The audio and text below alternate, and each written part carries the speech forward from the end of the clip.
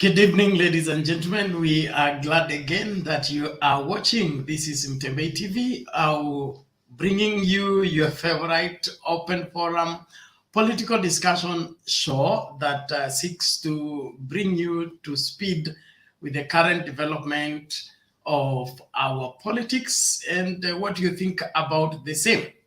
Thank you so much for making time to join us tonight. We are looking at the joint rally between DP Ruto, Mudavadi, Wetangula, amidst confusions of slogans, presidential candidates in Nakuru today. What is your take?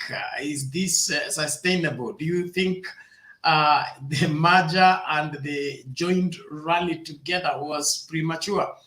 I would love to hear your sentiments and your thoughts.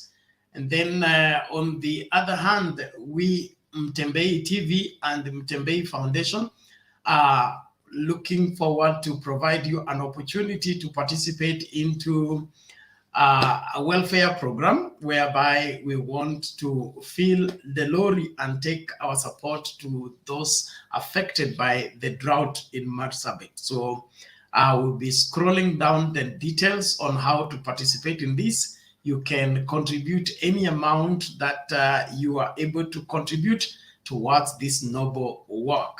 So today's program, starting today till Sunday, everything will be going towards this particular noble cause. So as we talk politics, we need to be saving lives and making life better for Kenya and ensuring that we also elect people that are credible in order for them to come up with policy formulations that will help not the recurrence of this kind of cases that have stayed with us since independence.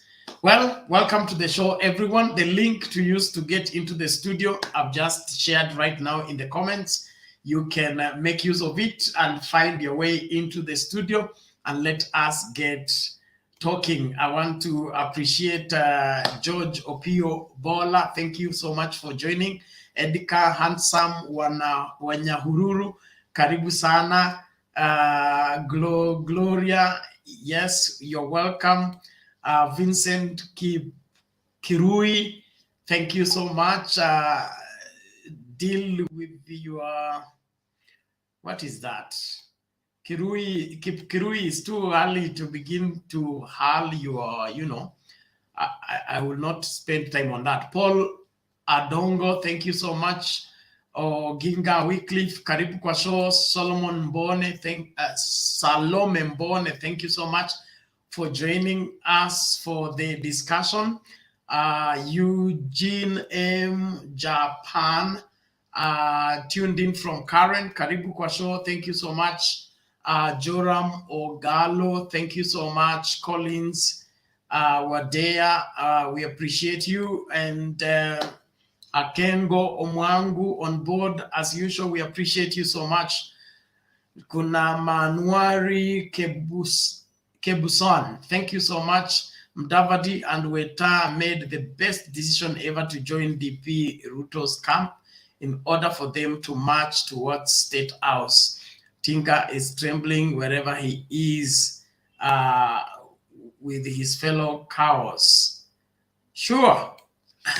Okay, come and tell us why you think so. Okay, Nyaboro Ochieng, thank you so much. Tuzidanganye. Okay, thank you so much.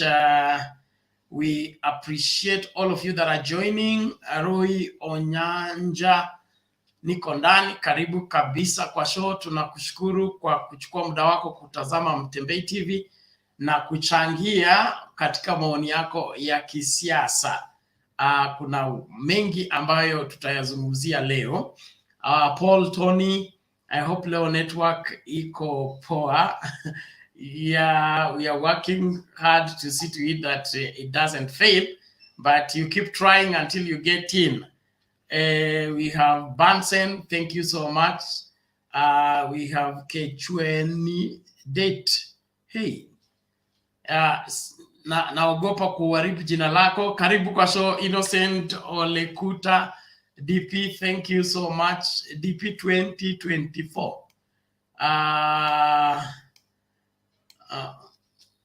Wametupa mbao. Okay. We have John Waluhu, thank you so much. Emily Sagala, thank you so much. We appreciate all of you that are joining. Please let us join and also help somebody else find us. You can share the link with somebody else so that they can follow the broadcast. And let's get down to the discussion. I am sure there is a lot to share. Okay.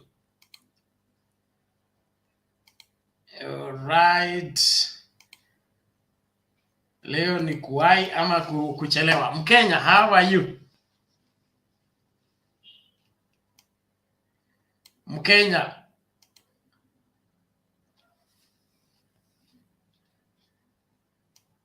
Mkenya, toka nyuma ya curtain alafu tusalimie.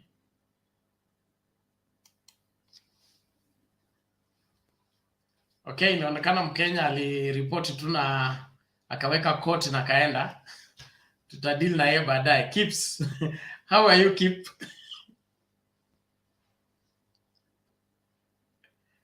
Utanikasirikia, nilikuja nyumbani na sikukusalamia.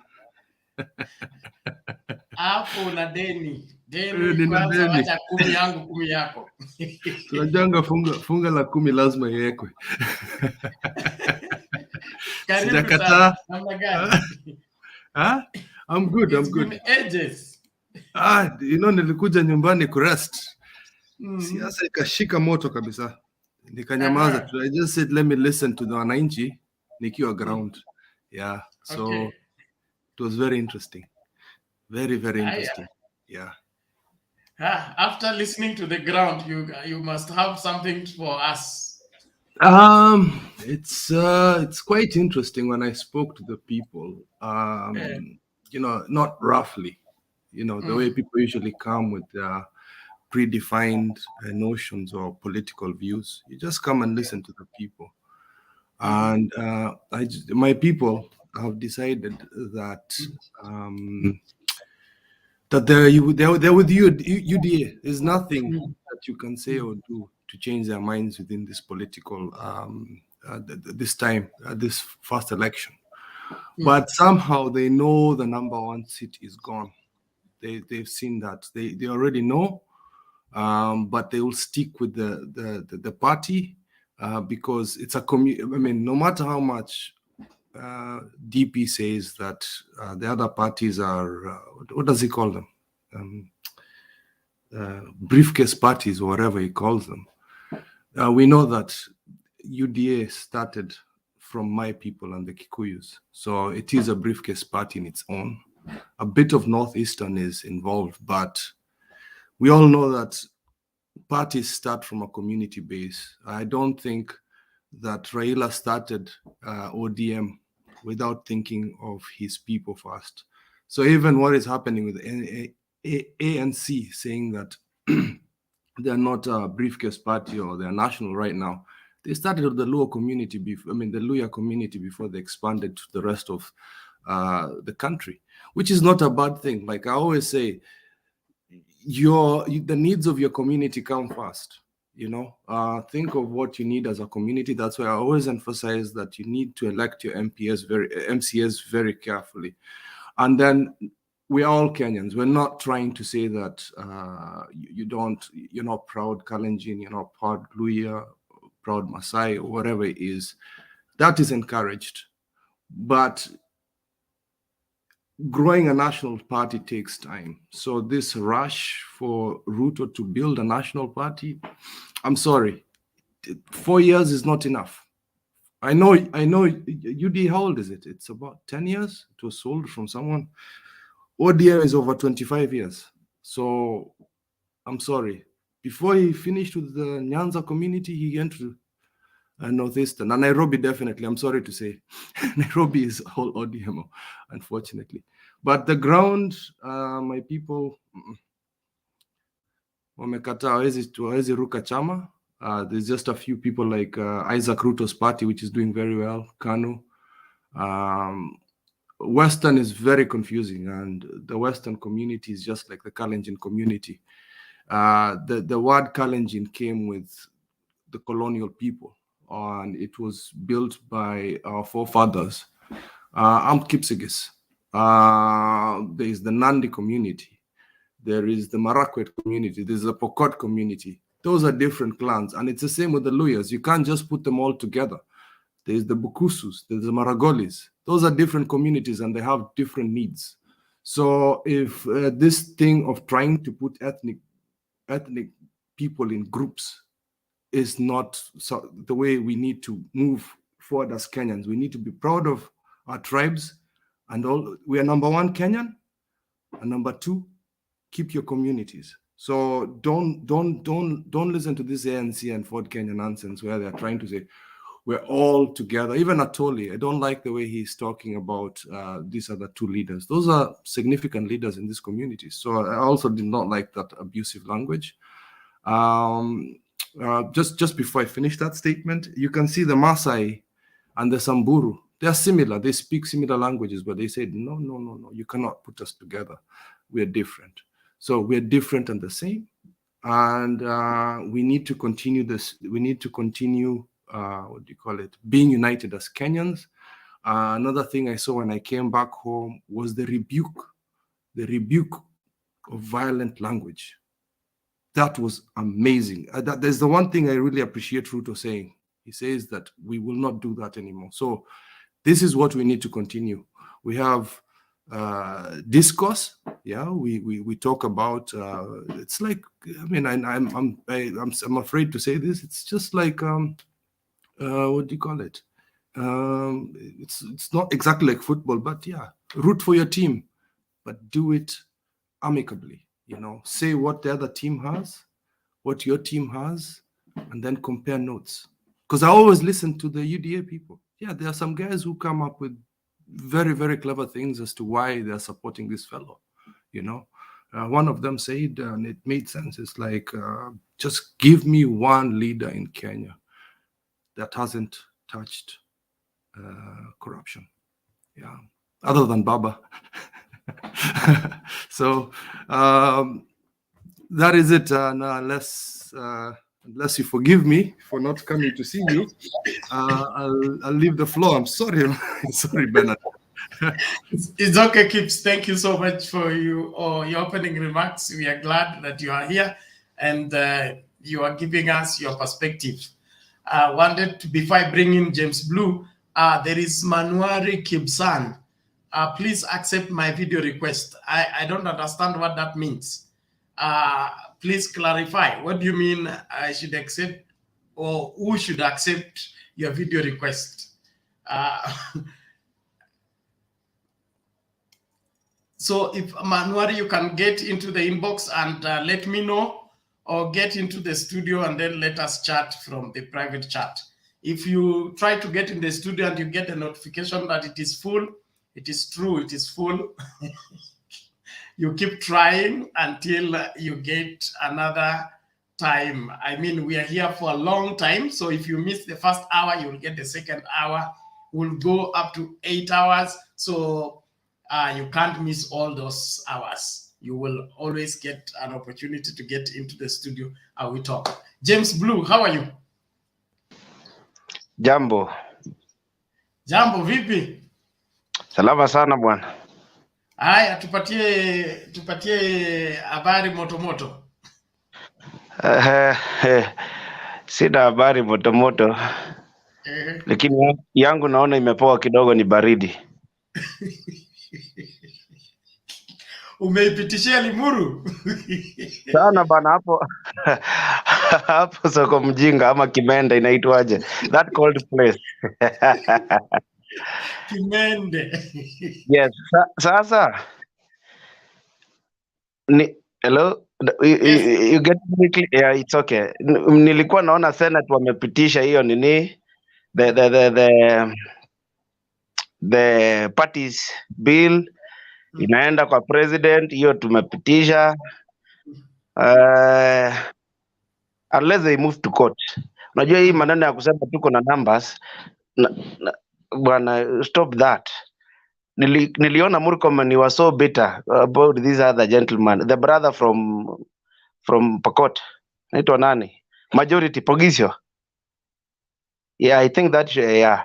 So sijui kwa nini vile huyu jamaa amesema okay, we are different but we still speak the same language and we have a saying back at home that hata kama panya ananuka, huyu panya bado tu ni like just has her home. We put it in our language and it sounds nice. I want to talk about Wetangula and Mudavadi. Hii kitu bwana waliharakisha.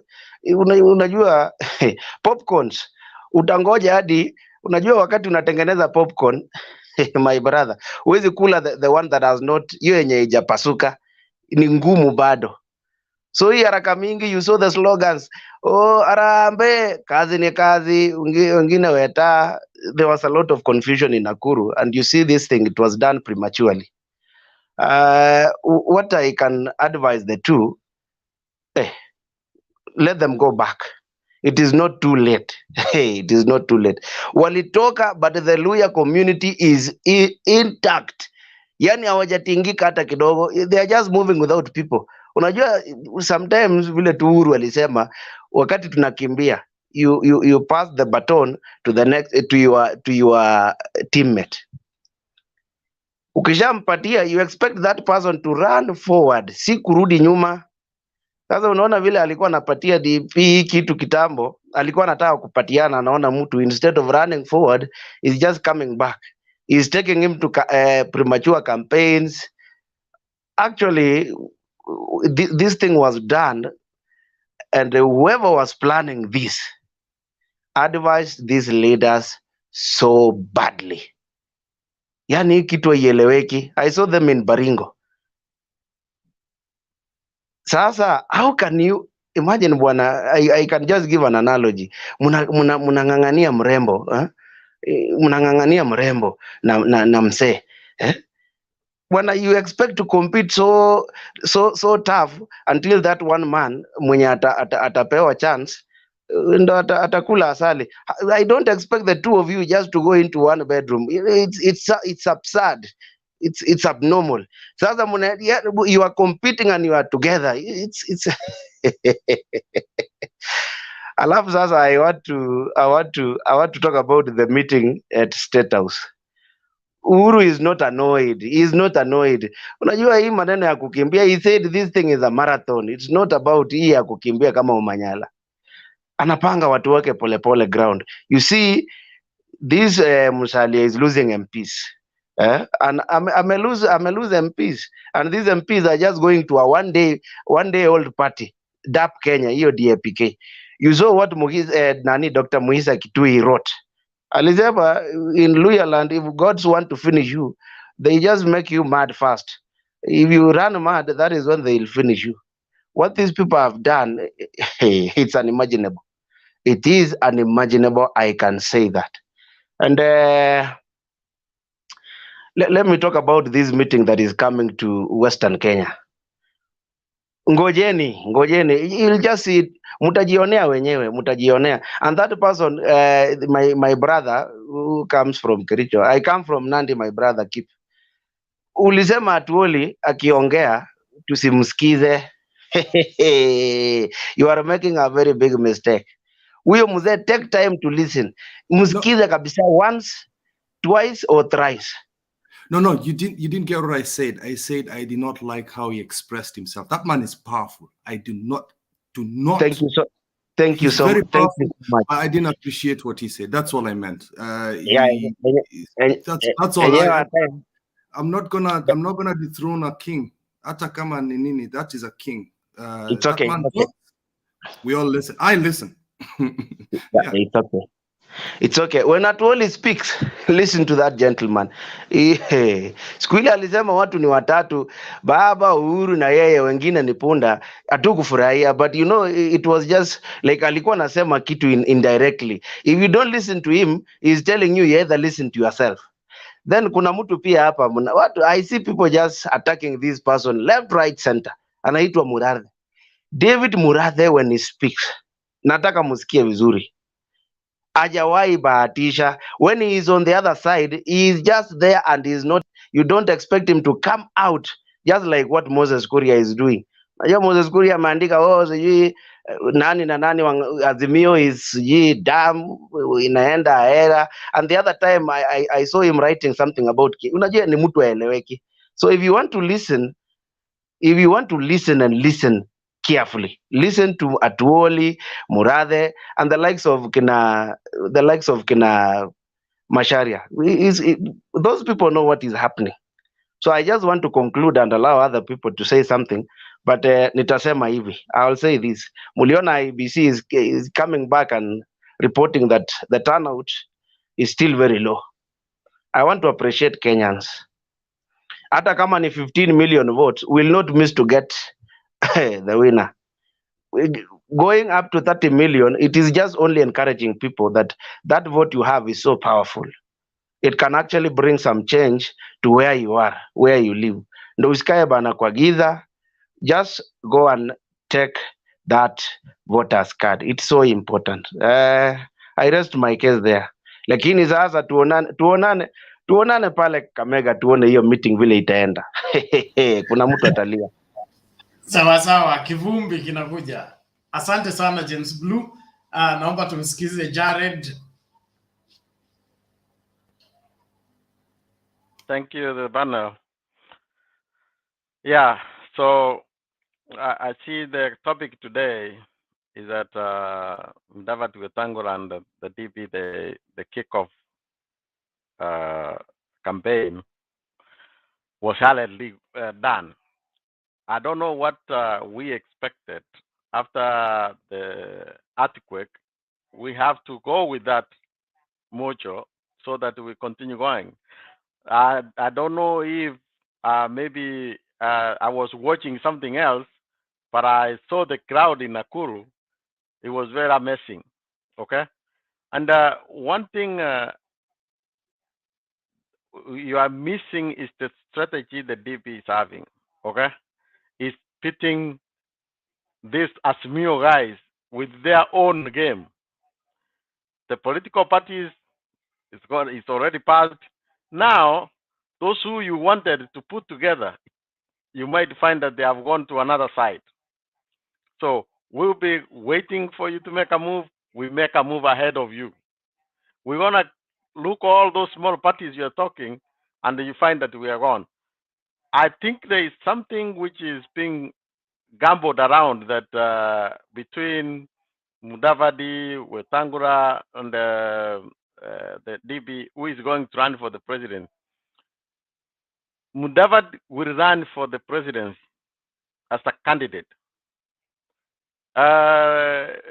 Kalonzo likely will go by himself. And if that is done, then it is only when Mudavadi is running as a president, then that's when he will make numbers make sense.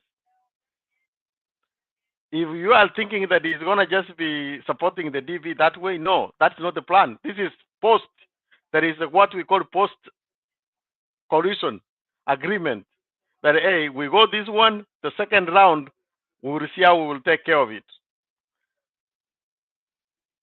So we have to keep watching the space.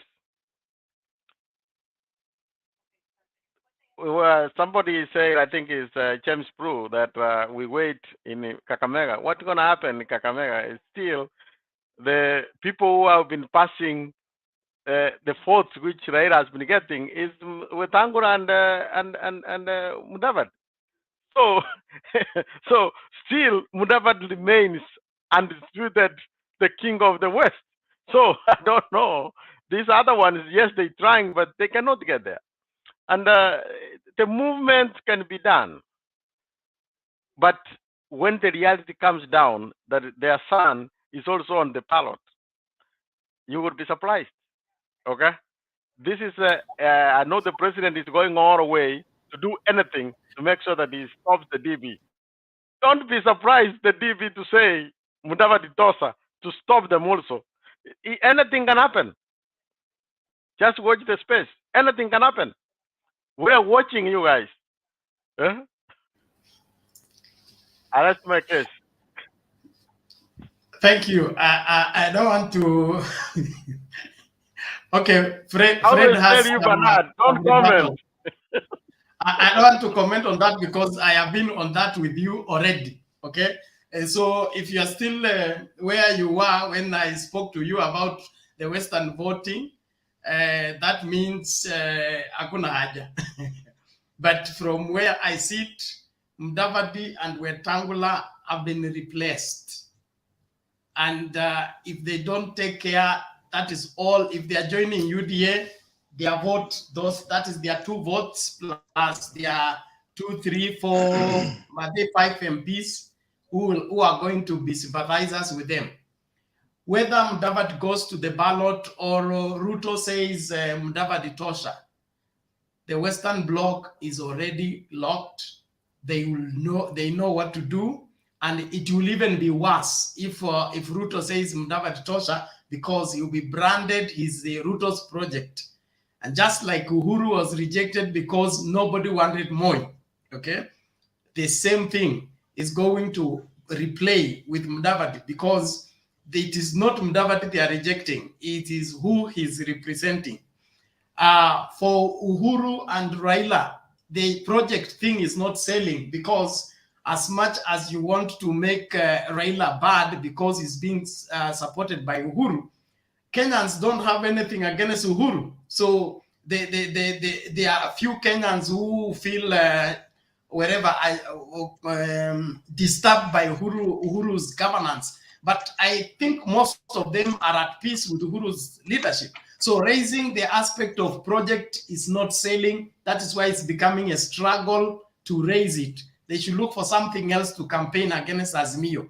You use something like corruption, use something stronger, but project is not working.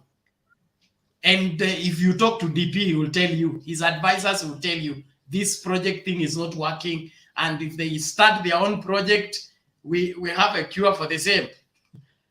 Fred, sema kile unasema tuende. Just a second.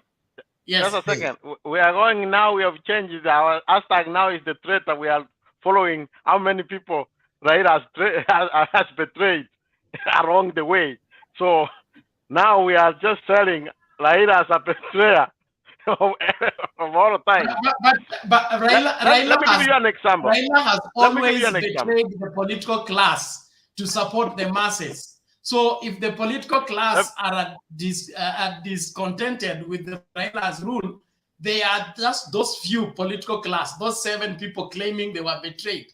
But the rest of the masses are with Baba, and Baba has always proved that he's for the masses' interest. You can't take that away from him. He has proved it for over 3 decades. That was then. Right now, the crowd is with William Ruto. Let me give you one example of the Western. Who in Western governorship between I thought you had finished. Yeah. Give me a second. Alipato Fernand is my friend. Hey, I'm the only tanga here. So give me some time to deal with you guys. No, come on. Please, land.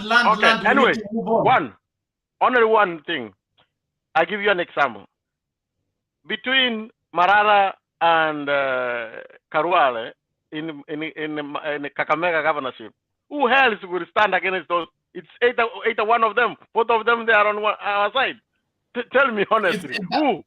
That's why I'm telling you, you are speaking out of no information. Okay, right now the person carrying the governorship of Kakamega is called Baraza, the ODM candidate. Malala and Halwale and the rest of the other candidates, Kaziao Ishaisha.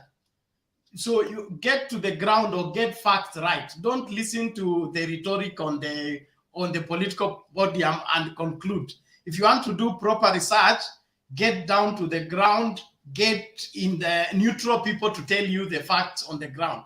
But as far as Kakamega is concerned, ODM is unbeatable.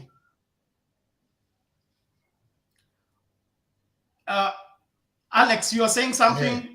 Want to bring in Mama Selina? Oh no. I have not. Okay, spoken. Fred, mulini hijack na Gerard na mukaendelea. We did not hijack you. You are still here. I wanted to tell my good friend Gerard, mark my words, and I'm going to take you to school of thoughts. For one, I'm not a hybrid, I'm not a crossbreed, I'm the really and truly Luya man. Let me tell you something. Whoever watched the rally in Baringo, to be precise, with this place, if you listen what Mudavadi says, that is a political grave, and nobody will take him out of that. Which means all along we have been depending on somebody who is not a lawyer to speak for us, and yet he knows very sure that he's not a lawyer person. He was appealing to the masses that Eldama Ravine. He was appealing to people that he is a Kalenjin. He's not a lawyer. He says that his mother, his view what, and his uncles, his view what. Now, that one has come to my attention that, oh, we lawyers, we fronted you to speak for us. That's why for 9 years, for 10 years, you have never even held a single rally in Luya to tell us, and then we place you as our spokesperson. You have never, which means you are not, and then he didn't kill himself alone. He killed with the kind of Malala, because now the talk will come out. What kind of the people are you fronting? Have you done scrutiny? Have you make a good research on their bloodline? Let me tell you what Luya we believe in. Sisi tunasema hivi, kurudia jambo ni kama kurudisha mtoto mtoni na ametairiwa, umempeleka mtoni na ukamwambia huko umetoka na hutarudi huko tena, which means you will never be a kihe tena. Yani hutawahi kuwa omusinde tena. So Mudavadi, likes of Malala, they have ditched their own grave politically, which means we'll go back. When we see Malala, we start to think about Omondis. Okay? When we see Mudavadi, we start to think about Kipkorir, Kipngetich, not Mudavadi. He's the one who has said himself with his mouth, and he was appealing with, by the way, if you don't know, he's now becoming a threat to Ruto himself, because he was not appealing to the Luya people, he was appealing to the masses of Kalenjin in Rift Valley, which means if there are people who will vote for Mudavadi, if he goes direct to the ballot, if there are people who will sympathize with him, are the people from Rift Valley, where he come from. And Western Bloc, forget about it. And if you want to believe that Western Bloc is locked, how many governors were in the meeting at State House? All of them, 5 of them, 5 counts. Those are pro-handshake governors. All of them, even his MPs. You can count how many MPs Mudavadi now has left with. Maybe 2 out of 14. Maybe 2. All of them has gone. Some they have gone in the different. So, my friend, this is the danger that Mudavadi is facing right now. And I don't think if he will. And then even Weta now, we are starting to doubt him. Sisi kama Wapukusu sasa tutaanza kuuliza. Ametoka. Sasa mimi nauliza, huyu Mudavadi, huyu Wetangula huyu ametoka Uganda ama ni Mkenya kamili? Kwa sababu hivi vitu anafanya. Achana na hiyo. Wenyewe ndio wanasema kwa rally sao. Sisi tunasema. Bernard, no, don't go there. Bernard. Yes, James. We will not allow Fred to go that direction. Yes. Bwana, I am a keep na mimi ni mtu wa Azimio. You cannot tell me that Azimio belongs to Omondis only. Bwana, no. Can you kataa siasa ya Malala kwa sababu yeye ni mkora? Kataa siasa ya mtu fulani kwa sababu anadanganya jamii. Lakini not basing on whether nani Musalia comes from where. No bwana, we will not allow that. Hiyo hatuwezi kubali Bernard hata kidogo. Hiyo nimekataa sana rafiki yangu Fred. Wait a minute my friend. Wait a minute my friend. I'm not speculating. I'm saying what is in public domain. Okay my friend, if you want to check it, just check it. What he speak with his mouth. Mimi ni mmoja wenu. Hakusema neno lingine, alisema mimi ni mmoja wenu. Okay. Fred, both look here. You are reporting what you heard, okay? And what James is saying is also valid. We are talking about having a Kenya that is for all Kenyans, not a Kenya where some Kenyans are more Kenyans than others. And so we can't allow the aspect of tribalizing a political party or a political move. It's a political move. It's a political movement. ODM or the others can be for a tribe, but Azimio is for all of us. Me, that's all I know. That's what I think James is saying. Azimio is for me. Azimio is for everybody there. And just a short interruption. There's something you said that's very sensitive, and I think you should not repeat it again, because from my culture, talking about somebody else's kwenda huko ndani, we don't allow that. I think that was also disrespectful. That's a very, very, very intimate thing as an African to talk about circumcision. Even me saying it right now, I feel uncomfortable. So blasting a man like that, no, we don't do that as Kalenjins and as Luyas. I think I'm just speaking on behalf of my people. We don't do that. It's okay. If there is people, Fred, kidogo tu Bernard, kidogo tu let me. Utaenda quarantine tu sahi, na sitaki kuanza na quarantine tafadhali. Relax. I want the debate to move forward, not to be dark in one corner where we are pursuing one trivial thing at the expense of the entire debate. Okay, confirm this number for me, and then I leave. 9205 Is it the real? Is it real? Yes, the one for. let me just get it for you again. Operation Jaza Lori Marsabit Route donations. Okay. M-Pesa buy goods till number 9205481.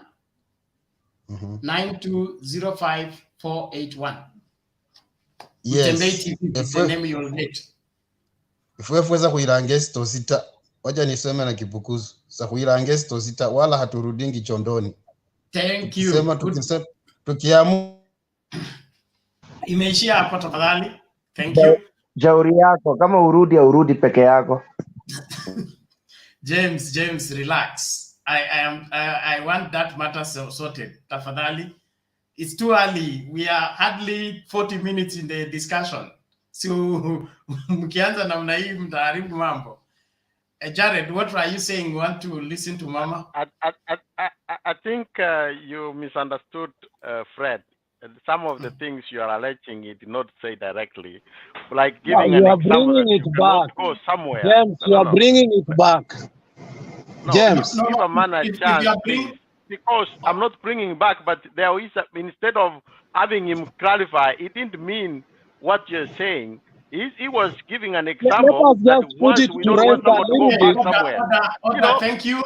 Yes, thank you, Fred. We are in a public Thank you, Alex. Wacha tumkaribishe Mama Selina tafadhali. Karibu, toa maoni yako mami. Asante sana kwa Mungu kutupatia hii nafasi ya leo. Najua kwetu huko ni asubuhi, najua nyumbani ni jioni, usiku.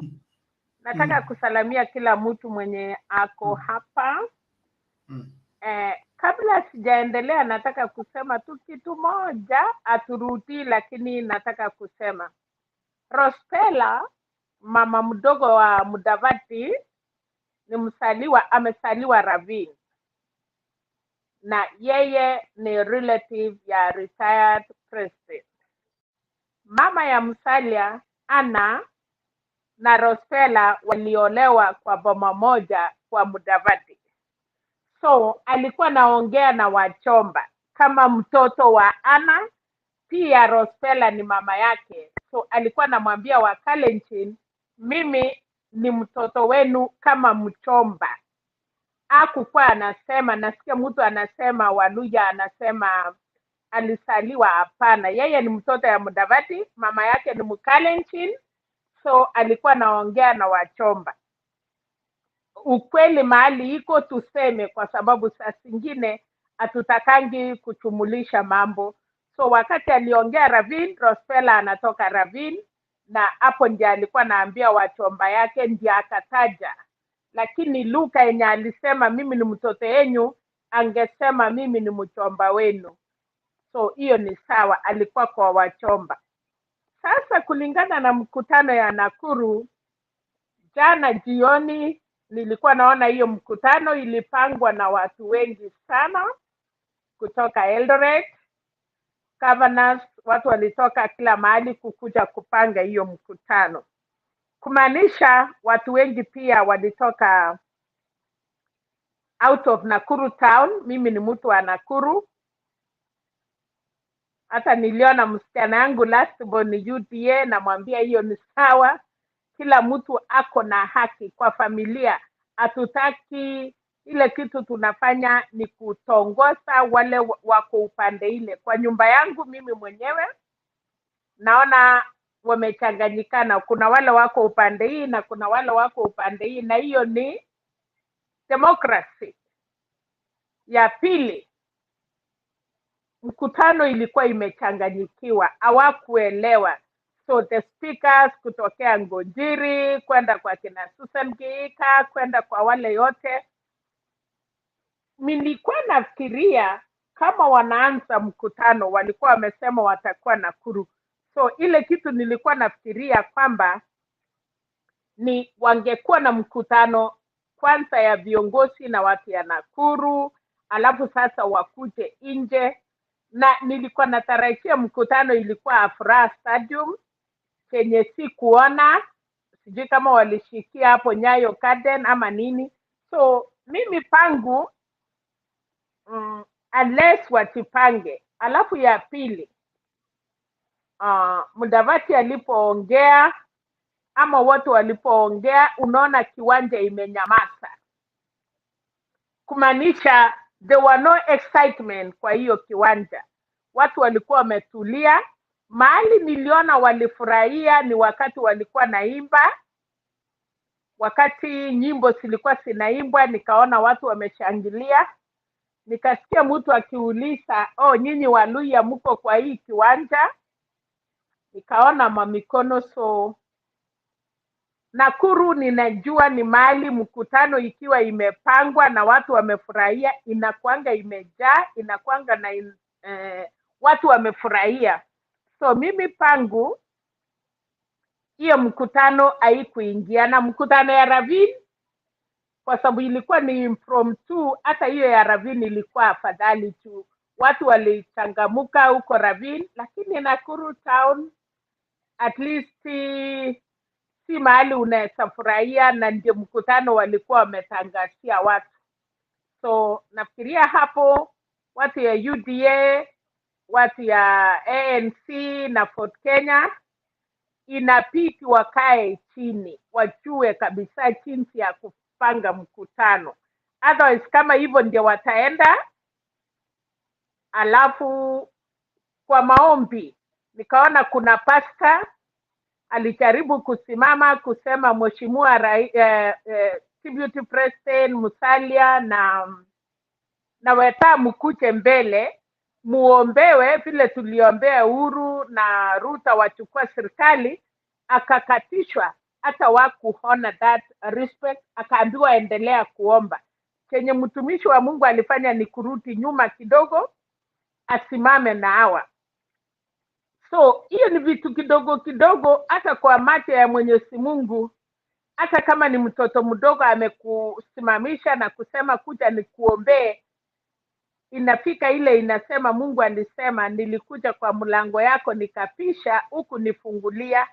So wakati niliona hiyo pia kama haikuenda vizuri, nikaona muombaji ya pili haikukuwa na ile heshima ya kuambia watu mtulie tuombe. So okay fine, siku ingine wachue kabisa kama ni wakati ya kuheshimu Mungu, wanapatia viongozi ya kanisa nafasi, kwa sababu hawa ndio wanatuombea na mambo yetu yaende vizuri. So mimi, kwa sababu ni mkutano ya mchanganyiko, wakisema UDA, wengine wanasema walichanganya, wanataka aseme pesa mfukoni, sijui wengine wanataka kusema bottom up kutangulia. So hapo nataka kwenda vile mtu mwingine alisema. I think these people hawachakubaliana. Actually, are they going to work together? Ama wanataka kwenda vile nilisikia mwenzangu akisema, ama kila mtu anataka kwenda mpaka kwa debe, hili after that wanajaribu kukata 50+1 ya pili. Nafikiri Luya Nation hawako na Musalia na Mudavadi, kwa sababu kila siku Mudavadi akikuja Nakuru anakuanga anakaribishwa sana, lakini leo niliona baridi mingi sana katika community ama katika Nakuru. Mahali Mudavadi akikuja anakuanga anakaribishwa, anaimbiwa, kuna ile nyimbo za mrembe, zile za kupiga sukuti kumsindikisha. Sikuona leo. Balala aliongea na mi hapo sikuona sana. Anyway, wacha tungoje Friday, kwa sababu Wetangula anasema anawakaribisha. Wacha tuone, hii ni mara ya kwanza. Nafikiri pengine ikifika Friday watajua makosa yao ama watakuja pamoja. Wacha tuone from now, lakini mkutano mzuri ni ile unawacha wenyeji wapange. Hiyo mkutano ya Nakuru ilipangwa na watu ya Eldoret, Mandako, tunangoja kapa na sijui kutoka wapi. Mkutano ilikuwa inastahiliwa kupangwa na viongozi ya Nakuru, na wale wanatoka nje ya Nakuru wanakuja pamoja kufanya. So which means watu walitolewa Baringo, watu walitolewa wapi kukuja. Tukiendelea, najua wenzangu bado wataongea, na tuseme ukweli ni kwamba hata hawa wanajua Azimio iko mbele. So ni ile wanajaribu tu. Unajua, kama msichana amejitokesha anaenda kuolewa, hawezi rudi nyuma. So ile kitu ninajua, wanaume wanaenda na wanajua tayari mpipi amechukuliwa. Ni ile tu hawataki kuserenda, na hata sisi hatutaki watu kuserenda. Hata kwa hii mali tunaongea, hatutaki watu wote wakuje kwa Azimio, kwa sababu hamutakipigia debe. Tunataka kuwa na Kenya vile tulisema tuwe na opposition. Hata hapa tunataka wakati tunaongea tujaribu tuone ukweli, turekebishe Azimio, na hata wale wenzetu, kwa sababu tunajua hakuna mahali wanaenda, tuwasaidie ili next time watakuwa wamejua kitu ya kufanya. Otherwise, wale wana arrange mkutano ya ANC ama ya UDA, actually wengi ni mara yao ya kwanza. Wengi ni wale viongozi wanakiona ni mimi, but where are the opinion leaders? Kwa hiyo mkutano, mbona tunaona wale wamechakuliwa only members of parliament, tunaona governors, tunaona senators. where are the opinion leaders? Does it mean ya kwamba kwa UDA hawana wasee, hawana wamama, hawana viongozi, kwa sababu jamii inaanziwa na kila mtu. So mimi ile kitu nataka kuona kwa mkutano ya UDA, nione opinion leaders, council of elders wako nayo. Hakuna mahali haina council of elders. Tuone hawa ni council of elders, hawa ni wasee kutoka jamii ya fulani, jamii ya hivi, watupatie muongozo. Lakini kama unaenda kutairi, wewe ndiye mwenye kisu, wewe ndiye mwenye kutairisha, oh my God, I think hapo ni ngumu. Kwa sababu najua watu wakienda kutairi, kuna wale wana pack up, kuna wale wako mbele, kuna wale wanafanya kila kitu. So UDA, wacha kujitairisha, wewe mwenyewe unaweza fanya mambo yaripike. Asanteni sana.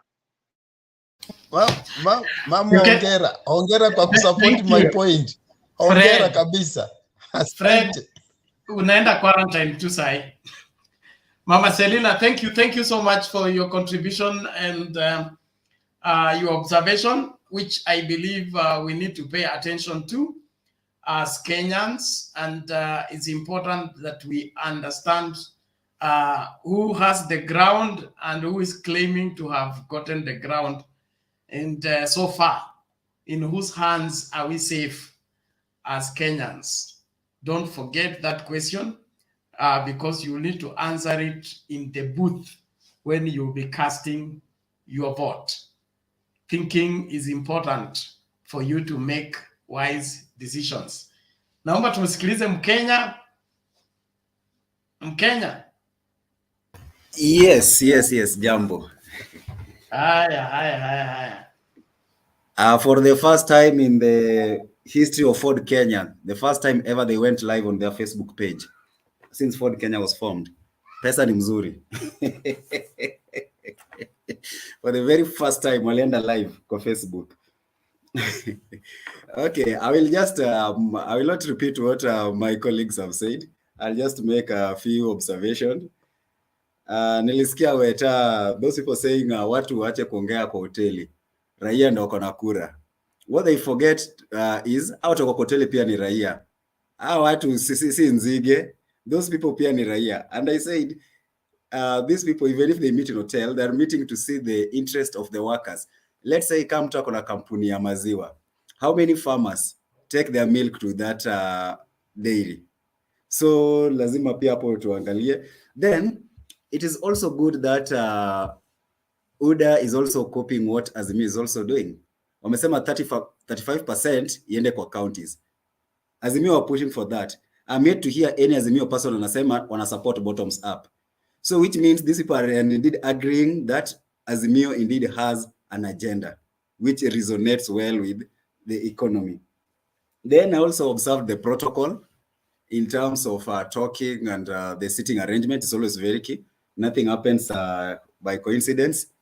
So when, of course, Ruto, when Mudavadi rose to spoke, wimbo aliekewa and an artist came there to sing. It was not by DJ. Na huyo artist aliimba, orezo tumpe nani, tumpe Ruto. The artist was called and Mudavadi was dancing to it. It was not played by a DJ. Huyu ni artist alikuwa amepangwa, utakuja kuimba, and the message was being sent. So, of course, that was a coded message that orezo, of course, ni Ruto. That was by an artist known as Sami Kangari. Then, of course, the protocol, when after Ruto spoke, he called Alice Wahome, Moses Wetangula, Rigathi Gachagua. So, there's this thing I'm seeing. It is either is now creating his Mount Kenya team around Alice Wahome or Rigathi Gachagua. So if you are to pick anyone in the current in UDA formation, either the running mate will either rotate, oscillate around Rigathi Gachagua or Wahome.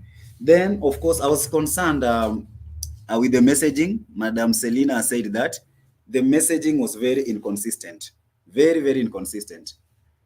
One, kuna penye Ruto alisema tumejenga reli kilomita 700. Mudavadi kuongea, akasema the SGR was a project to perpetuate corruption. Then another one where these people were speaking opposite words. Ruto said tumetengeneza barabara kilomita akisema. Then what Mudavadi said is usituambie, he was addressing Uhuru. Ruto had already said tumetengeneza barabara kilomita. Then Mudavadi was addressing Uhuru akamwambia usituambie umejenga mabarabara. Hawa wananchi hawakuli barabara. Then of course the walkout, which was very interesting. You know, I was wondering why could people walk out of Mudavadi? And maybe people, those who never got it, Bernard, if you allow, I have that clip when Mudavadi started to speak. In fact, those people are dressed in the ANC, the green part, are the one who are walking out. I failed to get, there is a clip I was looking for where some people are speaking saying, sisi tumesha kula pesa, wacha sasa tuende nyumbani. And Mudavadi was speaking. So I don't have much to say. I will not go to other discussion because members have unanimously agreed that we should not talk about it. Though there are some things which are not encouraged, but they affect our politics. For example, there's a lot of things which hurt our, especially ladies joining politics, women. Women were told that huwezi simama huku kuzaliwa huku, enda penye ulizaliwa. So woman akienda penye ameoleka ataambiwa wewe si wa huku, enda usimame penye ulizaliwa. Akienda penye alizaliwa aliambiwa wewe ulishaoleka, enda kwa bwanako. So as much as a place of birth may not be a comfortable topic, it is also something which should be addressed, which is dragging our nation backward. So that's it, Bernard. Maybe if my video loads nitaonyesha penye vinyoto walikuwa na walk out wakiongea. So that's it. I'll make it that brief. Okay, thank you. Bernard, niseme kitu moja na nje munisaidie. Yes, leo ma'am. niliona Ruto alijaribu sana kulingana na vile kiwanja ground kuwa. Hakuita leo Raila kitendawili, alisema mse Raila tumekusaidia, it is time usaidie vijana. So language yenye amezoea kutusi Raila, kwa nini leo Nakuru sikuona? Nataka tu mtaniambia, ama mimi sikusikia vizuri. Ni hayo tu nataka nisikie kwa watu wengine, language yake ilikuwa chini. Kwa nini? Means supporters wengi walikuwa hapo ni wa Raila, nje sababu hawakuweza kumtusi. Okay, no, maybe before I bring in who is this Alan, I would say Mama Selina, before Alan comes in, I would say Ruto finds himself in a very awkward situation, okay? He has these newly found friends and he doesn't know how to relate to them in public. They don't have any chemistry, they don't have anything together. So he doesn't know what to say that may dismiss them or to say that may please them. So he's trading to be very careful. And so he needs to, and that's why your suggestion is very good. They needed to have a boardroom. Wakubaliane, slogan ni nini, wanaenda kusalamia watu na lugha gani, which parties will be spoken. They seem not to have had any script. They were crafting that script while on the podium. That's why confusion was everywhere. And so let's hope that in the next meeting, they will have done their homework to agree on ni pesa mfukoni, ni bottom up, ni kazi, ni UDA, ama ni nani rais. Because watu wa ANC wakikuja, wanasema Musalia State House. Watu wa Ford Kenya wakikuja, wasema Weta State House. Watu wa UDA wakikuja, hii State House, tutajenga State House hii Kenya. Alan, how are you?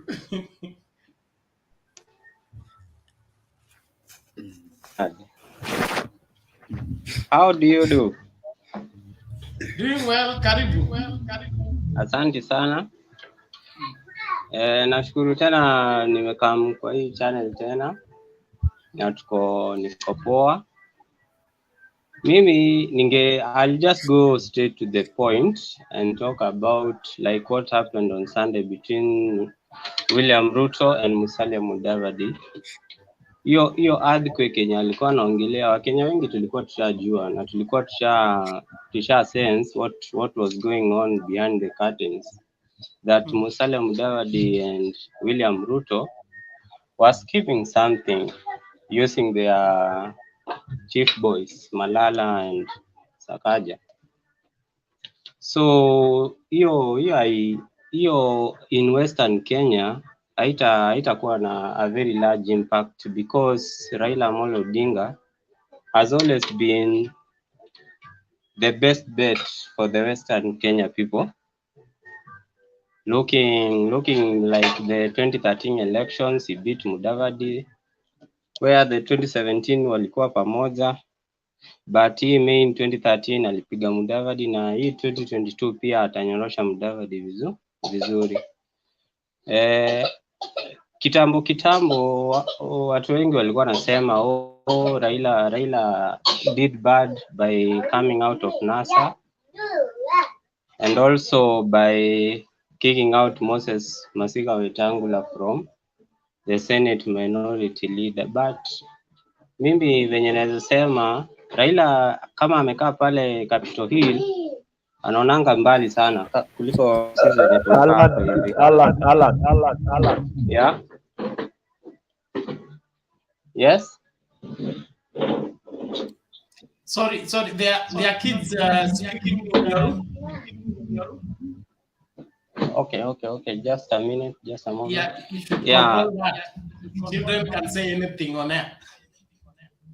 Okay. Okay, just a moment. Okay. Hapo Raila Amolo Odinga atapiga Musalia Mudavadi take Western Kenya, na he has already beaten him up through the defections, the mass defections that are happening in ANC. Most people are going to DAP Kenya, which currently has replaced Ford Kenya in both Bungoma County and Trans Nzoia County. Na hapo Eugene Wamalwa na Oparanya, they are now the main people, the main contact persons, or the leaders that the Mulembe nation should consider as their leaders.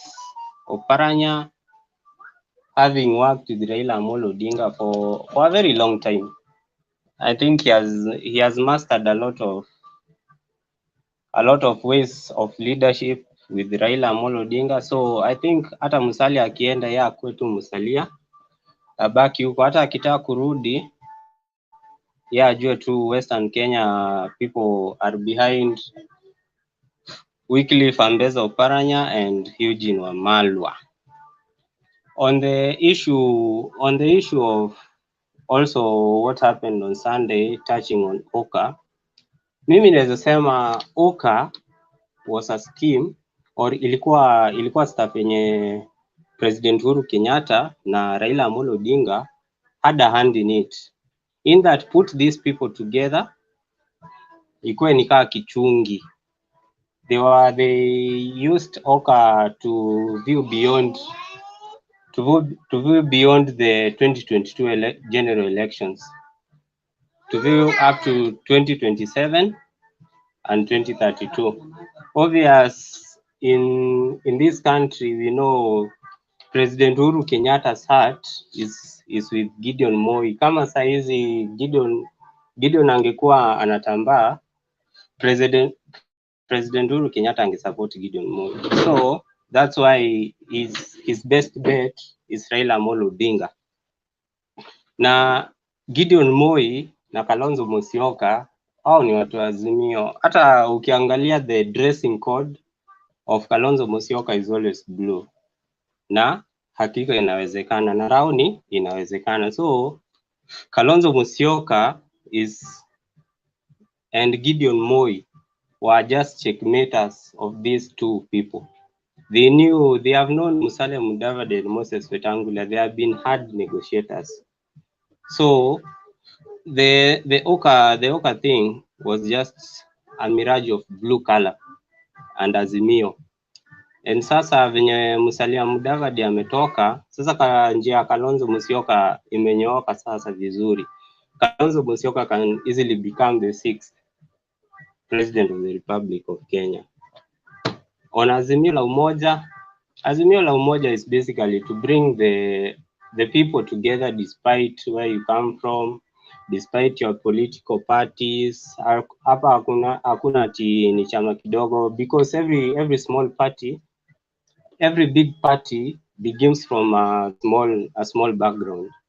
So Azimio la Umoja hiyo ndio party. Mimi nasikia wengine wakituambia Azimio la mawe, Azimio la nini. We know these things. They'll create something up in order to give a specific objective na kuharibia kitu, lakini straight thinking Kenyans know Azimio la Umoja is the way.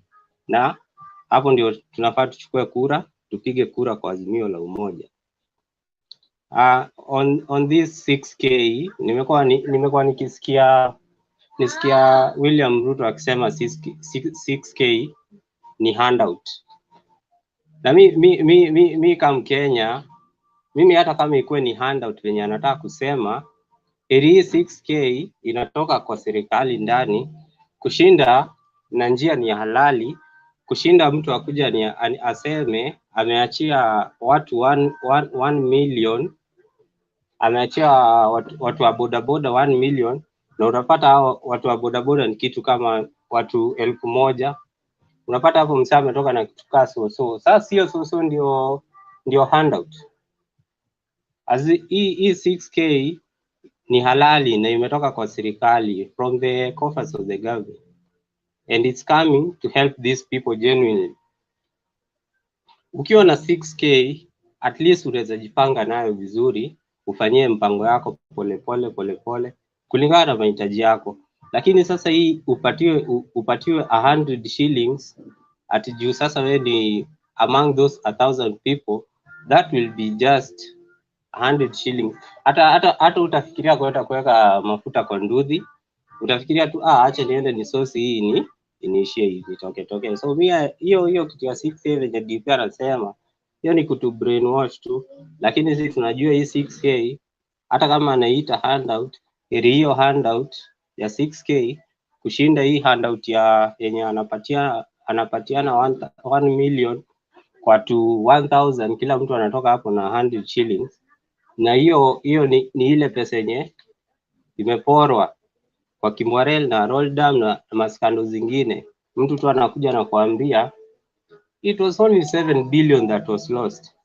7 billion ni pesa mingi, hata mimi sijaipata, hata sijaiona 7 billion, lakini mimi najua tu hiyo ni pesa nyingi sana, inaweza saidia places mingi sana. Sasa hivi unasikia one in every 5 people go to bed hungry. Unaona kama hiyo 7 billion yenye ilipotea ingekuwa invested into something like agriculture, at least through irrigation, kungekuwa na food supply na people could get food. There couldn't be people sleeping hungry, but someone just says 7 billion is the only money was stolen, and it's small. Hata Uhuru akatuambia in every day 2 billion is lost. That's a lot of money, and that money 6K yenye wanasema hakuna pesa, hii 6K inaweza patikana tukifight corruption.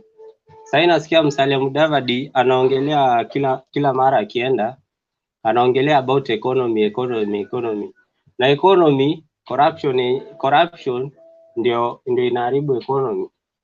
Unaona? Alafu Okay. Bwana tamatisha. Ningesema twende tuchukue kura na tupige kura kwa Azimio. Azimio ni la umoja. Na hapo ndio ningependa kukamilisha bwana. Okay, thank you Alan for your observation. Let's keep the conversation going. John Kariuki on the comment section. Sijui shida yako ni gani? Hakuna mtu amekulazimisha kuja kwa hii platform, na kama upendi kile kinachoendelea, Facebook has over 2 billion people. These 2 billion people must have something that can interest you. Find where it is and use it there. Stop coming here and insulting people. If what is going on here is not good for you, it is important that you move away from it as fast as possible before it affects you. That's why you're here and commenting with bad language. Watch your language, ama tunakungatua hapa. Respect everybody. I don't understand why there is a crop of generation of people who meet people they don't know and begin to insult them.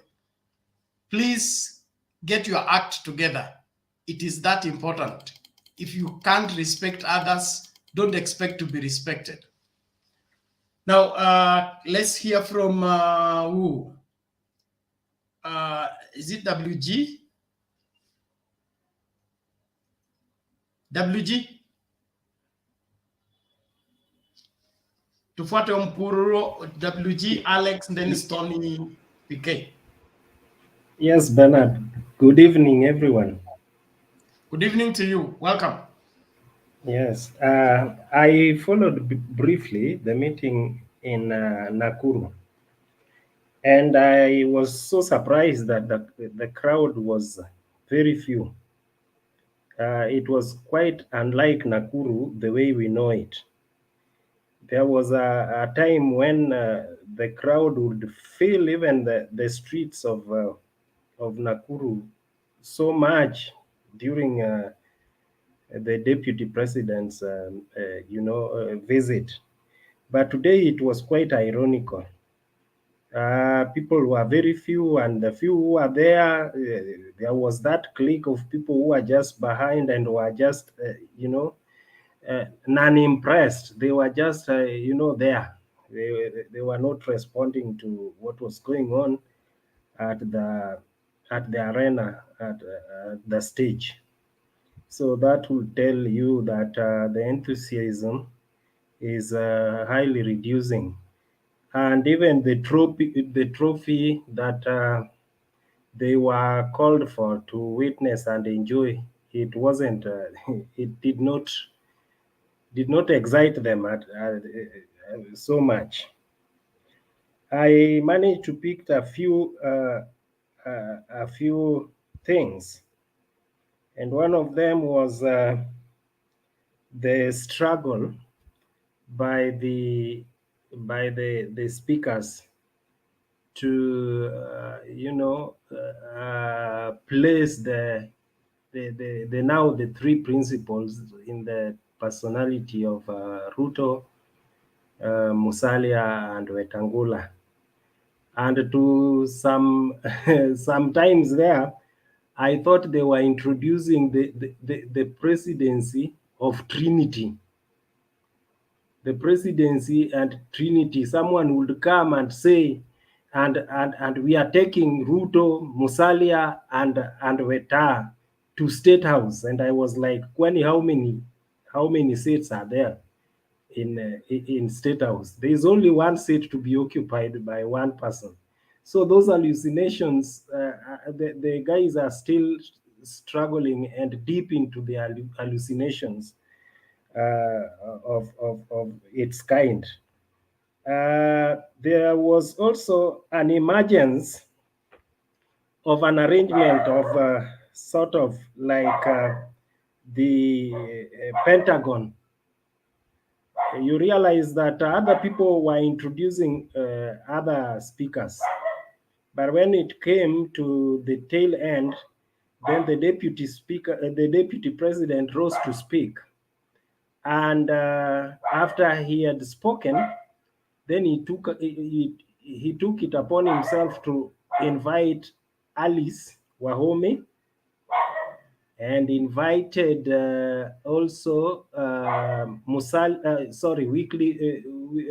Wetangula, and then Rigathi Gachagua, and then Musalia Mudavadi.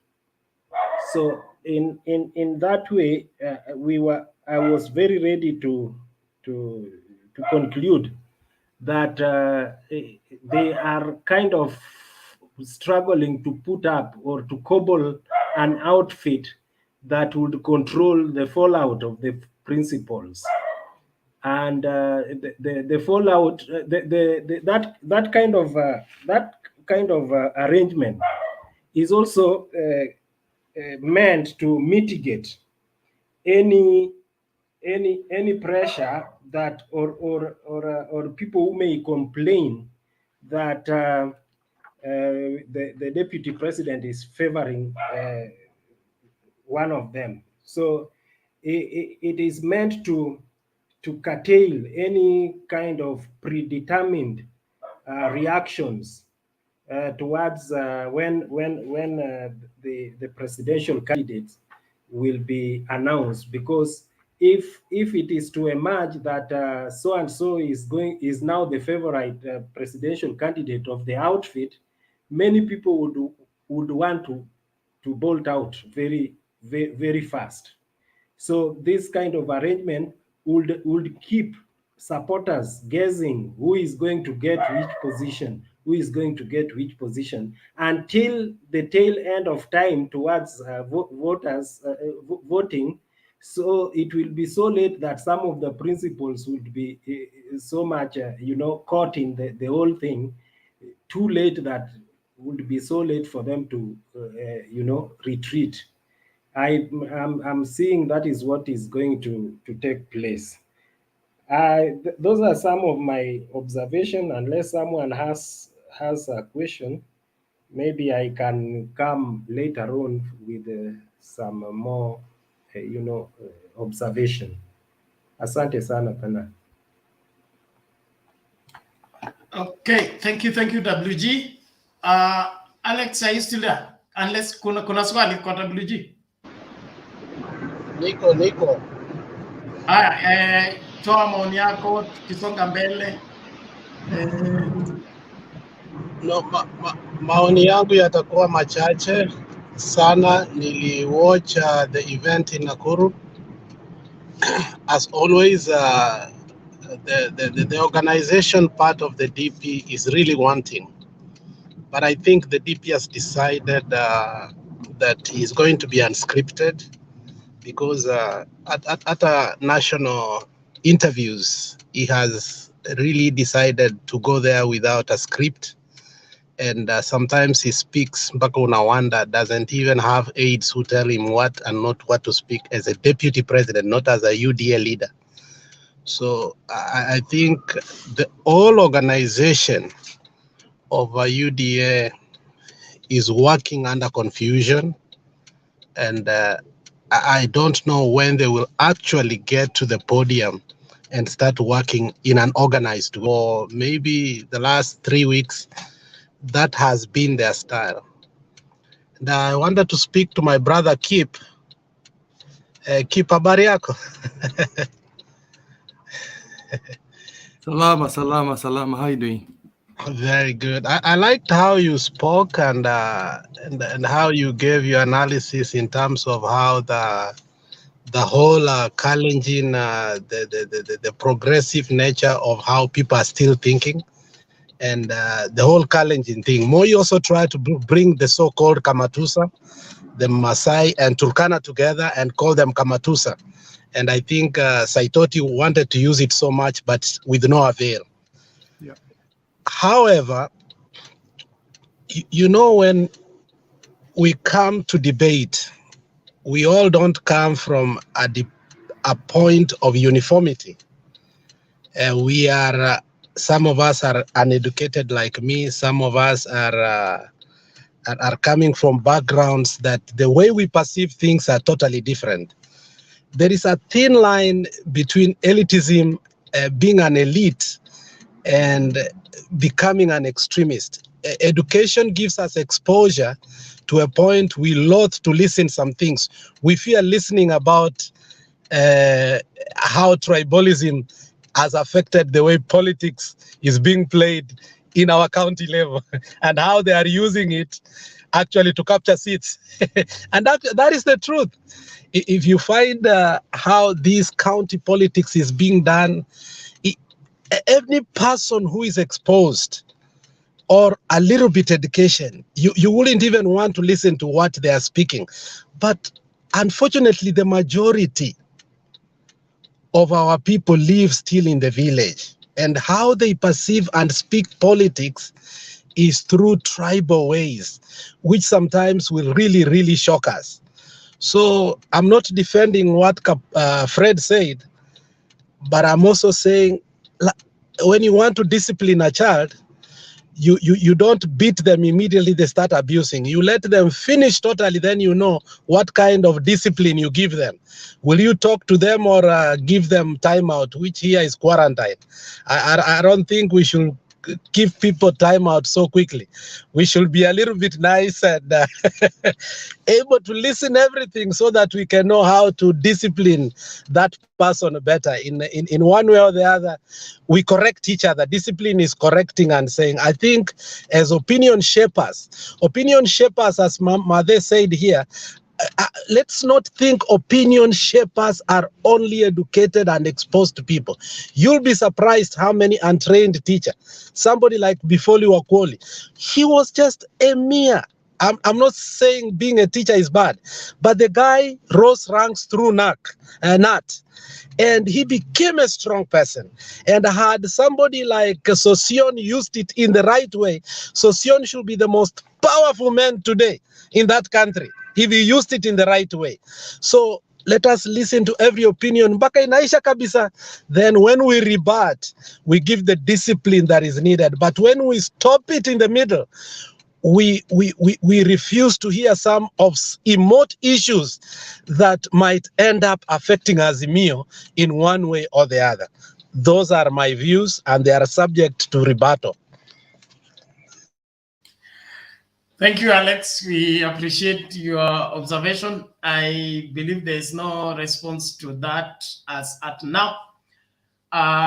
Before we go straight to Stony PK, there is a video I need to play and then remind us that we are on the caravan of Operation Jaza Lori.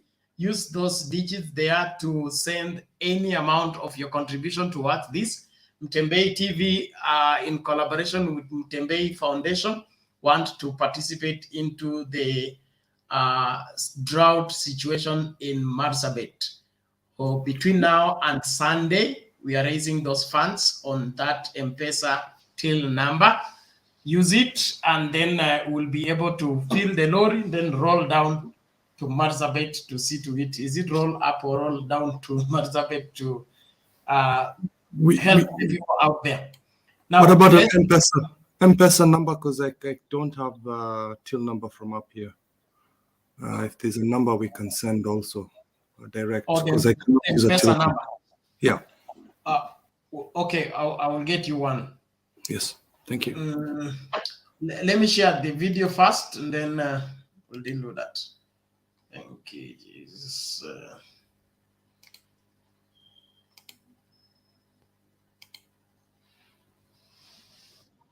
Na kuwekwa kwa masailo kama sisi ni mahindi kule kwa cereal board, tunasema.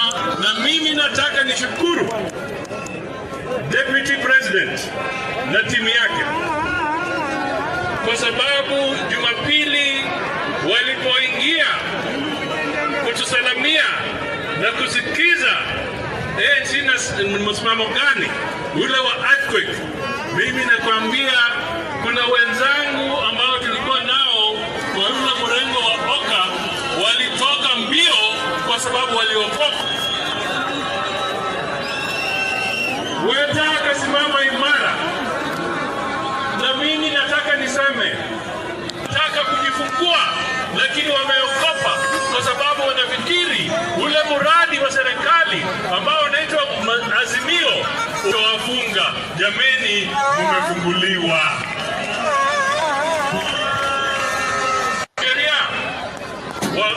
Kenya wajue kwamba sasa mwezi ujao, yani Februari, kwa kisheria IEBC wanasema ni lazima uwe kwa chama ambacho unakipenda 6 months before. Sasa sisi tunaambia wale wanayumbayumba hesabu siku kwa sababu sasa mrengo wa Kenya Kwanza umeng'oa nanga na pesa ya mfukoni. I want to tell you, we are here because our ideologies are getting together. Tunaelewana? Okay.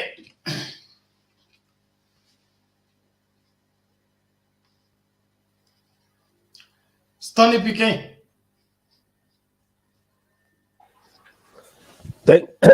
Thank you very much, Bernard and fellow panelists. Amjambo nyote.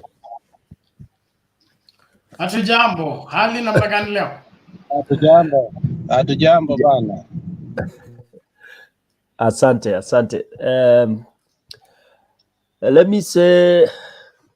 Let me begin by first saying I'm so happy and excited that I'm seeing, above all what we've been discussing, I'm seeing the trend, rather the initiative of Jaza Lori has taken off. That is one of the best things I would say that ever since I joined Mutembei TV, it's something that will be worthwhile.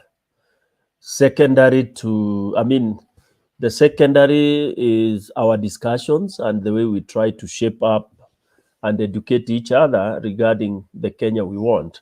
Actually, our number one Kenya we want is where we care for each other. And this initiative, Yamasabit, I'm proud to be associated with it. Honestly, it's good to appreciate the initiators of such ideas. For example, we should appreciate the first person who put the flag on Mulima Kenya. He was called Munyao. But I realize Kenyans are moving into a culture of where they don't want history. They don't want to appreciate each other. They want to assume things are happening just because of a Big Bang theory. Wakenya wenzangu, if we progress to that level, then we will be losing directions. That initiative, I'm proud to say I'm the one who suggested it. And my those people who are listening to Mutembei that day, they bought it quickly. And I'm happy Temba came. He took it, shared it with Bernard and everybody else. So I think kudos for this. And Mutembei TV will be first on the line, where we are supposed to show people that you need people to live to be able to shape Kenya. Maiti haitajenga Kenya. Yeah, wananchi wakikufa pande ile, wengine tuna reduce voters and we need voters. Hiyo shilingi moja tunayo, dola moja tutoe, tusaidie watu ili waishi wafike tarehe 9 wakiwa binadamu, mbali wasiwe maiti. I challenge all the leaders, challenge all the Mudavadis and the rest. They should devote 2 of their campaign rallies. Watoe pesa kwa Mutembei, tupeleke lori si moja, tupeleke lori karibu 20 ya chakula. Yeah? And then tuokoe maisha ya wananchi wale ambao watapiga kura. The other one is I would still owe a lot of kudos to Mutembei for picking up that idea. Bernard, thank you very much. Wekesa, thank you very much. Now, coming to today's mjadala, it reminds me of a few things that I've been worried about, that this country is deteriorating into something that I don't know what it will be in the next 5 years. Because now we are all moving into mediocrity, into where we encourage comedies. Comedies in the sense that people can collect in big numbers to come and listen to some of very, very, what do we call them? Dirty discussions that are very retrogressive. Kenyans can stand to listen to speeches by the likes of UDA leader, Mudavadi, DP. In the name of that, we have to give everyone a chance to speak. In my culture, when you open up your mouth to say something, the first few words determine whether people will listen to you or not. Kwetu hatuna hii mambo ya uzungu ati kila mtu ana haki ya kuongea. Huwezi kuongea matope na nikusikize kwa nyumba yangu. You start your first sentence, it has to make sense. Ukianza na matope tunakwambia wewe nyamaza ama toka nje. That's how we are. Na ni Kiafrika hiyo. Wazungu ndio wanasikiza matope. They have all the time to waste. So I'm not being harsh, but what I'm saying is, why should I have a whole hour listening to things that are not even giving me direction? 1 hour is a lot of time. I would rather go to my shamba, dig and nipande sukuma moja, ama nikamue ng'ombe, ama nikatie ng'ombe nyazi ndio nipate maziwa ambayo itanifaidi. So I would not encourage that when somebody comes with the irrelevant topics that we should all sit here for 30 minutes ama 2 minutes, mtu anatuambia mambo ambayo si well arranged or something like that. Sorry, I'm being a little bit of a dictator there, which is what Africanism is all about. The other thing is, during our childhood, I was born and bred in Nairobi. We used to determine people. Unaangalia mtu, kuna mtu tulikuwa tunaita fala, na kuna mtu tulikuwa tunaita mende, ama dwanzi, ama gush. Once you are branded that way, wewe ulikuwa una say, you have to graduate. Ujue kwa nini umeitwa fala, kwa nini umeitwa mende. It's because of the way you carry yourself, the things you say, even the way you dress mattered a lot. And that gave us competition, so that ukienda sokoni, ukienda kununua hapo kashati, una make sure you are looking for a nice one. And it improved. It was a challenge that kept people. And that is what we took to school. That's what our education system brought, a lot of competition. Ongeza volume hapa pahali pa fala. So thank you, Alex. So, for example, today, honestly, any intelligent Kenyan, mtu yeyote ambaye ana akili mzuri, you cannot sit and listen to a speech by one Mudavadi. Even as of today, you cannot sit and listen to a speech by one Mr. Ruto. In short, you can, unless you have time that you don't know what to do with it, that's when you can go and sit in a rally, which is officiated by the UDA guys. Because for me, it has turned out to be a Tower of Babel. And thank God it is evident. It's actually a total confused bunch of people speaking in different tongues, talking of, useless things, and no wonder you are beginning to see walkouts. It is so embarrassing that you have leaders on a podium and Mwananchi is walking away.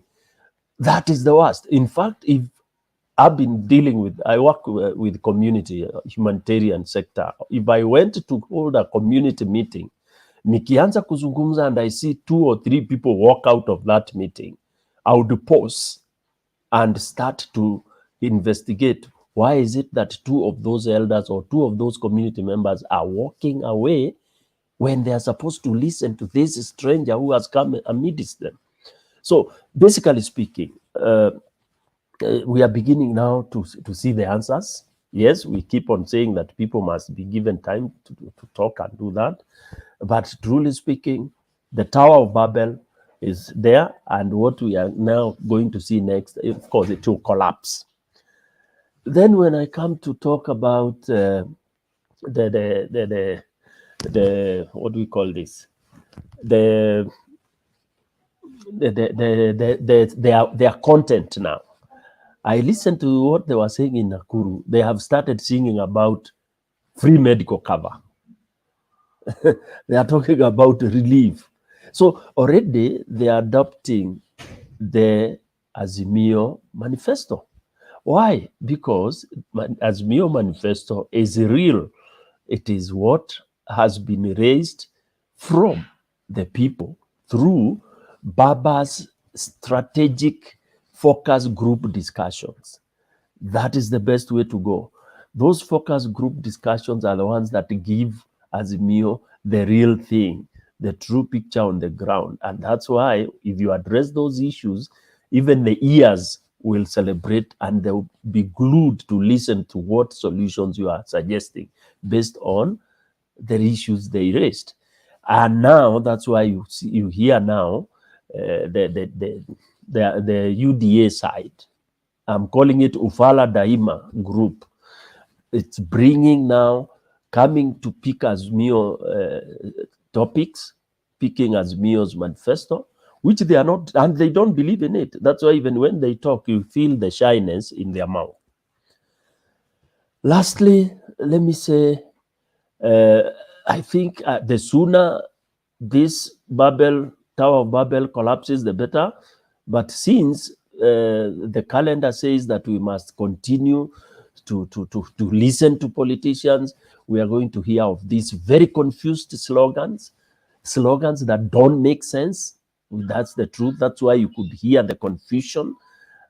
These hurriedly concorded things, like those meetings were not planned, zilizaliwa hapo Jumapili, just because they are trying to target a revenge. They are trying to revenge on an individual, ni hasira. So it is not any strategy, it's not any move to salvage the country. It is fighting one enigma of a man that cannot be fought. It is somebody beyond the minds. This guy, he thinks what, even if you stayed for 100 years, huwezi wezana na yeye. The brains are too big, the ideas are too huge. So they are just chasing their own shadows. Unfortunately, that is what I have. It's not good news for the UDA team, but that's the truth. And in the next 1 month, there will be nothing like UDA. It will be just shattered. Thank you very much. Thank you, Stone PK. I think there is a rebut from Kip. It's not a rebuttal, it's actually an agreement. And it's about what is mentioned about the collection of Azimio for the last, I think, 6 months. He went around the world, around the country, collecting smaller parties, which UDA is trying to do now. Now that they know that the bill is going to pass Parliament, they realize that now they have to work with coalitions, but it's too late. I don't think he can gather ground. He might pick a few parties here and there, like I saw, what's the name of this former governor of Kiambu, seems to be moving towards the UDA coalition. I don't know if it's called a coalition now, or what they're trying to form. It was done too quickly. They didn't even discuss if they're going to get a coalition. Now, I don't know how many MPs you know that are in ANC. So, Bernard, if you bear with me, I don't know the policies here. If I can share my screen very quickly, I want to try a very quick exercise with you. I mean, if you can. That's fine, as long as it's clean. It's clean. So for me, it's just a very quick exercise. Can you see my screen at the moment, Ben?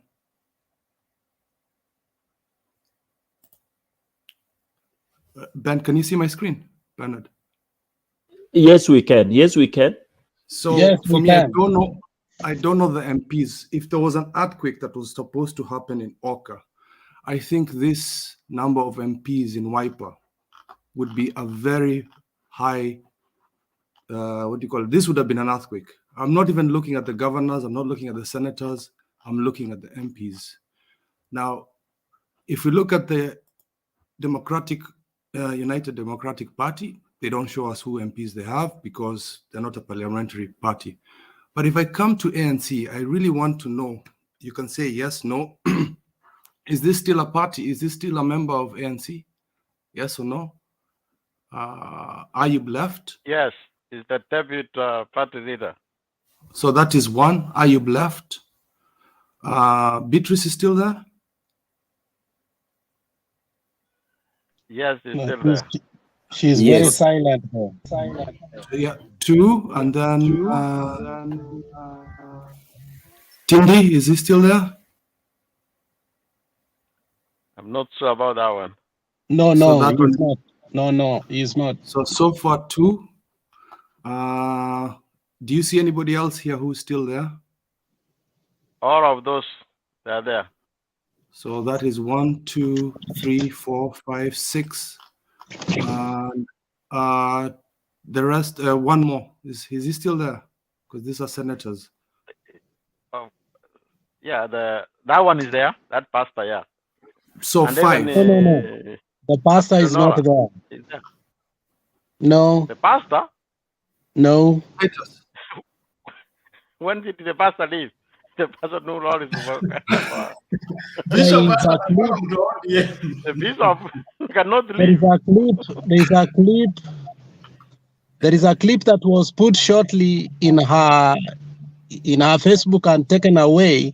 So she's very confused. Or they are very confused. So for me, let me stop sharing. For me, the exercise I was trying to show you right now, this earthquake they're talking about, there's about 4 or 5 MPs still left in ANC from around 10. So they're saying that it's an earthquake. What earthquake? If we look at Wiper, they've got nearly 18 MPs there. So when Mudavadi felt that he's been betrayed by both Azimio and Oka, he wanted the big seat. When you want the big seat, for me, I believe you have to bring something into the table. So you can't be president of Kenya if you don't have a following, you know? At least Ruto has a big following. It's not been confirmed, but I have a feeling all these people making noise. I think in the votes in the MPs, they're about 135, 132. That's still heavy. It's still heavy. So my point is the so-called earthquake, and that is why there's not a big reception about it. There's somebody that said that it is an earthquake and people will still talk about ANC as an earthquake because even bereavement for us as a community, as Kenyans, we will still talk about somebody's death. This is, what do you call it, a metaphor. The death of his political life is gone. Mudavadi's political life is gone. So we are bereaving him. That's why we are still talking about him today. Weta, long time ago, amekwisha kabisa. So this is why the earthquake is still happening now, because it's a shock. We respected this man, and we will still talk about him, and his political life has just ended. Kalonzo still, no matter how many times people call him a watermelon, this guy still has life. Yeah, he's the second son who will be the 6th, maybe. We don't know. But he still got a way back home, you know. We can still forgive him. So that is all I wanted to say, and I hope that made sense, what I was trying to do.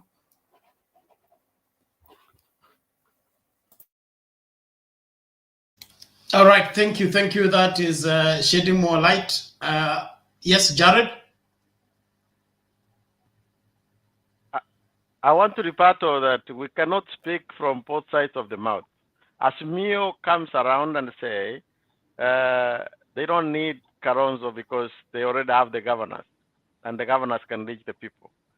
If we wanted to get to the members of parliament of ANC or other party, we can get them directly, and that's what DP Ruto has done, getting the direct members of parliament, those if we want. What we are talking about is a coalition to the people who are voters. We still have 2 million plus voters from Western. You know, so you cannot compare that with 2, 3, 5 MPs. MPs are looking for their own life after this. What we want is a way to get to the Mlembe nation. So now next, when we will be there on Saturday, you will see, we will be saying, we have your sons here. We have come together. And that is the only way we are getting in there. It is not about Mudavadi. It is about the DV.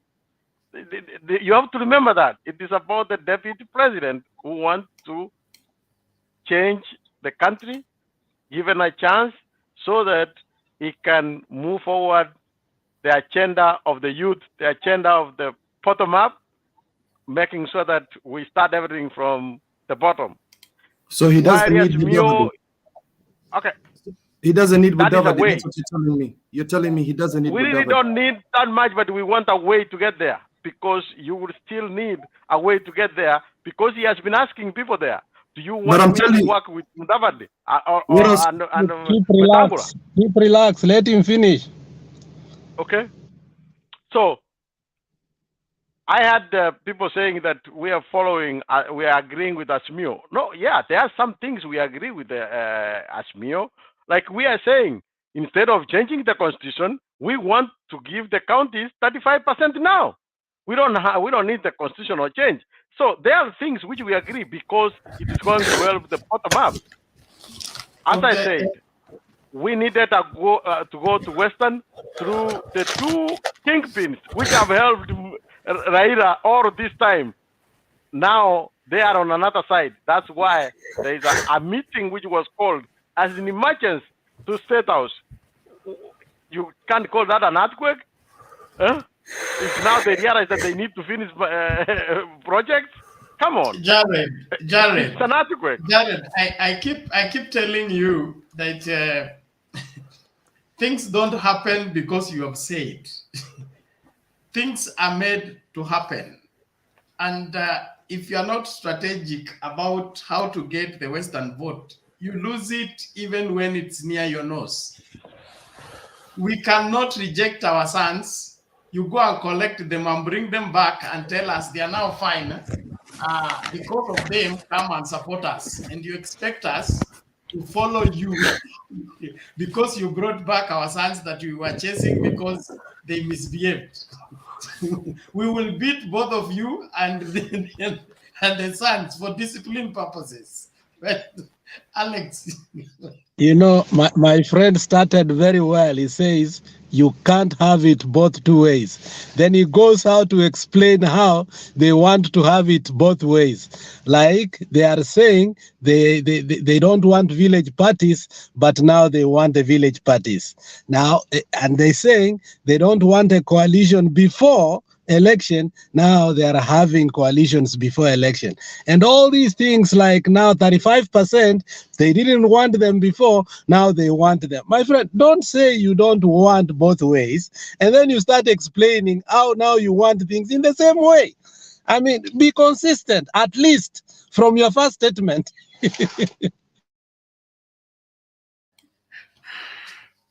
Okay, I think let it rest there. We make progress. But let us understand that we are in that place of political confusion. And since after the earthquake, the aftermath of the earthquake has not settled the people who made the earthquake and were overtaken by the earthquake to know exactly where they are.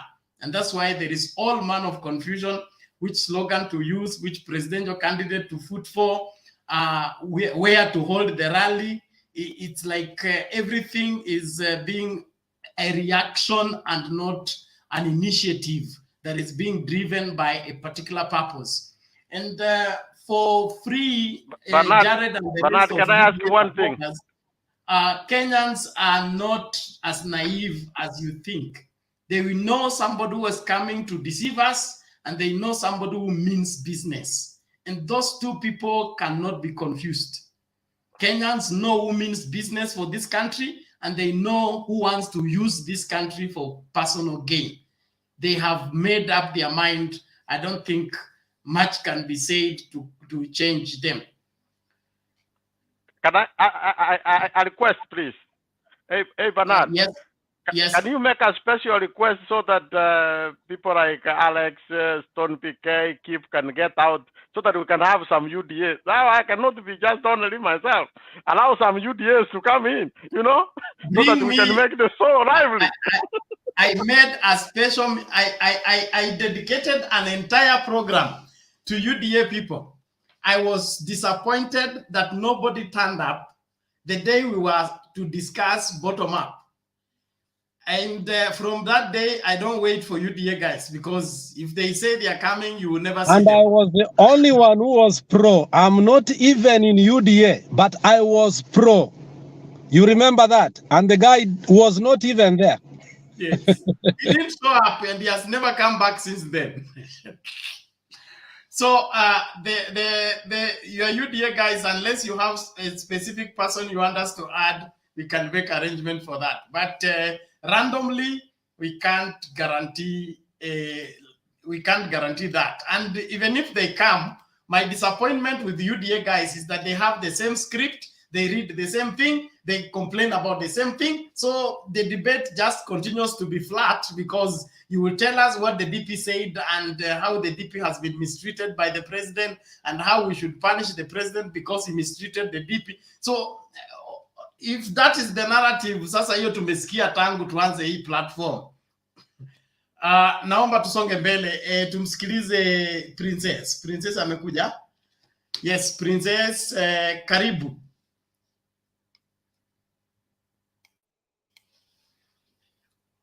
Nashukuru sana Bernard kwa kunikaribisha.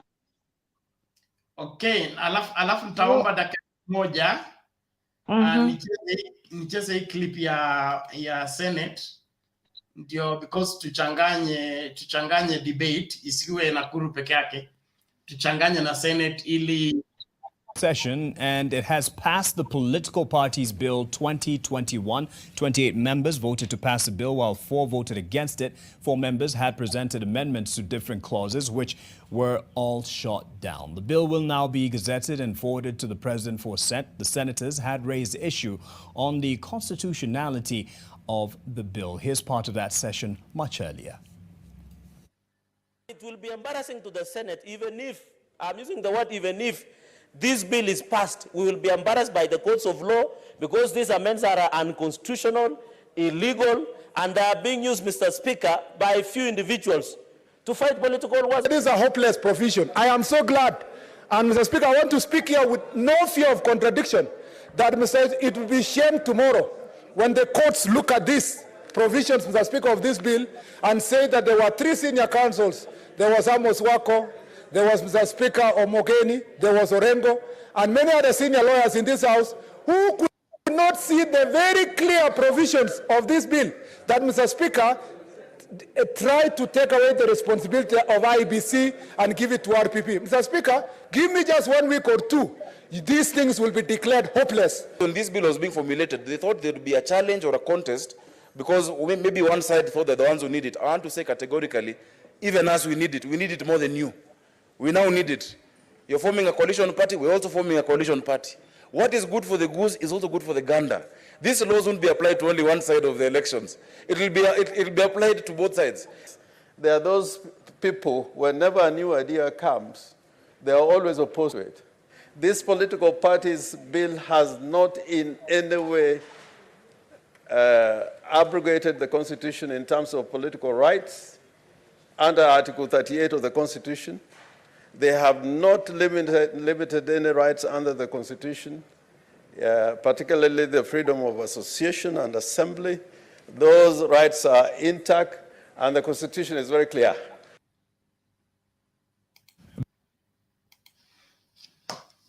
Okay, thank you. So as we discussed, let's also wrap in that so that we don't stay in Nakuru too much. There was too much confusion in Nakuru for us to stay there. We'll end up being confused. Sorry for those. Okay, Ziana Princess, karibu. Nimeshukuru tena Bernard kwa kunikaribisha. Namuona Alex, namuona Stony, Kip, Jared na Mama Selena. Kwangu leo sina mengi sana kwa kuzungumza, lakini kile nitakachosema ni kwamba walimwaga mtama penye kuku wengi kabla hawajajua ya kwamba wangeliacha kwanza mbele wafanye mambo, waunganishane ndio wakuje kumwaga mtama. Lakini walifanya haraka na wakamwaga mtama. Sasa watu wamejua mahali wapo. Sasa imefanya Mudavadi hata akienda peke yake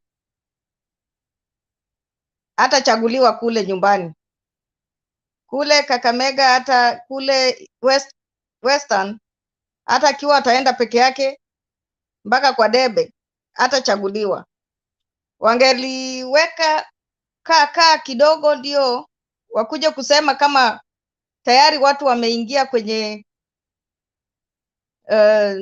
pati zao, ndipo wawaambie haya, mimi nimeungana na Ruto.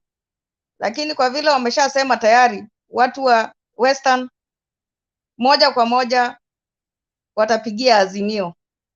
Wengi wao, sitasema sio wote, lakini wengi wao, hata wale wangempigia Ruto, sasa hivi watasema ya kwamba Mudavadi alikuwa anatuchezea. Kwa hivyo hapo wamepoteza kura.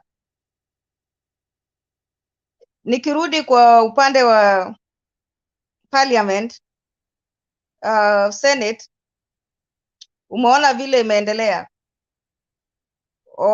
Umeona Sakaja akisema mwenyewe ya kwamba hii kitu ni nzuri kwetu sisi sote. Lakini Murkomen baada ngali yako na ile wazo ya waende kotini. Kwa hivyo kuna kitu ambacho wameshasema kule kotini kile wanajua, kwa sababu anasema hii itaenda kukataliwa. Yeye anajuaje kwamba inaenda kukataliwa kabla hajafika kotini? Anasema baada ya wiki 2 hii itakuwa imetupiliwa mbali. Anajuaje? Kwa hivyo wameshatangulia kule kotini kuambia ya kwamba hii ikija hapa muikatae. Tunataka Kenya ambaye koti inaweka kinagaubaga, kama ni mbaya mbaya, kama ni nzuri nzuri. Tusije tukajazwa na vitu vibaya, ama tusije tukajazwa na vitu vizuri vinatupiliwa mbali. Kwa hivyo tungeomba koti yetu ya Kenya ya kwamba kama ni nzuri waiweke ni nzuri, lakini sio ati wanunuliwe ndio waseme ni mbaya. Kama ni mbaya, hata sisi raia tutakubali ya kwamba kitu mbaya tupewe. Kwa sasa hivi sina mengi sana, nitakuja na mengi baadaye Bernard. Nashukuru. Okay, thank you Princess. And before we listen to Kawel, if I'm not wrong, let me address Francis Okoth. Francis Okoth, you were in the studio yesterday. I think we had an interaction.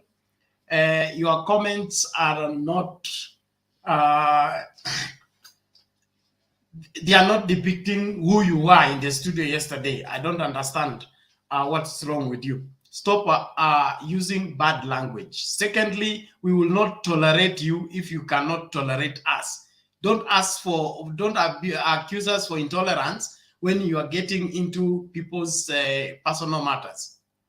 The debate is about what happened in Nakuru today, and we have now introduced the bill that was passed in the Senate.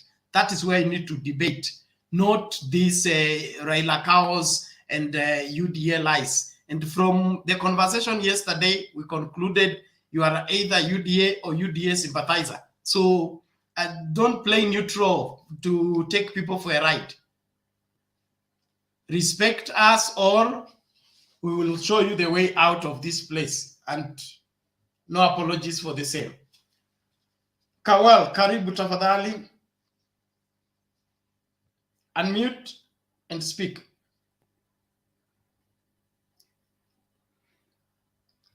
Kawel Somane, is it? Okay, seems not to be there. Let's hear John Jez.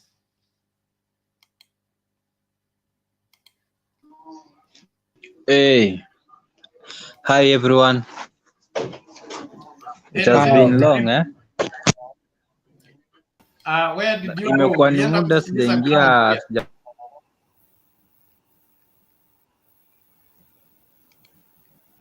Did you go to listen to the ground?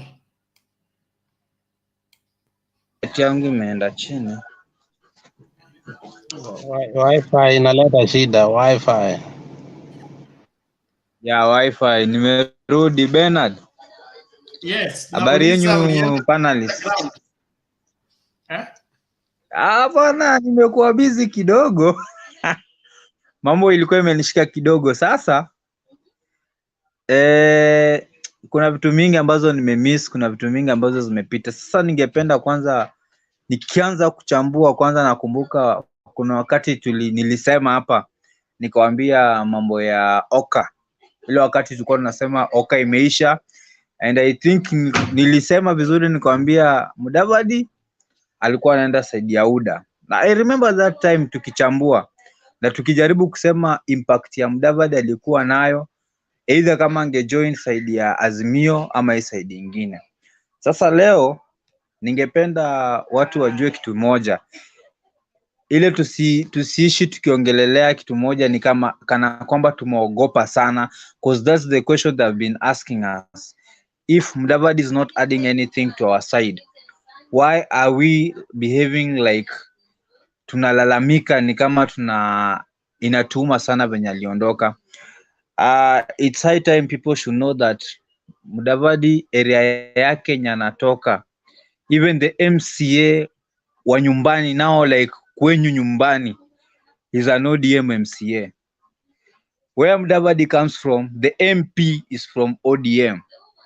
Where Mudavadi comes from, the governor is for ODM. So this issue ya Mudavadi, mi sitaki tuongelee sana talking about Western, no. And another thing, people should also know that ukiangalia the way the Western region inafanana, we have Busia, we have Kakamega, then we have the Bungoma and Trans Nzoia part. And these sites ukiziangalia vizuri zitakwambia why Western we don't have a kingpin, ule mtu mwenye atasema is the man who's controlling the Western votes. It's simple. If you look at Kakamega or you look at Vihiga, they are mixed up with, as in kuna part of Nyanza in it. If you dig deep uangalie the Trans Nzoia, the Busia part of it, the Bungoma part of it, utapata those tribes are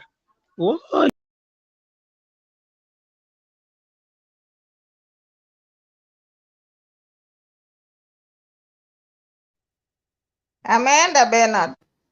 The network refused to forgive him. He will be forgiven later on. He will continue when he comes back. Oh, Dongo, how are you today?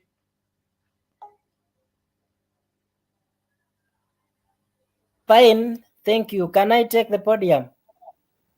Hey, you have come to take over. Okay, thanks. Thanks. Okay, today I just want to say something. Unabisha pole pole. Ukibisha kwa fujo hivyo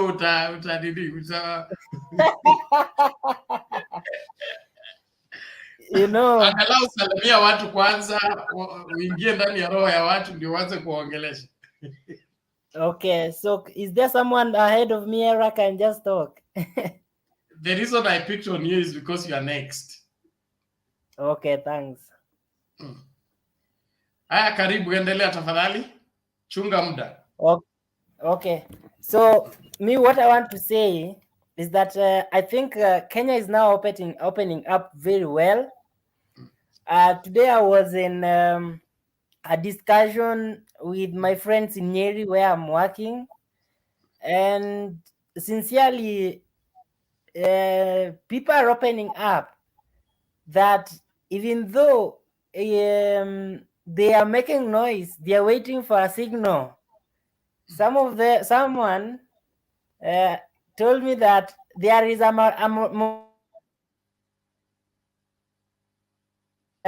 the wife of Mandela. Mulema said she was called who was the wife of Mandela who was recently buried. Maybe someone can remind me of her name. Winnie. The first wife, Winnie. Yes, Winnie Mandela. Yes. Emma was saying, Mama, show me the signal. So people are waiting for signal. They are waiting for their son, my friend. They are waiting. A significant number is waiting for the signal. And that signal is swearing in of someone, I'm telling you. That signal will silence many people. That is to tell you that when you listen to people here, there are people who are overwhelmed. They are excited, maybe because of the strong and transparent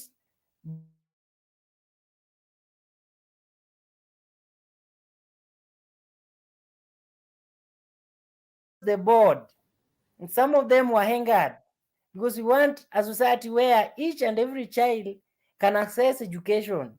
We want a Kenya where each and every region, if you traverse across Kenya, Bernard, it is very true that if you are in some parts of Turkana, it is less developed.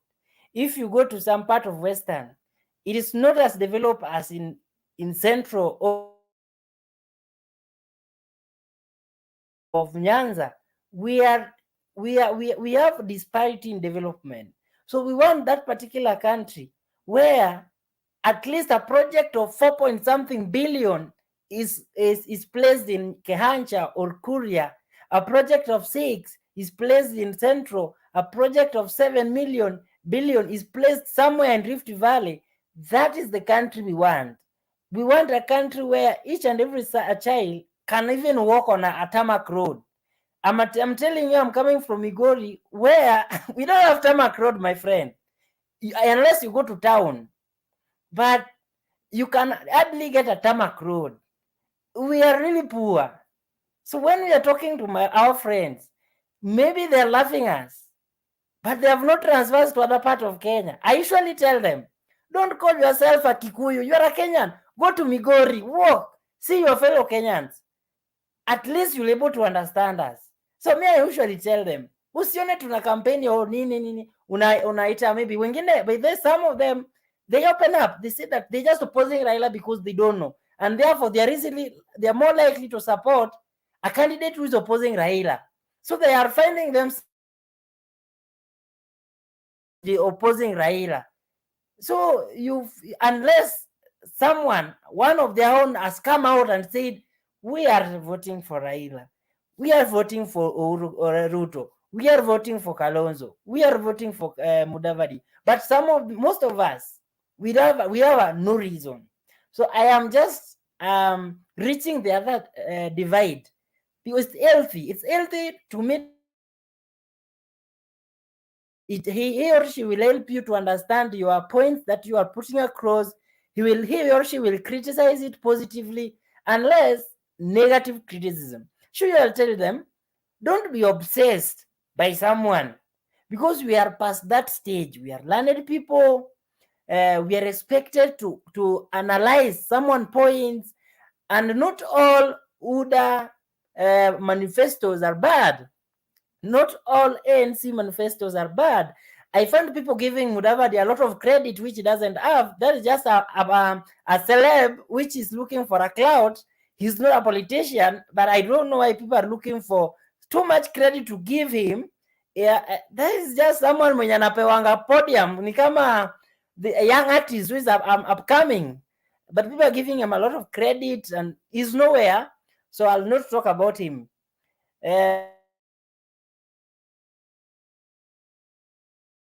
Political parties amendment bill, but Murkomen is opposing. So within the arrangement themselves, they have got different ideology.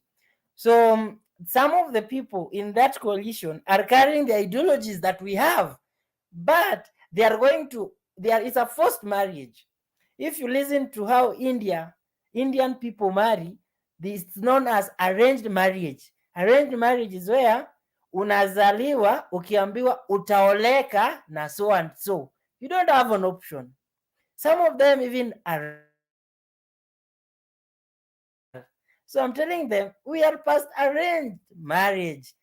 You don't need to force yourself in a forced marriage. So let's just discuss politics in a more cohesive way. Let us not throw word the way you have tell them. Let us not throw word. Let's learn. I saw Malindi as turned blue. I saw Kilifi as turned blue. I saw Northeastern as turned blue. All major cities in Kenya have turned blue. Our young city, Nakuru, is not going to be blue, neither yellow. I don't know the mixture between blue and yellow, but maybe it will give us another color. And that's a good thing. It brings cohesiveness. But I would like to tell them that Governor Lee is very much clever.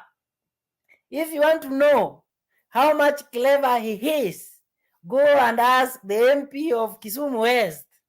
I think he's a Kisii in Nakuru. He knows very well that if you want to be a governor in Nakuru, you must get the votes of Kisiis, the votes of Luos and lawyers. Those are really the determinants, because the number of Kikuyu and Kalenjins are almost equal in Nakuru. And by so, if a candidate can have a pinch of either the two, then the leading the number for the voters who are from other tribes is not bad to be a tribe or to have your own.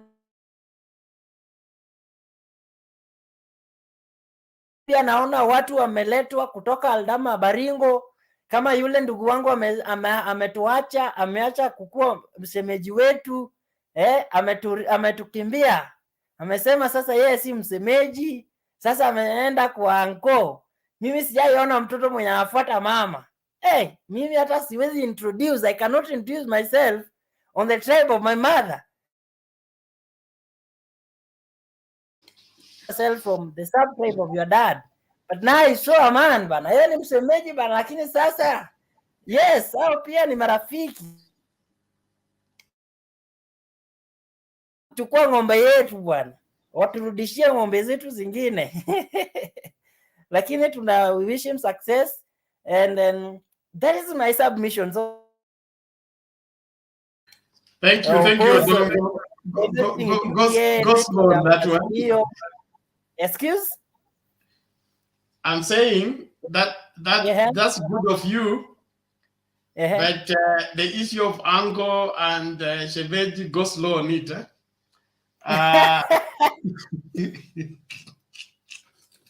Okay. Bana. They say that you never know. Yes bana, ni ukweli, lakini bana, unajua sasa yeye tunamuitanga semeji. Kwanza huko Migori kabisa, akijanga usemeji hujaisha, Aida hajarudi.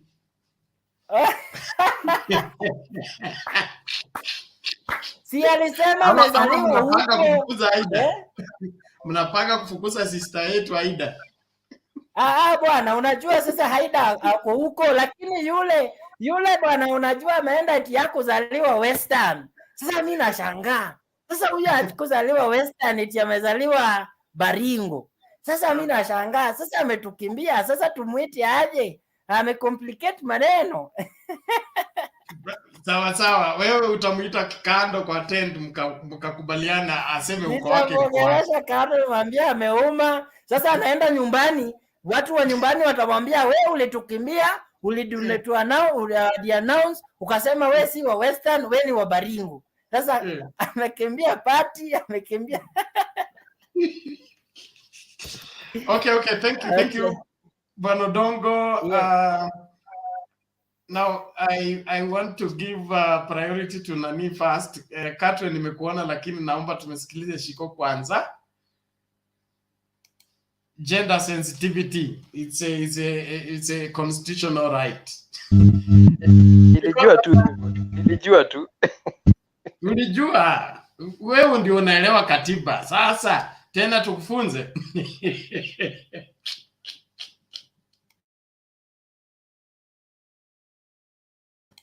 Shiko, are you there? Hi, Bernard. Nico. Hello, how are you? I'm fine. I'm good. Good.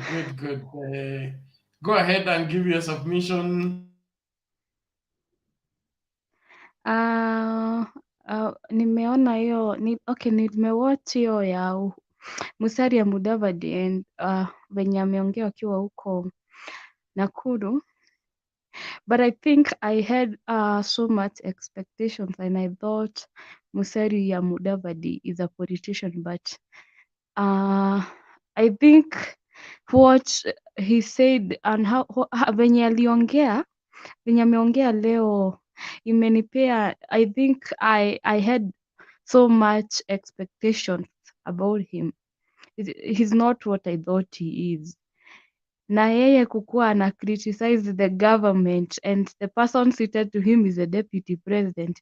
You even wonder, do they first like, you know, you cannot be with someone then may form a coalition with the said person and you are criticizing the government and the guy is seated there, ukisema venye vitu hajafanya na yeye ana nod tu kitu ama amesimama tu. It shows maybe he might anaweza kuwa amewekwa hapo acheze Bernard. It's not like it's something very real. Juu ni kama watu hawajaongea ama what did they discuss and ndio wakuja wa form that coalition, what did they even discuss? Because kuna vitu zingine hata kama mmekuwa na joint something with someone, you cannot be criticizing the same government which and you are sitting next to the deputy president unless akuwe yeye ndiye amechezwa ama maybe it was a plan for ya kutugawanya kura za Western Kenya. I don't think that guy venye anaongea na tena he's not even like, I think we expect so much with him and tumekuwa tukiona like Mudavadi ni mtu mwenye anasimamia watu but whatever I've seen today and what I've seen is that I would rather kina hata Atwoli na Oparanya. I think those are politicians and they are also leaders, but for Mudavadi, hata venye anaongeresha watu, I think he's not also an aggressive politician and he's not a person who would say like, iwa anakaa tu kugeuzwa venye tu aliambiwa kuja tu form nini ya UDA na ANC na aende tu. Yeye kwanza yeye ndiye anaangalia tumbo yake, aache kushinda akiambia watu ati pesa mfukoni, pesa mfukoni, pesa mfukoni akisema watu hawakuri airport. You wonder cause hata kama watu hawakuri airport, msipojenga ma airport na hizo mabarabara sasa na wenye tourist wenye wanakujanga Kenya, so are they supposed to come and mtu Bernard akikuja Kenya kama hakuna airport anakuja anarand tu kwa nyumba ya mtu? We must have those airports and also we must have roads. You know, ukimsikiza venye anaongea unaona, I think we expect so much from him na tumempea I would give him 3 out of 10.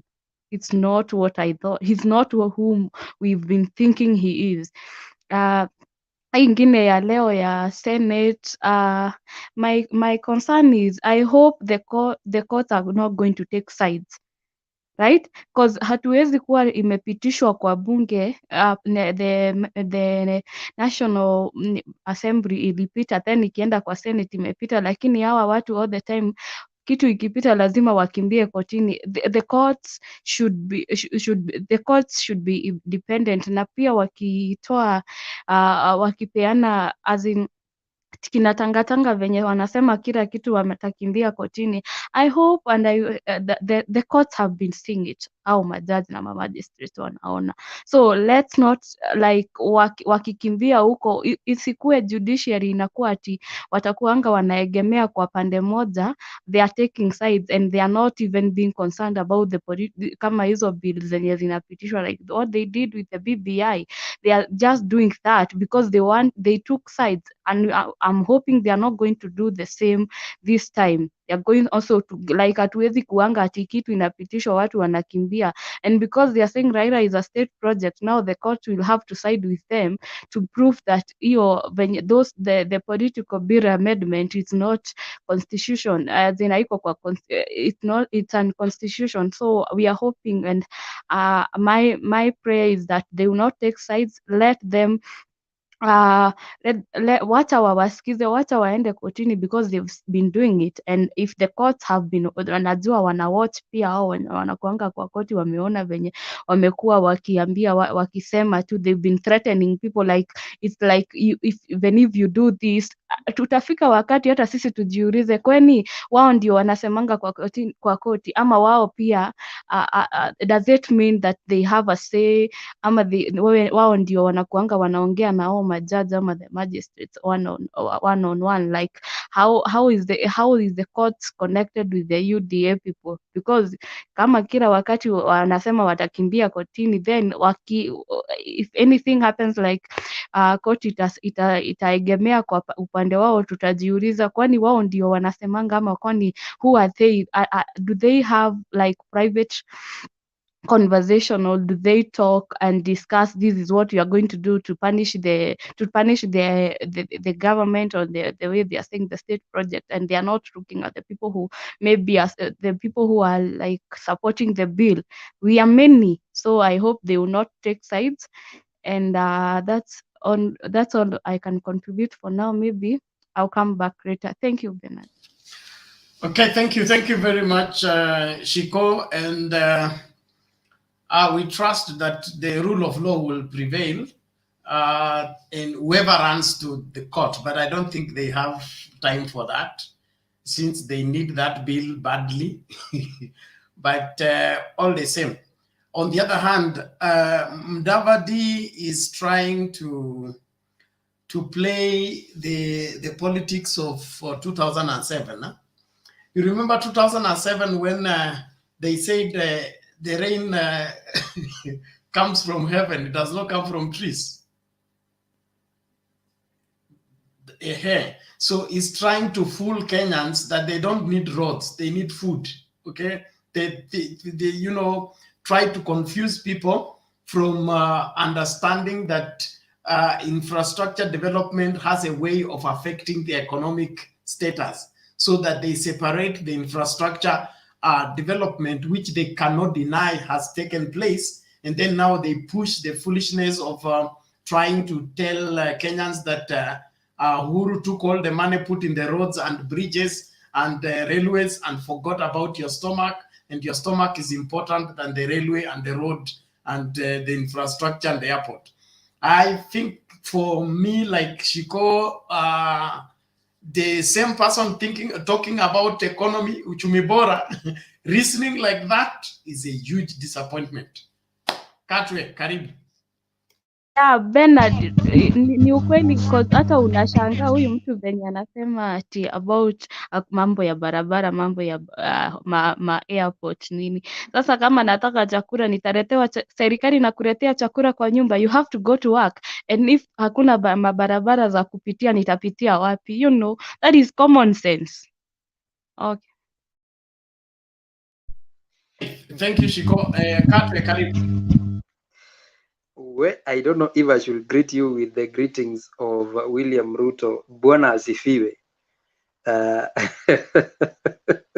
Ya Ruto ni mbona asifiwe. Yetu ni Bwana Yesu asifiwe.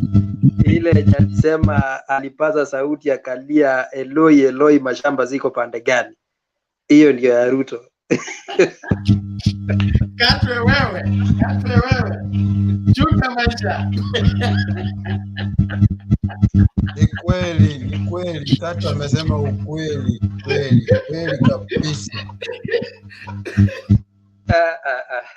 So basically, I just want to start with a very top notch, using the Bible, that the same Bible that they are using is what we are going to use and convict them. First of all, we're speaking about the son of Mululu. There is two people in the Bible that can give you what Mululu, the son of Mululu, has done. You remember the story of Jacob and Esau. Jacob and Esau sold his birthright na sahani ya ndengu. That is what he did. Basically, he couldn't see anything. You see, Esau was a very nice hunter, but he never found comfort in the food that he used to hunt. He had all the strength of bringing home a lot of meat and putting it on the table. But only one day when he was hungry, he sold his birthright. So do not castigate the son of Mululu, probably because of staying out of parliament for out of government for 10 years. He didn't know that he had all the strength of bringing meat to the table. But just one single day, he sold his votes, he sold his integrity, he sold his history and everything. And from now till death do us part, you'll never hear the son of Mululu in this politics, because what he has done will not bringing him back to any limelight. So, and the second thing I want to talk about is why the presidency is looking for Raila Amolo Odinga and not Raila Amolo Odinga looking for presidency this time round. The son of Bondo had fought for this country for a very long time. And in the midst of fighting, there are people who started believing in him. You see, during the time when the King Belshazzar was the king, and he was ruling a very big empire called Babylon, he was surrounded by very strong walls, and penetration was very hard. They say the hardest country maybe to penetrate is North Korea. But you see, during the time, Babylon was the hardest to penetrate. They are saying that the walls of Babylon could form a road that 4 to 6 chariots of horses could run through the whole boundary. The gates of Babylon were made of mild steel, and that Babylon could close its borders and gates and survive for the next 20 years because River Euphrates used to flow in between the territory. But one day, when the Greeks and the Greeks came to invade that territory, the soldiers were drunk. In other words, they could not fathom the fact that that territory could be penetrated. And Cyrus, being the captain of the Greeks and the Greece, penetrated that thing like it was a joke. So what am I trying to say here is, when the right time comes, when a sneeze is coming, you cannot stop it. So right now, in other words, what I'm trying to say in other words is that the presidency that we are seeing in Raila is not something that now we can say that you can stop it. You can try to stop it, but you see, even the opponents are trying to stop this presidency using old tricks in politics, like field a candidate here so that we can divide these votes, bring this confusion by bringing up the son of Molulu to go to the other side and confuse the people with a lot of bombastic words like earthquake, which are very nonsensical. Basically, what they're trying to do is just trying to stop the inevitable. But when we were discussing this thing on Sunday, I was asking this question. Don't you think that the son of Mululu joining the other side of UDA is very advantageous to Azimio la Umoja? In fact, if he would have joined Azimio la Umoja, he would have brought nothing more than he has joined UDA. And I'm going to support myself with this. And I will start with the political parties bill that was tabled on the Senate today and passed. One, it couldn't have passed because the wrangles that we saw in the Parliament, the National Assembly Parliament, would have been transformed and even be more fierce at the Senate. The second thing, don't you think that by going to UDA, the person has brought confusion between the mountain and UDA? Because you could see a lot of people trying to say that now you see we are being swept under the carpet because this person is coming here. We are seeing the confusion that is within UDA is what Baba needs. Because if you could have looked at what the rally was about today, everybody had their own policies and ideas. One is saying pesa mfukoni, the other one is saying bottom up. The other bonus guy, tunamuitanga Galisosa, couldn't even know what he wants and why he wants to become president. Wetangula, the fifth, the son of Onesmus Wanyonyi, could not tell us what he wants for the presidency. But you see the confusion, the kind of confusion that they are bringing in. 3 presidential candidates, campaigning at the same time, at the same rally, is the confusion Baba needs to go to straight to State House, because the ideologies are the same. One purports to be very clean from the past. The other one is a convicted thief. Allow me to use that for better, because of lack of a better word. The other one is a self-proclaimed Joseph in the Bible, thinking that he's the one who is going to liberate this country with his vote and of his wife.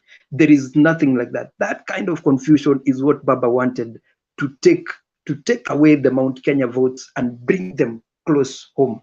Because you see, he had already said that I am the light, the truth, and the way to Mount Kenya. But today, we can see somebody trying to climb up the hill of the mountain of the Mount Kenya, slowly by slowly.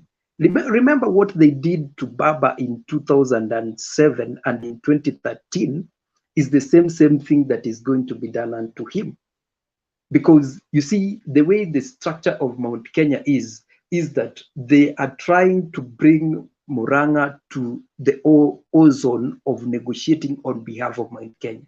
And already Murang'a is converted. It's like it's converted completely. Because if you see the way the people are trying to present themselves, they are trying to present themselves in that they want to be the next government. And Raila has demonstrated this in the fact that he has already given out his campaign managerial slots to the people of Mount Kenya. Leave alone UDA, where you will find they went and picked someone and said, now this is the Secretary General who has no voice in UDA. But Raila has demonstrated, I have given the governor for Laikipia, take this. I have brought in Lee Kenyanjui. I have brought in Peter Kenneth. He has demonstrated that in the next government is going to work with partners. In fact, right now, it's not about the partners of Mount Kenya. It's about the companions of Mount Kenya. And that is the way the people are going to perceive Baba from different points of view. Is this person straight to the letter? Because he has demonstrated in the past that I can work with you. He has never been vindictive. If he was vindictive, Thika Road couldn't have been constructed because he was the minister for roads. He would have derailed it to the core. That time when Thika Road was being constructed, that place was like bare. Right now, you cannot afford land in Thika Road. So he has demonstrated. Back to what was in the Senate today, because I don't want to take much time. 4 senators voted against. And you see, if you take on what UDA is trying to do, and probably the government is allowing them to do it, and this is my view, I stand to be corrected. One, the government is trying to help UDA to have trust on these courts. When the right time comes, when they will make a very vital decision, they will never have any excuse as to why the court has made that decision. Because if you look at the way court cases are being won in these court battles, they are saying that the courts are very impartial. But when the time will come when now they are making very serious decisions, they will never have the strength of saying, oh, you're partial, oh, mulienda side ya Azimio. No. First of all, because the judiciary is very vital in any election all over the world. The judiciary is the one it determines the cases that are taken to them. And if you cannot have faith, you'll create a lot of anarchy. So one, UDA has to have that faith in the judiciary, and that is what they are doing. So let them go to court. Let them do whatever they need to do. But you see, there is a conflict of interest between ANC and UDA. ANC we are from a very bad toxic marriage of NASA. And now you're telling us to have a gentleman's agreement because you are trustworthy. In other words, these people are trying to tell ANC that we can forgo all the laws and use common sense. Where on earth that ever happened? that now instead of using the law, you use common sense. I was watching Karen Nyamu, the aspirant senator for Nairobi, in the morning, and you could easily cry if you've been in this country long enough. The kind of language that that lady was using on a national television was like, these people do not have a clue of what was happening. The lady was saying that she knows Ruto inside out, that Ruto is not a thief, the way they say, that Ruto has never been convicted. Then you wonder, where does she live? If on record Ruto has been convicted of a case, anyway, let's not go beyond that. But the kind of soldiers, the foot soldiers of Ruto that are coming outside here, when you listen to them, you wonder if truly did these people go to school, or they just looked from a far distance and then attained whatever they attained. If Ruto is floating people like Waititu, the person that has been impeached, the person who has been convicted against in the court of law, and then you want to force them back to the people, truly you know where these people are going to. Let me not waste much time. I beg to stop there. Thank you. Okay, thank you, Katwe. Before we bring Jakenya, let me highlight this. There is this humanitarian appeal. We are appealing to all our viewers and followers around the world to participate in the Operation Jaza Lorry.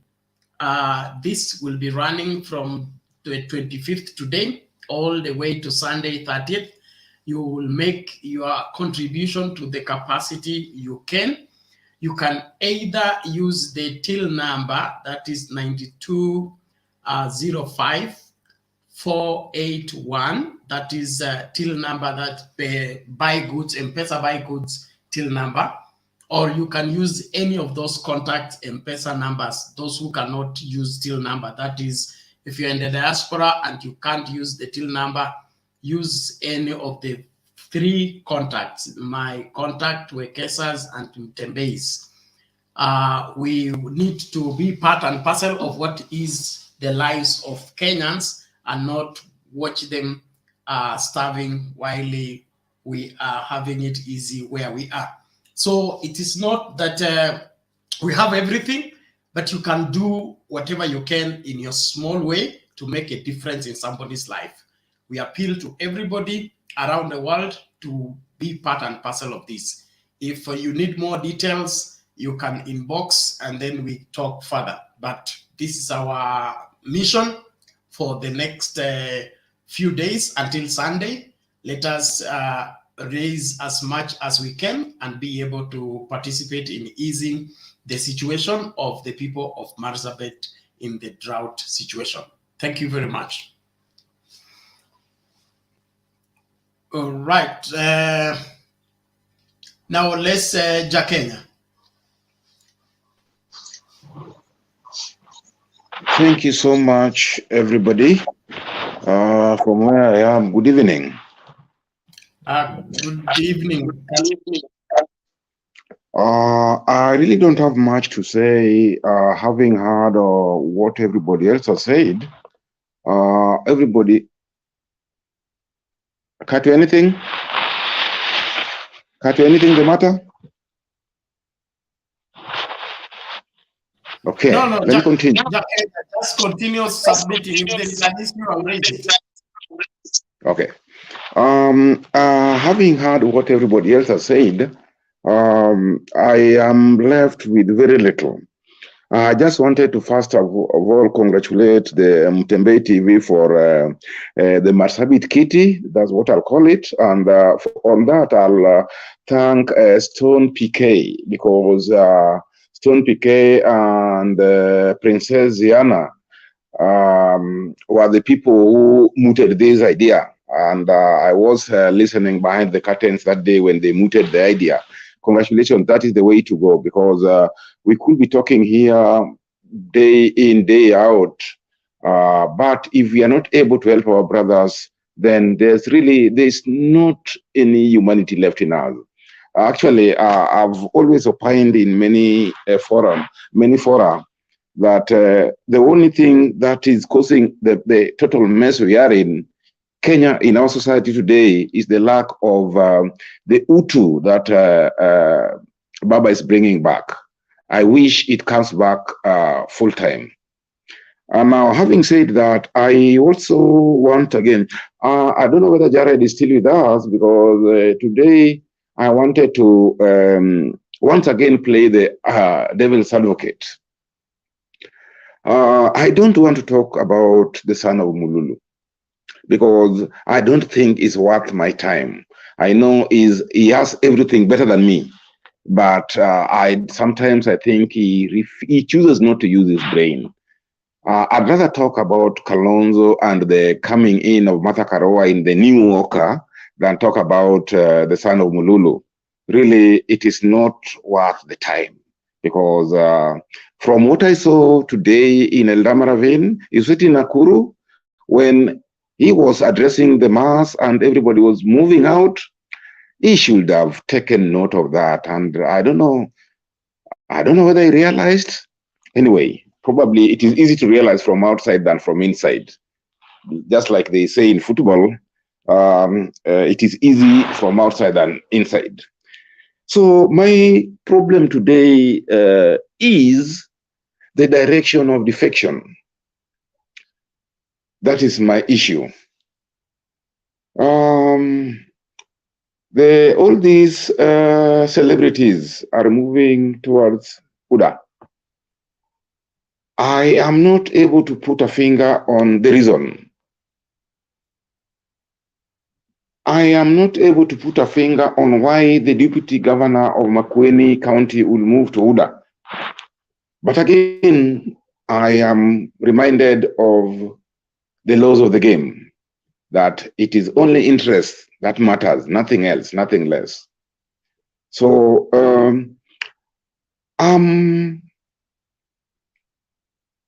there's this defection that was not captured when on Sunday. I don't want to call it Earthquake Sunday, because it was not. There's this defection of the current Nyamira governor. I don't know why the mainstream media did not capture it, or was it not worthwhile? That's a question I'd ask the mainstream media, because nobody's talking about it. Not actually defection, but walkout, if I may use the right word. I'm asking myself, why is defection going towards UDA? If I may put aside the Western defection caused by my former Deputy Prime Minister, Honorable Musalia Wycliffe Mudavadi, because that is the only time we are getting things to Azimio. Otherwise, everywhere else, the defections are going to UDA. So I think we should, as a group, as a people of Azimio, start to think, why is that so? Because I am not convinced that it is entirely that they are being bought. I would want to get a reason. Is it that UDA is popular on the ground? That's the question I ask myself, and I seem not to be putting a finger onto the answer. And for now, I think I'll submit as such, and hopefully I'll submit slightly later on. Thank you. I have an answer. Who is speaking? Odongo, I have an answer. Odongo, kwanza umekaa nyuma ya curtain. Hiyo ni umevunja the first standing order. The next one you are shouting. Those are two standing orders. Uko na fine?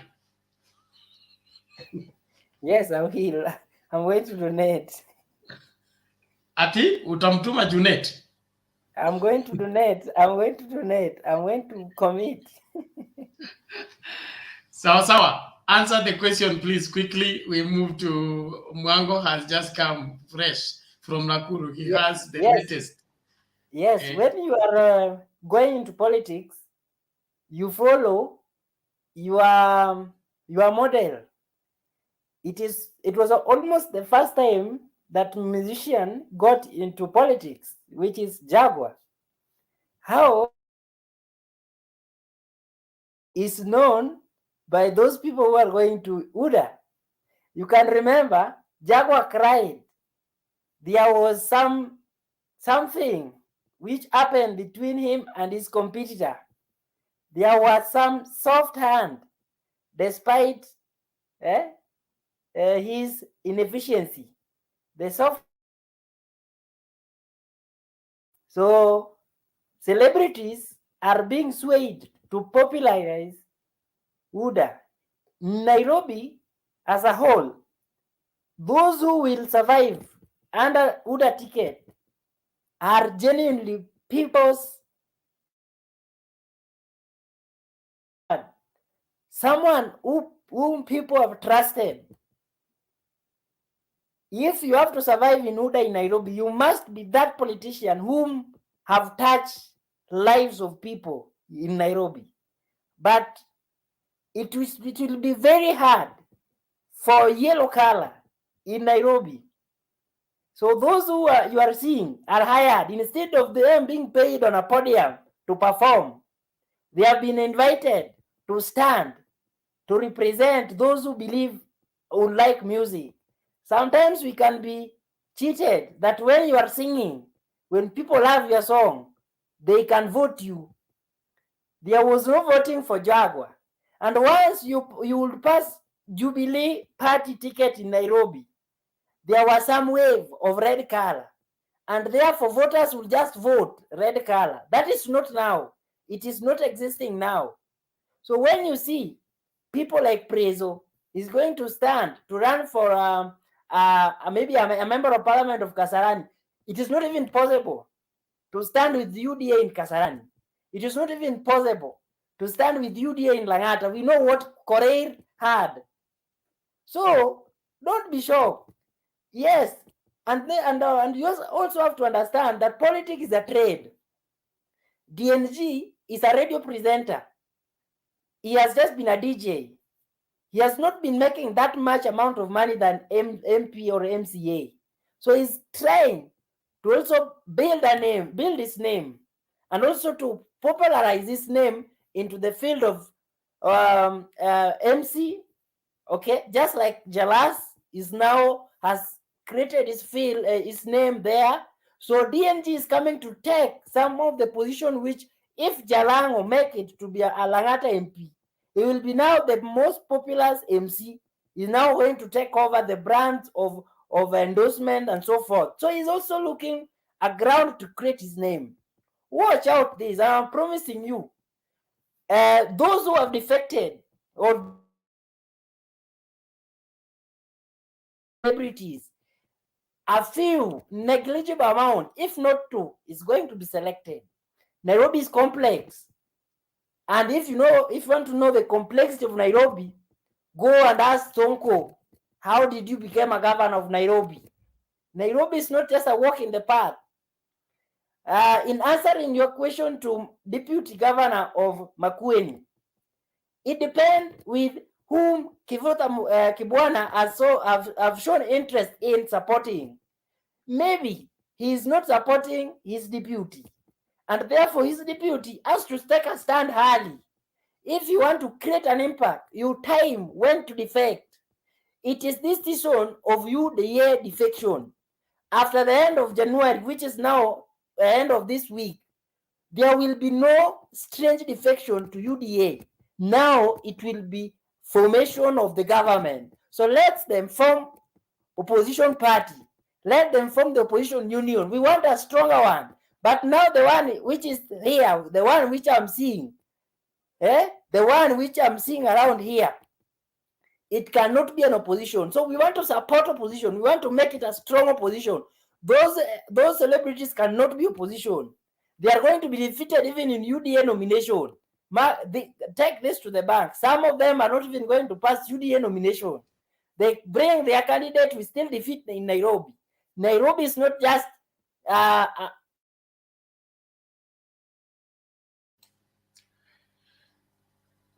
So Nairobi is a complex town. It is not like Rift Valley. It is not like Sawa sawa Bwana Dongo. yes. Thank you. When answering the question, you don't take more than 1 minute, please. Thank you. On the issue of defection, it depends where the bread is buttered to some degree. Then you see, like all celebrities are running on UDA ticket. Probably there is a package for sponsoring their campaign. Who refused to do that? You can ask Ugali Sosa. Ugali Sosa tried in Kakamega Senate, and he was sponsored. He was a Jubilee candidate, and he ran a successful campaign that did not translate into into votes. So we can't use that to judge on where exactly is the weight of the Kenyan is as at now. Let's wait for nominations to we get to that place of nomination, or even February when the civil servants resign. Let's see how many will take on the UDA ticket, things like that, and then msema kweli itakuwa nominations, ndio tutajua nani ni nani wapi. But DP being who he is a man who works both in his house and the neighbor's house. He has demonstrated that in 2017, especially when he sponsored some candidates to take ODM ticket, and then when they reach the parliament, they cross over, they become tanga. So he's not just getting UDA ticket; he's also sponsoring people to try and get ODM ticket, and then they become his sycophants after they win the elections. So there's a lot of dynamics in play right now. Makueni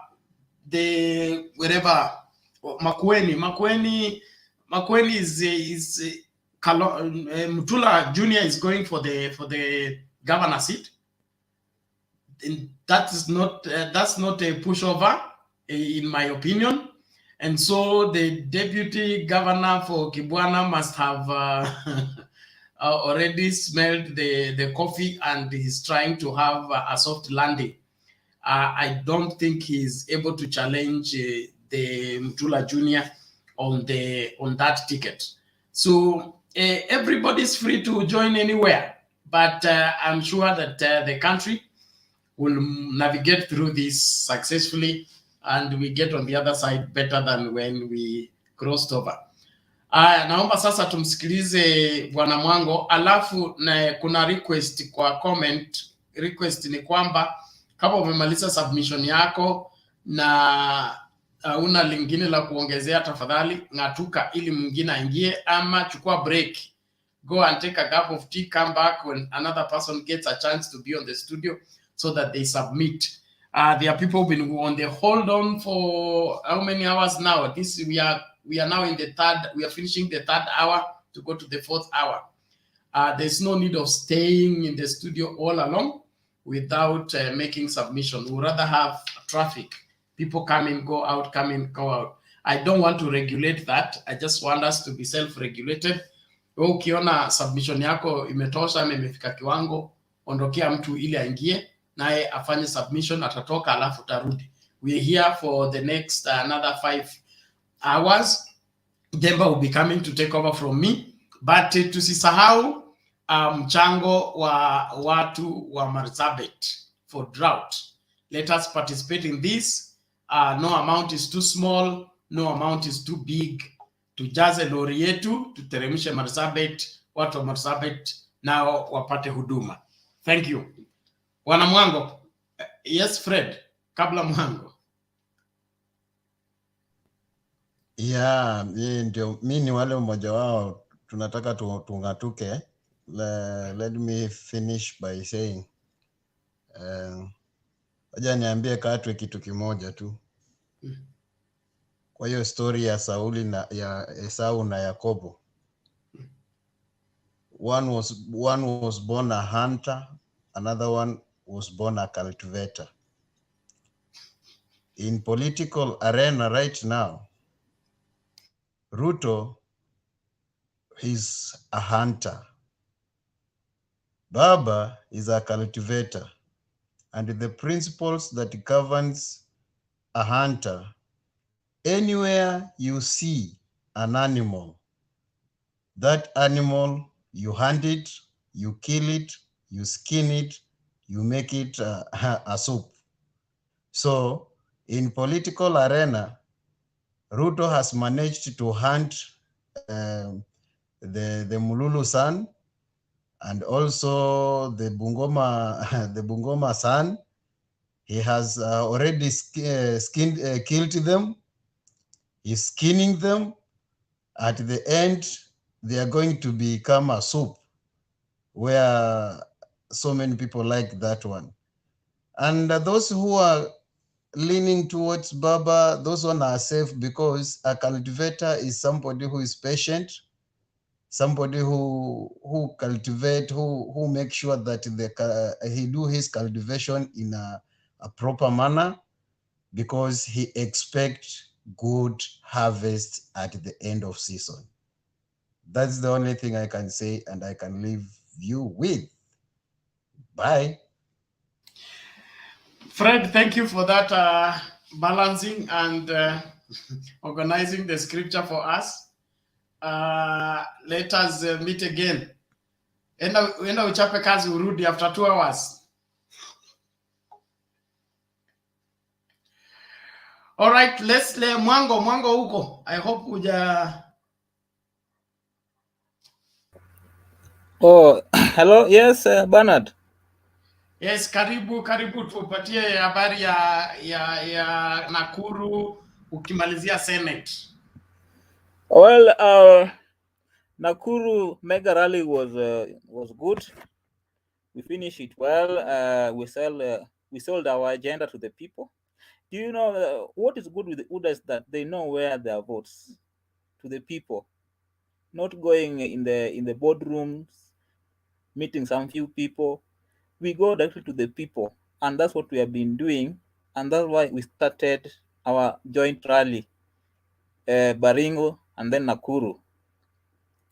With the issue of confusing slogan, I think that's not important, as in that one does not affect our votes, because it was our first joint rally. Maybe that was expected.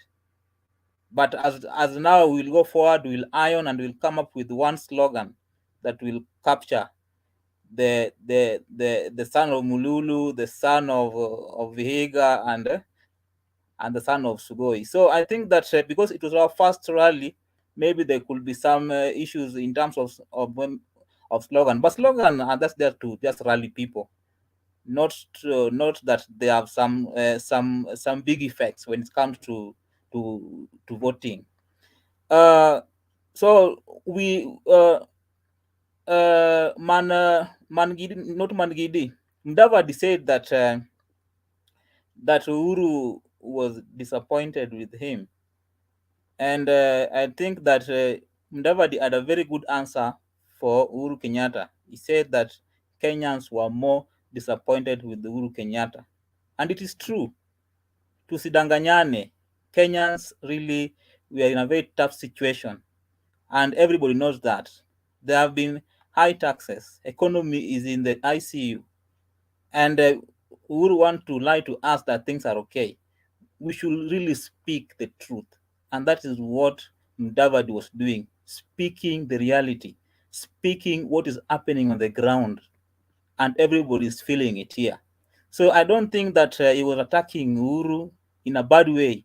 In fact, I heard that somebody was saying that that he was criticizing Uhuru. That one is called positive criticism, which is allowed. When I see a friend messing up, it's good to tell my friend, no, this is wrong. But when maybe a friend mess up and I just cover up, then I'm a very bad person.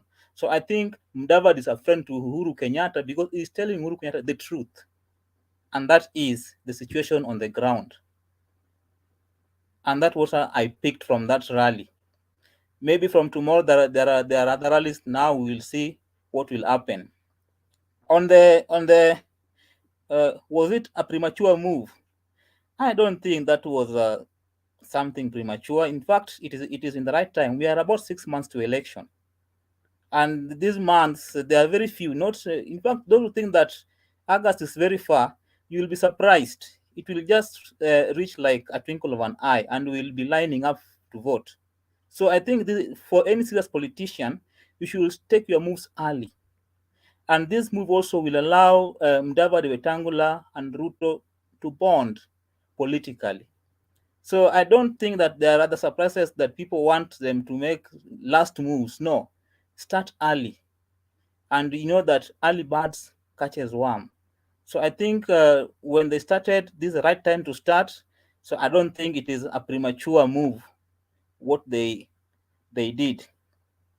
On the issue of Senate, there were 4 votes who were against the rest. But all we know that the government have been using their powers to try to coerce senators or MPs to pass bills.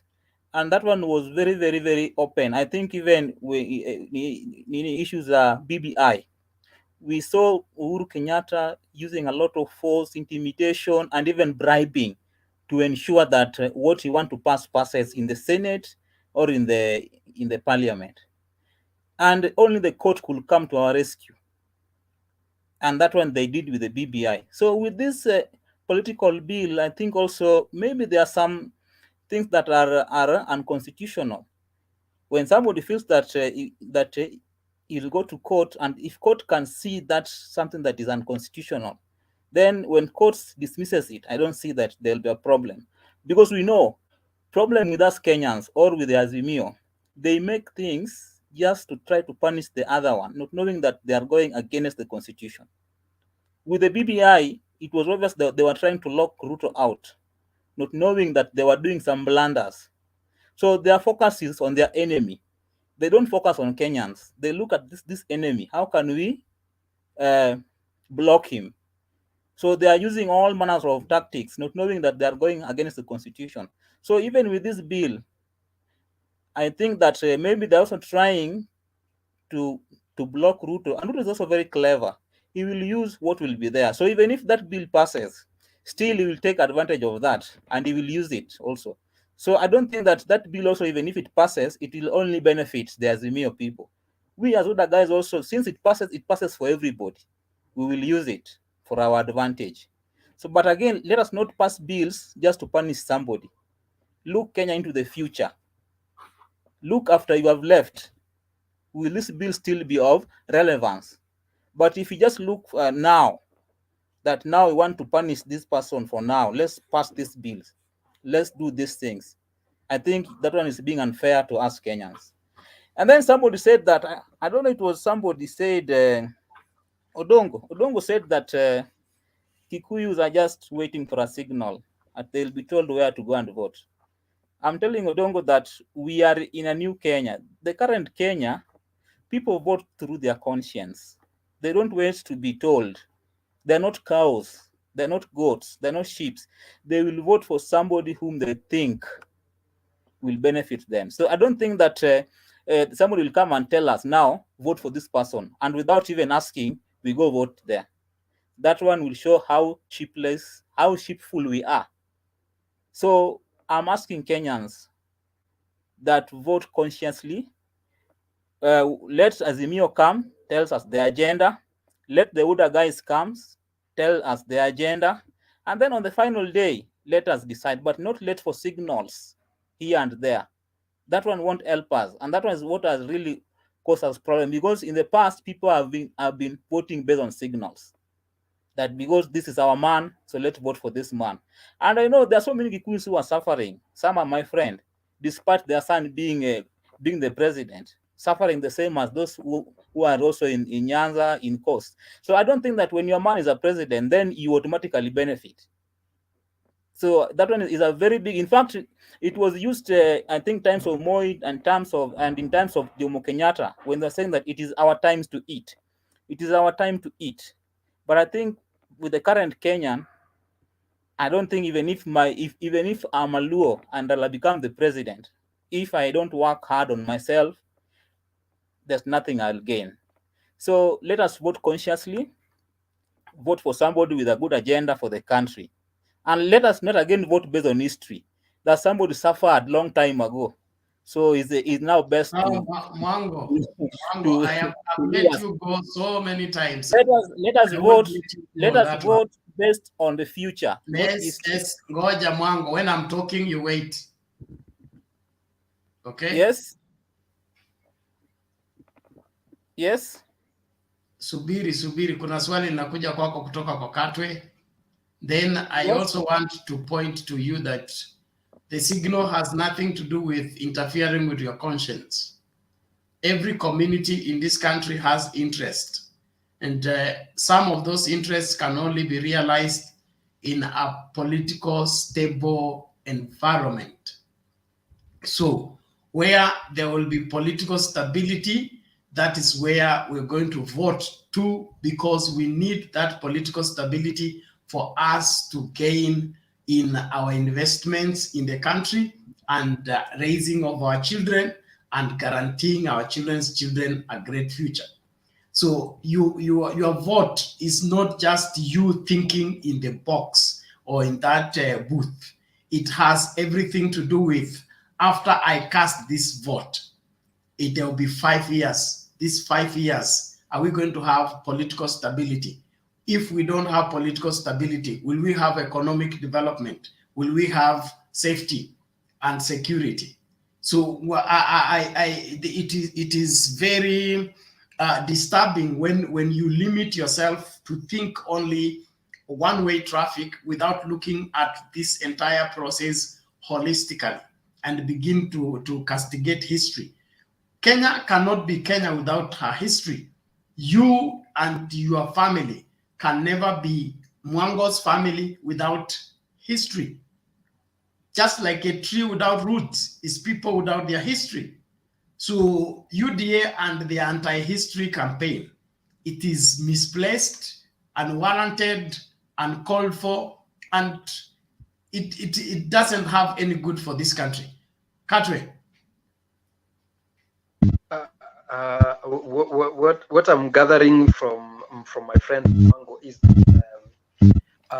when you have 10 out of 10 and you're supposed to give maybe merit, you're supposed to maybe merit the 1 over the 9 and say the 1 is the biggest than the 9. Now, Mango, I want to ask you this question. When the son of Mululu is speaking about the people being frustrated, is he pointing exactly why people are frustrated with Uhuru? Because from what I'm gathering, first of all, if he's talking about us borrowing, and we've borrowed to the core, basically, even you, Mwango, you have borrowed, and you borrowed because you wanted to do something. Even if you borrow 1 billion right now, and that 1 billion goes to the intended purpose, is that a problem or is that an advantage to you?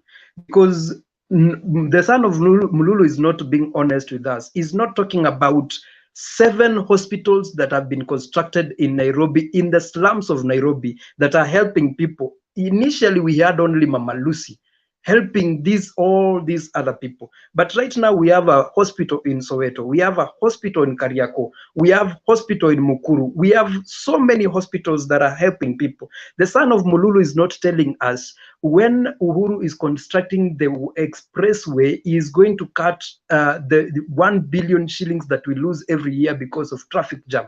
The son of Mululu is not telling us that the Lamu port is going to, in fact, receive a lot of containers more than we had before. He's not telling us that the Kipevu oil terminal that we have in Mombasa is going to catapult our economy to the next level. Right now, Mululu is not admitting that we are the 6th richest country in Africa. So when he's complaining that the people are complaining, who are these people complaining? One, you guys have made these people, you have designed people's mind that Kenya is a horrible place to live. You've designed that in every person that you go to meet, you tell them Kenya is a terrible place. You guys are not telling us that Kenyatta has constructed 11,000 worth of kilometers. If you put on the colonizer, Kenyatta with the father, Moi and Kibaki, no one has matched what Uhuru Kenyatta has done in terms of infrastructure. What Uhuru has done was done in 1940s after the Second World War in the US. The US borrowed the same amount of money. The US has a lot of debt to pay, more than Kenya. The US has borrowed more than any other country in this world. And then you're telling us that that we are at the brink of losing our country. But you're not telling us when we borrow the money, how much are we investing in the money? What you guys are not telling us that in the first term, this money. Your point is made. Your point is made. Thank you. So as Mwango begins to respond, sorry. Yes, I want to respond to Katwe. Oh, hold on. I'm giving you opportunity to respond, but I just want to throw this in. Anybody who has a problem with Uhuru Kenyatta's economic policy and at the same time supports William Ruto as the solution, it beats all logic in all the world. Thank you. Okay, Katwe, I'm not against borrowing. In fact, every country borrows, but the problem is over borrowing. Uhuru Kenyatta has over borrowed. We have very huge public debt, and you should cut your coat according to your size, based on our economy or our GDP. There's some level that we should borrow, but we find that Uhuru was very clever. He will go and force the MPs to go and increase the debt ceiling so that he could go and borrow more. And these MCs also, these MPs will just follow what Uhuru was saying, and they go back to the parliament and change the laws, and they increase the debt ceiling. And then Uhuru will go back to China again to go and borrow. Once Uhuru realized that he has reached the debt ceiling, he will do again, tell the parliament, go and increase that debt ceiling. And that was what was so bad. That's now we are having a 9 trillion debt against our 11 trillion GDP. Only we are shy of 3 trillion and we are auctioned.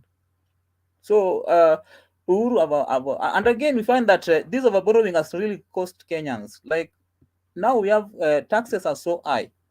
In fact, yesterday, I just went to buy Panadol that I used to buy around 2 bob. Now it is 5 bob, 1 Panadol. Imagine that price has been doubled. In fact, not even doubled, tripled because of taxes. Now even this cooking gas has increased almost by 20%. So I think that when we borrow, know that it is us Kenyans who are suffering down here. We should borrow at least so that we don't feel that pinch so much. But if you borrow and then you come and punish us with taxes, and then you claim that things are just okay, and that is what was Mudavadi saying. People are crying on the ground. There are high taxes. Vitu zimekuwa expensive. Why? Because they are trying to repay the loans. So I think that we should just borrow to a level that Kenyans don't feel that much big pinch. And then what will be of benefit when people die of hunger and you have flyovers everywhere? You have big port and people are dying of... Mango, don't go there. Let us have what we call...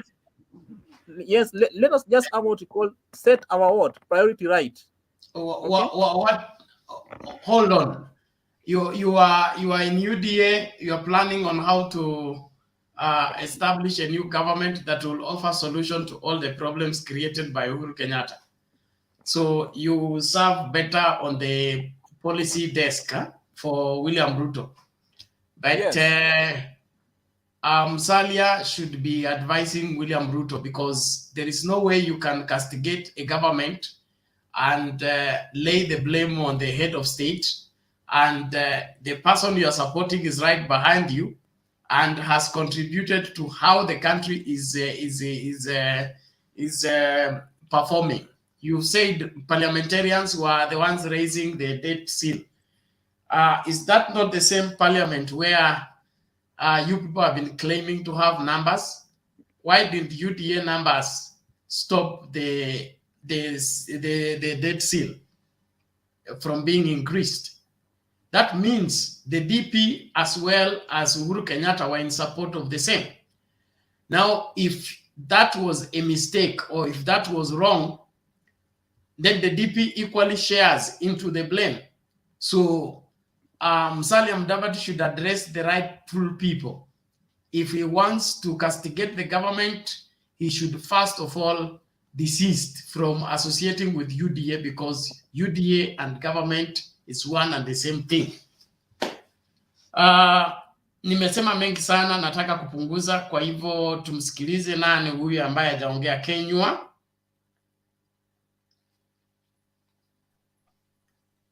Kenywa, karibu. Okay, asante sana Mr. Bernard. Good morning everyone. So thank you so much for this opportunity that I've been given to contribute a little bit of the topic today, more about the politics in Kenya.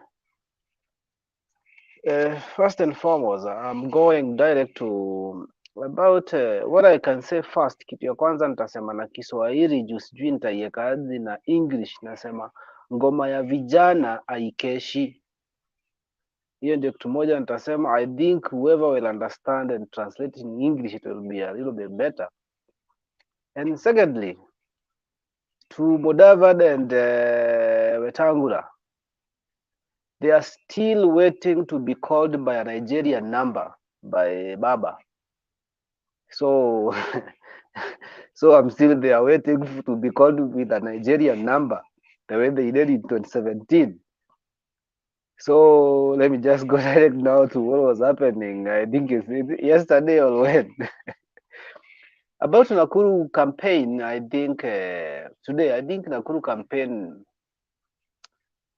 it's just, to me, I normally take it as a normal roadside campaign that UDA has been doing for 4 years. Because a roadside campaign doesn't give a common mwananchi time to think or time to do a research, time to interrogate the promises he or she is being given. That's the narrative, and that's how Ruto works. He push you, he pressures you so that you can never have time to do a research on whatever he is promising, whether it can be delivered. The second thing, he makes you forget about yesterday so that you don't have anything to ask about yesterday. You want people who live with the current situation. He doesn't want people who remember about yesterday, because the yesterday will judge him. So he doesn't want. So that's why the campaign is back to back, not giving people time. Like you see, like in the Honorable Prime Minister and Azimio, the way they are doing their campaign, they go a break for a period of time, discussing with the local leaders, and also giving wananchi time to do a scrutiny of what really disturbing the community down there. So that once they come back, you will be knowing what you want and what you expect from the government.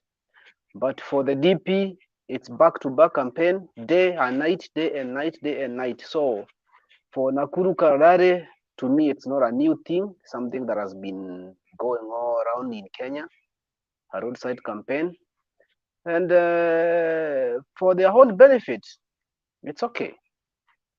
Mudavadi and Wetangula, I think, I earlier on said that the only thing that Wetangula or Musalia Mudavadi and Wetangula will remain with, Mudavadi will remain with the Mudavadi, Marara, and the certificate. So those are the things that they remain with to take to DP. The certificate, Marara, and Mudavadi. No one is behind them. The same thing we go to Moses Wetangula. Moses Wetangula also remain with the certificate, Wetangula and the certificate. Just a few things. So if we go to check about their move, it is because of hunger. And you know, they acted too fast because of hunger. And Decision made with hunger, most of those decisions are wrong. They don't end up well because you do them under duress, maybe. Let me say that. So for Musalia and Weta, there is nothing they're adding much to DP. And you will start seeing a lot of issues in DP camp because there is no time you will find Musalia and Rigathi Gachagua being in the same sufuria. One must be outside the sufuria. That's one point. So Ruto should choose. Should I cook Mudavadi or should I cook Gachagua? So that's where the problem will start. The same thing will happen to Akina Kimani Ichung'wah and Gonjiri there.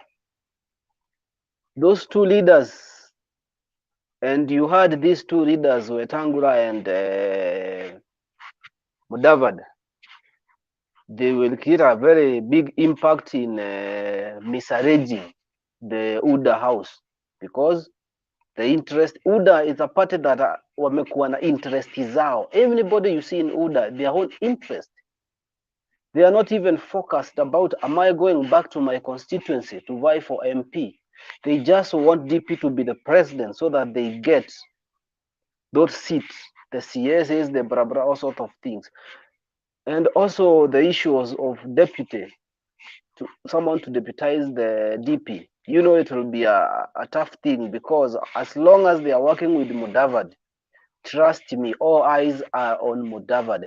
Even if I wake up very early in the morning, yesterday I was in Meru and I asked someone about Mudavadi and they said, definitely, DP will be deputized by Mudavadi. You understand? Mudavadi came in on Sunday, but already now he is the one to deputize Ruto. So that one will disorganize the UDA house very much and you'll see come back to homes. Watu wataanza kurudi kwa manyumba zao sasa. Expect more defection from UDA. So for that purpose, about Nakuru Rally, even if they go to Bungoma, I think it will not make a big impact. So for me, that one, I don't focus so much on that one. Then about the premature thing, yes. And that was because of the anger. Because in Oka, Mudavadi wanted to be the flag bearer. The same thing, Kalonzo Musyoka also want to be the flag bearer. And the team, what they did, they had to see who is more popular, who can bring a lot of votes. And the moment they find Mudavadi suspected Kalonzo is more, maybe superior a little bit, Mudavadi decided otherwise. And you know why? That's why Marala used to go to Ruto every time and say, nobody should tell us the friends to be with. Marala was sent by Mudavadi to go and stay there just like that. And some MPs who went to Mudavadi, to Ruto, they were there to create a space for Mudavadi. And the moment the space was found, Mudavadi went in. And that was how the game was planned. So Mudavadi has been, that's why Mudavadi used to miss all the meetings of Oka. You find Mudavadi nowhere to be seen, nowhere to be seen, nowhere to be seen. Because of what? He didn't want to be so public at that point because he wanted to make the last decision of joining Ruto. So ANC and Ford Kenya, maybe very soon we will start singing a song of burying them and forgetting about them because you see DAP is coming with a lot of force from Western. Expect even Natembea will vie through DAP. So Weta has lost and Mudavadi will also lose big time. So for that one, I may say those, and I think I should say something about what Mwango has said about the infrastructure. Let me tell you, I can tell Mwango this. Infrastructure, that's the key for development in the country. That's the key. Something that can pull in the investors. Investors cannot come in a place where there is no infrastructure. Infrastructure will make people open the companies in Wajir where there is no companies everywhere because there is road, access road. So saying that we should live away with infrastructure and give people food, tungekula ile pesa tuko nayo iishe. Ikiisha tutaenda wapi? That's the point. Ikiisha tutaenda wapi? Then tell Mudavadi, I think you are very closer to Ruto now. Tell them, they tell us the truth. Walisema tusidanganyane. Na hiyo tusidanganyane wanatudanganya. They have been there and they don't want to tell us what Kenyatta has done for the second term. They don't want, they have created this thing of we run away from our country because the country is very bad. About debt ceiling, you cannot add debt ceiling kama hujafika hapo. Ukifika kwa debt ceiling yako, you can add. Kama hujafika, uweze add. So tuna add juu tumefika. Tukifika, we want to do some project, we can add. Because this money, we are not taking money to eat with our stomach. It's for development. Oil in Kipevu, you see, it used to host only one cargo. Now it will be 4 at a time, 4. Before it was 1 for many years. Now it's 4. Do you know that one has employed a lot of people there? So I think these guys, they don't want us to think about the progress. They want to show us the failures. And in this government, for the second term, there is no failures. Actually, they wanted to do that and impeach even the president to show that the president has failed. But Mr. Kenyatta got a very nice advice. He got in with Baba, and the Baba is patient. So Mr. Mwango, tafakari hiyo nimesema, ngoma ya vijana haikeshi. Ukisha tafakari hiyo utajua the meaning. Thank you so much, and I appreciate. Thank you, Bernard. Thank you, Kenywa. I will still repeat, the idea of rain does not come from trees. It comes from heaven. It comes from heaven. Should not be allowed in the current Kenya. Any person talking about reviving the economy and is anti-infrastructure, is anti-road construction and airport construction, I swear, even against the Bible is against us swearing. I swear that person should not be anywhere leadership is being mentioned, because this country needs to take off, and we cannot entertain any mindset of those of you who went to school when school was still school. There's a book we did called Kusadikika. Okay, katika nchi ya kusadikika, they didn't want roads because size ya mguu ya mtu haikuwa ina 6 inches, kwa hivyo hakuna haja ya barabara kubwa. Now that kind of thinking cannot be allowed in this current Kenya. Let us develop and move forward.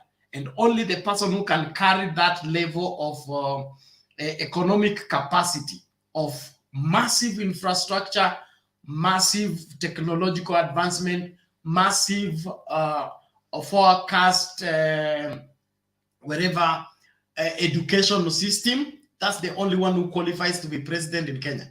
The rest can go back to the desk and learn how it is, how one develops into a leader who can carry many people of diverse minds and diverse mindsets in the current world and make them relevant even in the future. John Days, what is it?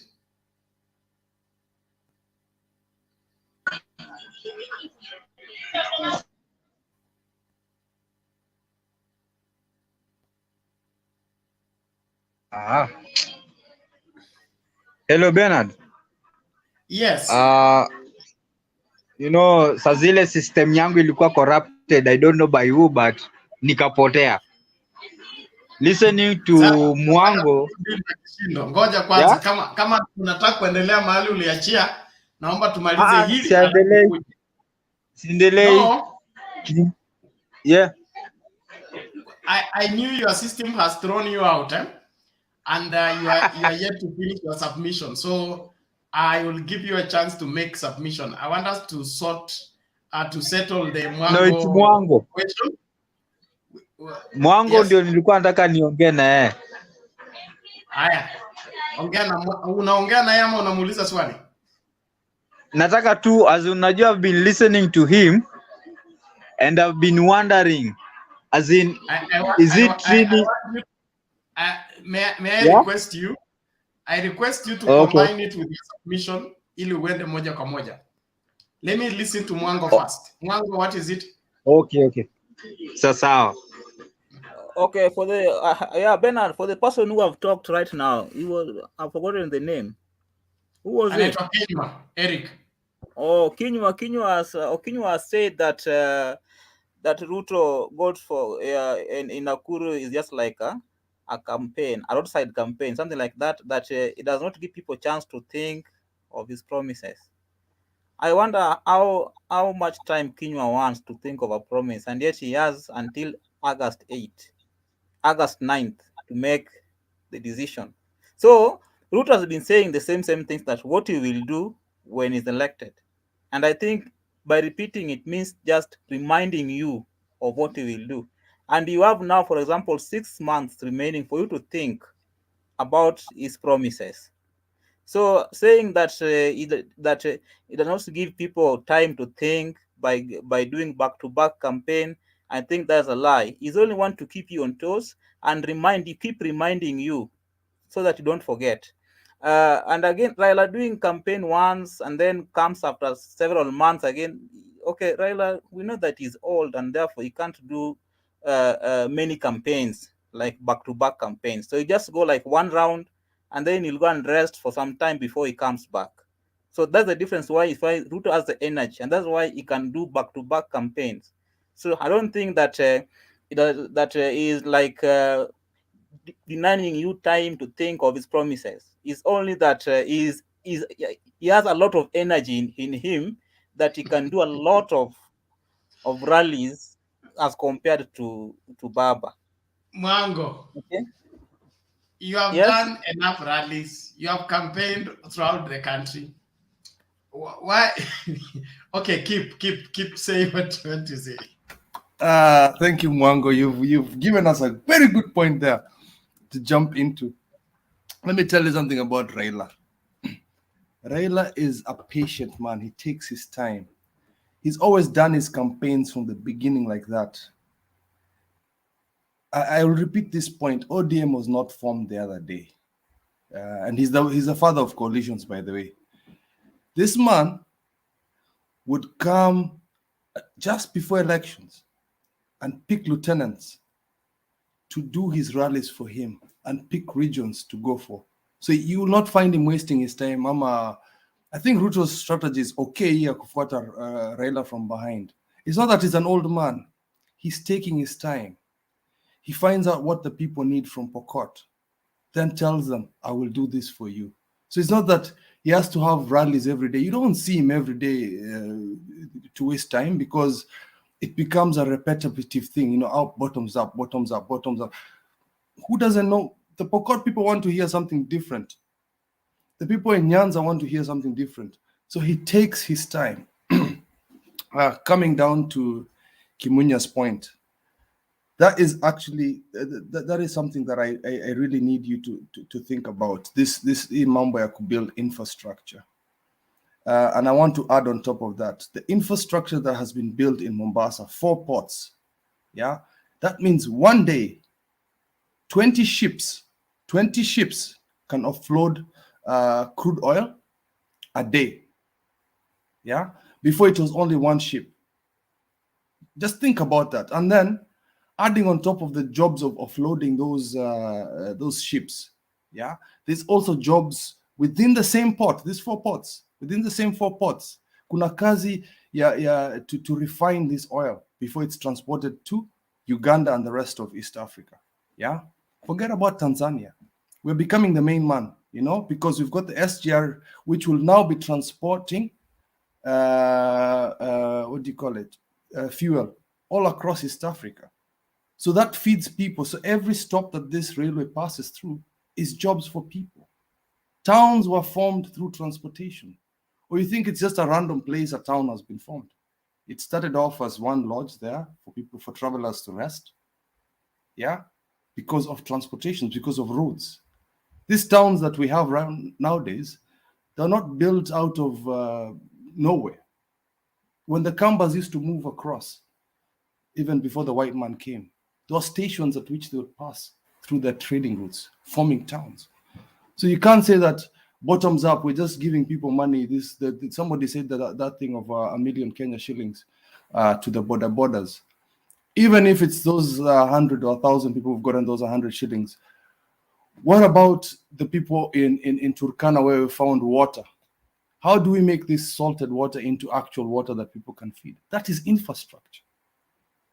So I really like the point that Eric said. It's actually very, very brilliant. Yeah, it's what Kenya needs right now. It's infrastructure to give jobs, not trying to. How do you form an economy without infrastructure? Where do you get jobs? The days of our parents, my parents, your parents, most of you here, is the days in the 70s where you finish university, you get a job. Nowadays, we have to fend for ourselves. And how do we fend for ourselves? There's these towns that have been created. And this is why I really like those.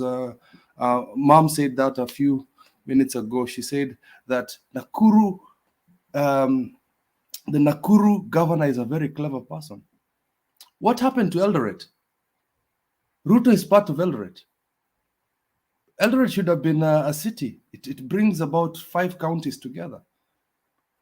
Si ni mtu wetu angetutengenezea hata sisi city if ni mtu wetu, you know, if that's what people want to say. Angetutengenezea city. Kisumu is a city. Raila did that. So these little things that Uda is trying to say, they want to pick and nit and pick. How come right now infrastructure is accelerating when a bit of the bucket that was pouring water imezibwa? If you think about it, the first term was useless for Uhuru. It was absolutely useless. Why is it working now? Because the deputy president has been made null and void. He's not there to steal as much money as he did before. And I'm not going to allegedly, please, I'm just saying allegedly because I don't want to accuse people until they've gone to court. It really annoys me that we are supporting somebody because ni mtu wetu. Why? It's annoying. And I'm not saying that Uhuru is an angel. I know he's done a lot right now. He's not an angel. Yeah. There's a lot of questionable things that has happened in the past. It's not that we don't allegedly, I would allegedly say that he's 100% clean, you know. And I would even go back to the Moi regime, you know, at least if you are looking for somebody to look up to with the corruption and say that I'm not endorsing corruption at all. At least those days they used to take 10% of the economy. Now they're taking everything. Huh? Most of the jobs that Kenyans are creating nowadays is despite the government. Despite the government. Yeah, Mtembei TV. These people are doing it by themselves. There's nothing the government has done to them. So it's really fired me up because I don't know. Uda says they've done something, and then when it's against them, they say it's Jubilee. It's the same tree. I really don't understand. But that's the little I wanted to say. But before that, I would like to say that people in the diaspora, there's a number to send for Jaza Roli. That's Benna's number. And if you want to use Conduit to send the money, use an application on an app called Wise. It goes straight to M-Pesa, so you don't need to use till number, and it will come straight through. I've just tried it now, and it works. It's a very good initiative. You know, like we're Africans and we're in the diaspora. Forget about. I'm not saying forget about it. Don't go for causes that are not about my people. I always like things for my people. Charity begins at home. So try as much as possible. Send you a few dollars, euros, or whatever to this cause. It's quite. I'm very I'm very passionate about this. And hopefully, once Azimio wins, there will be no more droughts in Marsabit. Yeah? There will be jobs for people in Marsabit. Deserts have done very well, as Israel, Dubai. We can do that for the north of Kenya. If we build infrastructure, if we build a data center we build data centers, because we don't have data centers for Facebook, Amazon, Azure, all these people, we don't have data centers, and we can put it up north because there's enough energy there. We can use solar power.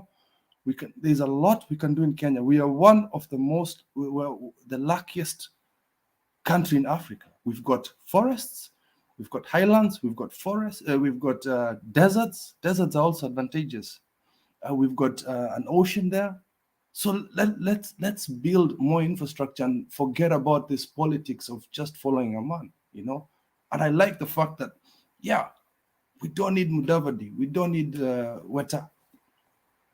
ODM, Raila went many years ago to the bedroom of the Western, and the Western people love him. The coastal people love him. It's not because he's a Luo man, it's because he's a leader of patience. Yeah. Sorry, I got a bit fired up. Okay. Thank you, Kip. And I would want us to make progress. There is somebody asking about Aisha Jumwa. Where is she? Kenya gave us an answer. She's in Cliffy trying to recover. She was too much on the campaign front for UDA until the backyard was taken. So she's trying to see whether she can gain some MCA seat or I hear the MP has been taken. The governorship she can't get.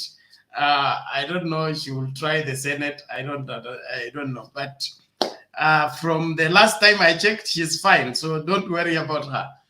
Secondly, I am for progressive politics. Progressive politics in the sense that any person campaigning against infrastructure should not be allowed to be anywhere decisions for the country are being made. And Mwango, being young as you are, you should not support people who want to stifle the country by returning it to Stone Age period. Nobody should support that. There is another guy here called Ngeno. He's complaining about making Nakuru a city on paper, Kisumu a city on paper, and not on the ground. City is a status. It is not the buildings. It is a status. And when the place is elevated in status, then the buildings will follow suit. It's just like you are a graduate from whatever university. We expect you to behave a certain way because you are a graduate from an institution of higher learning. So coming back with a paper of your degree from University of Nairobi, will that change your village? The only thing that will change your village is when you now begin to apply whatever qualification you collected from University of Nairobi. So let us not mix two things. We get so much passionate about supporting an individual until we forget we have a country. If we can tilt these elections and begin to look at them as Kenya, what kind of Kenya are we building? We'll begin to think better and do better. So don't narrow yourself into fighting roads, fighting ports. You say the port is idle. When last were you at the port? What were you bringing in that you got nobody to attend to you at the port? Let's forget all this cheap propaganda and do what is required. And if UDA is anti-development, is current infrastructure, then it's the wrong party. It's the wrong leadership that we need in this country. Let them sit down and be taught how to lead the country in the current world. Current world means we have all gone technological. ICT has become the way of operation. We cannot be going back to wheelbarrow age of the 16th century. No, let's advance. People are now going to space. There are vehicles now using water. I mean, things are advancing. We can't go back to where we used to be, please. Wacha nimlete nani tumalize hii maneno. There's something, please. Bernard, there's something I want to clarify. Something that you have said. I need to clarify something. What Can do you I want to clarify? clarify? Okay, I'm saying we UDA, we are not against the development, like the way you are saying, infrastructure. But can you do it in a way that you don't take everything from people? At least you also leave something for people to eat. So don't take everything that you are building infrastructure. That's So my point. who has taken everything, Mwango? Uhuru government has taken everything that is building ports, If building roads. Uhuru has taken everything, what are you using to live right now where you are? You are We are- using Wi-Fi, has he taken it? We are really starving. You are We are using really your phone, starving. has he taken it? I'm saying I'm on the ground. I'm seeing there are those people who are going hungry right now. There are those people Hapana, Bwana even today. Mwango, that is an excuse. You want to Even right perpetuate now, a conversation. even right now, you have Sikiliza Bwana advertised that Mwango, there that is there's a no drought in advancement Marsabit. that is not going to cost people. Every change is costly, and everybody contributes to that change. But if you're going to advance, everybody's going to suffer for a while. Then after we have suffered a while, the economy will pick up, we will recover. We cannot sit down and be babysitting our problems forever. At times, we will forego meals for the sake of the next level. That is how a nation is built. That is how people advance. Bernard, let me finish by this. This is the thing. You should not. People should not go hungry because you are building roads. You cannot stop people from going hungry, Bwana Mwango. You've been in this country. BP has been in this country. We've been going hungry all along from Moi days. Do you know that the people who are currently malnourished because they don't eat well? So if we stop building the roads, they will have something to eat.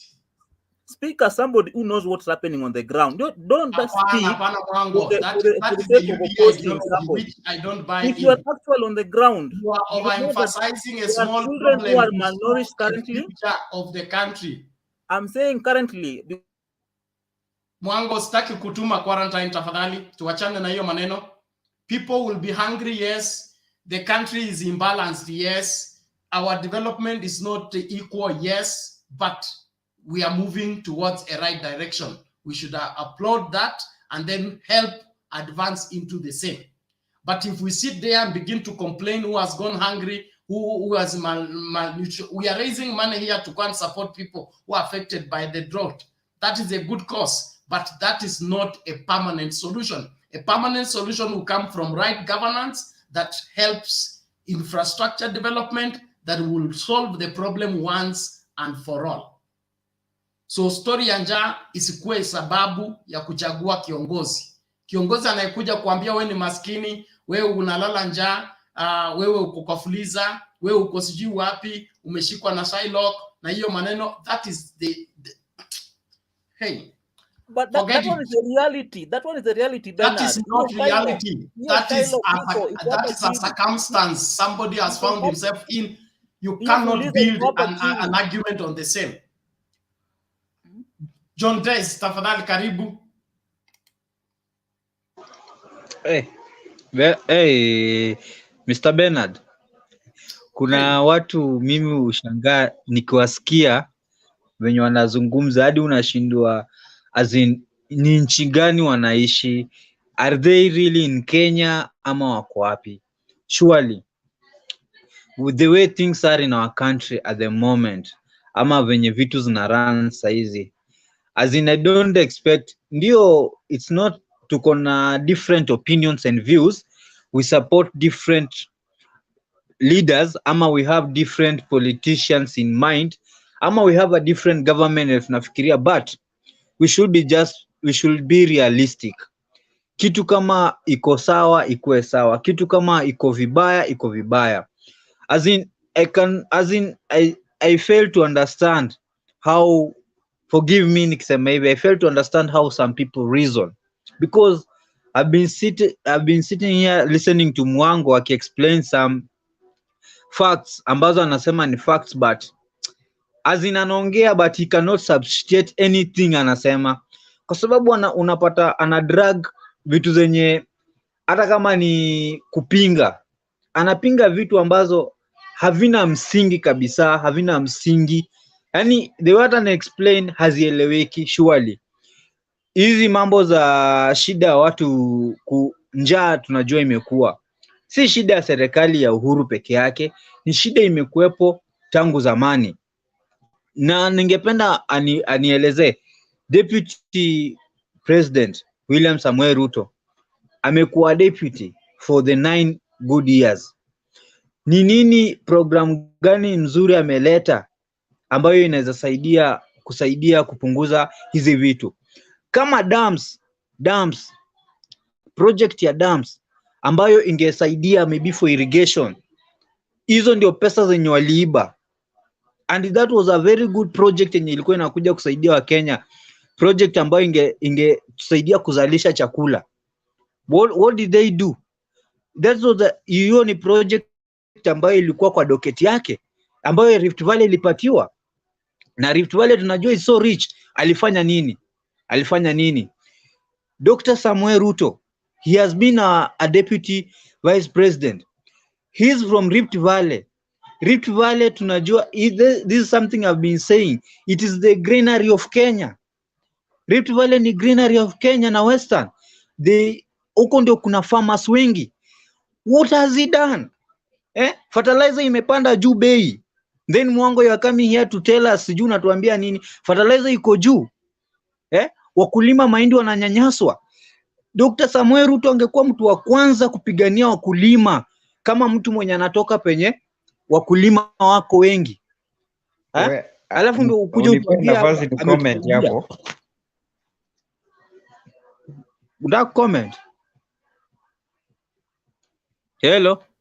John Tez, continue making a submission. You donate your time, you will be cut short. Sasa that's what nilikuwa nasema. So ukipata mtu anakuja kuexplainia some things hapa, they don't make sense. Infrastructure ni one of the basic things zenye zinahitajika kwa this country. In fact, after infrastructure ndio mimi nataka baba achukue kiti, atuzibie another hole ya corruption. If we have infrastructure, tupate mtu atatuzibia that hole ya corruption, then we get another president in future mwenye atatuletea another thing, tuna move as a country. But any country, for any state, lazima move, lazima infrastructure ikue. And our president has really tried. I didn't vote for him, but nimeona kuna vitu ambazo amefanya which nakubali. Kama road network ametry. Tumeona ametry to revive the railway line. He has really tried. And how can our country move economically? We can only move economically to improve areas ambazo tumekuwa derailed back. Now I was listening, now let me just go straight kwa what was happening in Nakuru. Unajua, I was listening to the speech of Dr. William Samuel Ruto because huyo ndio mtu mwenye mimi naweza try kusikiza. So na try kusikiza ni sera gani anauzia wananchi. And I was surprised.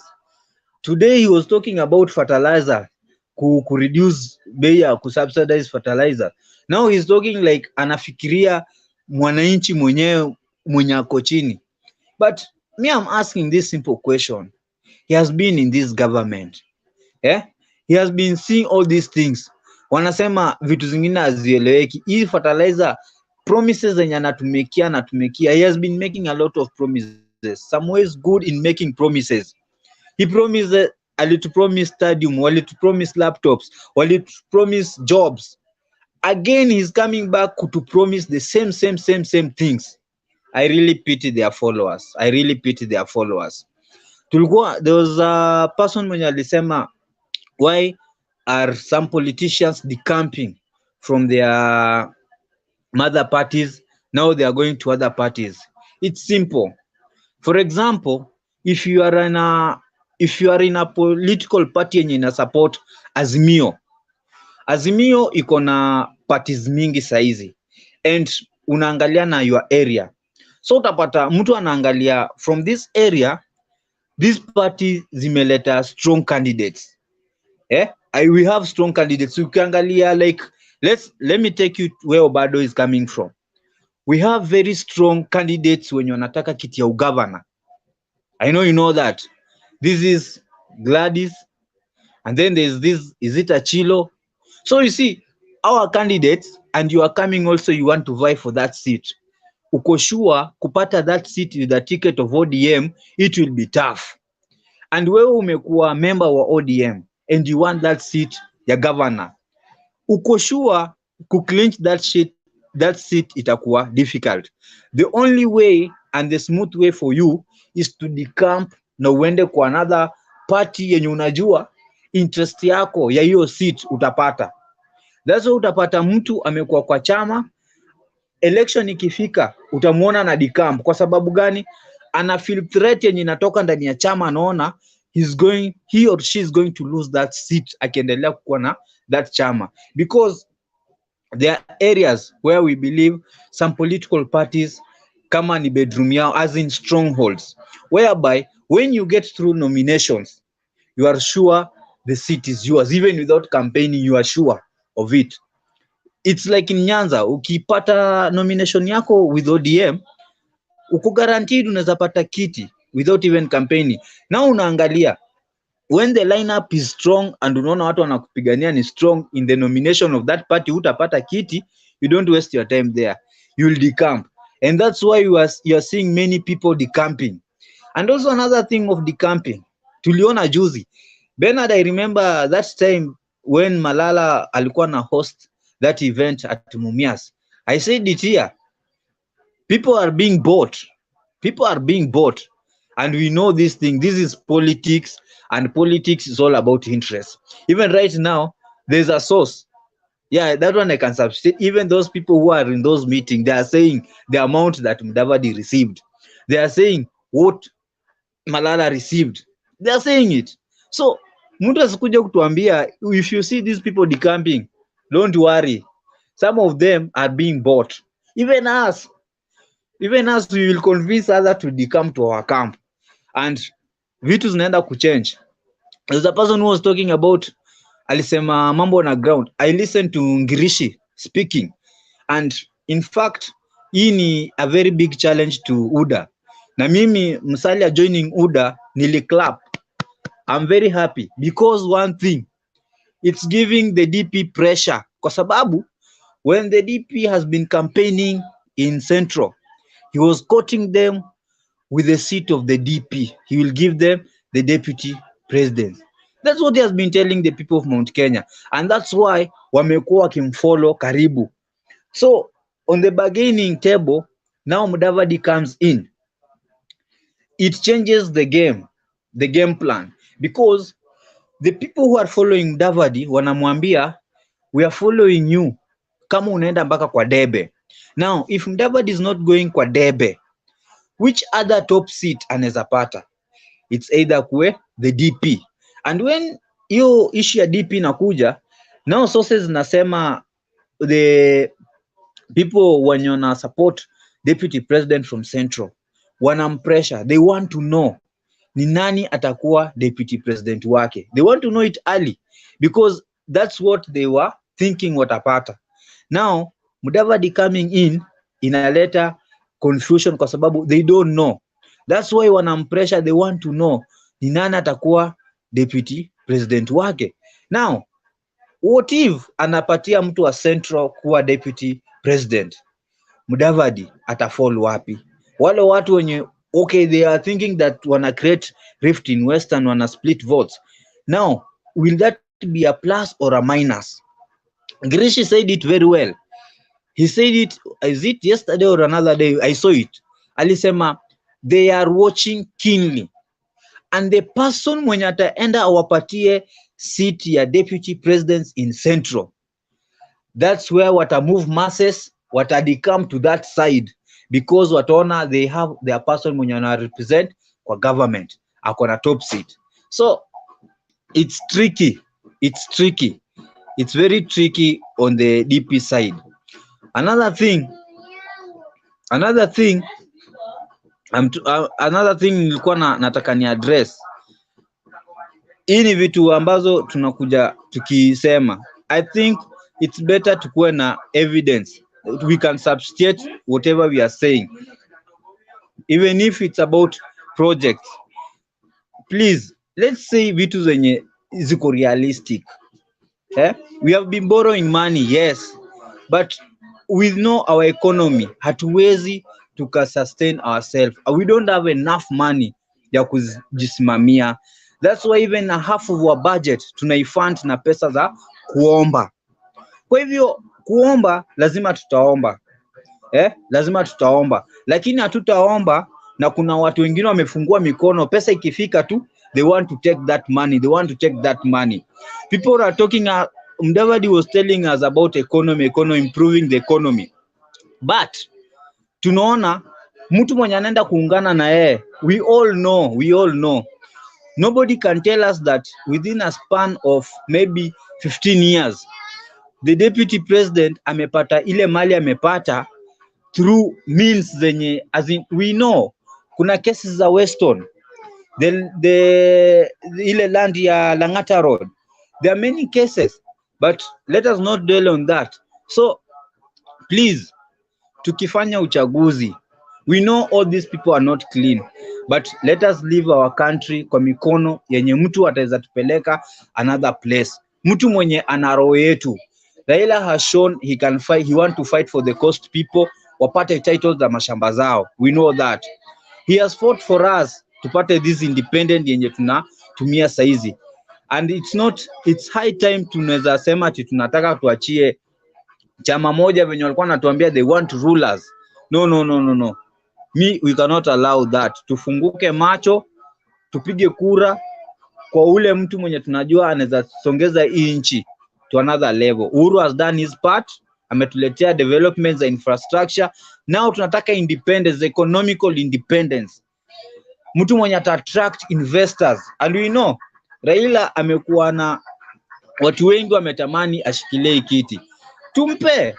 Maybe we don't know. Mazuri atakuja.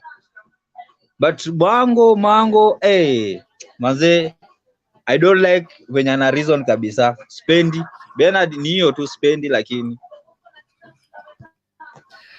Thank you for articulating that. I believe it's clear enough. We are making good progress. Please let us sustain it so that we contribute to shaping the opinion of this country into the right direction. Cha msingi kabisa, tusiruhusu mtu yeyote aturudishe mahali tumetoka. Kuna date, the debt has already been borrowed. So whether we complain about it, we'll still have to pay it. So the best leadership is the one that is shouldering the responsibility and will be able to generate enough funds to pay the debt as fast as possible. If we improve on our economy, we will be able to sustain lives without much struggle.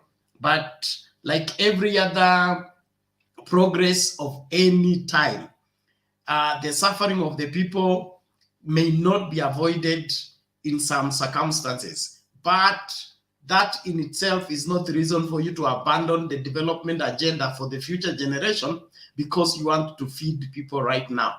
They will always find a way of ensuring that we sustain lives, but we are preparing those lives for a comfortable future that is sustainable by the operation of the system, not hand to mouth, not accidental, not handouts, whereby the economy is doing well, every person goes out and works and gets a payment on time. Those in business are able to make profit and are able to sustain themselves. When the economy begins to sustain itself, everybody will be comfortable. We were comfortable during Kibaki's time, within no time. And so I don't see any bleak future for Kenya if we make right decision in this election. But if we let those people that have run down the economy to take charge of the economy, then let's forget it, because nothing good can come from there, in my opinion. Now, kuna nani huyu? Naomba wale watu mko nyuma ya curtain mnafanya nini inakuwa black, screen inakuwa black mpaka inaanza kusikia viewers. Fred, mbona umejificha? Sina lights huko bwana. At least that light is better than the dark one.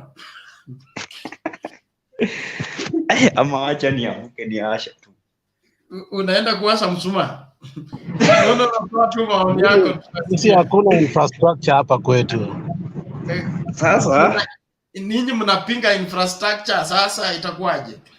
Sisi hatuna infrastructure. Mwango anajua. Sasa sisi tukitoa screen nyuma usijali. Which infrastructure?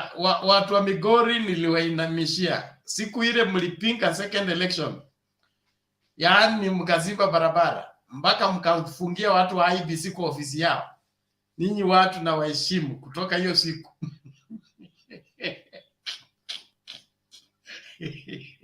Okay.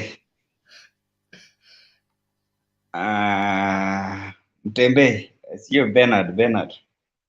Nawasalimia, mi nimekuwa huko nikiwafuatilia, nimefaulu, nimeingia, net ilikuwa inanisumbua. Sasa nataka kucomment kwa hao watu wawili au mandume wawili. Huyo DP na Baba. Of course mimi natoka Nyanza huko.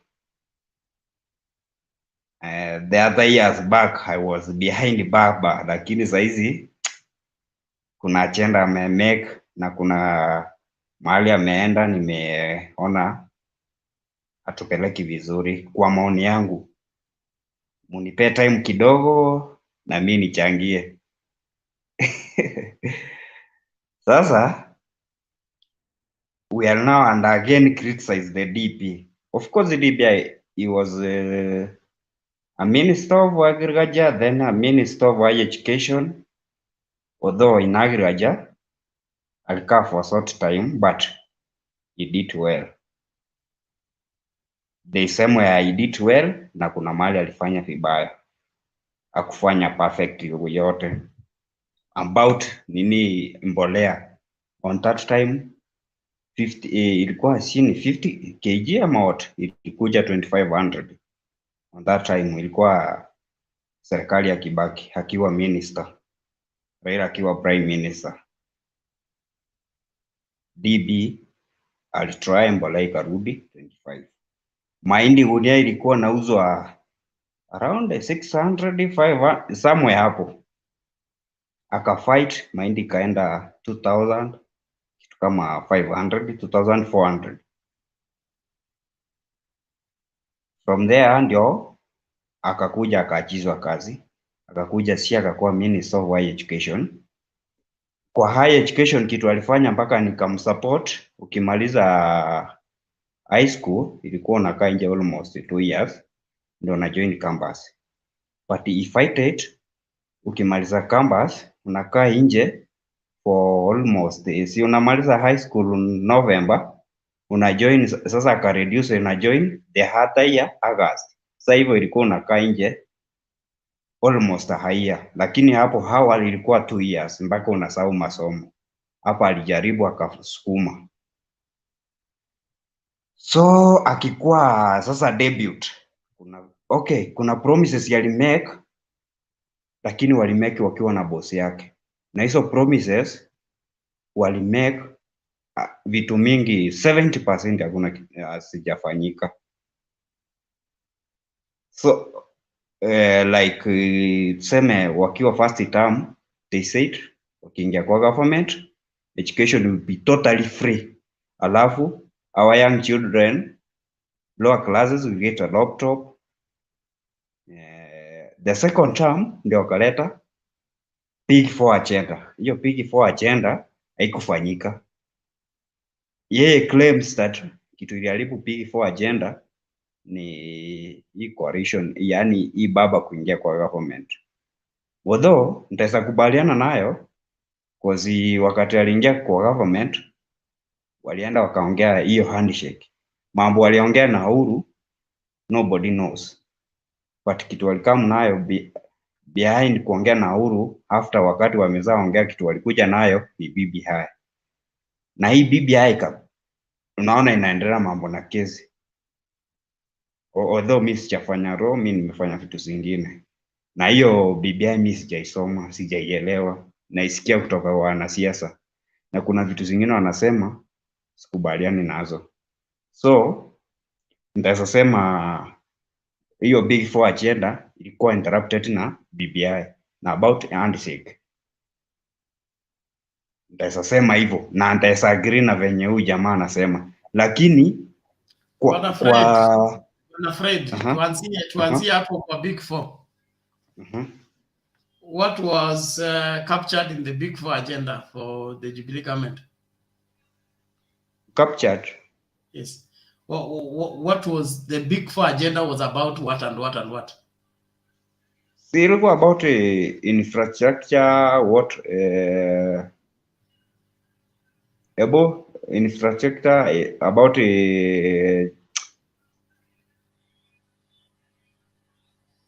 okay. Which part of Big Four agenda has not been addressed? road network.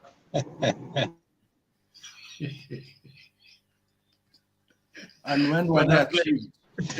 Were they achieved in the first term or the second term? Mimi naheshimu wewe sana, lakini wacha aseme Big Four agenda kwanza.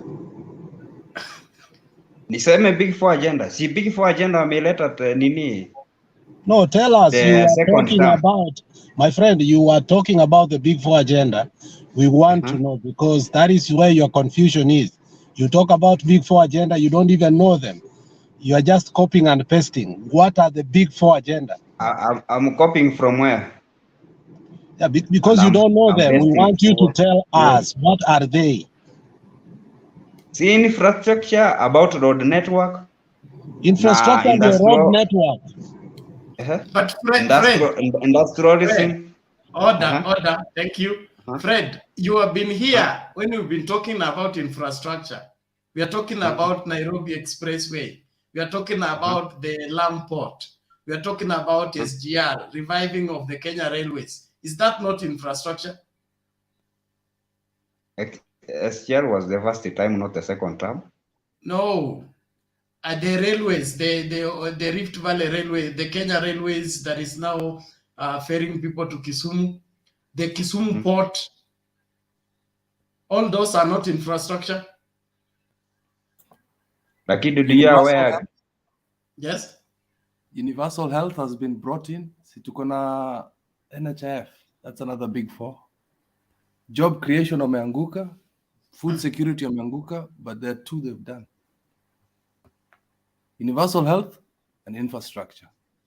But they were achieved in the second term, not the first one. Affordable housing? Yeah.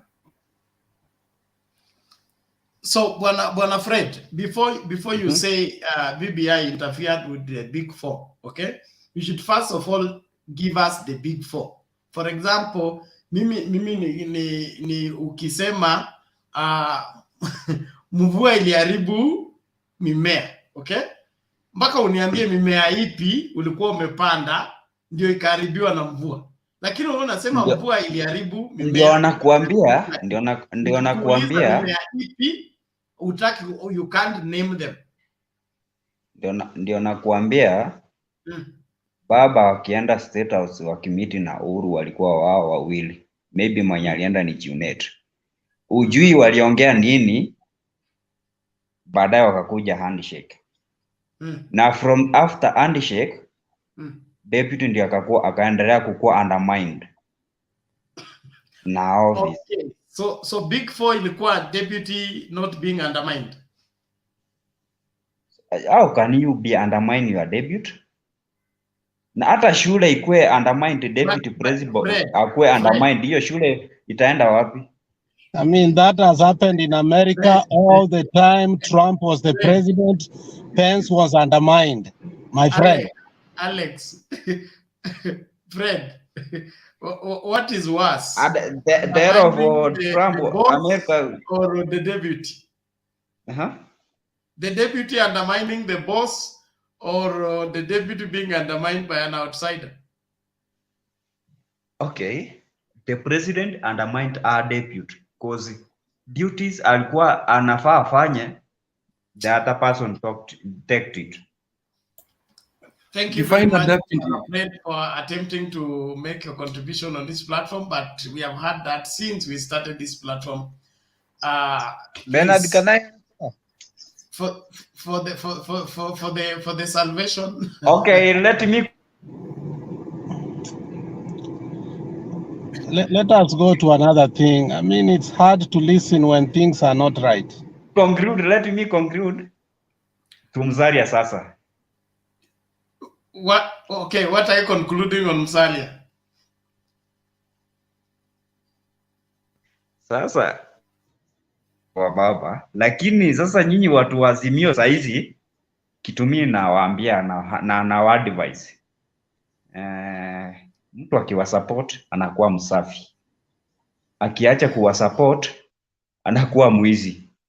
Saizi Mudavadi niko sure mtamfungulia kesi za wizi. Senye wakati alikuwa naza hakukuwa nazo. Deputy 207 supported Raila Furi hakukuwa mwizi. Saizi wanamuita mwizi. Deputy amekuwa kwa government of Moi. Kwani mtaweza sema aje eti hajatengeneza mali? Kwani Raila yeye ametoa yake wapi? Raila was an MP for 20 years, lakini Kebira iko aje? Was ana Rangata hiyo time Rangata ikiwa na Kebira. Hii amuongei. Raila yeye ni kupinga serikali nao ndageni. Of course ameleta hii freedom tuko nayo ya kuongea. Watu wamejipanga ati watu wamepelekwa State House Nairobi na President Uhuru, wanaume wanagawana vyeo hapa, wanapangia mimi, wanakutana kwa State House. Yeye na Musalia na Wetangula sasa wanagawana nini? Ama wanapanga nini? Si wanapangia baba? Unajua uongo haida mguu, inaishanga haraka sana. Sasa uongo yake iko karibu ya mwisho. Niliona jana kama Musalia anaingilia president sana na serikali yake. Anasema wameongeza ushuru, sijui wanafanya nini, sijui deni iko juu. Na mwenye amefanya hizo yote kama deputy president amekaa naye hapo tu. Naoni yeye sijui ameona giza, sijui hakuna stima bombas. Huyu mtu amekaa karibu na yeye na tai. Na saa hii nimeona kama mama ya Nyama Kima ameongea hapa. Amesema sisi tunasaidika. Ati wanadanganya watu, tunataka kuleta bottom up, kutoa watu chini kupeleka hawa juu. Swali ambayo Wakenya wanataka kujua kwanza kabla tujaenda juu, nani alipeleka hawa chini? Hiyo ndio ile swali kwanza lazima tujue. Nani alipeleka huko chini? Ni nani alipeleka hawa? Ni nani alipeleka hawa? Sasa mtu alipora mali ya Wakenya na akapeleka huko chini, anaweza peleka hawa juu? Si anataka kuzama nao kwenda chini? Asanteni, tutarudi mwisho. Nimesahau ya mwisho kabisa. Jana nimeona maajabu mengine. Ongea kabisa. Unajua wanasema birds of the same feathers flock. Wanakuja pamoja. Hata jioni kuku yako wanaingia kwa pale moja pamoja. Unajua iko pesa nyingine uweze kukula. Hata mbele ya Mungu, mbele ya binadamu, unaweza kula pesa ya binadamu ambaye anaishi duniani. Kama wewe umekula pesa ya pale ya kuzika watu, maiti, pesa ya maiti ndio unakula. Hiyo mtu kama yeye jameni bana. Pesa ya kaburi Golden Back imeshasemwa, lakini ile imenistua ambayo sikupata usingizi jana. Ni wakati nimekumbushwa pesa ya kaburi. Pesa ya kaburi ni pesa hatari sana, kwa sababu mwili ya mtu lazima ipelekwe, kwa sababu kiosa inanuka. Mtu ambaye amekula pesa ya kaburi, mtu ambaye amekula pesa ya madams, wanakuja pamoja sasa, wanasema wanataka kufanya muungano. Hiyo ni muungano ina gani? Na mwingine alikula pesa ya ile embassy huko Japan. Sasa hiyo muungano inaitwa nini? Muungano ya nini? Muungano ya nini? Muungano ya nini? Asanteni sana.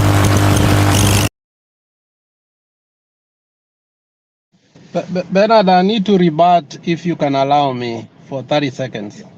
Mimi ndio nilikuwa naongea. Junet is my guy. Junet. Wacha nimalizie Mr. bwana. Keep. Go the friend. Alex has something to say. Alex. You know, when my friend cogently says that the Big Four agenda was stopped and yet the functions were transferred, the Big Four agenda never stopped. And the very people who speak about the Big Four agenda do not even know one agenda. So therefore, they don't know even how the functions were transferred from the Deputy President's office to another department that was created, the president warned his deputy that you cannot open one project 4 times. There is a road in Bungoma, and Bernard, you know it, that was opened more than 5 times. That was mendacious, my friend.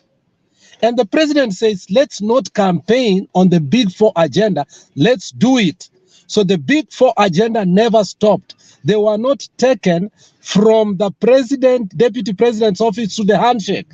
They were transferred within the government, and they are continuing. And you can see the ministers are continuing to deliver on it. So that kind of lie is not right. The president never stopped working. He's still working. The functions just moved from one office to a place whereby the president will dictate that politics cannot take place. Thank you. And to add on to that, the position of Bernard, moving funds, add the something. position, hold on, the position of moving funds from the national government to the mashinani, the chairman is who? It's Ruto. The deputy. So why is it now he needs to move it to parliament to take away his power? Something he should have done from the beginning. I do not get this, man. You're 35%. He has the authority to do that as the chairman of the machine. I beg. Yeah. So I sometimes he hides things, and then he says wanamfinya. Yet it's his job to do those things. It's his job to take the money to mashinani. Yet anasema government inamstop. He's the government that is stopping that from happening. And you need to open your eyes, Fred. Enja amesimamisha hiyo pesa kwenda down to your ward.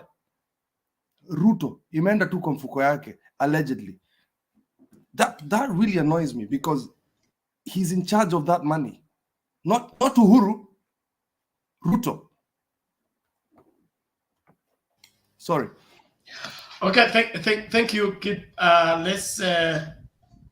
Let's make progress. It is important that we lay facts bare so that Kenyans can understand what actually is happening. Because the campaign against BBI was, where will the 35% come from? We don't have money. We have borrowed. The 35 is not possible. It changed into the constitution doesn't have to change to provide 35. We can even raise it today to 35 because the constitution says at least 15. Then now they are saying they want to go and change a statement into parliament to authorize now the 35%. So what actually happens in UDA and their leadership? Is it that they take Kenyans for fools or they just want to play with our minds? Inawezekana. Yeah, thank you, Bernard. First of all, to comment on that, Mr. Ruto is behaving like Donald Trump. Yesterday I was watching another documentary ambayo inahusu Mr. Trump, the evolution of Trump.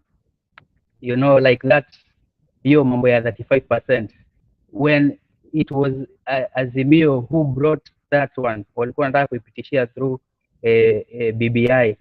They did not want it to go through. They are just playing cheap politics. Yani bwana Ruto anataka akuwe ni yeye ndio mwenye amekuwa na hiyo idea. Ni yeye ndiye ameanzisha hiyo kitu.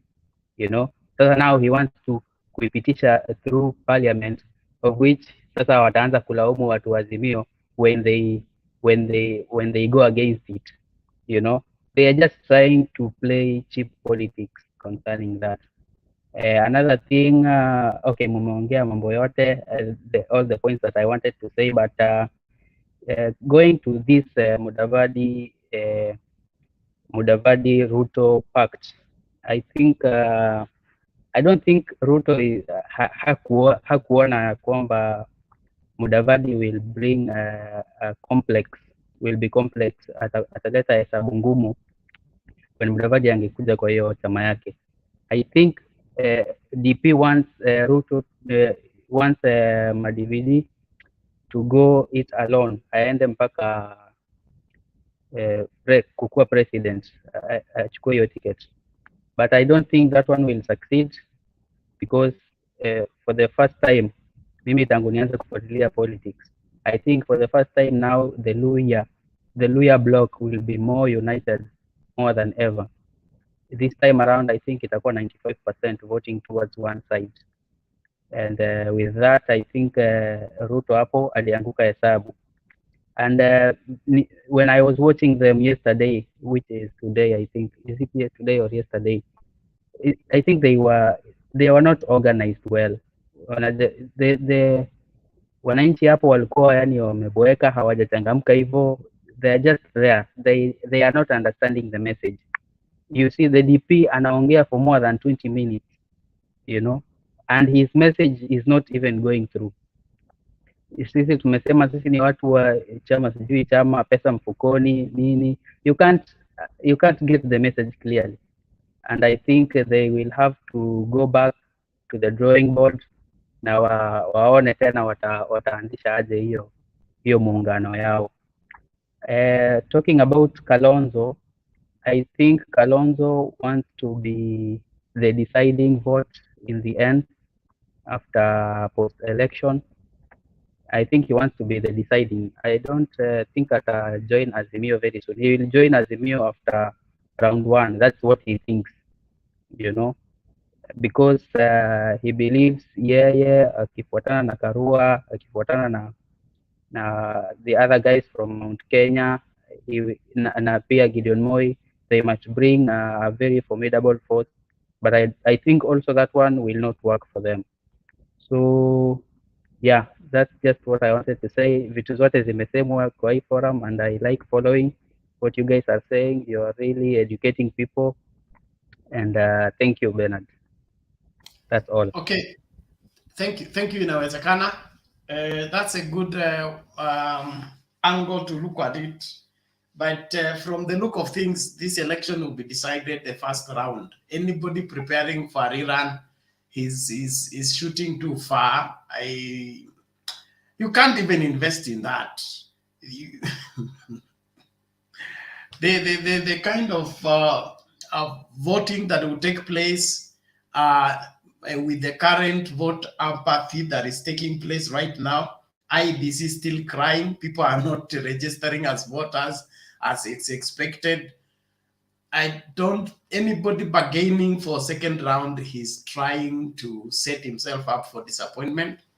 And kujaribu kupita katikati yao, haiwezekani this time. Watu waelewe tu mambo na wajipange mapema. Alex, you are saying? I wanted to tell inawezekana kuwa you cannot compare Trump and Ruto.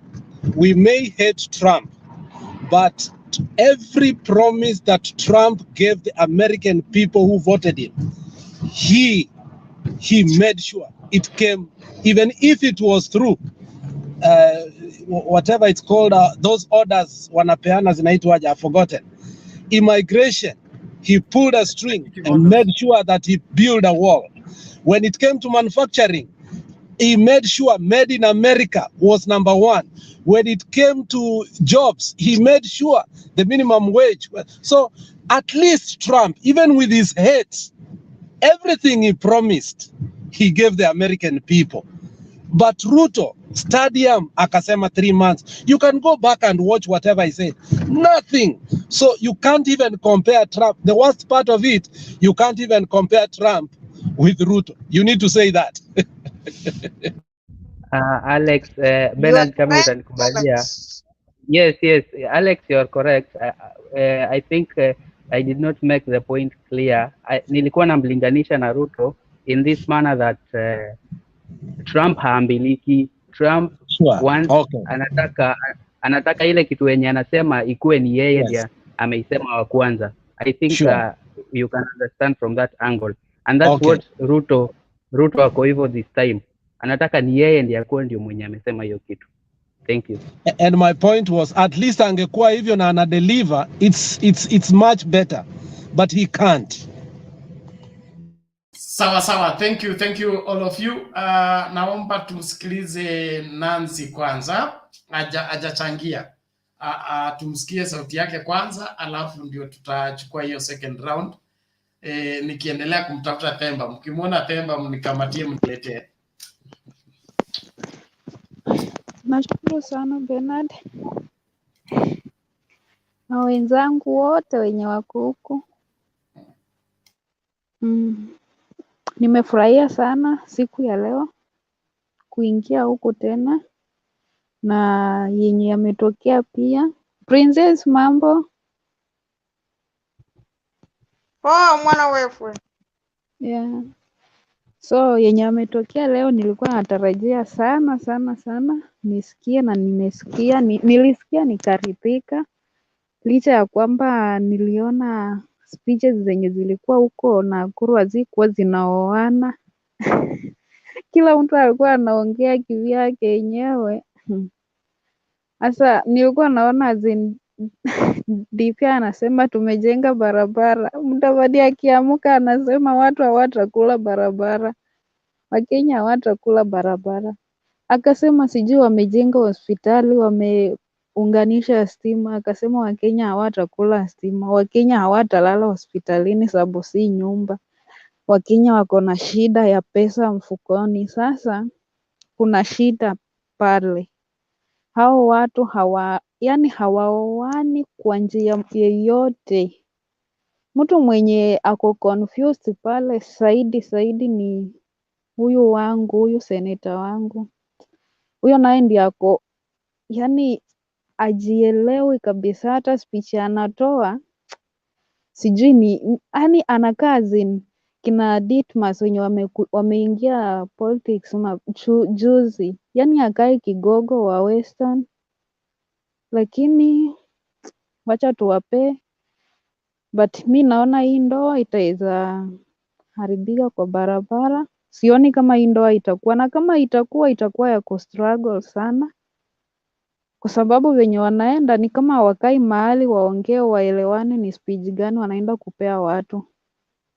Ni kila mtu anaamka kivyake anajiongelesha venye yeye anajisikia, na kitu kama hiyo itaweza leta ugomvi kati yao wenyewe, sababu wewe unataka udanganye watu hivi na huyu mwingine anataka adanganye watu hivi, kitu yenye hata ilisababisha watu pale wakaanza kutoka mmoja baada ya mwingine, kwa sababu hawakuwa hizo speech hazikuwa zinaletana kabisa. So ni sisi kuamua tuone tutaelekea wapi. Kama umeamua ni Azimio, simama na Azimio na ujaribu kuokoa mwenzako mwenye amepotelea hiyo njia ingine, sababu huku kweli kuko tu na uongo, hakuna ukweli huko, kila kitu ni uongo. Nilisikia klipu ingine ya Kimani Ichung'wah ama anaitwanga aje, yeye anasema eti katika siasa unaenda unaambia watu nitakufanyia hii, nitakufanyia kile, nitakufanyia vile, na wakati anakuingiza katika hiyo nafasi umeomba, unaanza kupanga tena venye ile uongo yenye utaleta wakati mwingine wenye utaitisha kitu ya maana. Wewe umepata kiti na unajiendeleza kimaisha. Sasa imagine hao ndio hao ndio viongozi wenye tunapigia kura. Mtu mwenye anakuja kutupea promise zenye anajua hata fulfill, alafu anaenda akingoja sasa karibu amalize anakuja kudanganya na zingine, na bado unampigia tu makofi, unamrudisha. Wewe unaendelea kuumia ukilia serikali nisaidie, serikali nisaidie. Wewe tu uko pale unaumia.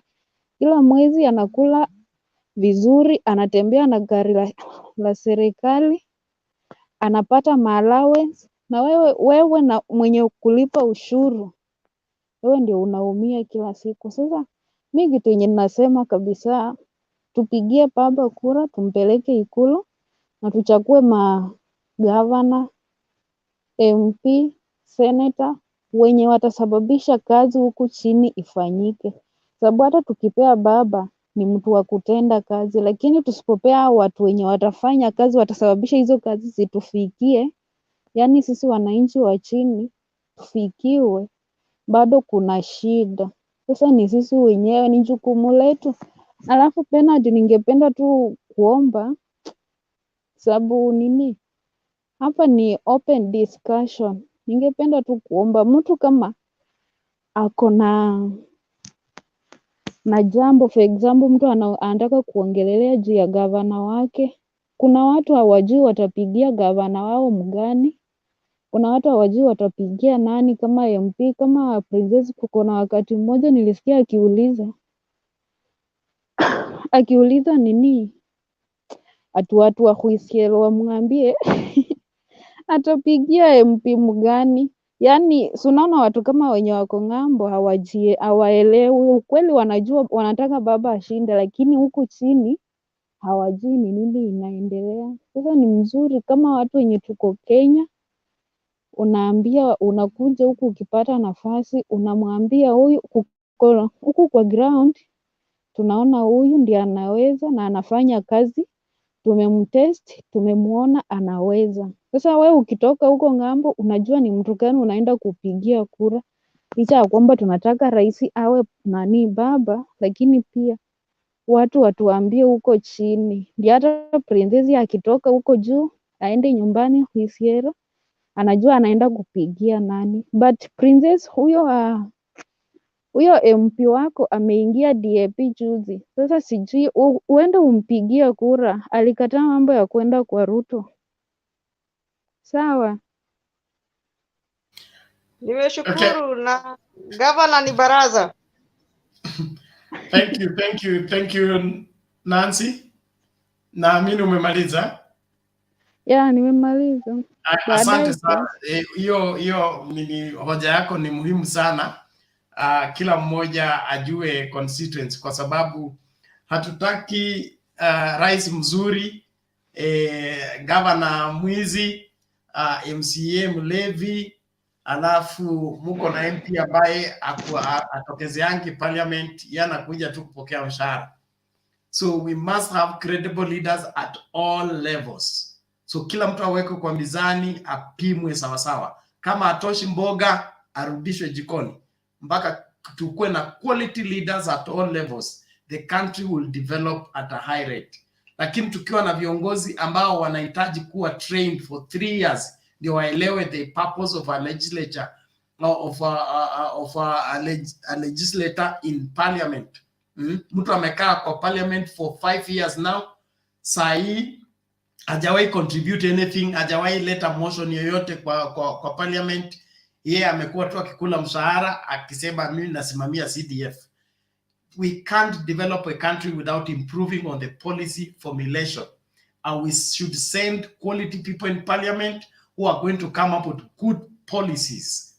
Ndio hii revival ya ma-comedian na ma-journalist na entertainers ambao wameweka mkururu wa kwenda kwa parliament, lazima tutafute njia ya kuwasieve, because parliament, we don't go there to entertain, we don't go there to create comedy, we go there to create policies that will help the country advance.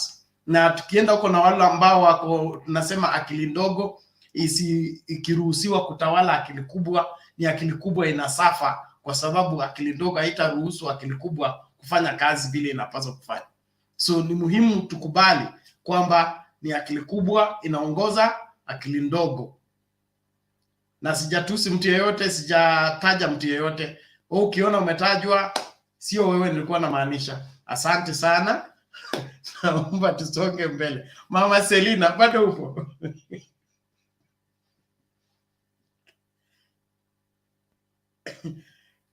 Inaonekana Mama Selina amelala. John Tez, karibu.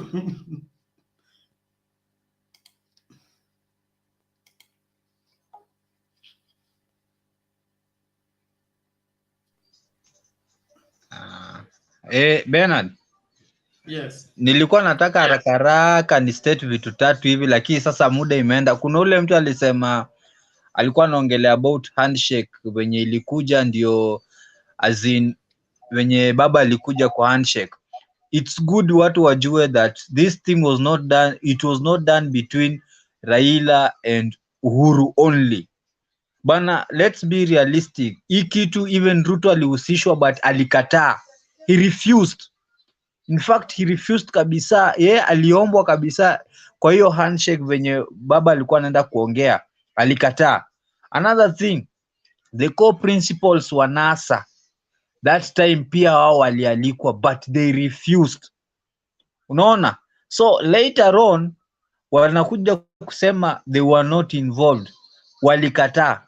Hiyo ni point number 1. Another thing yenye nilikuwa nataka kustate ni kwamba as in venye ilikuwa there was a person, kuna kitu alikuwa anaongelea kuhusu usaliti. Unajua watu wamekuwa kistate usaliti, but let's agree on this is a fact. Hakuna mtu mwenye amekuwa na soft spot kwa Mudavadi kama baba. You remember 2002 hiyo 2001-2002 when NAK ilikuwa inataka kuunda serikali. You know, if only Mudavadi ange move na kina Saitoti to NAK, he was the only sober minded leader mwenye Raila angesema tosha that time. That's a fact. In fact, yenda angekuwa flag bearer, but he refused. Akabaki wapi? Na KANU. Akakubali kukuwa vice president for only 3 months. Another thing, yeye anasema usaliti. When we needed him most, alitoroka ODM. Anaanza kusingizia ati kulikuwa na wrangles. If Mudavadi angetulia kwa ODM up to now, angekuwa wapi? Angekuwa another level kwa politics zake. Haya, the same Mudavadi, tunataka tukuje tu wasisema hapo usaliti. When baba alikuwa anataka afanywe wenye serikali ilikuja nusu mkati, the person who was deserving to be the deputy prime minister at that time ilikuwa Dr. William Samoei Ruto, but still baba had a soft spot for Mudavadi. Aka-appoint Mudavadi to be the deputy prime minister. Now Mudavadi anasema ameachiliwa aje. Remember the time Mudavadi tried to run for presidency, alikarangwa nyumbani kwao na Akaranga, an MP, akashindwa. Who elevated him back to politics? It's only baba who picked him akamuelevate back to politics. Sasa munataka watu wafanywe nini ndio wajua amesaidiwa? Mudavadi anataka hii kitu apewe aje ndio ajue amesaidiwa. Look at him, he has committed political suicide. In fact, the only earthquake mimi nilikuwa na expect, nilikuwa natarajia Dr. William Samoei Ruto hiyo siku atasema nimeamua ku step down, ninaunga Musalia Mudavadi mkono for presidency. Manze, that one was an earthquake. In fact, asubuhi na mapema walikuwa wametuletea big challenge, but since that did not happen, and naomba Mungu sana isifika hapa mbele William Samoei Ruto akatumia that card, hiyo ndio ingekuwa an earthquake. Another thing yenye nilikuwa nataka kusema kuhusu hao watu, unajua watu wanatuona ni kama we don't know these things. We know these things when they are being discussed. We know these things. Hata hizi deals zikipigwa, politics watu ni kununuana, tunajua.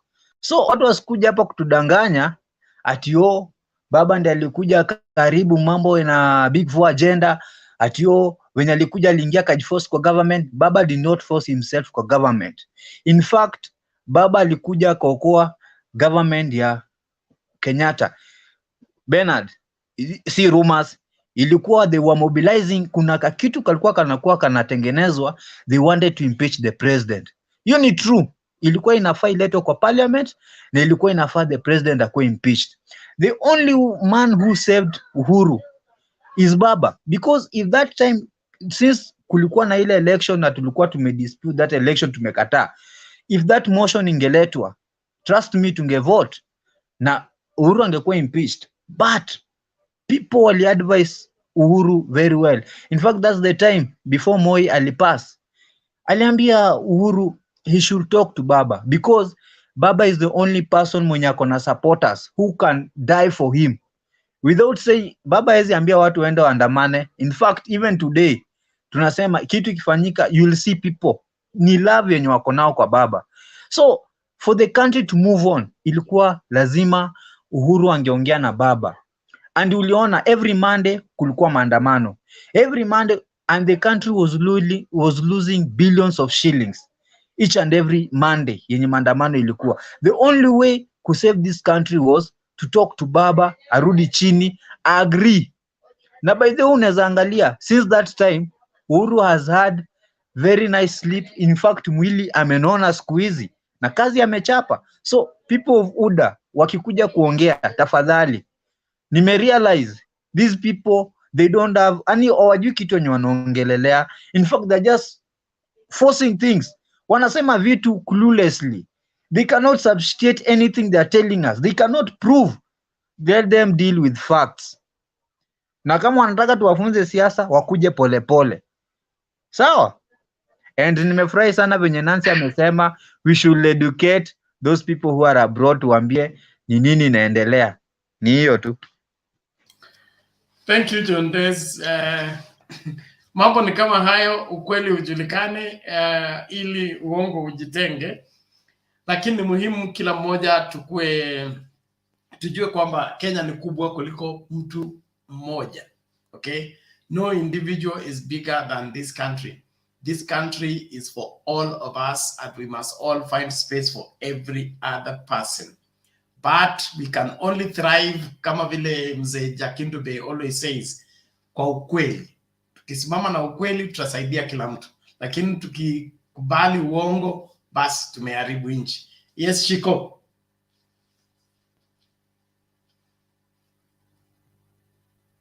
Sorry Bernard, to add on what John anaitwa Jonte Yes. venye amesema, like I had said earlier, I think we expected and we have bigger expectations about Musalia Mudavadi. Na baba amemsaidia ukweli, Raila amesaidia Musalia. You remember the last ilikuwa hii walikuwa Kirinyaga. Venye Uhuru alisema Raila asalimie watu. Before Raila hata aanze speech yake aliita Mudavadi au kamwambia kuja asalimie watu. Gideon Moi was there. Raila hakuita Gideon Moi. Alisema, and I felt wow, this man Raila amesaidia Musalia Mudavadi. Alimwambia wacha niite Musalia akuje aseme jambo. Unaona? So hatuwezi sema Raila hajasaidia Musalia. So watu waache kumbebesha hiyo msalaba. Kama unaweza watch hiyo kitu uone Raila alisema Musalia kuja useme jambo. Na alikuja na akaongea. Thank you. That is my bishop usually says, those who don't know how to think don't know how to thank. We are dealing with I think ungratefulness, because you if you think well and see the reality of things, you will appreciate some gestures that you received, some undeserved treatment that you received. But because we are so much consumed into what we want, we forget to think about what we have gone through, and so we forget being grateful. MC umeinua mkono vipi?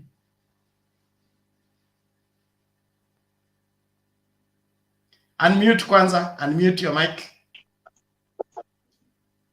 Niko ndani.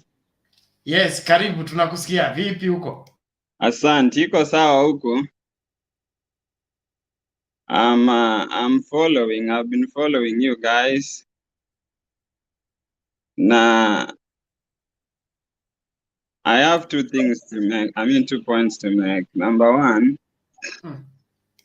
I wish this could be that time that we are going to elect people according to their track records, the people who mean good for this country, you know. Na hii si kitu ngumu ya kuangalia. We know them. Hao ni watu wenye wamekuwepo before even some of us were born, and that's a reality. And so number one, ukiangalia this other side of the divide, truly we don't know what happened between President Uhuru and his deputy, that's Ruto. But at least as a person, I can speculate. You know, if you are a principal and you have a deputy, let's say it's a school, and you feel like your deputy is not doing well, you know, you have the mandate to, because you are the driver of this bus, you have the mandate to make things right. So tukiona maybe transferring of duties and stuff, that's a responsibility of Uhuru to make sure things are working, you know. And from this, ile kitu naona sasa, the deputy is a power-hungry person. I'm kind of thinking kwamba the mother of all these happenings is because of the deputy is hungry. Akona hasira on how things are going. Na ni fault yake because you can't work, you know, parallel. I mean, against your principle. You know, wakati walikuja together in power, they promised us a lot of stuff. And maybe to my speculation is the principal now, who is our president, felt like things are not going well. And he had to do the best of him to make sure things are working right. And as per now, looking at the whole, the composition of UDA as a whole, you guys can witness this because most of the people who are on this other side of the divide ni watu wenye maybe they have been wametolewa kwa nini fulani because of maybe incompetence or some other good reasons. So when they move to this, is true kwamba birds of the same feathers wananini together. Why? Because deputy ana feel like amekuwa, you know, amekuwa humiliated na president, and that's why wako against, maybe to make a guess. And to that effect, kuna watu like Kangata, Murkomen and the likes, when you amekuwa dispatched from their, you know, their privileges, seats in government, I mean in parliament, wote wamekimbia UDA because hii ndio chama ya watu wenye, you know, power hungry. These people are power hungry. The UDA people are power hungry. Most of them are there because of being desperate, you know, wametolewa majukumu yenye walikuwa wanaenjoy because of incompetence and maybe some other good reasons. So I wish that this time Kenyans will be, you know, will love their country and will be there to make the right decision, because we are around that time that we want to make things right. The same people, unajua ukijaribu kuangalia from the past, history is a good teacher. Ruto amekuwa kibao mbele, you know, denouncing the good things that were to happen to us. Ukiangalia the passing of 2010 constitution, Ruto was against it, you know, and right now is the guy who is enjoying the devolution. Na sijasikia journalist wakimuuliza how devolution is going with him right now. I wish to hear that. So to me, Ruto is a power-hungry person, and he wants to do everything to make sure he ascends to, you know, to power. And another thing, talking of Musalia, I don't think this is a surprise to me, because number one, Ruto hakukuwa na chance ya to get somebody from Mount Kenya. That's a reality. And yeah, and from Rift Valley, obviously tunajua angetoa deputy huko.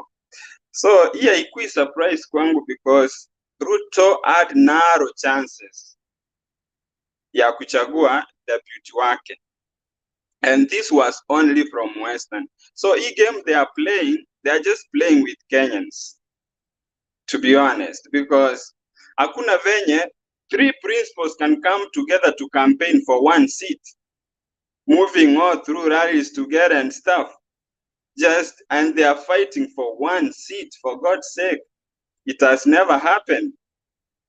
They are just mind-folding Kenyans, and I wish this is the time Kenyans will come out and know that we, all of us, have a responsibility to make sure Kenya is shining.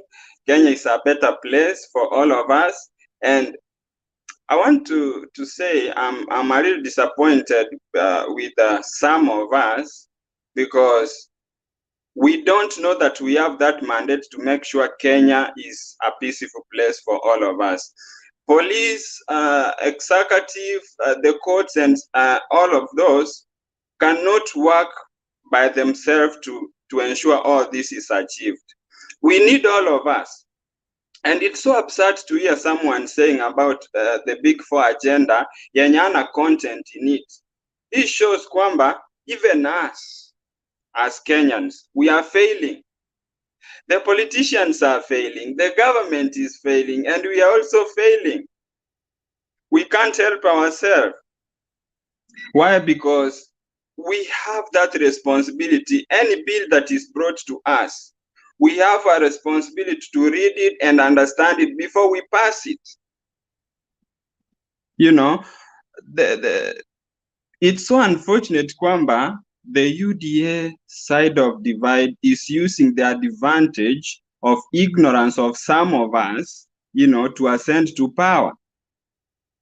Mume make some good points kwamba from the other side, UDA na claim kwamba this money from the BBI, you know, raising the wherever to 35, hakuna hiyo pesa and wherever, and they now want to move to Parliament, move a bill and such stuff. You know, these people are playing with us, and that's a reality, and it's time to realize that. And I wish Kenyans will now come out. You know, let's go have that, you know, register as voters and make sure your vote counts. This is the right time na inawezekana. Thank you. Thank you very much, MC. We appreciate your observation and your contribution. Tuendelee na hiyo conversation. Naomba tu ni wakumbushe Mtembei TV in conjunction with Mtembei Foundation running a humanitarian campaign whereby we are asking all our viewers and all our supporters around the world to make their contribution, generous contribution towards this worthwhile cause. We want to be part of the solution to the Marsabit drought situation. Operation Jaza Lorry. So the number is on your screen right now. The till number you can use to make a contribution. No amount is too big, no amount is too small. Make sure that you are contributing. And those of you that are in the diaspora, there are 3 contacts there. My number, Wekesa's number, and Mtembei's number. You can use any of those numbers if the till number is not working where you are to send your contribution. Let us all gang up and make a difference in somebody's life. And no matter how little that difference is going to help a great deal. This campaign will run until Sunday. After that, tutakuwa sasa tunaingia na hiyo lori kuipeleka Marsabit and be of a solution to whatever that is a prevailing problem. Asanteni sana kwa msaada wenu kila mmoja na kuendelea kujiunga na Mtembei TV. Naamini kwamba hapa katika Mtembei TV tunatoa mchango wetu kusaidia kuhakikisha kwamba kila Mkenya anapata ufahamu wa siasa na jinsi ya kufanya uamuzi wa busara. Wale ambao mjasajili kama wapiga kura, unaendelea kukosa wakati, unaendelea kuangalia muda ukiyoyoma. Time is running out. I think we are now less than 10 days or so, or 12 days thereabout. Make sure you register as a voter. Don't miss that, please. And if you have already registered, you registered in 2010, 2013, 2017, go and confirm your details. Anything can happen. IEBC, you see how much pressure it has been on. They can have your name in Nairobi and you know you are allocated to be a voter in Mpeketoni. You may have never been to Mpeketoni, but on the voters' day, you're expected to be voting in Mpeketoni. So please go and confirm your details. Just be sure that where you're voting is where you are ready to vote. And those of you that you registered to vote in the village and you have moved to the city, there is a chance of you transferring from where you registered to where you are currently resident.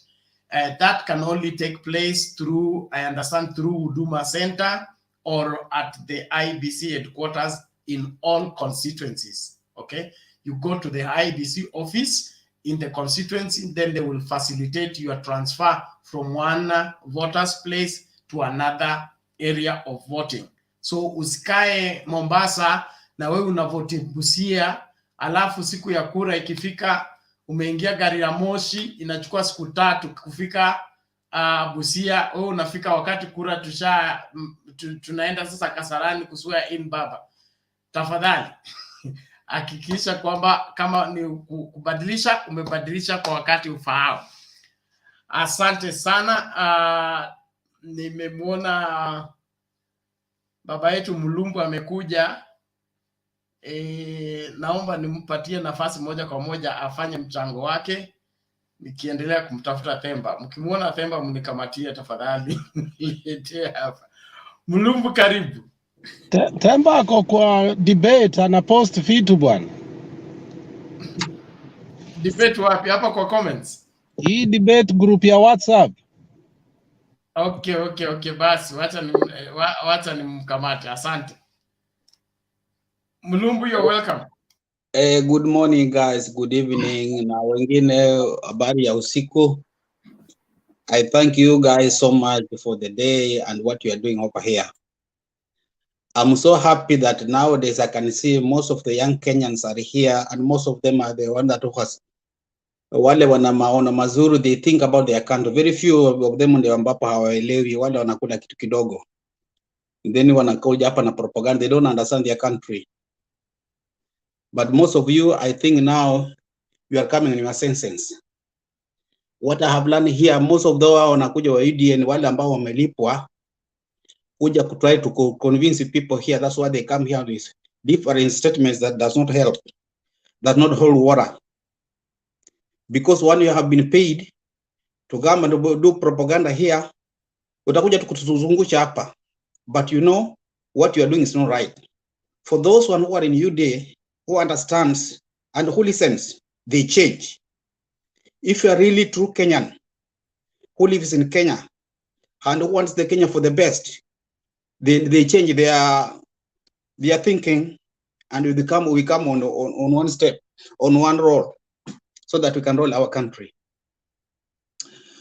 Nikikuja kwa hiyo topic ya leo, let me tell you guys, a true leader in Kenya always kuwa in UDA. Truly speaking, always kuwa in UDA. A truly Kenya who wants our Kenya country to prosper and be the most beautiful country in East Africa. And we can be. We can. But because we have so many leaders who are tumbo kubwa, they go there because of their stomach. They are not for the Kenyans. Wako kwa sababu ya pesa. That was you see watu kama Mudavadi that they behave because ni matumbo. Mudavadi hana history. He has no anything he has done for Kenyans. Ukienda kwa historia yako utapata tia kwamba alikuwa na scandal ya golden bag na ya makaburi. Hiyo ndio sifa ako nayo. But ukifuatilia upate kujua anything he has done for Kenyans, that unaweza soma hata kutoka Vihiga na alitoka alichangia shule fulani university fulani akaweka progress huko, hakuna nothing. So our watu ni tumbocrats. They follow money where the monies go. They don't care whether you are dying or you are suffering. Wako afuta matumba yao. So the leaders unaona wenye wako upande wa mrengo wa kushoto hawa wote ni wakukula. And you ukirudi upande wa Azimio, kuna wale walikuwa kukula, but they have come to their senses what Raila was fighting for since he started politics. Anapigania mwananchi wa kawaida apate kusaidika. He doesn't care where you come from. And he has made Turkana has become like walikuwa naishi msituni, but now they are come a human being. Wamesoma. They are engineers, teachers. I remember when I grew up, I went to Kitale and I went to my brothers in Turkana. I couldn't believe it. Hao ni watu kama sisi. Unafikiria umekutana na mtu atakukula. But now they are civilized. We need some people who can think of the others. Sio wale wanajifikiria matumbo yao peke yao. So these are the people that wanapiga vifua. Ndio naona walisema ya kwamba unapata mtu amevaa ngozi ya kondoo ni kumbe huko ndani yake kochui. Lakini somebody just say, as I said here before, if you want to know the true leader, give him time. Mpe wakati. Everything's time. Time ikifika atajirvili peke yake. He will change. And you have seen what Mudavadi and the other group are doing. And that's what we chose to even to Mr. Bottom Up. A good leader who was to lead the country, yeye anasema watu wako na greedy, na yeye alianza ukisoma historia yake wakati alikuwa na Moi, walikosana naye because of greediness, what he was doing. Raila amemchukua, walikosana naye because of greediness, akatoka what he was doing. Amechangaruka ameingia kwa Uhuru amempatia nafasi. Do you see what he is doing? Hata hampatii nafasi. Na because hizo constitution alikuwa napinga, imempatia nafasi, sasa amedharau na ile mkubwa wake, he doesn't care. How can you be with a leader who doesn't respect the other leaders? How? And then you find people are supporting. I ask myself, wewe kama uko kwa familia yako, uko na bibi yako, umemoa na hakusikizi, anatusi wazazi wako, anakutusi wao wenyewe, utakaa na huyo bibi kwa nyumba kweli? Will you? Utakaa naye? Then you find people here are supporting. Mchana kutu anakutusi kabisa, anakuambia nitapeli, na wewe ni mkubwa wake, you are the president of the country. Na this person umempatia yeye alikupatia to 1 point something kura nyingi zilikuwa zako. Ukienda kugawana ukampatia half, akachukua akaweka yeye yote kwake. He doesn't care. Then unapogundua is not right, anasema ati what your president are not doing is not right mbele yako. You guys, thank Lord, Mwenyezi Mungu aliwapatia president ambapo alipata mzee Raila, akamwongeleza, bwana, huyu mtu ukitaka kudili naye usiende naye kifua, wacha mangamange, na akasema tangatanga huko, wacha tangatange, let's build our country. So you guys, young guys, if you don't look into this, is coming to eat you guys. Fikiria, wanasema vijana ndio wanajenga nchi. Si nchi ilipatiwa Uhuru na Ruto, so walikuwa vijana. Wazee wazee. Kibaki vile aliingia na Raila, so walikuwa wazee. Did you see why Kibaki na Raila walifikisha nchi mali walipata? Sasa wanasema bottom up. Nani walipeleka? Vile mwingine alisema nani alipeleka hiyo bottom up chini? So walipata hiyo bottom kama iko juu. Then they put it down. Then kama sasa wanakuja kuwadanganya hapa, because I know Kenyans, most of them ni vulnerable people, so they come to lie to you so that you can run after them. Then anakuja na magunia pesa na gawia, then you think that's the right person kusaidia nchi. Kwa nini pesa hawezi jenga naye factories? Then upande unakuja bote wanakuambia ati infrastructure Uhuru amefanya ati hiyo ni useless. How can a country grow without manufacturers na roads open everywhere in the country? How can it grow? And to make what matter was, somebody was here yesterday, anasema ati yeye anahesabu kura za Amerika hapa. Na ukikuwa Amerika hapa, barabara ziko kila kona, factories ziko mpaka msituni everywhere. Na anakuja na kuambia that what Ruto is fighting for is the right thing, what the other people doing is not the right thing. I ask myself, na huyu mtu kweli alienda shule kweli? Hapo ndio anakuja anasema nyani hata ifanye namna gani ukipeleka msituni haiwezi badilika, inabaki tu nyani ile ile. Hata ufanye namna gani haiwezi badilika. So guys, you young generation, this is your time. Mkiwacha utakuja kukoroga wakoroge, and this person is taking you back to the bush instead of opening the roads. Mjenge kila mtu awe na nyumba ya mabati, kila mtu ajinunulie. Angalia in America, kununua gari ni kama kununua baiskeli. It does no matter, so long as you can work hard, you can buy any kind of car you want. Unaweza kuishi kwa nyumba unataka, so long as, because kila kitu kimepangwa. So guys, you guys open up, really open up. Yesterday niliona, because I usually listen YouTube za Uganda pia, nimepata vijana wa Uganda, they are saying wanataka watengeneze waungane na system ya Kenya. They are supporting Raila in Kenya because of what he's doing, because what Uhuru is doing. And wanasema nyinyi guys mkifanya makosa, Ruto ameungana na Museveni. Museveni is ruling almost 5 countries in East Africa and Central. Kenya itakuwa moja yao. That's the plan he has. Na mtaimba, they said yesterday, mtaimba wakishika, mtaona ile kitu wanaona. Because angalia vile hana uoga, he doesn't care. In all means, he needs that leadership. Niulizeni, nani alimchagua kuwa leader nini? Alifanya election hapa akamchagua kuwa leader ya UDA. Nani wae kupingana naye anasema ya kwamba aenda wafanye naye competition? Nobody. Yes, sir. He wants by himself. So guys, I think where the direction you're taking, let's just try to talk to this makondo imepotea, wapate kujua this is their country. Na tusipobadilika tu enough to change this country, ndugu yangu tutakuja kuzama ndani. And please don't let that happen. Thank you so much. Okay, thank you, Mr. Mulumbu. We appreciate your observation and your input. Is there any response to that? Yes, Kip? Yeah.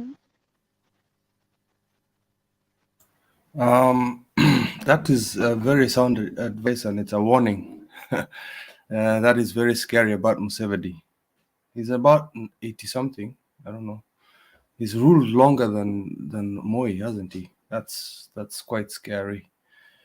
Me, it's getting a bit late. I think I'm going to take a snooze. I'm going to take a nap now. But I just wanted to ask one question. And this is just me being cheeky. If Ruto loses, or when, there's a big castle amejenga huko kwangu. So that's a very good hospital for us. I'm a university ametujenga that castle with how many rooms.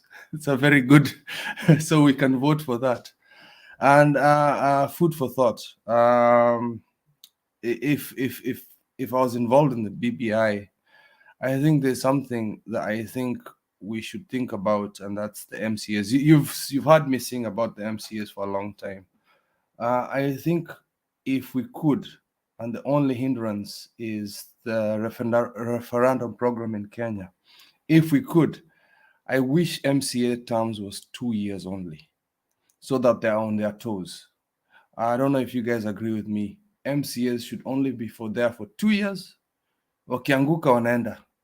Alafu Senate should be like the US, 6 years. You've deserved it. It's the upper house. And presidency should come back to 4 years. This 10 years nonsense, I think is too much. I don't know if you could add on to that, but I think MCS, MCS, they need to be on toes. If you can just add on that before I go to sleep. And please contribute to this cause for the starving Kenyans. Okay, thank you, Kips. That is an interesting way to look at it. 2 years, too short. Before you sit in office, you will have left. Yeah. They have to be on toes, because if you sit comfortably, you should have fire on your backside, so that you want to be MP next time. So they have to be on toes. That's what I think. Okay, it's something that needs to be considered, but from where I sit, we can, you know, in Kenya, there is a high probability of people just recycling leaders. They turn elections, now become the career. You elect, then you elect, nothing happens in between. We are just exchanging leaders. And they can enjoy that and turn it into now their right, that they will be having their elections at that as a way of keeping the country on toes. In Kenya, we do politics from January to December. So if you allow them to do that, it will be very good for them. They will politic around the country, nothing will happen in this country. But in my opinion, I would suggest we have this single term, especially presidents. Somebody serves one term and goes. Even if it's supposed to be added a year or so, but serves one term and it goes. No seeking of second term. Because what corrupts our election especially, it is this thing they call second term, where somebody uses everything in his power to even subvert the will of the people because he has to finish his kumi yangu alafu kumi yako. But if we come up with an agreement whereby somebody serves, let's say 6 years, and then that is all, he goes home, another person comes in, that will solve most of our electoral problems, especially in Kenya specifically. The other senators and all that, I think we need to come up with the criteria of who qualifies to be what. That's one subject that the Kenyans don't want to discuss, especially the parliamentarians. They don't want to discuss the aspect of qualification. They would do anything to remove the Chapter 6 from the Constitution because it has a way of demanding higher standards for them. But I think we need to come to a place whereby we have to confront this. Quality leaders will provide us quality leadership. We can't allow everybody to be allowed to take leadership position without them being qualified for that particular position. And if we can sieve them at the election level, it will be easy to hold them accountable when they assume office. But then, but okay, just before Can I make a quick comment on that? Sorry, Alex, ngoja kwanza keep a response. Yeah, but I agree with you, but I think it's also happening internationally right now. Before, people used to be wealthy people, wealthy businessmen, and they've achieved the peak of their success on the individual careers. So you've been a very good lawyer for many years. That's why when Mzee said that when it was Raila and Mwai Kibaki, the economy was good. They had picked at their career epicenter. So wamefika huko juu. So once you've gathered your wealth, you've done everything you wanted to achieve in life, you are rich on your own, or even if you're not rich, you're a pastor, that's not wealth. You've achieved a high level of being a leader in the community, from being a man of God. Then that's when you come to being an MP, come to being a representative, come to be a minister or whatever it is when you're not chasing wealth. You become I know this sounds bad. You achieve wealth or success in life, then you come the power. Nowadays it's the other way around. People are coming to gain power first, then wealth through corrupt ways. And I think I agree with you. Let's see if people who are doing that. Let's find people who've got an intellectual aptitude. Doesn't have to be educational, but it's important to be educational. Intellectual aptitude to lead people, That's why I mentioned pastors and other religious leaders, because they're included in that. They learn how to articulate themselves. They've proved themselves in the business community, in the legal profession, engineers, and all this stuff. Nowadays, I see people coming in, comedians. I saw the comment there. That was really funny. Comedians have seen Parliament is so funny, and they think they can come in and make it more funny. So I think I really like that comment, and I'll allow Alex to add on top of that. I'm sorry about that, Alex. So if you could add that. Yeah, I would like to add a little bit on top of that. And I think that thought that you're holding has been on the pipeline for a while. But there are complications in the way that we structured our government. From the very beginning, when the transitional authority was told on how things must move on. And remember, we took a constitution was sort of a hybrid, West Ministerial and the other one. and we put it in the middle without even subscribing to the opposition leadership. We took the minority and the majority, and we left some things hanging with the intention that eventually we will see the loopholes within so that we can able to seal them.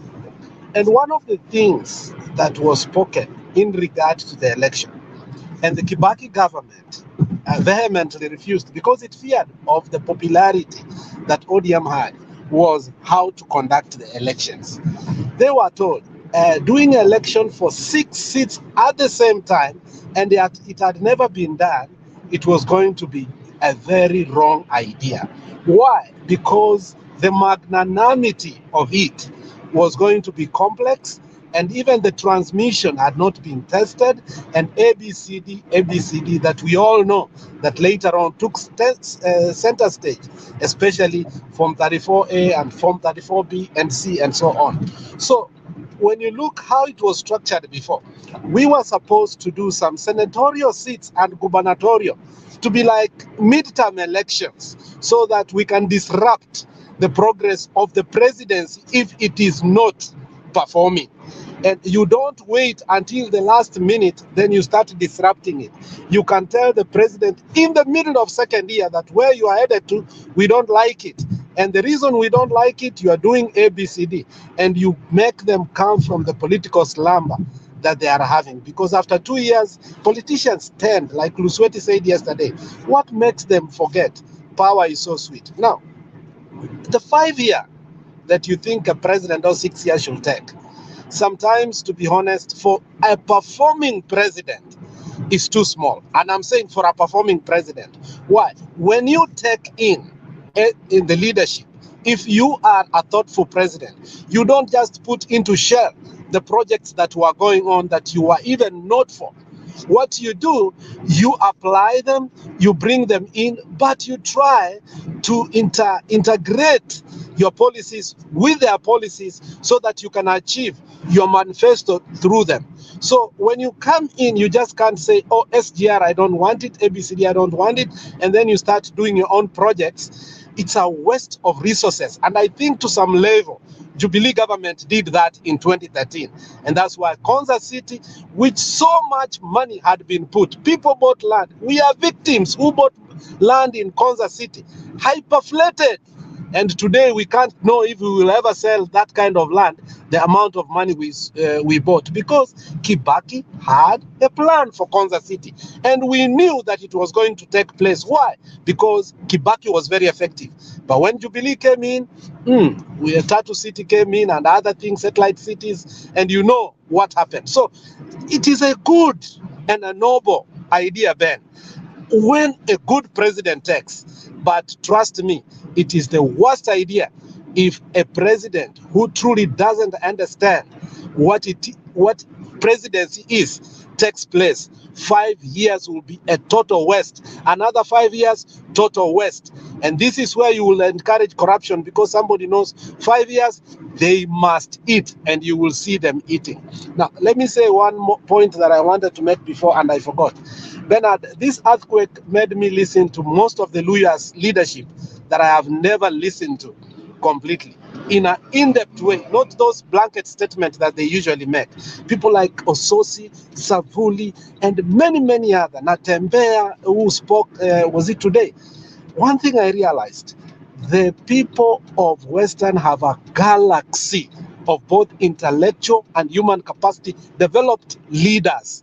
I am not sure how you people elect your leaders, but I can say for sure that you have the most educated in terms of how they articulate issues. And I like how you people are so democratic, especially Savuli. I always thought he was a clown. Honestly, for a long time, I thought Savuli was a clown. But if you listen at his interview in Spice and how he came in politics, though it was in a wrong way, and what he has been capable of doing for all these years that he has been an MP, I think interview was hot. That interview was hot. He said some corrupt things there. You know what I'm talking about. Yes. The way he was dishing out money, that was... I have come to respect Savuli in a way. Ososi, you people have leadership. If only you get the right moment this time around, I'm telling you, your presidency is to lose in 2027. If there is anybody who will be a president come 2027, it is for the Luya. You have a galaxy. Every leader in Luya has a point and knows what he's speaking about. Lastly, Savuli said something that made me laugh. And I think it might be true or it might not be true. Maybe alikuwa anataka kuchapa Mudavadi. Sema, you know, wakati Uhuru aliambia Raila wa retire, Raila accepted, akasema sawa basi, wacha ni retire. Lakini akasema mbona mnaniambia tu retire na wewe peke yetu. Wacha Mudavadi ya retire, lakini nani aendelee? Hata Oparanya anaweza endelea. And according to Savuli, that really made the man Mudavadi mad, because Mudavadi has been a recipient of a silver plate and is always a political crybaby. So I think when we speak of Mudavadi's anger, you have to know that maybe it's because other leadership that is coming up is more versatile, and I think has shown the world, especially Kakamega. Kakamega was a city that probably we couldn't. I schooled in Webuye. I went to Lugulu Primary School. So Kakamega was, my mother was in provincial administration in Kakamega. And when you go back to Kakamega, you look at a town that was, we couldn't even want to buy land there. But right now, even buying land in Kakamega, it's not easy. So I think you people have leadership, and 2027, you should put yourself together, because it is yours to lose. Thank you so much. Alex, thank you for that. I think let's do this. Let's listen to those that have not made submission first. Then we proceed with the conversation. I continue to urge us to make our contribution towards the Marsabit drought situation. Make use of those numbers scrolling on the screen. The till number, let me read it out for those that are listening. You go to Lipa na M-Pesa, you go to buy goods and services, then you put in the till number. It is 9205481. The till number, I repeat again, 9205481. It will give the name Tembei TV. You submit any of what you want to contribute, so that tujaze lori, tuteremke Marsabit, tuhakikishe kwamba tunasaidia wale ambao wanahitaji msaada wetu kama wa Kenya. Thank you very much. Those of you already sending in your contribution. Let's do this. We are running this campaign from today all the way to Sunday. We close, then by Monday, we should be transferring those goods or the cash to the required authorities to help into alleviation of that drought situation. Naomba tumsikilize Adam 2 and then Jack Kindube. Adam 2, are you still there? Yes, I'm here. Thank you. Good evening to all of you. It has been a long time since I last appeared here. So today I just came in. Thank you so much. So today I just came in. I'm just following up the conversation. I don't want to jump in when my head is not fully equipped. I may be relevant, and that is dangerous to following the class of people who are here and good brains. You know, we are having a very good discussion here. So kindly allow me to follow up today at the backstage, and then probably moving forward tomorrow, I'll jump in with my contribution. Otherwise, I'm just beseeching each and every one of you, those who have families and relatives and friends and everybody else, to try as much as you can to mobilize them. Tell them to tell a friend, to tell a friend, to tell a friend, to register and vote. Thank you for now, and God bless. Okay, thank you, Adam, too, for that good reminder. and let everybody take responsibility. We have a great country to take care of.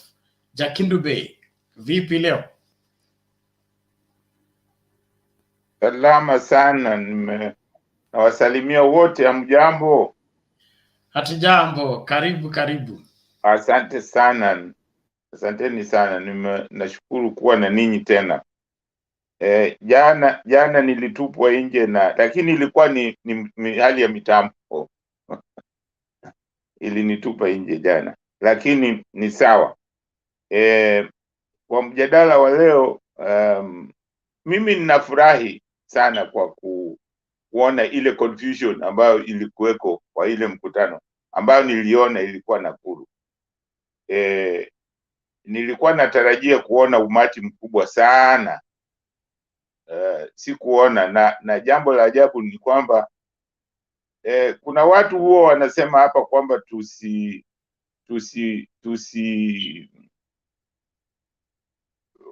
wanatukashifu na sisi kwamba ni kama tusiseme makosa ambayo wanafanya. Ni lazima tuseme makosa, ni lazima tuseme uzuri wa upande wetu, na lazima tuseme makosa upande wao.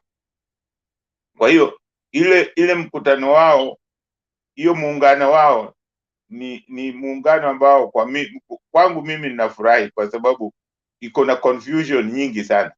Mara mtu mwingine anasimama anasema president wa 5 ni Ruto, mwingine anasema kama ni Mudavadi tutamchagua. Kwa hiyo ile ni confusion kubwa sana. Mtu ambaye hawamtaji ni Wetangula. Hata sijui kwa nini Wetangula amekwamia huko, hawamtaji kabisa. Lakini kitu nataka kuwahadharisha hasa sisi wana Kenya ni kwamba tukatae kudanganywa. Hawa watu ambao wanasema ati tusidanganyane, wao ni wadanganyifu, kwa sababu hawa ni watu ambao wamesaidiwa kila hali na mali, lakini baada ya kuwasaidia wanakukejeli hawa watu. Mimi ninashangaa sana kwamba mtu kama Mudavadi anaweza kusimama na jina la Raila, kusema na jina la president, kusema Raila ni mtapeli. Yeye ndio mtapeli. Raila amemsaidia mara ngapi? Hata hii saa hii wao ndio wanasema kwamba Raila was ready to make him running mate despite hizo mambo ambayo alikuwa akisema. Yeye ameruka. Mtu wa namna hiyo utamwamini namna gani? Tunataka tuamini watu ambao wana uvumilivu na wana uaminifu, kama kina Uparanya, kina 001. Hao ni watu ambao hawayumbi. Hiyo ndio inafaa kuwa katika uongozi. Uongozi si wa kuyumba, mara unaenda huku mara unaenda unalialia kama mtoto. Uongozi hapa hakuna mtu ambaye anakupatia bure. Ni lazima ujitetee, ni lazima watu waone wewe ni mtu wa namna gani. Mudavadi, mimi nasema Mudavadi afai kulia. Yeye mwenyewe mkikumbuka alitembea na Raila na Kalonzo nchi nzima, wakisema wanaenda kuapisha Raila, akisema atakuweko pale. Hakuweko, hakufika. Ndio kusema alitudanganya. Sasa alitudanganya kwa macho yetu. Leo hii alisema alikuwa na mkashifu makamu wa rais, kwamba inafadhali makamu wa rais ajiuzulu. Leo hii makamu wa rais amekuwa ni msemaji ukweli. Jamani, mimi hiyo ndio kitu moja nawaambia Wakenya. Tukifuata mambo ya udanganyifu, kudanganywa machoni hivi, tutakuja kulia. Lakini hasa vijana mtakuja kulia. kwa sababu sahihi tu mnasema, ninyi mnasema na midomo yenu kwamba Kibaki alifanya kazi vizuri. Kibaki alikuwa mzee, Kibaki alikuwa kijana. Wakati Kibaki alikuwa anapishwa kuwa president, alikuwa miaka mingapi? Alikuwa mzee, na walikuwa wamesaidiana na Raila. Nchi ilifika wapi? Vijana musikubali kudanganywa. Tumejaribu hiyo, mlijaribu kusema hawa ni vijana, mlijaribu. Mbona mnalia sahihi? Mnasema oh, hatuna pesa, hatuna kitu fulani, hatuna kitu fulani. Hiyo haifai. Tunataka tufanye mambo ya kujenga nchi yetu, na kujenga nchi yetu ni lazima tufuate ukweli, na huo ukweli ni lazima tujue makosa ilitokea wapi. Mahali pale penye ugonjwa ndio tuponyeshe hiyo matatizo ambayo tunayo Kenya. Hiyo matatizo tunaweza tu kutengeneza tukiwa na umoja.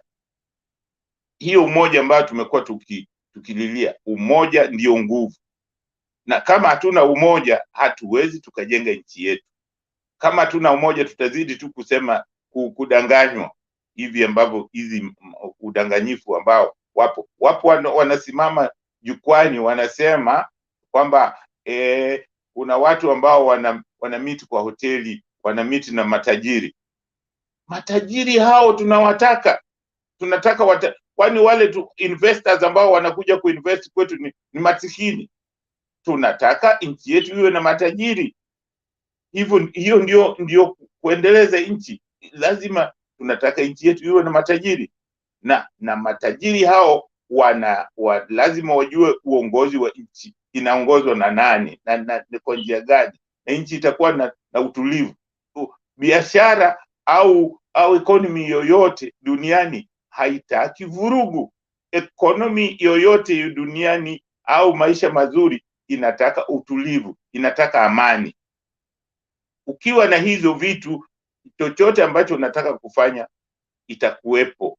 Kwa hiyo kusema kwamba nchi unaweza kujenga tu hivi hivi, hiyo imeshinda nchi nyingi za Kiafrika. Bila kuwa na umoja, ni lazima mtaona mnazozana, mtakuta mko na rasilimali za kujenga nchi, lakini hamfanyi nazo kazi, zinaporwa tu na wageni. Kwa hiyo tujiadhari na hizi mambo ya uongo kabisa, hiyo haifai. Jambo lingine ambalo nilikuwa nataka kutaja, nimesikia watu wakisema hapo juu ya kuchaguana. Unajua hii mambo ambayo tunagombania sana huwa ni kama sasa unaangalia kila jamii inataka iwe president. Hiyo ni kwa sababu tulijikwamisha kwenye mambo ya ukabila, kwa sababu namna ya kugawa mapato ilikuwa katika wakati ule ilikuwa ni central government. Kwa hiyo ilikuwa ni vigumu kila mtu kupata maendeleo. Lakini mimi kwa maoni yangu naona ni kwamba tukitaka kuvunja hii mambo ya ukabila, ni lazima sisi kama Wanakenya kwanza tukubali kwamba sisi ni Wanakenya, tuwe na umoja. Lazima tufanye kama vile Amerika imefanya. Unajua hata Amerika wameweka vikwazo fulani za kuzuia, kwa sababu Amerika kuna sehemu zingine ni kubwa kuliko sehemu zingine. Hizi county zingine ni kubwa kuliko county zingine. So wameweka visingiti za kuzuia kwamba sehemu fulani kama ni wao ni wengi ndio watakuwa president, atakuwa anatoka sehemu hiyo. Waliweka hizo vikwazo. Hata sisi Kenya tunatakiwa tuweke vikwazo, ndio kusema president hawezi kutoka kwa jamii moja tu kila wakati anatoka pale. Tukifanya hivyo tutapunguza hii mambo ya kugombania sana upresident. Tutapunguza mambo ya corruption, kwa sababu unajua mkianza kupendelea ndio inajenga corruption, kwa sababu ukianza kupendelea mnaanza kugombana. corruption inaingia hapo. Kwa hiyo ni vizuri sisi kama Wanakenya, nilisema ni lazima tutumie ukabila kupiga ukabila, na Bernard alikuwa anataka kunihoji nimwelezee kwa nini tutumie ukabila kupiga ukabila. Ni vizuri kabisa kutumia ukabila kupiga ukabila, kwa sababu hakutakuwa na mtu ambaye atatamka neno la kabila.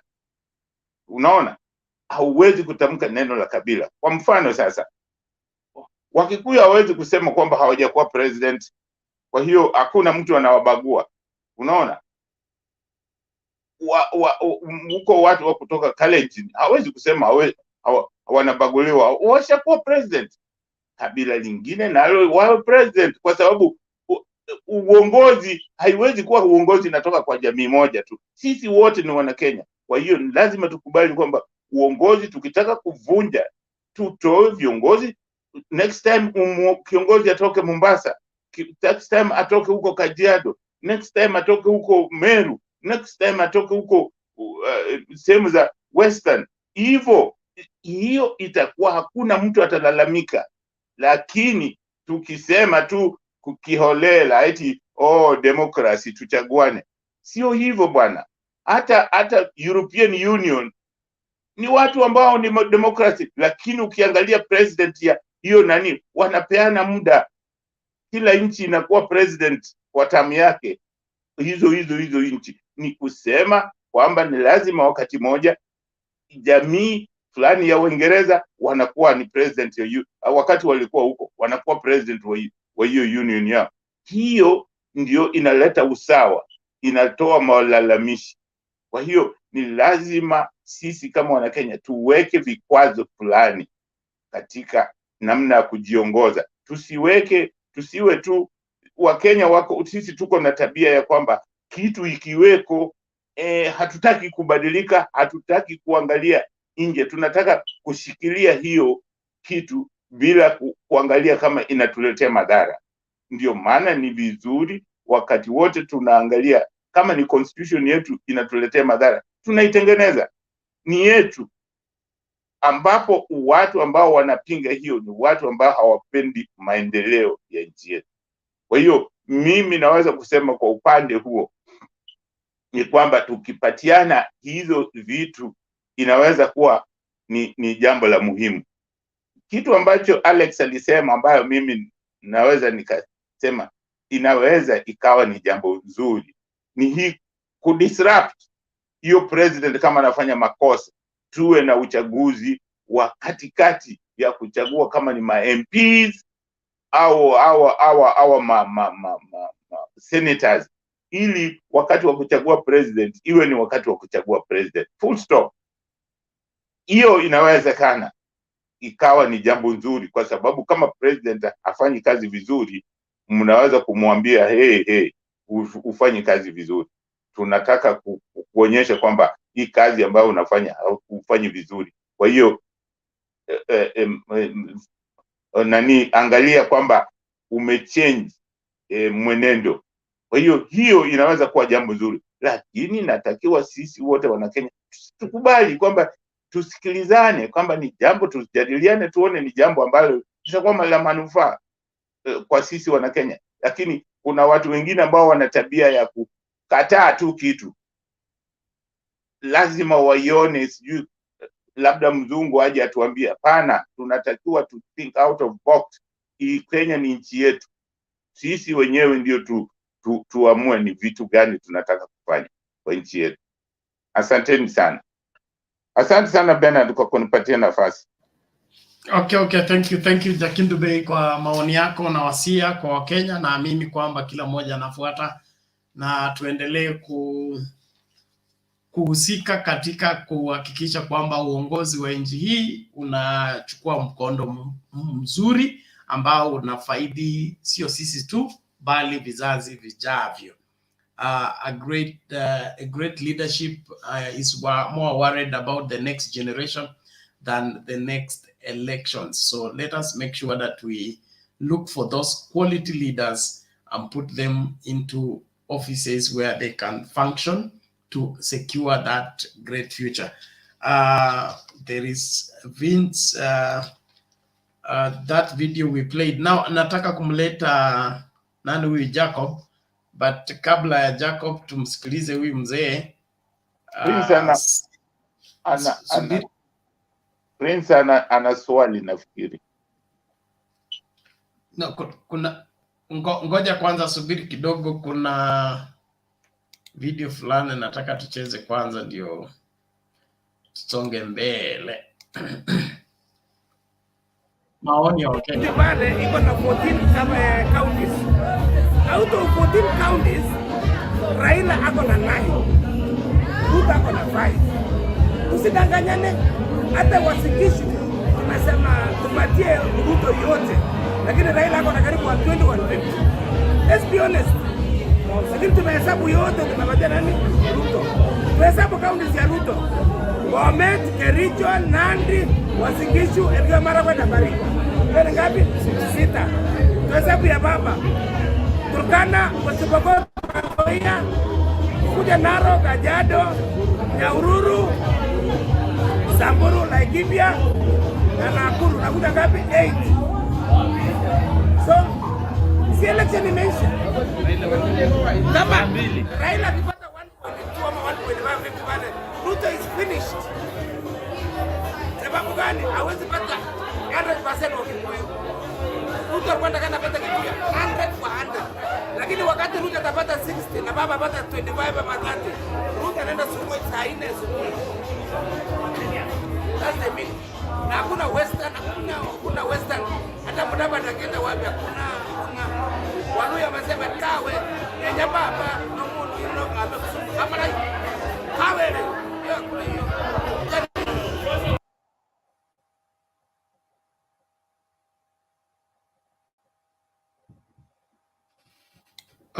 Okay, thank you Jacob.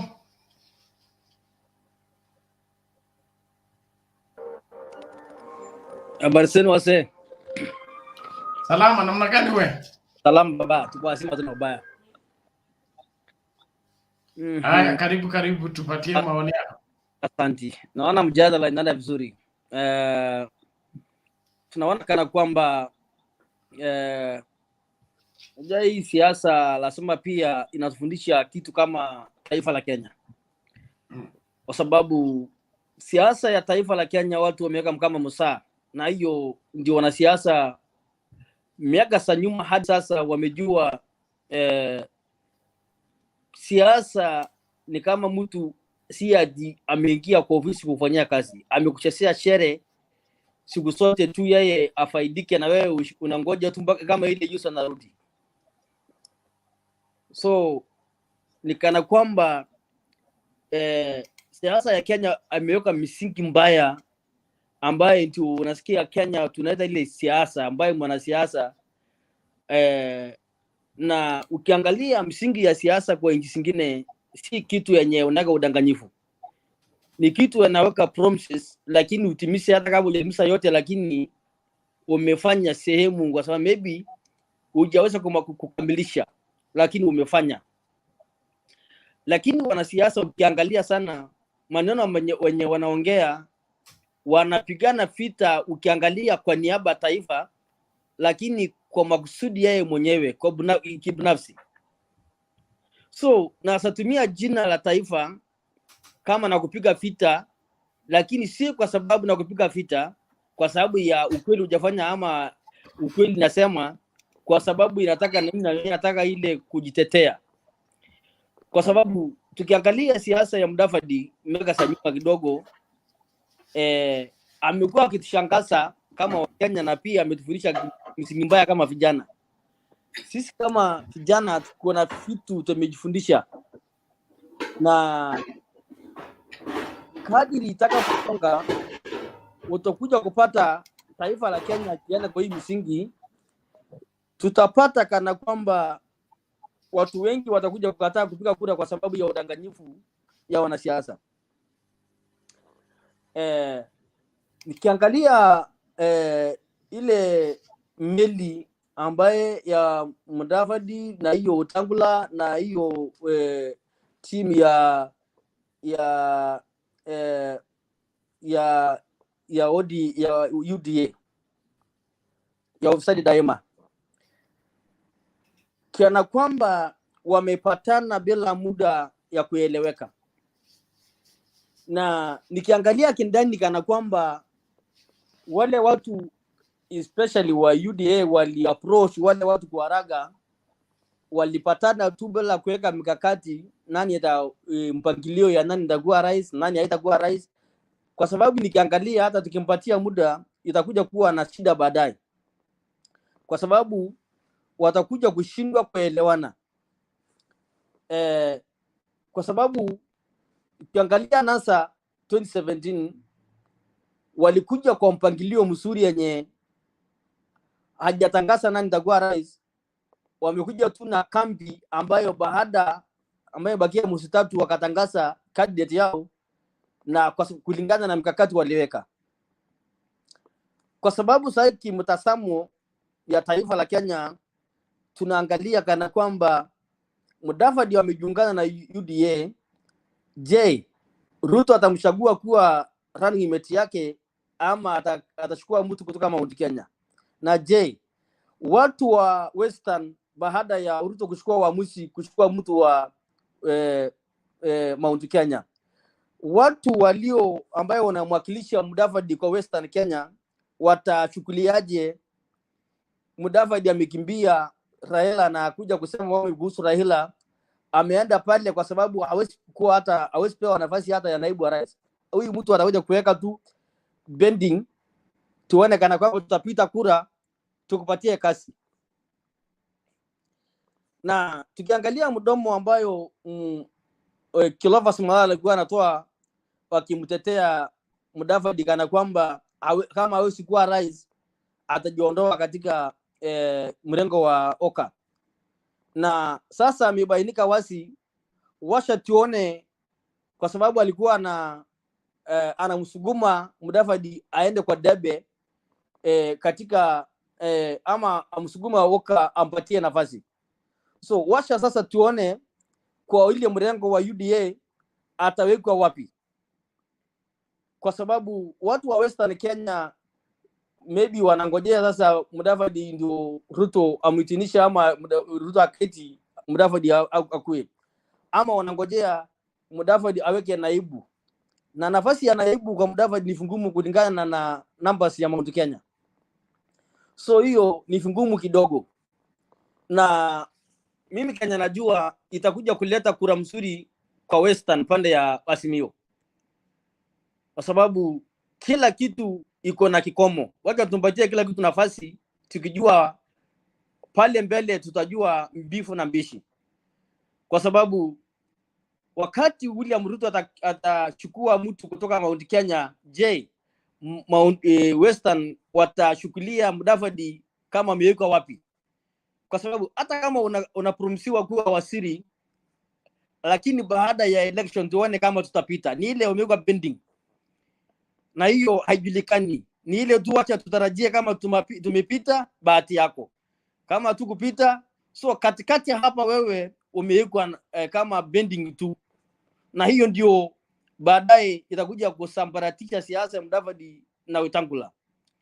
Kwa sababu watu wa Mount Kenya, watu wa Rift Valley, watu wa Western hawezi ngoja hiyo bending ya Mudavadi aweke bending ampigie kura Ruto waone kama atapita, ndio waone Kenya anapewa Western. Wakiona hiyo ndio utaona baadaye watu wengi watageukia pande wa Azimio, na hiyo ndio hesabu itakuja kuwa mbaya baadaye ya pande ya Mudavadi na Ruto na Wetangula. Hiyo ndio mathematics mimi nimepiga kivyangu, nikaona pale mbele tutaona kana kwamba itakuja kulete tatanishi kidogo. Ukiangalia ambayo maneno Mudavadi anaroboa kusema ni kana kwamba mtu ambayo hana ile, amepungukiwa kidogo na hekima. Kwa sababu ukiangalia nyuma kidogo, Mudavadi alikuwa anapiga Ruto, anasema anatumia rasilimali ya serikali, gari ya serikali, nyumba ya serikali, na unampinga serikali. Matamwisho ambayo Mudavadi anajaribu kukosoa kama anakosoa Raila ama kukosoa Uhuru Kenyatta, mimi naona kana kwamba akisema mambo ya corruption, akisema mambo ya serikali, nikaona kana kwamba anamdunga Ruto shindano akiwa pale, kwa sababu ile mtu mwenye ako kwa serikali yeye ndio deputy ya serikali, na ile mtu ulikuwa ulimkosoa mbeleni ukisema corrupt, anatumia ngari ya serikali, anapiga serikali vita. Sasa ukiongelea maneno ya serikali na ile mtu, mimi niko ndani ya serikali, mimi ni mtu wa pili kwa serikali, so ni kana kwamba kuna mahali kana kwamba inakufinya mahali. Ikiangalia mkutano ya jana ambayo kulikuwa Nakuru, nikaona kana kwamba Wetangula anamshabikia vyama mingi devolution. So Wetangula mara mingi aliongelea mambo ya devolution ambayo ni kero kwa Ruto. Ruto hapendi mtu kuongelea mambo ya vyama mingi ya devolution. So nikaona kana kwamba hesabu yetu hatuoni kama imeharibika popote ile, kwa sababu kulingana na mimi, kulingana na matamshi ya Kilofas ambayo amejaribu kuchukua Mudavadi kama anaingia kwa ballot, na kama haitaingia kwa ballot Walui ambao atapewa nafasi kinono kwa serikali, ambayo watu sasa wa Western wanangoja kuona hiyo nafasi atapewa na Ruto ambayo Mudavadi shikilia hapa. Na hapo ndivyo ndio tutajua hesabu, kwa sababu Mount Kenya lasema jana, nimesikia Nakuru akisema William Ruto ametuambia munipatia nafasi nichague running mate yeye mwenyewe kama Ruto anafanya uamuzi. So amesema watu asinichagulie, wacha tu mimi nichague mwenyewe, na hiyo mniwekee heshima. Alafu akamalizia akasema lakini tunatarajia atachukua Mount Kenya running mate, kwa sababu akauliza kwa nini wamesema Mount Kenya si kwingine, akasema kulingana na numbers. So Mount Kenya pia wana blame kana kwamba lazima apate running mate kwa sababu kulingana na numbers. So na katika media katika taifa la Kenya watu wengi watasamia, na hiyo ndio watajua baadaye, watu wengi watavunjika moyo, watasamia Mudavadi atapewa running mate ya Ruto, na hii haitawezekana. Na itakapo ambayo Ruto hajatangaza Mudavadi ambaye kwa running mate, utaona kura yote itageukia pale ya Azimio. Kwa hayo kwa sasa tukiendelea. Okay, Jacob, thank you for that. I think we should bring in Princess. Princess, how are you? I hope you are still there. I'm here, but just give somebody else just doing something and then I'll come back. Okay. Just 5 minutes. Nancy. All right. Nancy, you can help your sister. Yeah. Bernard, mi kitu moja tu yenye nataka niambie watu wangu wa Western ni moja. Wajua ya kwamba kuko na unabii ulishatolewa, na ninajua baba alishalipia hiyo unabii. He already bought the price to 07. Baba ni mtu anakea sana, wenye wanasemanga mkataa kimila si mtumwa, na baba alifuata huo unabii. Licha ya kwamba anapita, lakini mambo hayaendi through, yani wenye mnasemanga ini system inamnyima. Ni kitu yenye ilisemekana lazima itokee tu. Sisi watu wa Western kupata urahisi lazima tutoe Nyanza, tutoe kwa hao kina baba. Na hiyo ni kitu iliweko. Unajua ukiambia mtu anasema ati wewe achana sijui na uongo, sijui maprofesa wenye walikuwa wa uongo, sijui nini, lakini hakuna hapo uongo. Ni kitu yenye ilisemekana, na mi nishaikaa na shosho yangu ashainiambia kwa nini ilifika hiyo kiwango mpaka wakaongea mpaka ikafika huyo prophet akasema juu ya hiyo maneno. Sasa Wakati sasa watu wamefika kwa barabara, yani wamefika kwa mlango wanataka kuingia, sababu tunajua tu obvious, na hii watu wajue obvious tu, baba akiwa rais kuko na uwezekano rais wa mwenye atafuata atatoka Uluyani. Lakini sasa shida yetu sisi Waluya ni kutoelewana. Tuko na ubinafsi mwingi ndani yetu sisi wenyewe, hatupendani. Hatuwezi kaa chini tu tuelewane, tuseme wacha tuende hii njia alafu tusaidike kupitia kwa hii kitu. Sasa saa hii kwenye baba amefika, kama ni hiyo system yenye wanasemanga ako nayo, kama ni gava saa hii ako nayo, hawa watu wa Mount Kenya Foundation ako nao. Ni nini yenye watu wanaangalia? Ni nini yenye watu wanangoja ndio sasa waseme saa hii mtu amekuja ameleta confusion, amechukua sasa tuseme watu kama Weta, na Weta anajua kabisa sababu Weta ni jirani wa Elijah Wanameme, ni jirani, anajua kila kitu, lakini ni ile yenye amenunuliwa, si uongo. Hiyo ni kununuliwa, wamenunuliwa, wanataka kutuharibia sisi. Mimi inasemanga si lazima tukue kiongozi wa nchi ama nini. Kitu yenye mimi nahitajingi yenye mimi huomba ni ile umoja, na ni ile tupate ule kiongozi mwenye atatuona kama sisi watu. Sasa mtu tukienda saa tuseme tena mtu kama Mudavadi aende, for example Ruto ashinde urais, apewe kazi kama ya Eugene Defense, hiyo itakuwa nini tena kweli? Mtu kama Mudavadi na heshima yake, hiyo muda yenye ameishi kwa serikali hiyo yote, apewe tena defense. Saizi at least tunaomba hata wakiingia huko, kama baba ataingia, tunajua sisi saa hii kulingana na venye kuko, baba hawezi tupea unaibu, hawezi tupea udeputy Western, lakini akitupea kama ile ya finance pia ni tunaweza jivunia. Sasa mimi kitu yenye naomba tu watu wa Western, mshikane, muache kupotezwa. Njia imefika, likumba lyo lila amulyango, mujue tu likumba ishafika, tuchukue hii likumba, tusidanganywe na hao watu wa suti. Babandu bechisuti vanuka mang'uniko watakuja kutumaliza, na watatumaliza kabisa. Tusimame, tuachane na uongo na tukue watu wa ukweli, tuhubiri ukweli.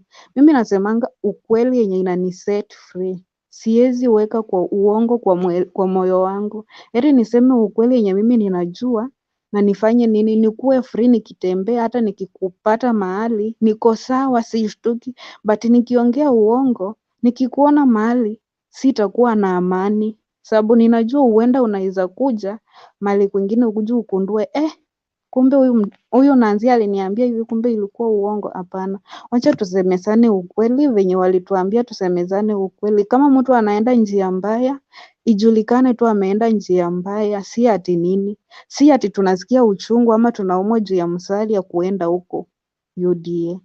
Ruto ni Mkenya, tunampenda, ni naibu wetu wa rais, lakini kulingana na vituko zake sio zile zenye angeuzishwa na Musalia ama Weta.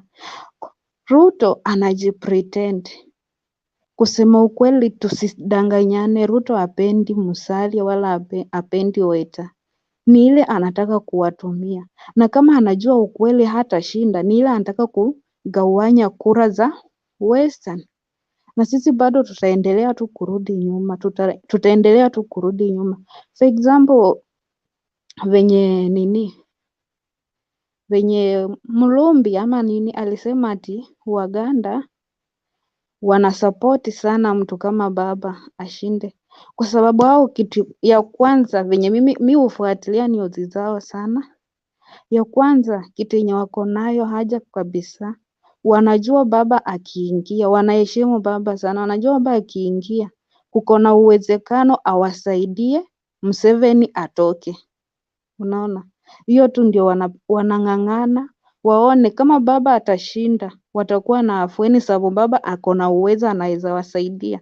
Kitu ya pili yenye watu wanafaa kujua, Ruto hana international networks, hata kwa rali zake hakuna siku ashaiongea, sijui niko na nani, sijui venye baba huwa anasemanga, nilienda huko Amerika, nilienda mahali fulani nikasoma hiki, nilienda mahali fulani nikatoa hiki huko, nitatoa investors kutoka Germany, nitatoa investors kutoka Canada. Hakuna. Ruto yeye anasema analeta sijui nini bottom up economic model, of which atuambii hizo pesa zitakuja aje ndio zitutoe chini zikitupeleka huko juu kwenye anasema. Hizi pesa anasema kwa rally, nimeacha sijui 200,000, sijui nimeacha 3,000, sijui watu wa nini wapate hizo pesa atakuwa anaziweka aje? Anakuja kwa soko venye anakuja hivyo alafu anarusha hapo hivyo watu wachukue? Si mpaka kila kitu ikuwe na mpangilio, lakini yeye aelezi ile mpango yenye inatakikana ifanyikwe na hizo pesa. Sasa mimi ninakuja kushangaa, hivi ndio tunataka tuende wapi kweli? Wa Kenya wenzangu, mnataka Kenya yetu izame?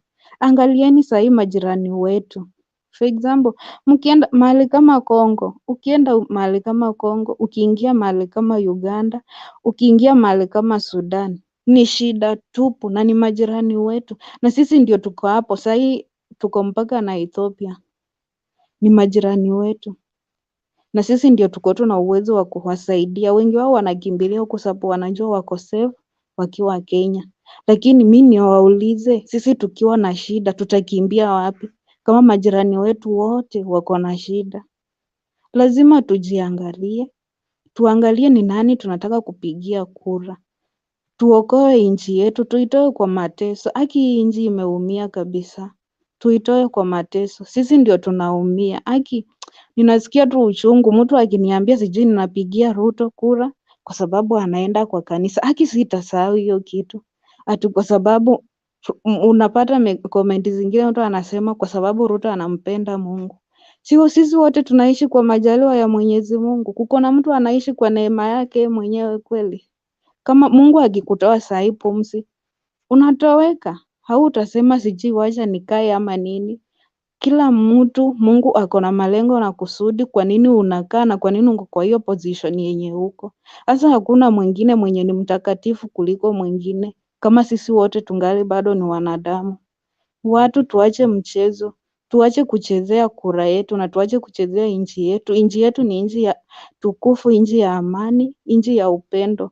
Tusichukue kwa mzaa, tuuze kwa sababu tunataka yani mtu anataka kwa ubinafsi wake atawale kwa kwa mapenzi yake.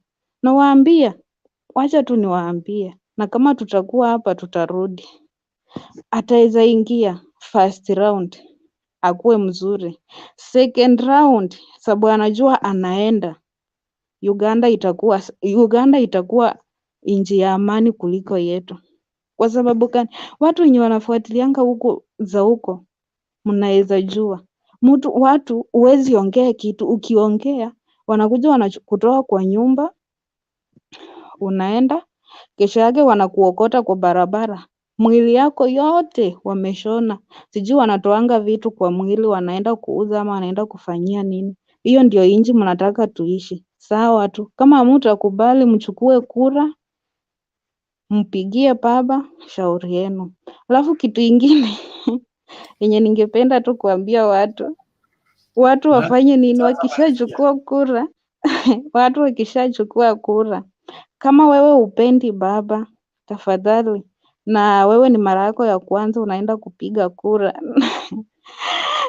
kama upendi baba na unataka Ruto apite bila kupingwa, tafadhali tafuta tu picha ya baba kwa hiyo karatasi yenye IEBC itakuwa imetoa, weka tu X na ihakikishe hiyo X ijatoka nje kwa hiyo picha ya baba. Ya Ruto usiweke kitu. Alafu kama unapenda baba, tiki tu baba na uhakikishe tiki ijatoka, uachie IEBC watoe result. Sawa. Wewe sitakubali hiyo, sitaki kudanganya watu.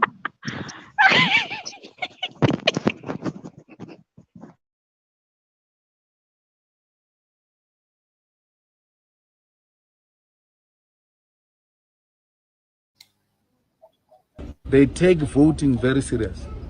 Here, we have to beg people with material to go and vote. If you don't cook, if you don't give them t-shirts, they will never go. I mean, what type of an attitude is that when you know that this is what is going to decide whether I'm going to have a clinic or not, whether I'm going to have a school or not? That affects your daily life, but you treat it as a by.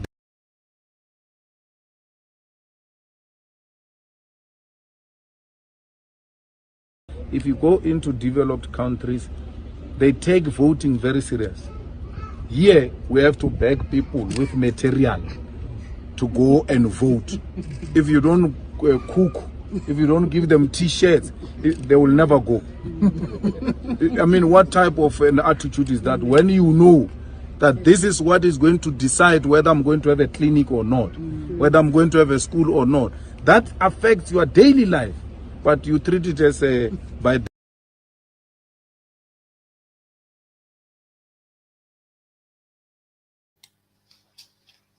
Okay, thank you, Nancy, for your submission.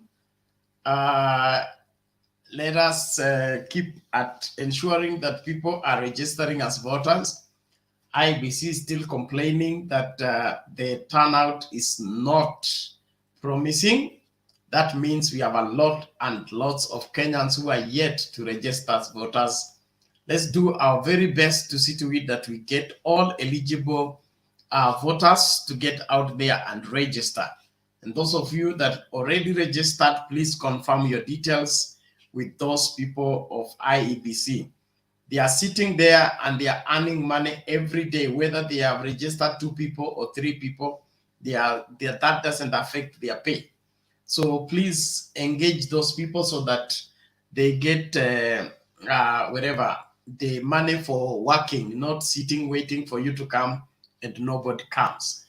I want all of us to see to it that we are at least getting somebody to register. Don't wait for the aspirants to carry you. And then if you are living in a in another city and you registered at home, look for how to transfer your vote to where you are resident. It's important. Don't rely, some of our transport are unreliable.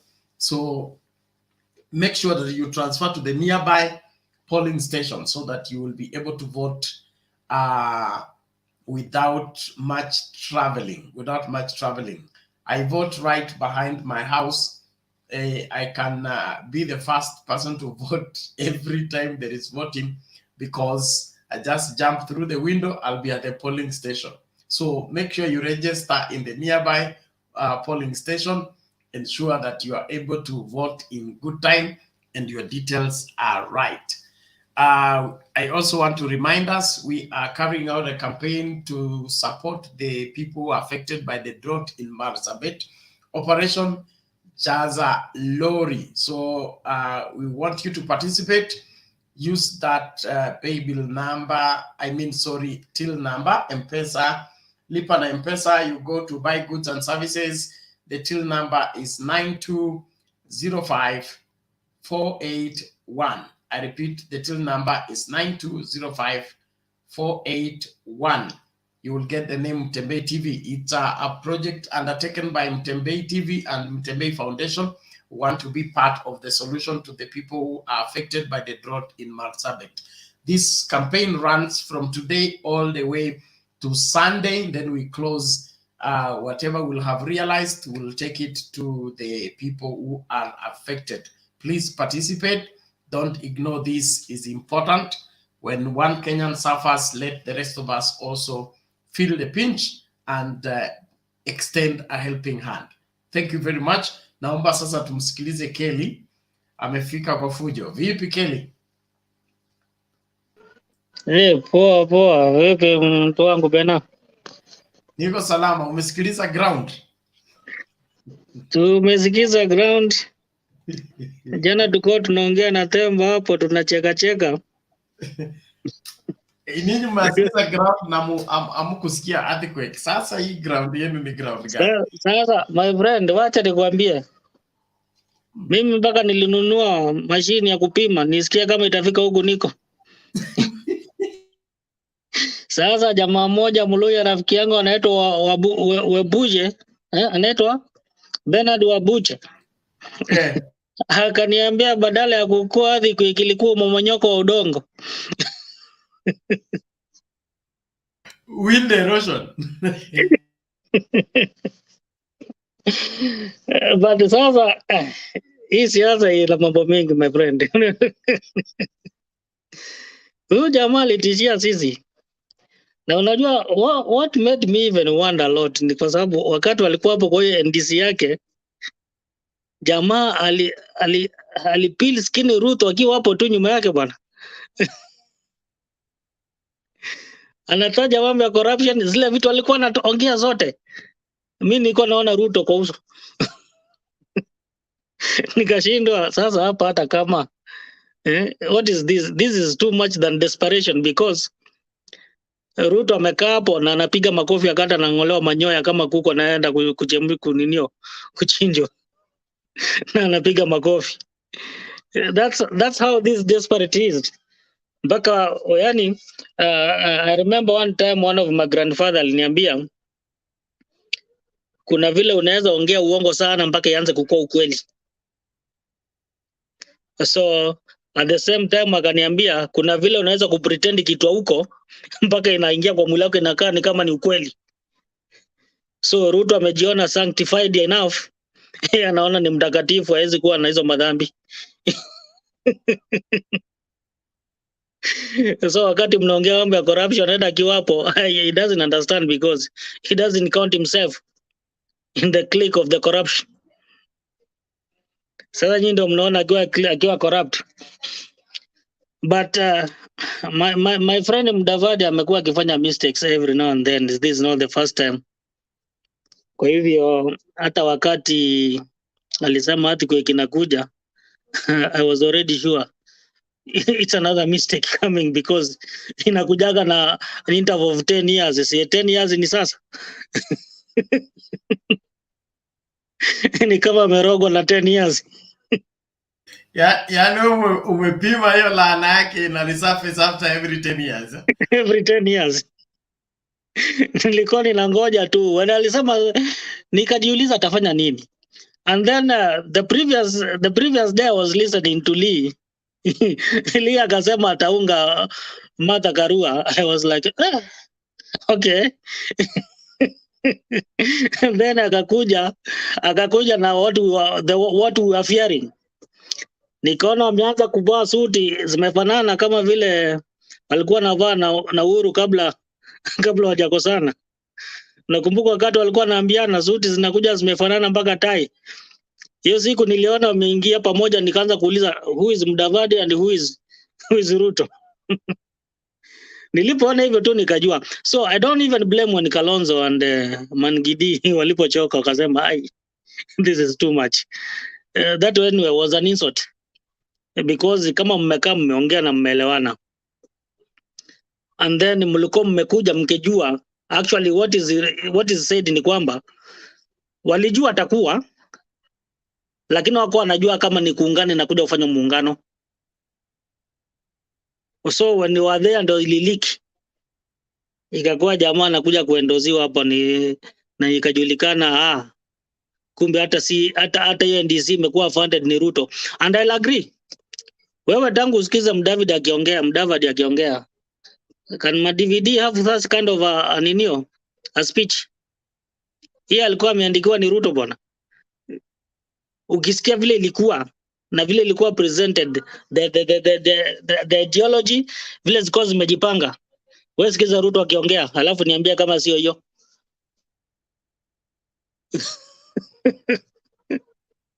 So this guy baadaye nasikia 300 inatajwa milioni nikasema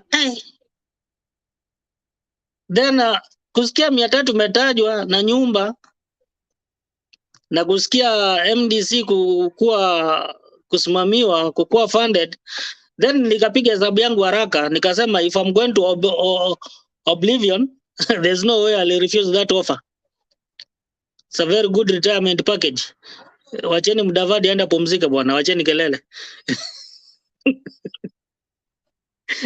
Huyu ameenda retire yake mzuri, and I think it's okay for him, not for the country but for him.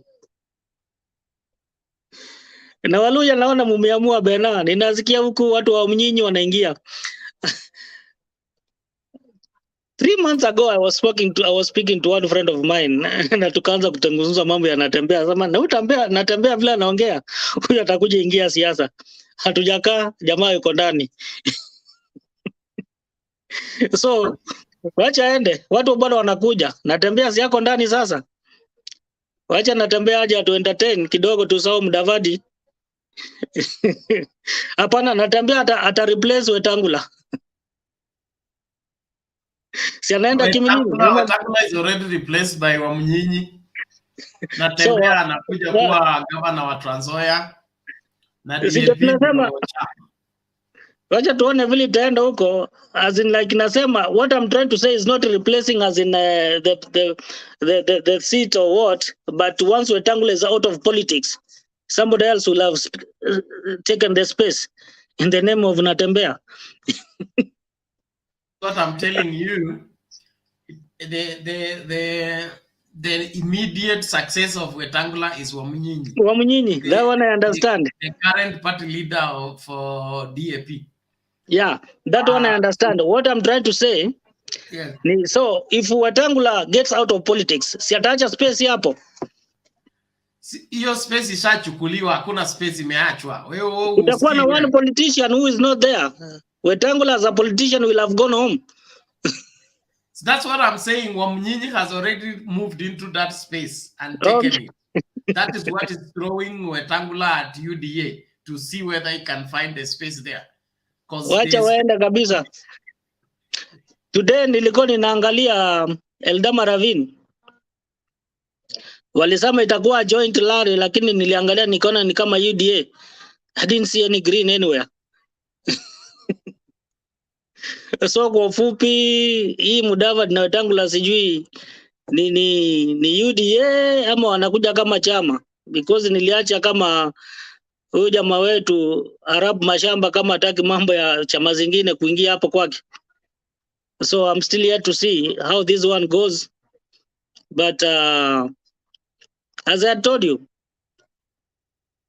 things sometimes don't talk too much. Mudavadi, when he was silent, alikuwa na maneuver so silent, lakini that day alipoongea, sasa zile stories za makaburi zimeanza kuinuka, za Goldenberg zimeanza kuinuka, sasa the good name imeanza kukua tarnished, and that's even the watu wanapoteaga tu. I'm not worried anyway about Mudavadi so much. Kuna mtu amegonga mimi na kaskando leo asubuhi, ananiambia ati Mudavadi amepiga hesabu yake ambayo si atuoni, ati what he is looking at ni kwamba he may end up taking UDA, sababu when Ruto is in a situation where he cannot be allowed to stand for election, then who becomes the president? And in that situation, then Mudavadi akisimama kama president, then Waluya wote ni about time. So I'm here to see that one. Now also sijui, people also are not understanding the reason to why we tuna support Baba. It's not about kinship. Si mambo na kinship. Ati huyo ni Mluya wetu ama huyo ni Jaluo yetu. Mimi si Jaluo, but I've always died with Baba. Kuna kitu tunaona kwa Baba ndio tunaona tunasimama naye. And I know Luyas also have seen that thing with Baba. That's why wamesimama naye for this long. Si Mudavadi amekuwa huko for this long. So I'm not worried. Even if akipoya kiti ya presidency, which sioni, awe ndio yeye atakuwa president wa UDA, still naona kinyimwa kura ni Waluya, a good number of them. So Baba all the way to State House, wacha tutengeneze inchi bwana. I want him aingie atengeneze inchi, ipake mafuta, inyoroshe, alafu watu wengine wakikuja wakute system ziko ni place. This country where I am in America, iko na crooks wengi sana. Trump was one of them. Iko kila aina ya crook. But The reason why inaendeleaga ni sababu systems ziliwekwa huku, policies were made. It's difficult for you to mess around here. Jamaa wamejiguard from every angle. So that is what I'm also expecting from Baba. If Baba akiingia hapo, anyoroshe, apige panel beating hapa na pale, azibe maufa ya kuiba, and then good, what we call, good etiquette za kupiga biashara ya politics zibadilike, na watu waanze kupiga biashara sawa ya biashara ya nini ya siasa. Then from there, kila mtu akikuja hapo atakuwa ananyoka. Kila mtu akikuja ananyoka because sasa tumetengenezewa njia ambayo inafaa. And that is why tunataka Baba ingie kabla hajazeeka. Acha niachie hapo kwa sasa. Thank you, Kelly. Thank you so much for your lengthy contribution and all-compassing. We appreciate your input and your passion. Let's all endeavor to see to it that we do well for this great country. It is Kabla sijasahau, Brother Bena, I heard kulikuwa na mchango fulani. I don't know, what was it? Yeah, kuna mchango kuna drought in Marsabit, watu wanakufa. Tumeona kama Marsabit ama Turkana? It is Marsabit. Marsabit. Okay. Marsabit wakati huu sio ile ya Turkana. Ile ya Turkana ni nyakati zile zingine. Okay. Ni Marsabit. It's Marsabit. So kuna mchango ambao tunachangia towards that. Tumeanza leo, tuna run mpaka Sunday, alafu tujaze lori tupeleke msaada wetu kama Mtembei TV na Mtembei Foundation. So I was told the only way I can get to that is through niingie kwa WhatsApp. Get what? The number to use to transfer your contribution.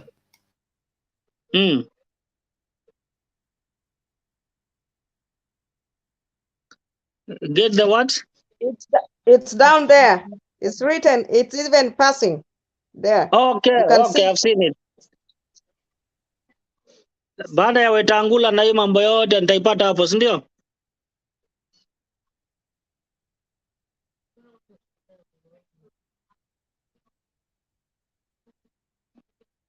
Okay, nimeiona Operation Jaza Roli. Asa wewe utajaza kwota ya lori. Asante sana. Tutajaza kulingana na uwezo, si vile si kujaza kwota, ni uwezo tu. Bali Mungu amenifikisha. Wewe unaonekana unajiweza. Haya, asante, nimeona hapo kabisa hiyo namba, acha nichukue.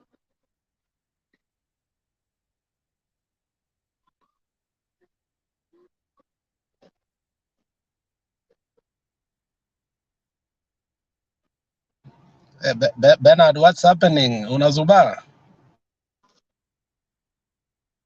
Anasoma siasa hapo chini, anasoma siasa. Bernard, we can't hear you. My time to sign out has arrived, so sorry, sir. Sorry, I've been here 6 hours is a long time to concentrate, but it's fine. Thank you. Nilikuwa naambia princess achukulie hapo, tunamsubiri Themba aje baada kwa njia. Hata mimi nitaondoka mapema, sitakaa sana. Now that nimepata till number, hata nikiondoka ni sawa tu. Ninawasikiza ni vile ninang'ang'ana hapa na assignment. Sawa, asante. Wewe ubarikiwe sana, tuonane wakati mwingine. Okay. Princess, maoni yako tafadhali tukianza kung'atuka. Nashukuru sana tena Bernard kwa kunipa nafasi nyingine. Naona Jakindu Bay. Alex bado yupo ndani. Nawashukuru sana. Kuna jambo Jakindu Bay alisema, nikainua mkono alafu ikapita.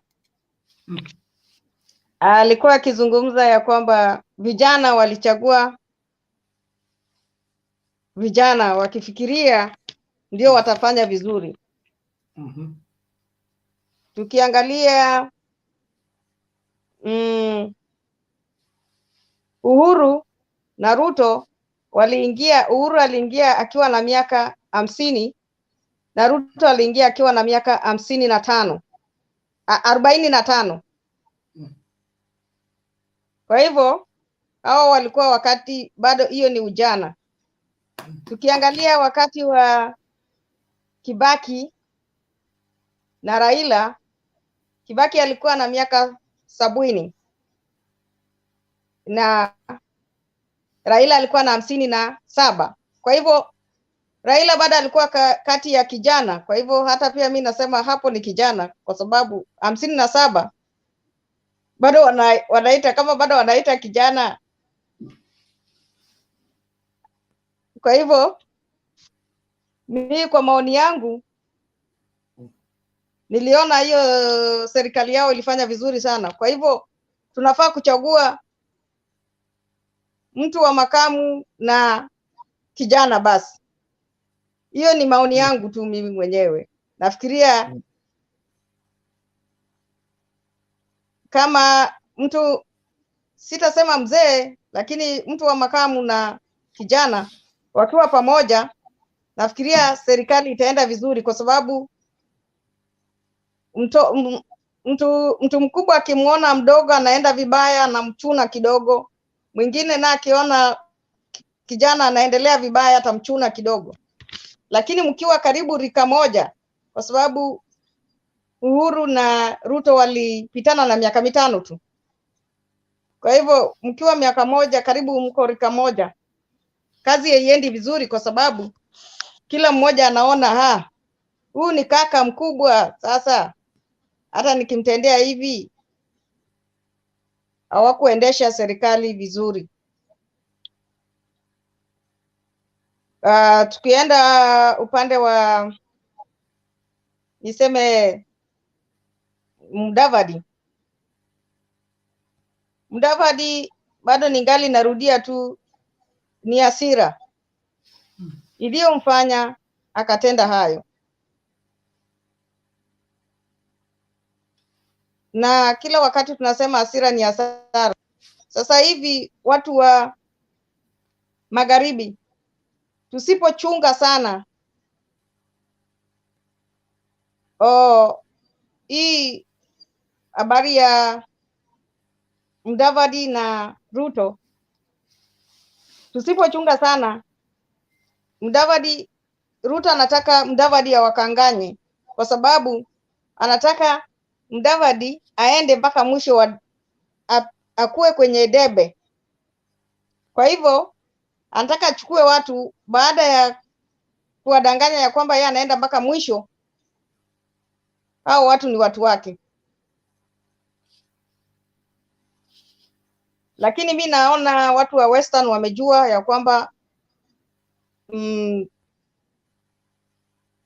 Mudavadi hata akiwa kwa debe akielekea, alimwaga mtama penye kuku wengi mapema.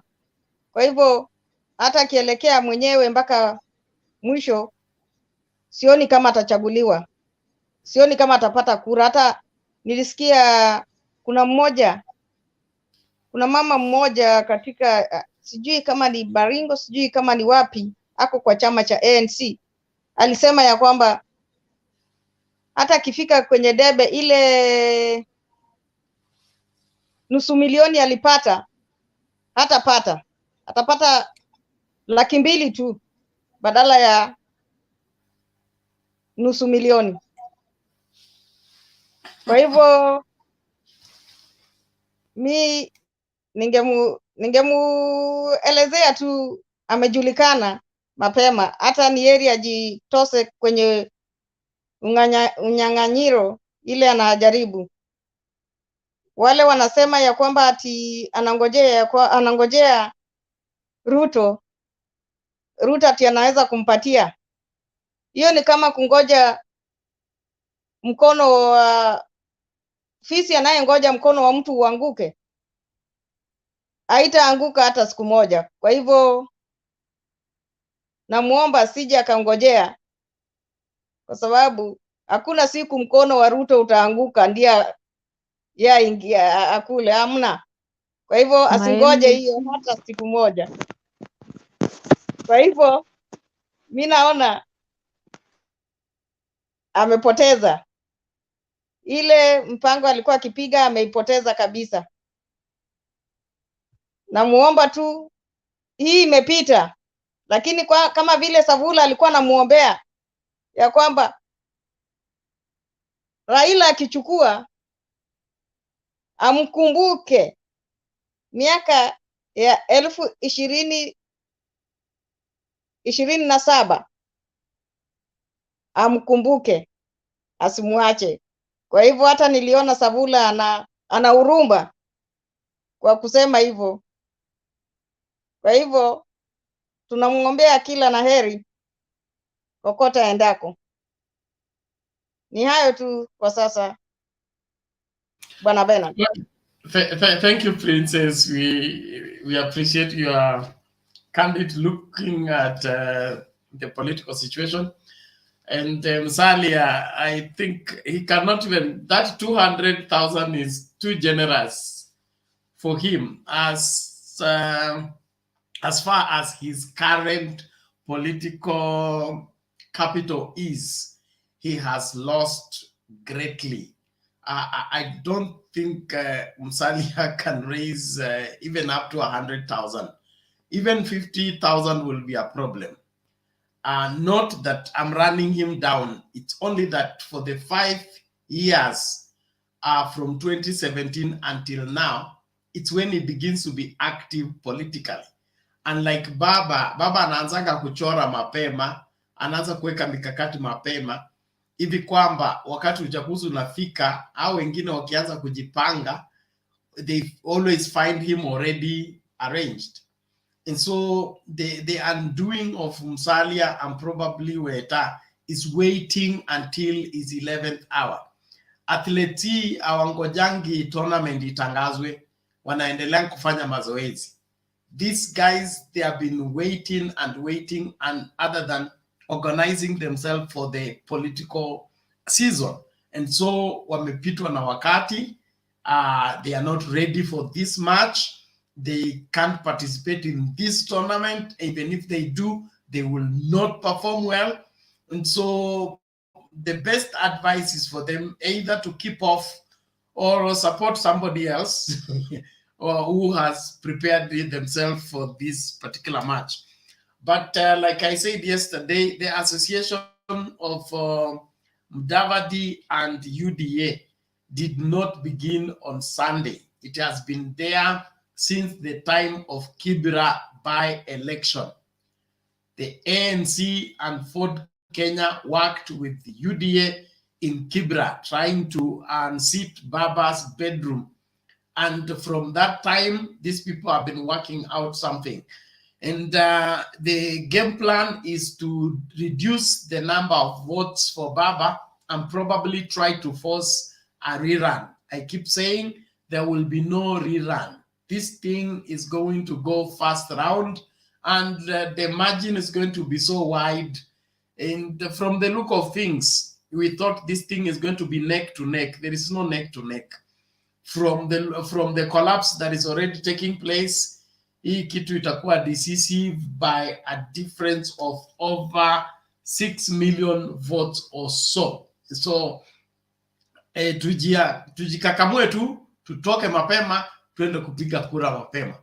Hii kitu ishachorwa, naamini kwamba itakwenda sambamba na kulingana na hiyo strategy.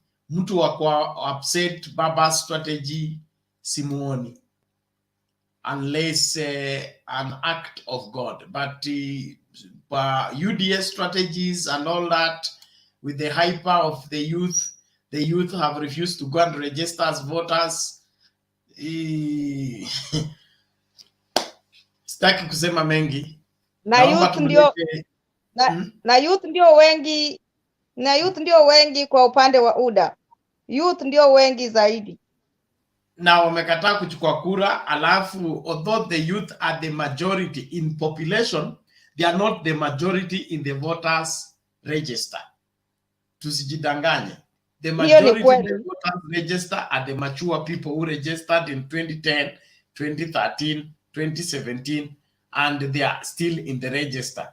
the youth are only majority in the population, but not in the voters register. And if they don't register now in mass, at least to get of the 6 million, they reach to around 4 million. They don't have numbers to upset the setting. If we will get the mature people to go and vote, nobody sensible is going to buy into the lies that are being sold around. We want a stable country. We must have credible leaders to help us in establishing that stable country. Thank you. Mzee Jakindube, wasia wako. Ngoja niulize Nancy. Nancy, tunataka tushinde kwa haki. Hatutaki kushinda ya kwamba unawaelezea waweke X pale. Waelezee tu vizuri, wawe tunajua wako wachache. Kwa hivyo wewe waelezee tu wafanye vizuri, tunaenda kuwashinda kwa haki. Sawa princess, tumesikia.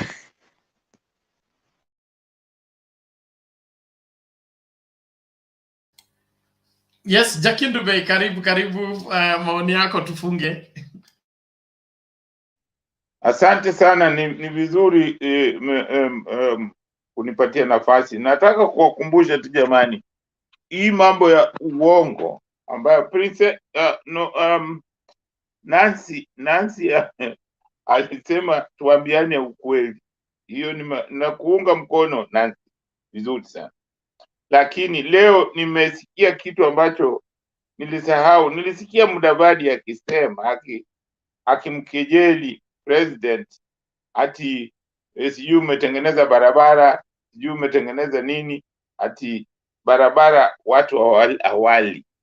Sasa economy utatengeneza na nini kama huna barabara, huna daraja, huna reli? Hii economy yako unaendesha na njia gani?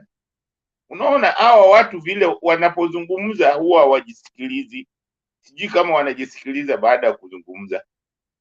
Walikuwa pale Nakuru akisema ati watu wanataka pesa mfukoni. Pesa mfukoni, kama huna barabara utapata pesa mfukoni wapi? Ama kama huna barabara utaenda hospitali namna gani? Na kama hiyo hospitali haipo utaendaje? Hiyo economy utajenga namna gani? Tuacheni mimi nasema nazidi kuhimiza tuseme ukweli, tusikubali kudanganywa. Manake uongo hautajenga, uongo itabomoa tu. Tusikubali kudanganywa, kwa sababu hawa watu wanasema uongo, wanakijeli serikali. Ruto anasikijeli serikali na yuko pale amekataa kuresign. So mimi naweza kusema kwamba hiyo muungano wao mimi naona ni kwamba ni muungano ambao hauendi popote, hautatufanyia chochote. Mimi nafurahi vile Azimio la Umoja inafanya mipango yake, kwa sababu kwanza ni lazima tukubali kuunganisha Wakenya wote. Tukiungana sisi wote tuwe pamoja, tutajenga nchi yetu. Kama ni kodi tutalipa, kama ni nini tutafanya pamoja, kwa sababu hatutakuwa na watu ambao wanataka kuhepa.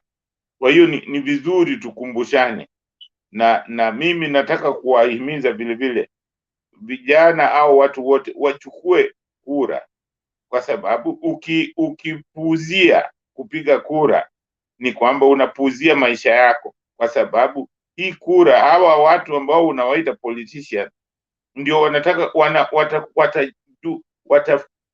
watakufanya ulipe kodi, watakufanya hata kazi ni wao, watakufanya upate kazi, watakufanya upate biashara ile unataka, watafanya economy yetu iwe vile inatakana, hawa watu wa siasa. Kwa hiyo ni lazima utuchukulie mambo ya siasa kwa uzito mkubwa zaidi. Hiyo ndio mama ya kila kitu, ya biashara, ya kila kitu. Kwa hiyo watu wasichukulie hii mambo ya kupiga kura kimchezo. Wanachukua kimchezo, wakishachagua, watu wabaya wakishachaguliwa, mnaanza kulalamika. Sasa hiyo ni makosa. Inafaa uchukue kura na inafaa participate, na inafaa uchague mtu kwa kuangalia, unaangalia uzoefu wake ni wa namna gani, yeye ni mtu kuna nini kwa rekodi yake. Usichague tu eti kwa sababu anatoka kwetu eti sijui mtu wa kwetu. Hapana, hiyo tumejaribu, tumeshindwa. Ndio maana nchi yetu iko mahali iko, kwa sababu tumekuwa tukichagua huyu mtu wa kwetu, huyu mtu bila kuangalia rekodi yake, bila kuangalia mwenendo wake. Hiyo tukiweza kusimama na haki, tusijaribu kukubali uongo, kwa sababu uongo haujengi, uongo unabomoa, na ni rahisi sana kubomoa, kujenga ni ngumu sana. Kwa hiyo tusikubali kubomoa nchi yetu, tukubali tujiunge pamoja, tujenge nchi yetu. Hii mrengo wa UDA na Ford Kenya na Amani haitupeleki, hiyo haiwezi kutupeleka popote. Hawana chochote ambayo wanaweza kufanyia nchi yetu. Hawa ni maneno tu, hakuna kitu wanaweza kufanya, kwa sababu wameshapewa kazi, na ukiwaangalia hizo katika rekodi zao hakuna kazi wamefanya. Hakuna. Huyu kama hawa wote watatu wote walikuwa kwa serikali zile za mabavu, ile ya serikali ya Moi walikuweko, na wote wamekaa katika hizo serikali mpaka leo. Kitu gani wanaweza kusema, rekodi gani wanaweza kusema wamefanya? Hakuna. Ukiangalia rekodi zao ziko tu na matatizo. Kwa hiyo Wakenya mwakatae hao watu na mkatae uongo. Asante sana Bernard. Asante Jakindu Bey, tunakushukuru sana kwa kuendelea kujiunga nasi na kupeana maoni. Naamini Wakenya wanajifunza mengi ambayo yatasaidia katika uamuzi wa nani ambaye atatuongoza miaka inayokuja 5. Wote tuendelee katika mjadala wa leo. Naomba Nancy tupatie neno lako la mwisho, tuanze kung'atuka.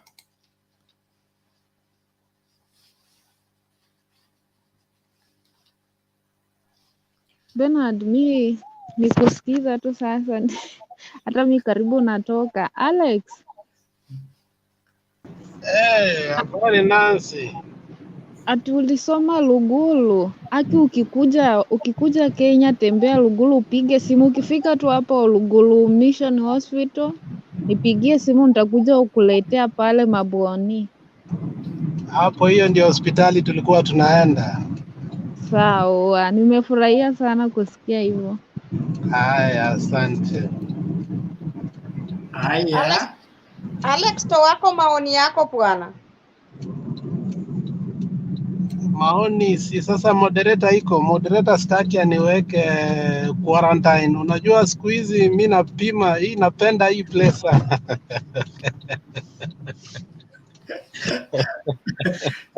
Nita-introduce fine sasa. Inaonekana hii quarantine umezoea. Nitaongeza fine. Hapana, staki niwekwe quarantine. Hiyo nayo nitapiga kelele. Sawa Alex, hebu tunafunga tafadhali, maneno ya mwisho tuanze kung'atuka. No, Bernard, nashukuru sana. Nashukuru kwa sababu of your sacrifice. Najua sisi wengine hatukufanya kazi Kenya sana. Tulifanya kidogo tukakuja huku na tumezoea 24-hour economy. Na ninapoona you are sacrificing mpaka wakati huu, uamka asubuhi na ni Nairobi tena ungatuke uende tena kazi nyingine, I appreciate your commitment to Mtembei TV and to a better democracy. Yeah, that's one thing I've seen from you, so I appreciate what you're doing. Jambo lingine ni, as I said, this week I have taken a lot of time listening to the leadership of all the lawyers who have been interviewed, and I can appreciate more that shule ambazo have produced the leadership. Unajua when you look historically, a lot of missionaries went to Western and they created some of the best schools in Kenya. And you can see the people they have produced. Hata kijana wetu Malala, hata kama ameanda the other side, when it comes to debate, when it comes to other things, as a thespian, and I think he's one of the best in his own category, where we can mgala muwe lakini mpe haki yake. But Waluya in general, I don't know why some of their leaders wanakuwa ni kama sometimes they take a position, they become sycophants until you never know their true intelligence. Asa kama hii wiki wamekuwa wakiongea wakati earthquake ilikuwa, na ukawaona ni they are very reasonable, very good and very stable leaders. Ikiwa Savula anasema alifanya zile vitu zote amefanya, walai, I like that man now, because it's not easy to start such projects from bootstrap. You know, ndugu ya babangu alikuwa MP, and I know what leadership is, and I know how it can be sometimes very controversial, and I know projects ambazo you lie to people that you have done by covering it. So and to start an MTC, to start a TTC, to start projects that are able to give education to your people with the CDF money, that the whole school, vile Sabula alisema kuwa kuna mashule ambao there is no school, most of the fees that is paid there is through CDF fund and also projects ambazo the government is sponsoring. That is a great thing for the Luya community. I hope you find more direction, because as we continue looking at political leadership, we should not forget development leadership. In the end, we don't eat politics. We only eat the development that has been brought. And that development is only brought by leaders who are progressive, wanapiga kelele hapa nje, lakini wakijua their people are benefiting. Jana Madam Nancy alisema kitu na nataka nimjibu, kwa sababu alipoenda I never spoke it because I wanted to answer him. I wanted to answer her. Ulimuonea ndugu Boni Kalwale huruma sana. I know Boni Kalwale in person. I've had the privilege of even being with him in weeks and speaking with him. And the sad part is Boni Kalwale knew that had he toiled and become patient, not greedy, and realized that Oparanya had an opportunity to lead Kakamega for a few years, just to lay the foundation. Sasa yeye kama an expert in money alete kutoka bunge, alete kule Kakamega, in 10 years, Kalwale angechukua ugovernor for 10 years without using a single cent. There are 3 people who could have taken governorship had they become very patient. And he is one of them. And if you want me to name others, I could. But there is one I have to name because he became too greedy. And that is Omar Hassan. His politics was going in the right direction, but he disrupted it, which was not constructive. But there is constructive disruption, but there is unconstructive disruption.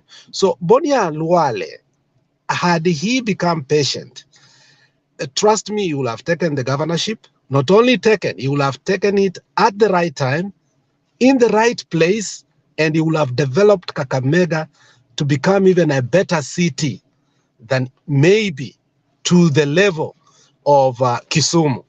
Because I think Boni Kalwale has the capacity.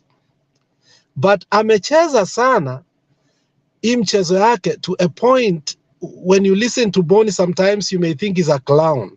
But Boni is not a clown. Boni is a very informed person. When he stops playing politics and start playing now development politics, Boni can deliver if he wants to. But sasa usimuone huruma. Boni knows he is too intelligent to have made that decision. So usimuonee huruma tafadhali. Yeye alipiga kelele, wacha tumuache hivyo. Kwa sababu jana ulisema kuwa Boni has made noise for so long. Sasa Malala akichukuliwa Boni awachwe, mimi namuonea huruma. You know, I think that is the price you pay when politics supersedes the people, especially after you have been elected. Mwisho kabisa, I've listened to Jakindu Bey na Ziana Princess.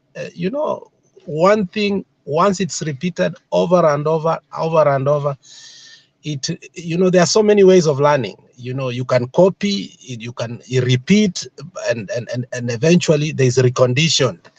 I think mzee umeni recondition. Every time you speak, I know utaongea juu ya umoja, upendo. And I've been questioning myself, why are you doing this all the time? But I think I'm getting the point. And I may not get it fully, but I'm getting the point now clearer, that whatever you are agitating for, it is the foundation of any country. And nakwambia ukweli kabisa mzee, it is hard for people to know that without that, hatutakuwa na development.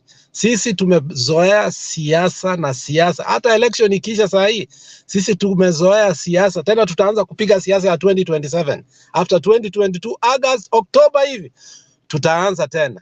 But I think you are telling us that, you know, we need to calm down. And I think that comes with wisdom. So endelea. People will come to understand. Don't be tired. Don't be tired. Thank you. Those are my submission. Asante sana. Thank you, Alex. Naona wewe ndio advocate wa Khalwale. Khalwale's performance as a Koloman MP is what wrote him off as far as governorship is concerned. The 2 terms he served as a Koloman MP, he did 0 in terms of development, 0 in terms of even CDF helping the people of Ikoloman. How do you want to multiply that for the rest of Kakamega County? It will not work. And the people of Ikoloman and the rest of Kakamega, they meet on Kakamega market every Wednesday. So there is no way he can even deceive the other part of Kakamega that Ikoloman is better. Bernard. He is the one that shot himself in the foot. He would have continued being the senator, make noise as a senator. He will be earning salary and use other influences of making money. Another thing is that in 2017, he Bernard. was eating from... Yes, Temba. Why do you guys, it is gold mine, why do you call it Ikoloman? Don't bring English here. It is Ikoloman. That is, go and read the signboard. Is Ikoloman, not gold mine. Gold mine hiyo ni yenu ya vitabu. But this is what I wanted to say, that in 2017, Khalwale was eating from both plates. Okay, he's enjoying NASA and is being sponsored by Jubilee. So that's what brought about the troubles of him in Kakamega. Well, when you become a double dealer, you will always unapasuka msamba, okay, because unataka kila kitu, tamaa mbaya. So he has destroyed his political career, and I think he needs to salvage himself. And the best thing for him to do to salvage himself, akuja hapa Dagoretti North, wakati Simba Arati anaenda Kisii, amuombe Simba Arati amwachie hapa, labda hiyo itawak. Lakini Kakamega sioni ikimsaidia. Unadanganya Boni, Nairobi hataweza. Unaona bila alipigwa Kibira, mawe akabeba, jamaa atanunua suitcase ya mawe. Funza kukaa Kibra. Anakuja na mawe Kibra, hata akipigwa mawe anajua hospitali iko section gani. Okay, Bwana Themba, karibu sana. Naomba ni kuache uendeleze show sehemu ambayo imebaki. Alafu campaign nimeweka hapa, utaendelea kusisitiza, then there are those in the diaspora who say they cannot use till number. So I said they can use any of the numbers of the contact people on the banner. The banner is here. I don't know if you can be able to access it. Ebu iweke dakika mbili kabla utoke ya. Ya nimedisplay ndio hiyo. Sasa itakuwa ikitoka tu ile nataka kuiona, narudi tu kuwatch video anaiona. Yeah, it is there. So it has all the details and all contributors. You are you have to, between now and Sunday, to make sure that you make your contribution. Tujaze hii lori mara moja tuipeleke Marsabit na tusaidie watu wa Marsabit. Hiyo ndio jukumu letu kama wa Kenya. Do we have a target, or do we just have a target, or we're just doing something without a target? Jaza lori bwana. Wacha tujaze lori. So unaweza jaza lori na unga, unaweza leta unga moja, unaweza leta pesa, unaweza leta nini. We will display everything here. We'll give you, yeah. Yeah, go ahead, Bernard. Sawa. So it is, you can contribute in terms of money or in terms of kind. Like the corporate that are watching this, you can say you will give us bundles of unga for the people, or even clothes or something like that. Anything that will be helpful, but we are targeting specifically foodstuffs that will help people at least go through this process easily than they are doing right now. So no amount is too big, no amount is too small. Just make sure you are a participant, and your participation is highly appreciated. Thank you very much. Let's keep the conversation going. Remind somebody, reach out to somebody. Don't just contribute and be silent. Blow the trumpet so that everybody comes on board. Work becomes easy when many hands are on the deck. So don't just hear it and contribute your amount and you keep silent about it. Share it with your aunties, your uncles, your brothers, so that we can fill the lorry in good time and be able to submit it in good time. Thank you very much. Themba, go ahead. Thank you so much, Bernard. As Bernard has said, we have Jaza Lorry campaign going on between today, and we'll continue mentioning it every day. Operation Jaza Lorry, Marsabit Draw Donation. M-Pesa, buy goods till number 9205481. We want to Jaza the lorry by Sunday. We'll be able to tell you where we are at, what we will have contributed. Now, you can contribute in terms of whatever amount you have, money, or even you can get in touch with the numbers that we have given you. If you have deliverable items, we can tell you where to deliver them. If you are looking to send M-Pesa, the numbers will be there on there. Every day we'll display the numbers. You can get in touch with any of them, Bernard, Wekesa, or Mutembei. So this is a Mutembei family thing. Some of us are saying, do you want to include politicians? No, but if they come in, if they can come in and give their donations as Mutembei family, that's okay. This is purely Mutembei TV and Mutembei Foundation and Mutembei family affair. So we are doing it as Mutembei family, Mutembei TV, Mutembei family affair. We know that there are politicians who will want to take advantage of this. You know, like some of them will want to come and say that, oh, I'm the one who did it. No, this is purely a Mutembei family affair. We are not looking at you're not looking at any of the politicians. Nobody has sent us. We are not speaking on behalf of anyone. This is purely you and me. We are not looking for any political seat, so we are not doing this to get a governorship of Marsabit. No. It doesn't matter even if you are an UDA, Azimio, just contribute. This is our fellow Kenyan. Exactly. This is Mutembei family, and Mutembei family is not about your political view. It's a family. You know, in families you can be 5 siblings, lakini kila mtu ako na kazi yake. Mwingine daktari, mwingine ni nini, mwingine, lakini wote ni familia. So the same here. Wengine ni UDA, wengine ni Azimio, wengine ni chap chap, wengine ni nini, but we are meeting here as Mutembei family. So utu ni kitu ambacho uko na. Humanity is in all of us. It doesn't matter your political persuasion. So let's just contribute as Mutembei family. So find, rolling down there, if you're in Kenya, you can use the till number. If you can't use the till number, there are numbers that have been given there. There's Bernard's number, there's Wekesa's number, and there's Mutembei's number. So kindly try and squeeze in what you can.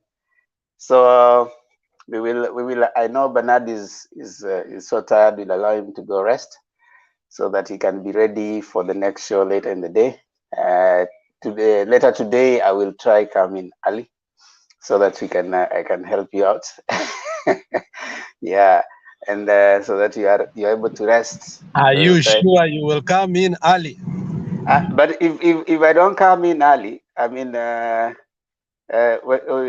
Someone like Alex can always hold on as I come, because that's really not something. You can just share, have a piga gumzo. Alex always go in, out, and sometimes he might be at the quarantine place. So what are we going to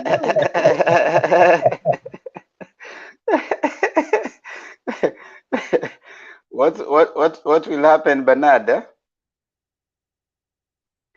You will talk to Mutembei to give Ziana the padlock, eh? I think that's a noble idea, yeah, because sometimes that transition is needed. Thank you. Yeah, so you can have either Ziana or one of these people to have the key. I can see Ziana. Ziana is a very committed. Akishaingia ameingia. So someone like that, hata akiingia saa ngapi anakaa all through. So anaweza pewa key. Usipatie Alex key. Alex ni atatuangusha. Atakuwa kwa quarantine na tukimwangalia yuko huko bado. Mnajua I'm the best asset hapa. I know that. I know you are an asset, but kuna wale footballers wezi wapatia kuwa captain. Hata mimi ni liquid assets na nyinyi ni wacha siasa. Tutapeana key. Alafu ndio program is going interfered with. Because there are times when you leave people and they can't add, and then they remain 2 and they talk at each other, praying that nobody would drop. and then you also may not have journalistic background, so that when you are left alone on the screen, what will you tell the viewer until other people come? So there's a day we remained with Arun, only 2 of us. So we started talking. No, we were in the background. Tulikuwa background. This guy, Alex are in the background, but they couldn't come in. So we'll give Ziana the key so that at least she can be able to add people as we are waiting for others to, as we're waiting for that transition period. Yeah. So to that effect, Ziana, you should give me your email address on WhatsApp. Huh? And you know, Bernard, some of these hii debate yetu watoto wote wakilala, wazee wanabaki, mimi na Jakindu Bey na wazee wengine. Wakati wewe mtoto umeenda kulala, inakuanga mzuri sana, so we need it. Let me pretend I did not hear that one. Then you monea Bernard. Alex wewe sasa wewe hiyo ni hate speech. Alex the brother ya Osoro. Alex the brother ya Osoro. Alex Alex from the comment, hii si mimi nimesema, Chichi anasema Alex is a liability. Alex gets so bitter very quickly and is short-tempered. That is very true. That is very true. That is very true. Kuna watu wanakujanga hapa wanatucheza akili mpaka tunashangaa. Wanasema please write large numbers of M-Pesa. Hizo numbers ziko sawa, uko na shida ya macho. Anyway, kesho Bernard, siko hapo, umeweka namba ya. Kuna namba ya M-Pesa imewekwa hapo. Ukiangalia tu hapo, it will be rolling. You don't have to be in a hurry. You can watch the video pole pole, then you pause it at the number. Let me also put it in the comments. Weka kwa comment section pia, so that is there a way you can put that poster on the comment section?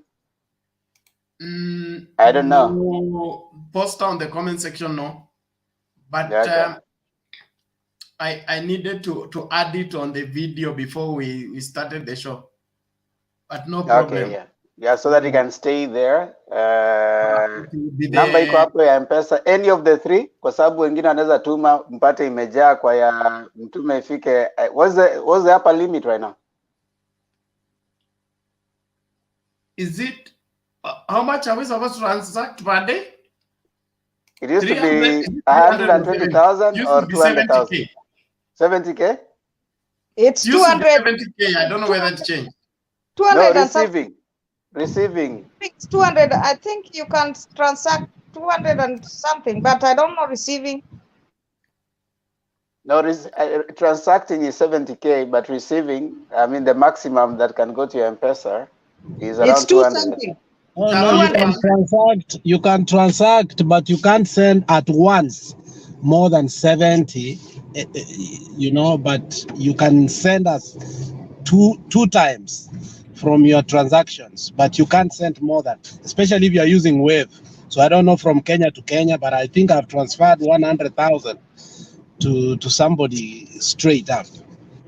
So we are talking about the M-Pesa numbers, like the M-Pesa account receiving the money from one M-Pesa account. It can go up to 200, right? Yes. Yes.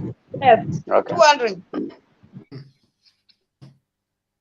So you put the numbers tujaribu.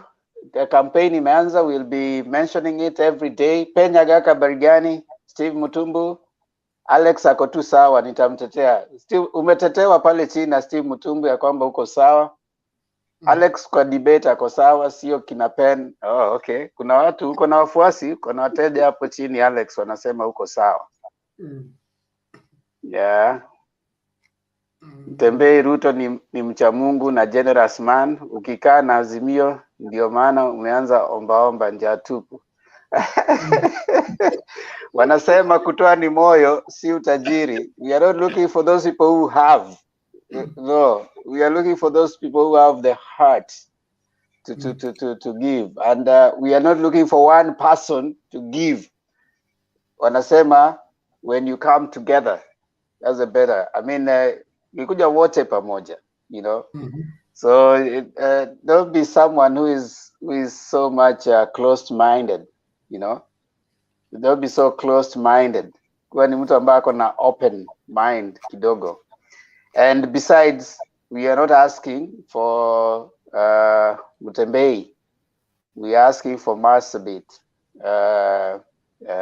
Kule watu wako na njaa. So we don't look so much at the politicians. Politicians, if a politician comes to give you something, most likely kuna kitu anatafuta.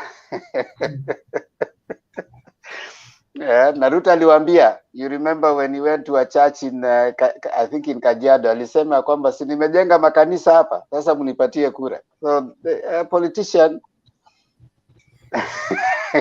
atajenga kanisa alafu akwambie umpatie kura. So that's not something we want to do. So yeah. Till number, it's being said that it can hold 300,000. Or till number can hold 300,000. 300,000. So kwa wale ambao wako Kenya, you can put at the till number. Watu ambao wako nchi za nje, ugaibuni, wanasema ugaibuni. Nyie ndio mnaweza kutumia ile M-Pesa namba ambayo imepewa pale. So jaribu kidogo kidogo ujaza kibaba, na si lazima tutume pesa. Si lazima tutume pesa. Tunaweza tukatuma the specific non-perishable items. Sukari, mchele. Sukari, mchele, maharagwe, you know, vitu ambavyo si perishable, ambavyo hata vikikaa kwa barabara siku 2, 3, 4 havitakuwa vimeharibika. So try and make non-perishable. Kama uko na kiwanda natengeza, peana. The numbers are too small. The numbers are not too small. Your eyes are nini, Michael Mwarenge.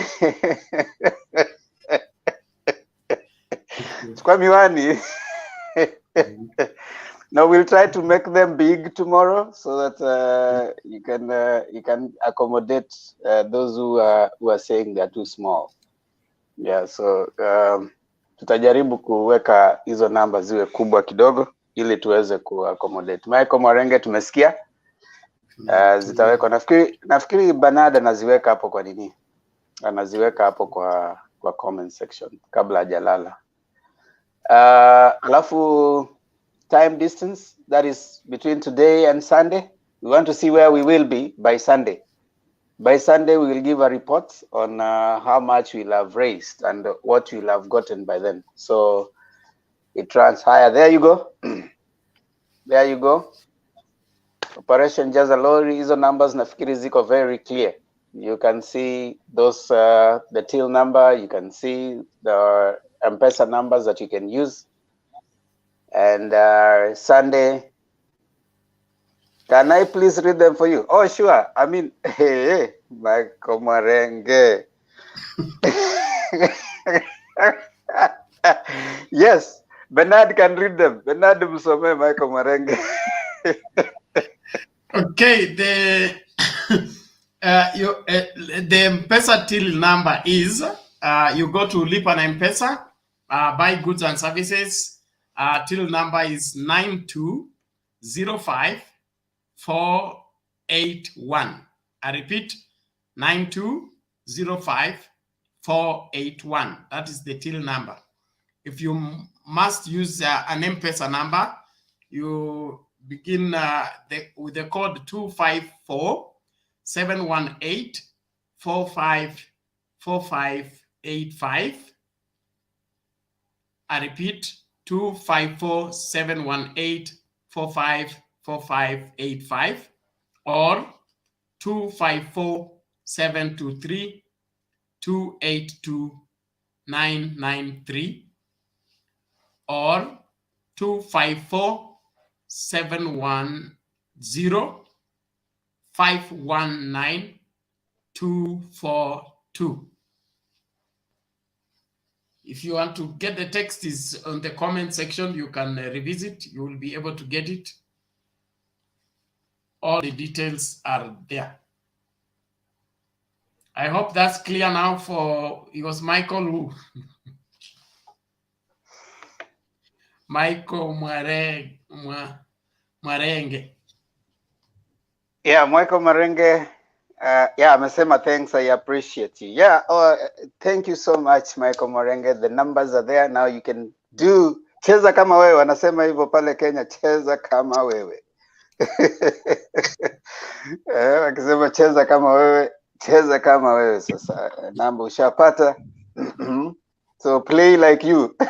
That's the translation, right?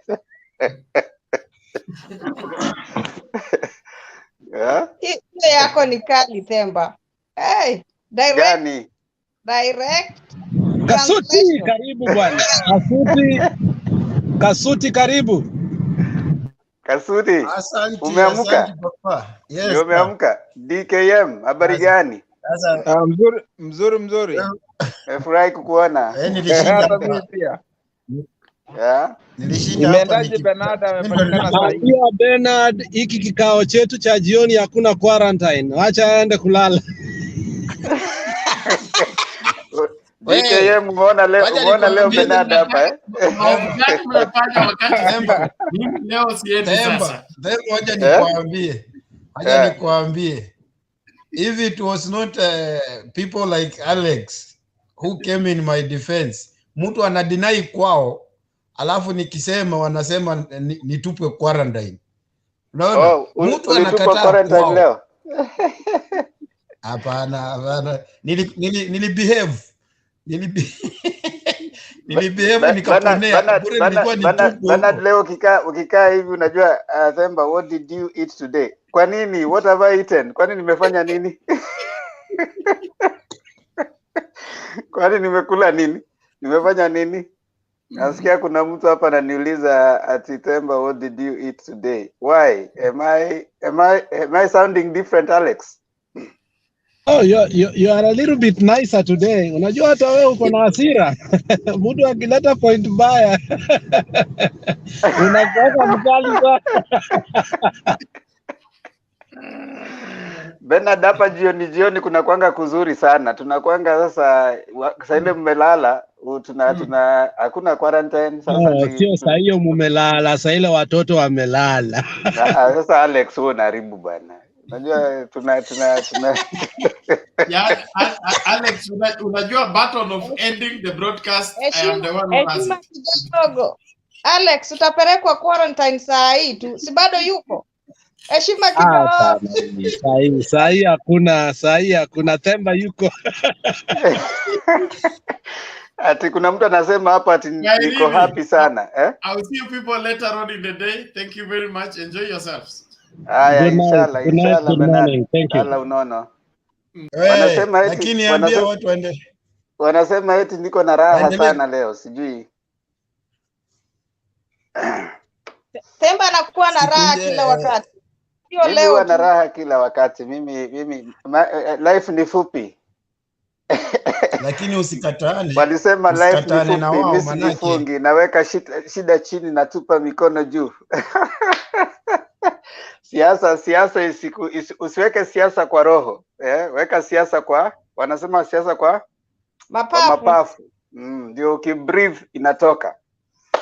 Anyway, karibuni. Kwa wale ambao sasa wanakuja watu wa late night Kenya ndio hawa sasa. Watu wa early evening, watu wa ugaibuni ndio sasa wanaingia. Wacha tuwasalimie wale ambao bado wako Mwakirunge. I already seen them. You seem not to be reading my latest. Are we reading bana? Si tunasoma ndio maana tumeweka hapo. So tukasema I say thanks for updating. Oh sure, yeah, we appreciate. Michael Mwarenge, we appreciate you, man. That's how we do it here. Lama Mr. Themba, hello. Miziano umesalimiwa. Alex, Joe McDonald's, Fred, Nico na Miwa hapa, hamjambo nyote. Alex, unaambiwa upitie pale McDonald's na lama inakaa na anakujua kuna mahali pale anakungoja. Yeah. Alex, kumbe unaendanga McDonald's. Jamaa nakula McDonald's. Yeah, KFC, nakula KFC. Walikataa kuku za Kenya, walisema kuku za Kenya sipo. So sasa kama kuku ndio zitafukwa na Chief Hasola, hizo kuku si hata zote zitakuwa corrupt. Utaenda kupika kuku hivi. Haya, wacha tupatie DKM, at least yeye amekuja sasa atoe maoni yake, ndio hata sisi pia tuchangie. Karibu DKM. Habari ya kila mtu. Good to see you Themba, it's been a while. Tulikuwa hapo mchana watu wakaleta siasa. Tukajaribu kuingia kwa studio, ilikuwa jam. Niliambiwa ningojea, I think I was number 100 kuingia. So lakini saa hizi ukingojea jioni hivi watu wameenda kulala, but they can always see tomorrow if they bother to check the mtembei. DKM, the secret is this, when the show starts at 8, naachia wa Kenya waingie watoe maoni. Wale wanaishi plus 254. Yes. Sasa wakianza kwenda kulala baadaye, mnaanza kuingia polepole. Saa 6 hivi, saa 5, saa 7 sasa mnaanza kuingia watu ambao Ughaibuni. Oh, that's very good. Sasa unajaribu na balance, unaachia kwanza wale wanapiga gumzo, wakimaliza wakienda kulala naingia. Sasa Alex yuko huku lakini anaenda huko mapema, anajaza studio mpaka jioni. Alex bana, saa zingine ingia, unatoka, unaachia wale wakule pia waendelee. Sasa Alex ni watchman. Hapana, mimi sio hustler. Mimi ni chief accountant. Mimi ni chief accountant. Mimi sio hustler. Ni kuangalia ni nini kunaendelea mchana, alafu na report jioni. Sawa tu. Huku hata ukiwa manager. Temba amebusiwa huko. Nani anabusu Temba bwana? Say hi. Binti. Hi. Yeah. TV. This is my daughter. This is my daughter. You guys go to Temba on Diege TV. How are you doing? Both of us. Yeah, you catch Moba. Hello. And that's my son. My son Wema. In fact, that's my son Wema. She's my favorite. Your daughter looks so beautiful. Good night. She's the main character on Diege TV. Yeah, that's the main character in Temba on Diege TV. So you guys can go subscribe so that you see me and her. Okay. I can see also Prince has come. So in the daytime, mchana Alex alikuwa kuna jamaa fulani hapo alikuja akaanza kusema kama barabara watazikula, all this infrastructure na kila kitu. And I think awareness and knowledge is a key to success. And I think Zena alikuwa, Alex alikuwa, sijui Kasuti kama alikuwa makuwa, I can't remember. Huyu jamaa alikuwa anasema sijui barabara tunazikula zimejengwa ndio, lakini si it is not what we are eating. Na nikasikia, I just pitied the guy, nikasikia vibaya sana because when you look at I think alikuwa anaitwa Mwongo ama Mwango or something. Sasa Mwango. Mwango. Sasa when you look at even after the Great Depression huko US, kuna ile kitu walileta ndio revive economy, walileta infrastructure development. And one time nilipitia pale hapo juu ya Two Rivers hapo upande wa Dendero when they were making the Eastern Bypass. There were almost like over 1,000 guys working on that road. Wengine wanafunga chuma, wanafunga sijui nini, wengine ni wheelbarrow kusukuma mavitu. There was a lot of activity and so many people walikuwa wameandikwa kazi. You can imagine kama saa hizi wanatengeneza hii the expressway. Nayo imeandika sijui watu wangapi. They've been working non-stop 24 hours. So when you look at the dams zenye zinajengwa, hiyo ni kazi. Tena kitu moja niligundua ni ya kwamba when these roads are being built, the value of properties along the roads in a skyrocket. Anytime wamefungua mahali, tuseme kama hizo barabara zinatengenezwa Mau Road na zingine huko Eldoret sijui wapi, every time ka barabara kakipita tu hapo kidogo tu hivyo, kama shamba ilikuwa inatoka 500k, all of a sudden unasikia ni 3 million ama 3. Hizo ni pesa mfukoni. The only question ya kwamba when this development is happening, you need to be in the right place at the right time so you can start enjoying the true benefits of infrastructure.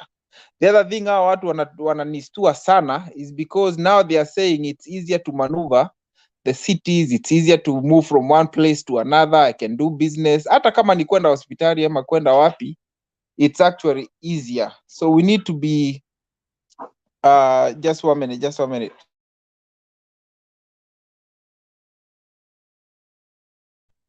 So when you look at that, it's easier to maneuver, and actually it's opening up business. Na kuna watu wengi sana unaweza kuwauliza kama ni hata huo chief hustler, are you better off than you were 13 years ago? The answer will be yes. Huyu jamaa amepata pesa mingi sana. They are more wealthier today than they were just a few years ago.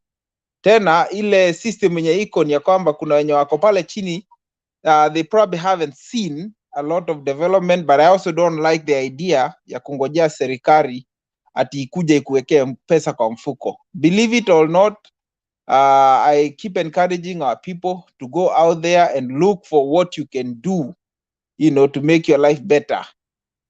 Kwa sababu watu wengi wamengojea serikali, and that's why I think most people are very discouraged because of the Jubilee government. Walikuwa wanasema ni kutokea sijui dhuraku kutoka, so everybody came out.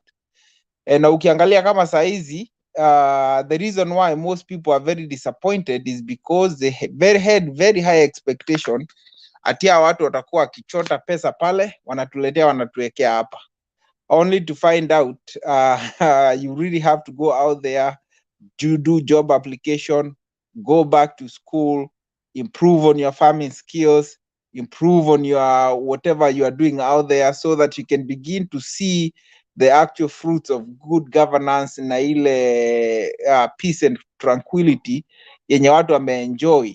It's just the government creates an environment whereby people can do business in peace, or ama the ease of doing business, ama ile hali ya kukua you know, they wanatengeneza mashule, you get more skills, wanatengeneza hospitali, mkikonjeka mkifanya kazi mnaenda hospitali. The government can do a few things to uplift you, but the majority of the work has to be done na wale watu wa chini wenye wanasema ati sisi ndio tunataka kuona pesa mfukoni. Hata hizi pesa unasikia wakisema tutaziweka pale, they will be coming in form of loans. Na as many of you know, right now there is a lot of money around. Kuko na pesa zenye zinapewana na masako. If you join a sacco and you get into that scheme and keep contributing, these people are more than willing. Chama cha women groups wapi, there's a lot of money around, even uko kwa mashinani. But the reason this money will not just jump into your pocket like Atwori was saying. You know, people now, they will need to start learning how do we make this money itoke pale ingie kwa mfuko yangu, because it has to be legal. It has to be legal. Lazima kama ni wakulima, you have to up your skills. Wakulima wa ng'ombe, up your skills or anything. So that is what my observation. Surely, yes, infrastructure ndio tunakula. Without infrastructure, there is no country. Without infrastructure, there are no jobs. Without infrastructure, there is no development. Na huwa nilikuwa nauliza watu wengine, when you look at kama watu wenye wanakaa Kiambu Road, because most people come into Nairobi, they are wenye wanatoka Kiambu Road. Those roads are very depleted. I mean, they have sometimes to close one lane. Jioni wanafunga lane moja, magari zinapitia lane zote mbili. Zinapita like 10 minutes wakati mmengojea tu mahali. And mostly they stay there at inaitwaje ile ridgeways, wanakaa hapo. Alafu after a while wanafunga the incoming traffic. Tena nazo zinakaa 10 minutes. How long can you do that? Mtangojea mlipe ushuru ndio mtengeneze nini? Dual carriage, hiyo shida ishe. You borrow money, we solve that problem now, we pay the debts later. So that is what we have been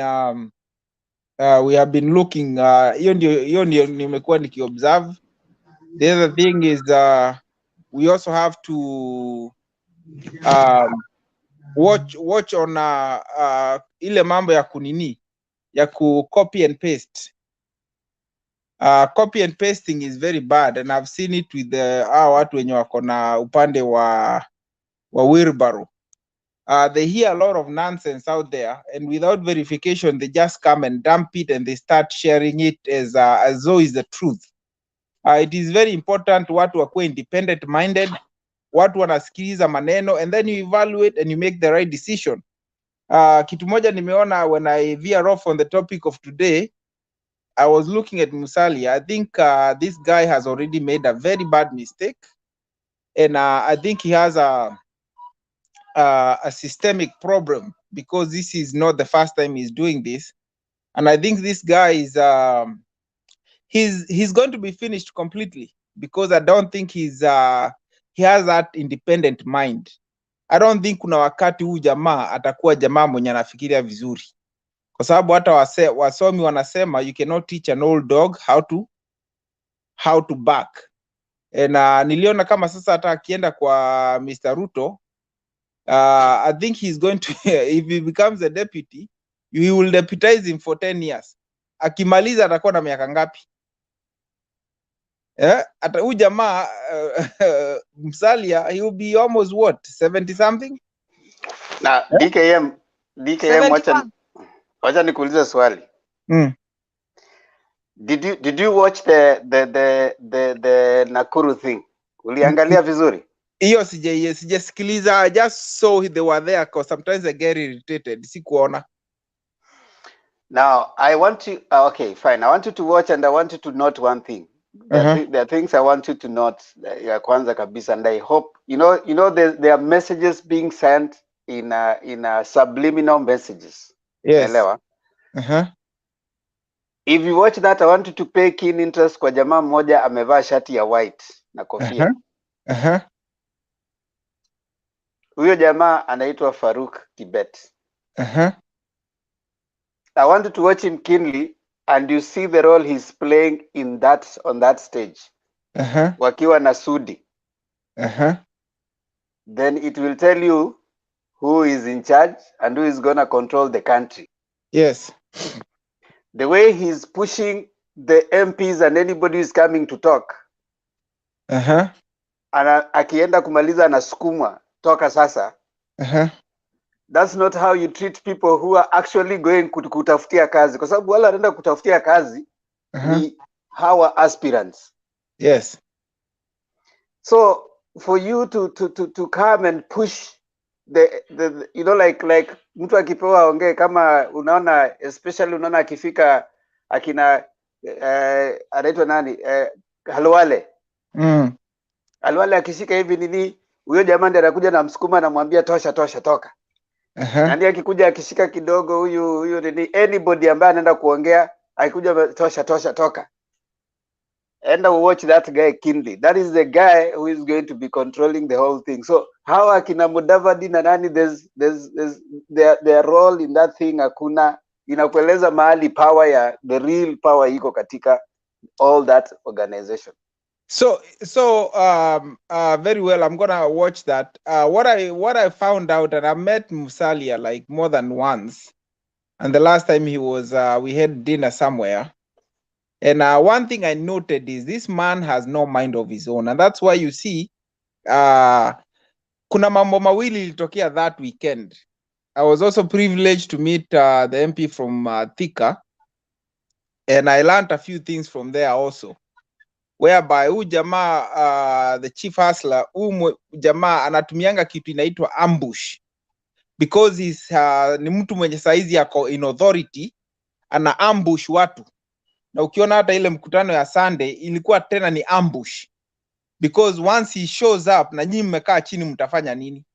Hata wenye waliponyoka ahead of the game, kama angeingia wakiwa mkutanoni, I'm sure they would not have left. You also see somebody like Kafogo, he was lost in the mix. You know, you could see him, he's lost. Haya, nilisikia hata huyo, even with this guy from Thika, was also most of the cases zinakuwa ni ambush. Wacha wenye wanajipeleka Karen. So right now, this man, they have elevated him so much, whereby now even hawana power ya kunegotiate. Kama saizi Msali ameisha, akitoka huko aseme tena nimetoka, this guy is nowhere. So he might end up being forced to stay there until the end of the game. The problem is, jamaa atamalizwa, they will chew him up, and they will make sure by the end of the day he's nothing. And of course, we know the guy from the Ford Kenya, he will be lucky to win his seat. You know, ya senator huko kwao ndio nilisikia. Then another thing you pick is the uncoordinated. My good senator whom I didn't vote for, my friend, he stand no chance. Then DKM, no. Yes. The other thing you pick is the uncoordinated way of their speeches. Yes. Number one, you see the deputy president coming and saying we will fight corruption. Yet the people who are highest in corruption are in that particular podium. Yes. You see the names that are coming there. You see, if you cannot mention anti-corruption and the deputy president in the same sentence. No, it cannot be. Then he's saying again, we also going to arrest those people who have avoided paying taxes. People must pay taxes. Then he's actually inviting the person, this lady from Keroche, who is wanted by KRA because of lack of payment of taxes, to UDA to vie for senator. So the same people who are having issues with taxes, and then he says that we are going to make sure they pay taxes. Then you are saying now this is going to be the senator. How can you make sure that they pay taxes if you are going to be the senator? So you can't bring these people together. It's becoming a real joke. And when you go to when you go to Central now, he's trying to impose people on several key positions. Well, simama hapo. So he's trying to give us, the Central people, the weakest people in the world. So when they go to parliament, hakuna kitu watakuwa tu akisema yes sir, hakuna kitu itapitishwa, ama they will never bring up a motion. Actually, on that point, there's something I want to put out there for Kenyans who can at least dare to listen and think. Kuna kitu Gachagua alisema leo ambao nataka at least Kenyans to get it clearly and loudly. Today there was the debate on political parties amendment bill. Yes. We have 47 senators. In the floor of the House during voting, the only people who are voting no are about 4 senators, 28 for, 27 for. All the other senators did not attend the floor of the House to even vote against it or even to contribute. What does that show you? How can you be a senator who is interested on your people, but you cannot go to tear them in the floor of the House? All those senators who did not attend today even to vote for or against should go home. Exactly. Number 2, they should not even be given any other post, even if it's a governor. They should not be given, because if you cannot attend the floor of the House where you are actually being elected to be and represent your people, go there, show your voice, let your vote be counted. Even if it's a no vote, let it be counted. But now, instead of going to the floor of the House where you are actually chosen to go and represent your people, you are not there. You are busy telling them how you'll come and represent them on another thing. Those senators, even if they want to be governors, Kenyans are not stupid. They should go home. They should not be anywhere close to leadership, because the place you elected them to go and perform is Parliament. Today, there was a decision being made in Parliament. A major one. They never participated in the debate. They never voted no or yes. Be there, be counted. Say that, okay, fine, I was there. At least Murkomen was there. He said no. At least Cherargei was there. They say Cheruiyot. They said no. Even if they were defeated, it will go into Hansard that they were there to vote and their voices were heard. But how about these people who are not even there? They did not attend. They were nowhere. They do not deserve any position of leadership at all. They have failed you. Whether you are in UDA, those leaders have failed you. That is number 1. Let them go home. You know, Themba, the politics of these countries they are very complicated, because number 1, I've been seeing Rintuli doing a lot of campaigns in Meru. You know, the guy, after getting into so much trouble and causing a lot of turmoil around the country, he's there talking to people, and I always wonder, yani hata decorum watu hawana, umetusi watu huko. Alikuwa na bahati sana. If I had authority, huyu jamaa angecharazwa sana na nyaunyu, achapo huko nyuma ya hema mpaka huyu jamaa akuje laini. Next time he will open his mouth, hata jua ako wapi, kwa sababu people like that should never be given a chance. And you see, these people will be elected again, watakuja, they will be what they normally do, especially when you are mbali, they just show up. I think you can only miss I don't know how many times, so they will be showing up one time, hizo siku zingine zote hawako. So, and that's why I'm saying V2, as we are going, I think, and that's what I know Baba is gonna do eventually. He wants to take us there, whereby hii mambo kama ya CDF it will be taken away from itatolewa kwa ma MP, itatolewa kwa hao watu wengine, hata hiyo wanaita Ward Development Fund. All that money should be under governorship ama other departments zenye zitakuwa zikiangalia, so that these people can concentrate on law making, oversight na hizo mambo zingine. So that is why I'm saying our people are waking up slowly. At least most of the people in Kenya now, they have access to a phone, a smartphone. They can watch some of the proceedings hata kama ni kidogo. So people are becoming aware. But I also am afraid of another trend whereby the way I see the people of majority of the people of the UDA wenye wanakuja hapa kwa show, when they bring their debate, it's almost like there's a trend I see that I was seeing during the campaigns in the US for the Trumpers, the people that follow Trump. They were just coming up with the ideologies na mambo zingine that doesn't make sense. Yani mtu anakuambia kitu unamuuliza ate, yani umesema nini? Yani mtu mzima kabisa umesema hii barabara tukule ama ndio tutakuwa tukikula. Well, you know very well hata sukari ama nini imeletwa tu through the same roads. You know, I mean, we all need to have to wake up. Even if you love someone so much and you love Baba so much, let us scrutinize everything. Let us see, what are you doing? Where are you coming from? What do you stand? Can I trust you to take me over there? Ni kama mtu, there is a river, unajua venye watu wanabeba kuvukishwa mtoni.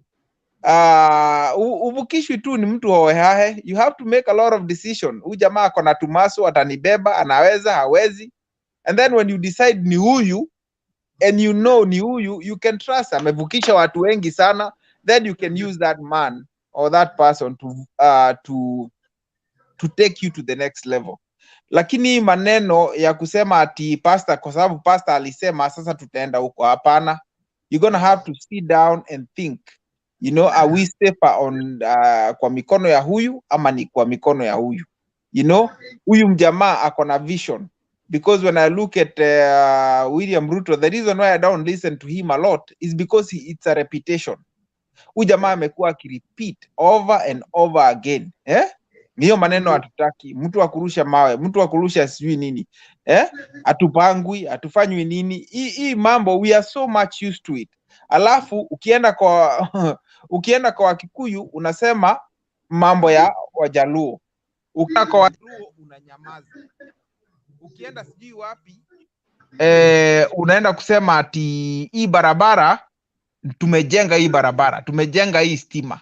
On the other hand umesema Uhuru alinifuta kazi. Mlijenga mkiwa na nani?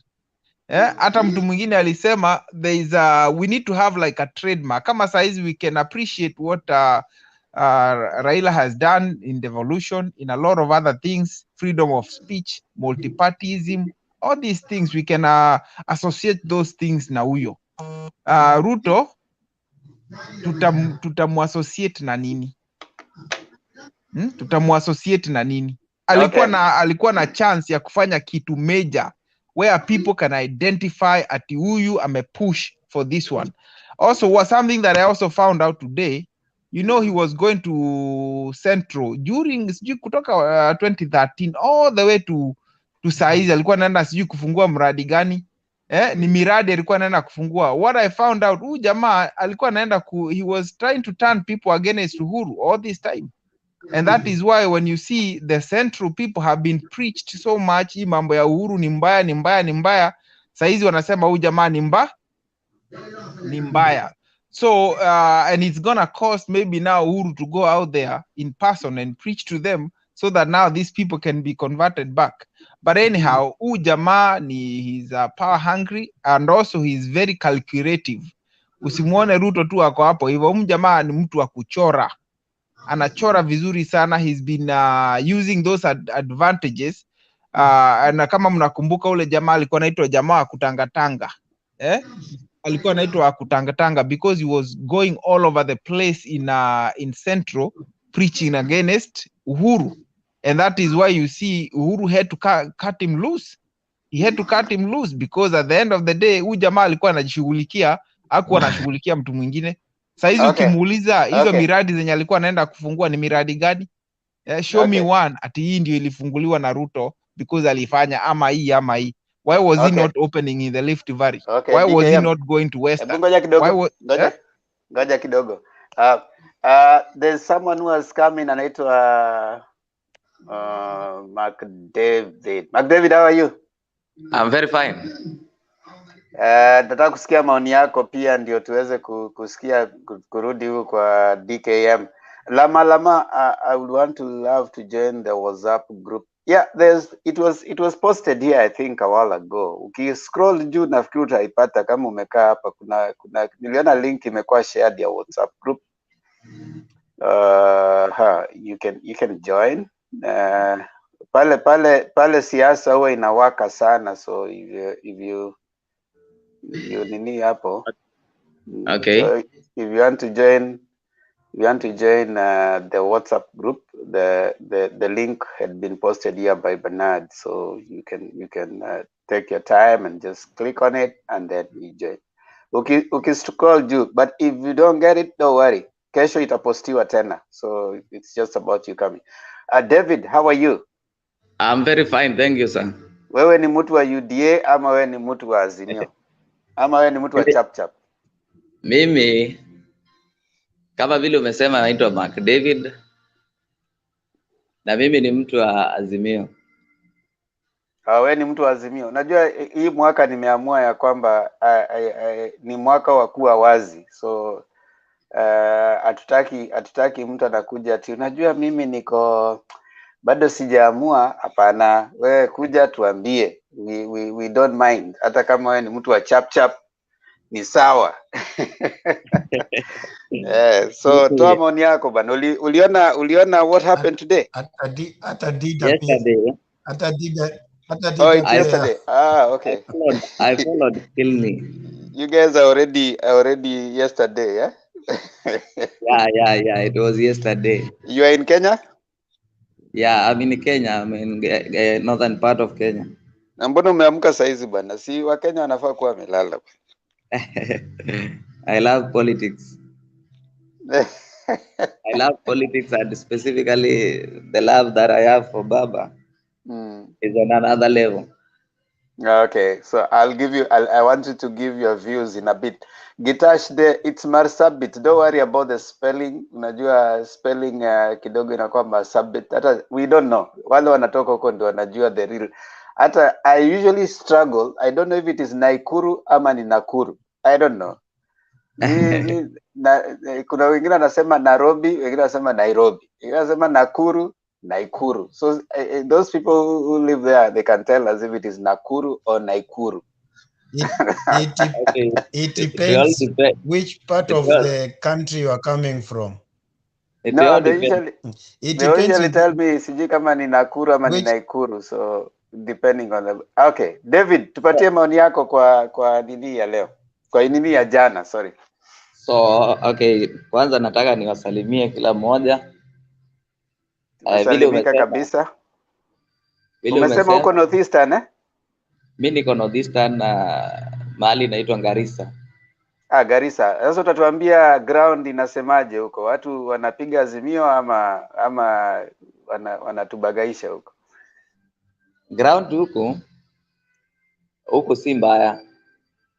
Najua vile siasa iko ya mwaka huu ni mchanganyiko. Kuna watu wa Azimio na pia kuna watu wa UDA. Na kuna watu pia wa Kalonzo pia. So ukiongea na watu kidogo, kuna watu wale wana support Azimio, kuna watu wale wana support UDA. Na iko hivyo. Lakini watu wa Azimio pia tuko chonjo. We have been in the ground. Kuna mtu ametutuma, but we are doing a good job. We are representing Baba because we know that this is a person who has been tried and tested, and is a person who can deliver our country. Lakini ukienda kwa huyu jamaa mwingine, hapo kuna shida, because we know the moment you will take over, our country will go in the wrong direction. We have seen him before. He's now talking about raising economy of our country and improving the economy.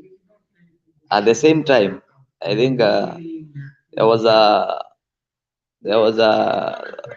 meeting in Muranga the day before yesterday, and the member of Parliament from Suna East,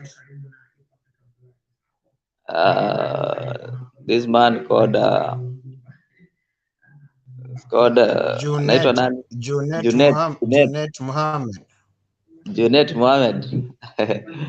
He asked a very good question.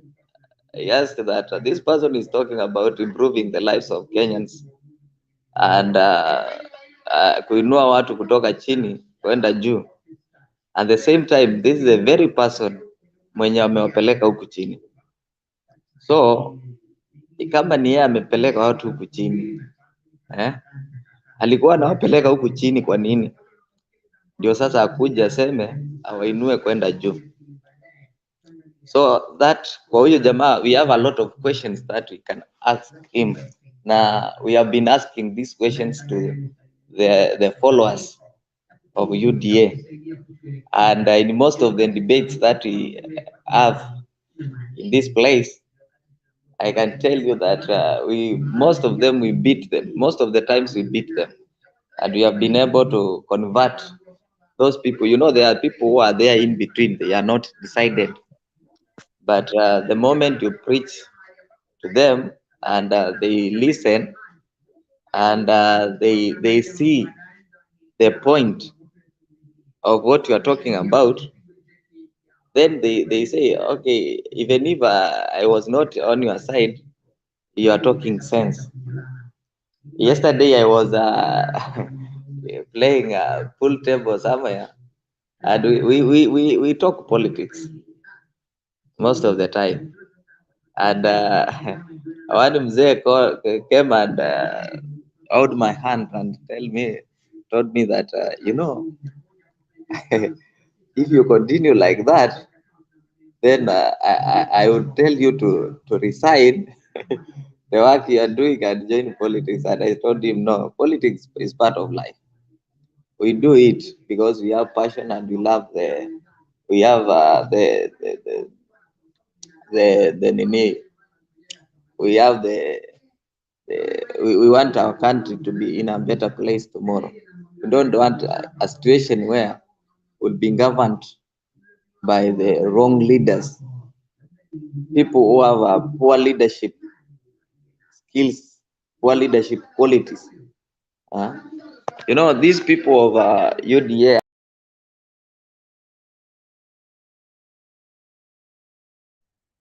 Wow, we lost him, and the way he was giving some good Ziana Gitash mde ashaanza kuniambia nisikule pesa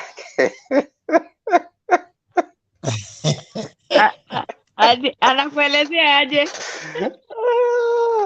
Atitemba akiepa na hela atasema zilikuwa za betting ya Marsabit.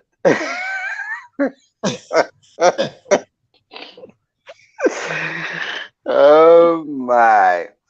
Okay, karibuni. Ye kama anafikiria hivyo, awache tu.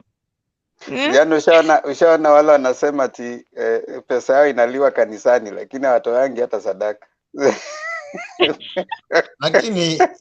Lakini Mr. Demba, you have to know one thing, where there is no Tobias and Sanballats, things are not moving. Lakini no, usimchape sana, amesema alikuwa anasumbua tu. He's a good guy. Yeah, ndio nasema tu Temba. Alikuwa anasumbua tu. Alikuwa anasumbua tu. Ni jamaa mpoa, ana ubaya. Naona ni mawe tu anarusha, lakini ni jamaa mzuri. It was on a lighter note. Yeah, it was on a lighter note. Okay. So he wasn't serious about it. So wakati tunangojea huyo jamaa arudi, ningependa kutoa pia mimi mawazo yangu, especially kwa what happened yesterday. First of all, the disorganization, the disorganization in the arrangement. I for a reason, for a moment, actually, was watching, observing how this guy Farouk Kibet was harassing the politicians who were coming to speak.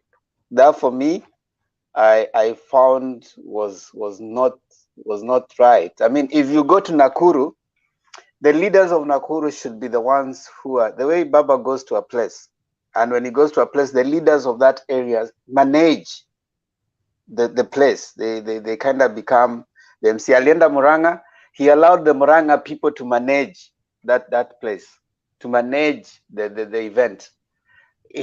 Aliitwa tu mwisho, hata Junet ule huwa anatembea na Baba, yeye anaitwa kama mgeni, kuja uongee utoke. But when you look at that stage, the way it was, the disorganization, watu walikuwa naitwa tu, wewe kuja ongea.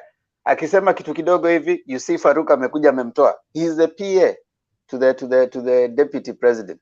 But he's more powerful than even those people, the aspirants.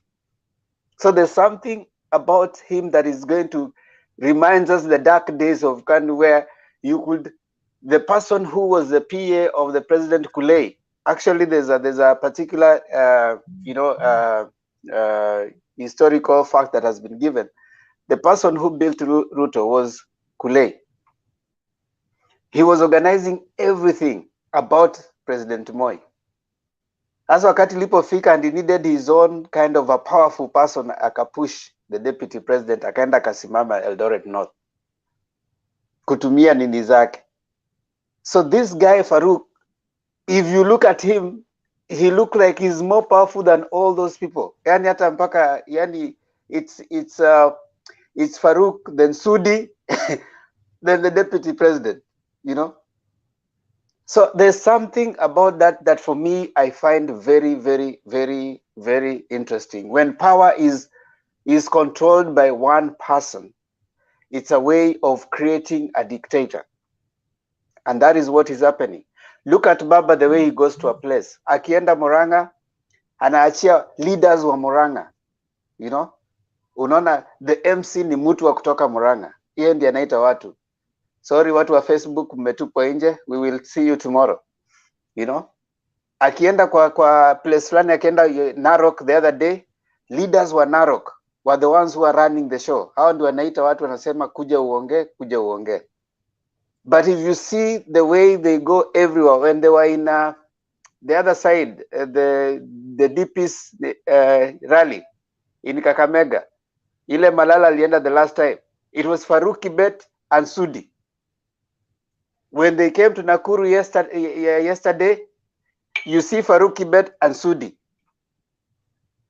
When they go to another place, kama wataenda hata kama ni Bungoma, next whatever, utaona Farouk Kibet na Sudi. Why don't we have leaders in those areas who can manage the program well? Why must it be that these people ndio wanakuja kuorganize, na the way he is even harassing those people are not even seeing? Unakuta mtu ambaye anataka kuwa governor na anasukumwa. We have to be clear, and we need to see that sign. That's already a very bad sign. It's a very dangerous sign for the country. When you want to be a president, you cannot work with your PA to be the one managing everywhere you go. He's your PA, but you need to have a campaign team. He's more important than he's even above all the campaign strategic team ambazo zinaorganiziwa. That is a dangerous sign for us to let go. And if you look back at Moi era, you see those people who developed power that could not go. And the way you see Farouk Kibet, that's something that people need to look at. Now, another thing that I want to say is this.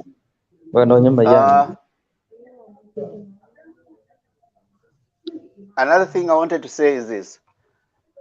For me right now, the game plan, Ruto, whichever way he plays it,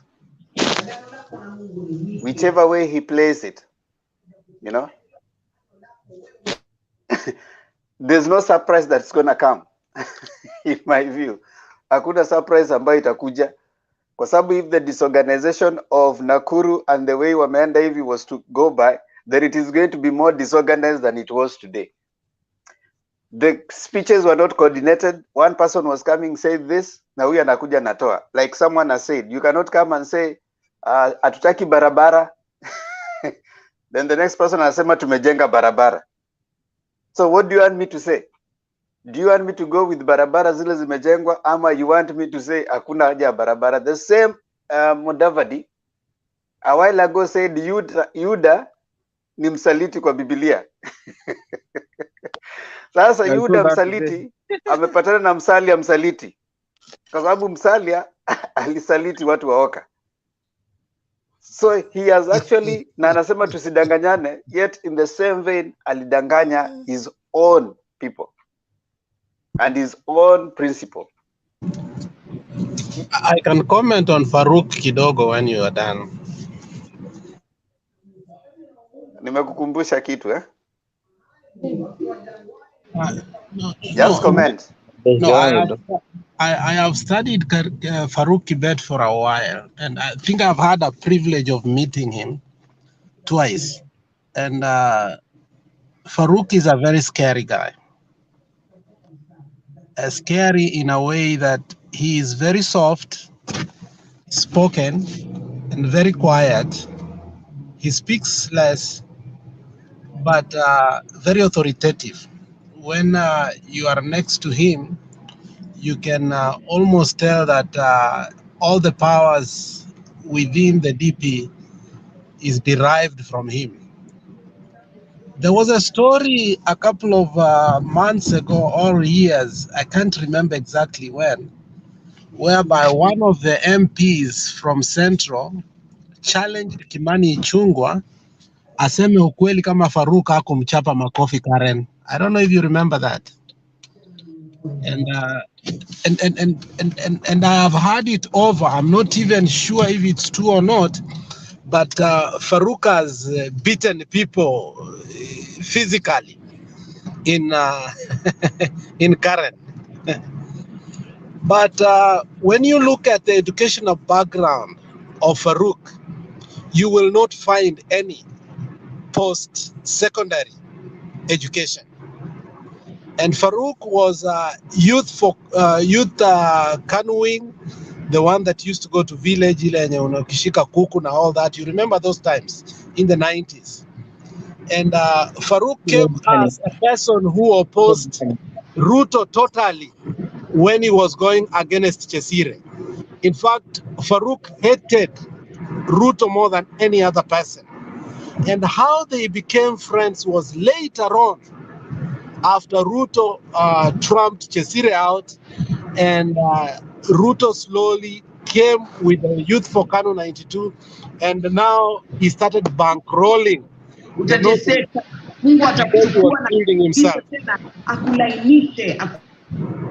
Somebody is not muted. So when it comes to financial power of the deputy president, the person who's managing most of his empire and advising him, it looks like it's Farouk Kibet. All these monies that must go to the MP who are either bought or sold, inatokanga kwa Farouk Kibet. So when you see Farouk Kibet has that power, it's because the DP doesn't give you money. Ye peke yake. The money passes through Farouk Kibet. So Farouk has so much power.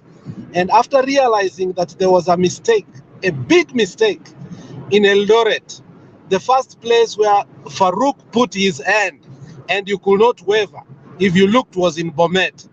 And realizing that Bomet was a failure to him when they, wala watu walikataa kabisa DP, akamwambia wewe tunakusupport lakini chama chako hatukitaki. Go to that platform before even you go to the Nakuru one. Farouk was so mad. And in fact, you could see Farouk pushing Isaac Ruto himself, but hakupenya there. So there is, and the captain has said here, that there is deep division within the Kalenjin as we think. It's deep-seated to a point that, now umeona Nani was here, Kip was here himself saying this, because the people from the South Rift are also suspicious that they can be played over and over and over. And the whole issue lies within how this man called Farouk Kibet has been manning the South Rift and isolating it. So, to be honest, Farouk Kibet is only an asset personally to the DP. But for his political career, I don't think he can be equated to somebody like Kulei, who formed people like Mark Doe, Chesire, and a people that could speak to other people. Farouk does not like older people. He has made sure people like Koskei and be it Henry or Sally and Franklin Beth were completely out of the circle. And they created young men who could worship them. And you could see people like Mandago. Somebody like Sudi can go face to face with Mandago. And Mandago is told, you must apologize and you must have a handshake before the DP comes. Somebody like Sudi is able to even abuse Mandago without any say. Why? Farouk Kibet and Sudi are of the same mind. And that is how you can see the whole system of the DP is managed. Money comes from these two people, and the DP does not want anybody with intellectual capacity that is beyond him. So Farouk is capable of managing these people simply because mtu anapokupea pesa, he has already finished you, even though you are intellectually better. So Farouk is too powerful. In the Bible, unapata when David used the sons of Joab to kill the man that he had, the wives, Bathsheba, David could not be able to be. At some point, unapata David is telling his son Solomon, the sons of Joab are too powerful for me, and there is nothing I've been able to do. So, but when you come to power, may you kill them immediately for me. So that is the scenario that has been created. So the DP knows the things that he has done in front of Farouk, and some of them Jirongo has said how he held somebody's neck, and those are Jirongo words. Those are not my words. And that the DP held somebody's head and snuggled him in front of them, and he killed. Those are Jirongo's words. Those are not our words. Jirongo repeated them 3 times. So Farouk was there to see it. So if there is anything that the DP does, Farouk knows. So the DP is helpless before Farouk. Thank you. Thank you for saying that, and I think I want Kenyans to take very keen observation, especially Henry. Sorry, you can mute a little bit.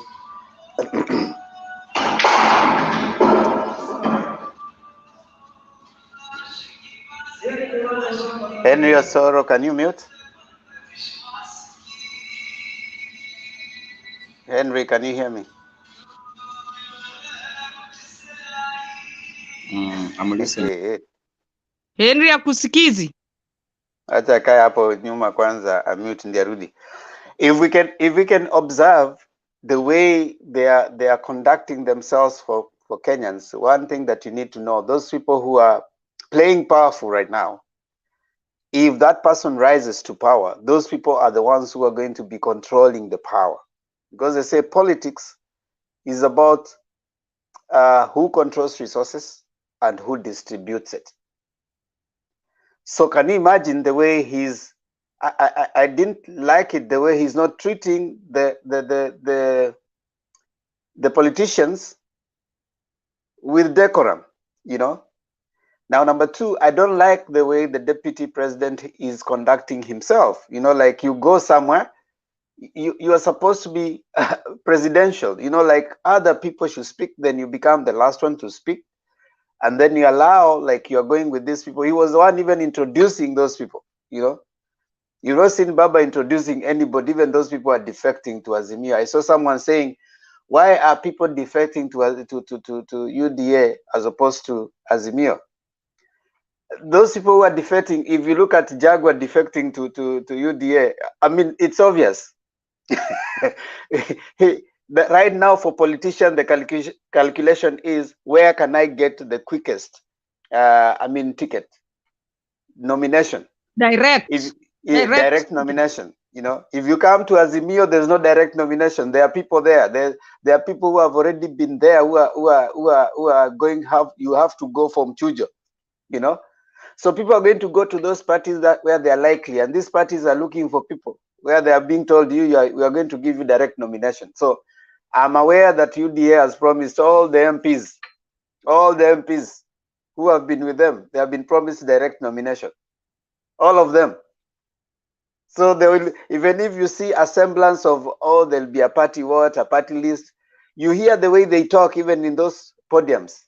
They say that, you see, we have been with this UDA for all this time. Where were these people? We have even lost our positions because of this UDA. Do you think those people will not get a ticket? They will get a ticket, direct nomination, because they'll say we are the ones who built UDA from scratch. So the 160 MPs that they keep telling you, those ones already have direct nomination. There will be no nomination in UDA. So people are running and they're being told, you come, you'll get direct nomination. So that kind of control, where you are going to a place and you are saying that you are the one who is going to take over, you know, to run even the program. And then when you see Farouk Kibet being the one who is even controlling, and Farouk, you know, they are not even ashamed. You see, this is the deputy president, you know, you are Kalenjins. At least try to make it look like you guys are becoming a little, even have some courtesy or decorum. You are seeing that you've already brought in ANC and Ford Kenya. Have the program run with some other people other than you, you know. But when you're bringing in the deputy president is the presidential candidate, then you come, Farouk Kibet is the one managing who is going to talk and for how long. And then Sudi is the one chasing people from the stage. That's already telling you that this thing, once we get it, they actually said it, that we are just here to get power. Once they get power, you'll see what is going to happen. And someone said it very clearly, that the interest is just to grab power, not necessarily the interest of the people. And that is what Kenyans need to see clearly from what is happening. The disorganization. You are going to a place, Nakuru, on a Wednesday, a day of work, and you want to tell them that you want to improve the economy, uchumi bora, pesa mfukoni, na sayo tumeweka hapa kwa jua the whole day. That should tell Kenyans, and it should tell them that Wakenya si wajinga, you know, Wakenya si wajinga. In fact, Kenyans should remind them that Kenyans are not stupid. There's no way you can come and start saying that, you see, you know, the deputy president, shameless, he says that mimi na huyu Musalia hapa tulisukuma Uhuru mpaka akakuwa president.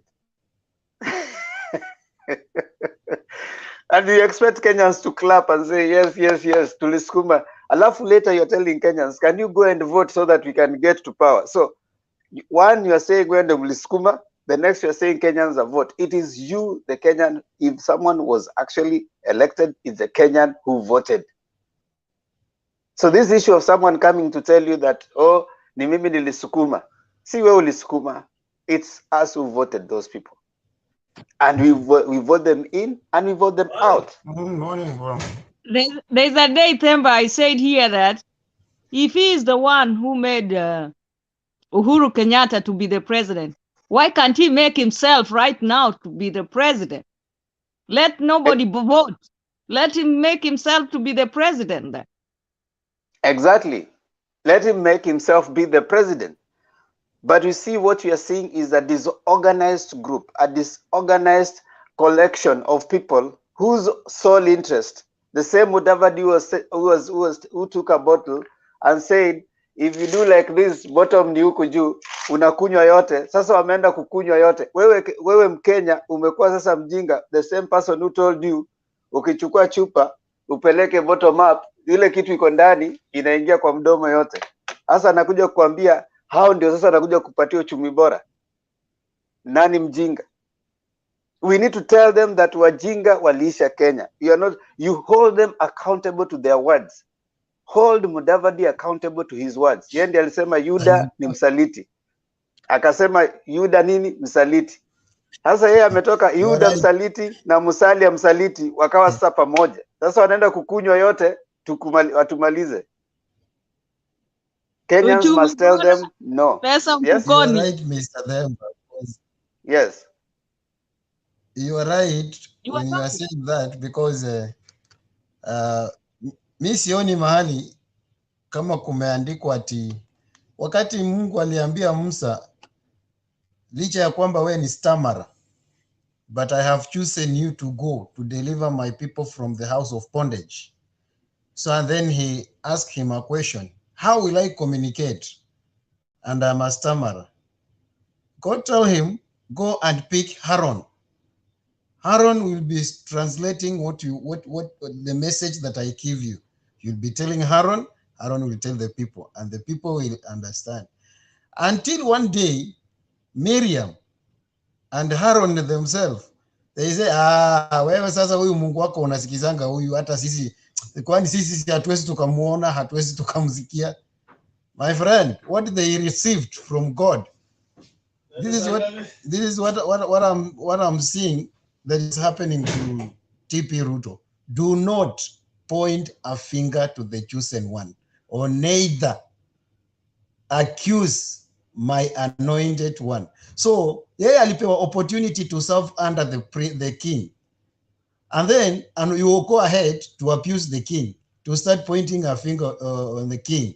Kile kitu kimefanyika vile kilipofanyikia Miriam, ukoma, leprosy ya ile wakati, ndio hii unaona iko kwa Ruto, political leprosy, ambapo everybody, the people who want to associate with you wanapatwa na hiyo. Wale wanajaribu, sababu za huwezi kaniambia Mudavadi is no longer a safe pair of hands. Akiinua mikono, Rigathi Gachagua hapa. Akiinua hiyo mikono yenyewe, anaona the same TB Ruto ako hapa. Ndio Junet alikuwa anauliza swali, kwani huyu Bomas hakukuwa na stima ama kuliendaje? Wewe unaongea hii na ule mtu uko na yeye hapa ndiye ako kwa hiyo serikali na ndiye anafaa kufanya hizo vitu. So my friend, in life, zamani za ujinga Mungu alijifanya haoni, lakini saa hii anaona na anahakikisha analipa, kama ni jino kwa jino, kama ni jicho kwa jicho. Ukifanyia vibaya mwenzako, expect pale pale tu. Kwa hiyo ground umefanyia hiyo, utaangushwa tu hapo. Kama vile kama vile ule aliambia, wewe umeua huyu, umeua Napoth, hata wewe damu yako italambwa na umbwa, mwili wako utaliwa na ndege wa angani pale nje. Ngojeni muone. Na hiyo sioni kama itapita kwa watu wengine. Mili zao zitaliwa na mzoga na ndege wa angani. Junet alisema pesa zingine hazifai kuliwa. Yes, princess. Pesa za makaburi. Pesa za makaburi, ukila pesa za makaburi basi umelaaniwa. Yes, you see, hiyo ndio tunasema kwamba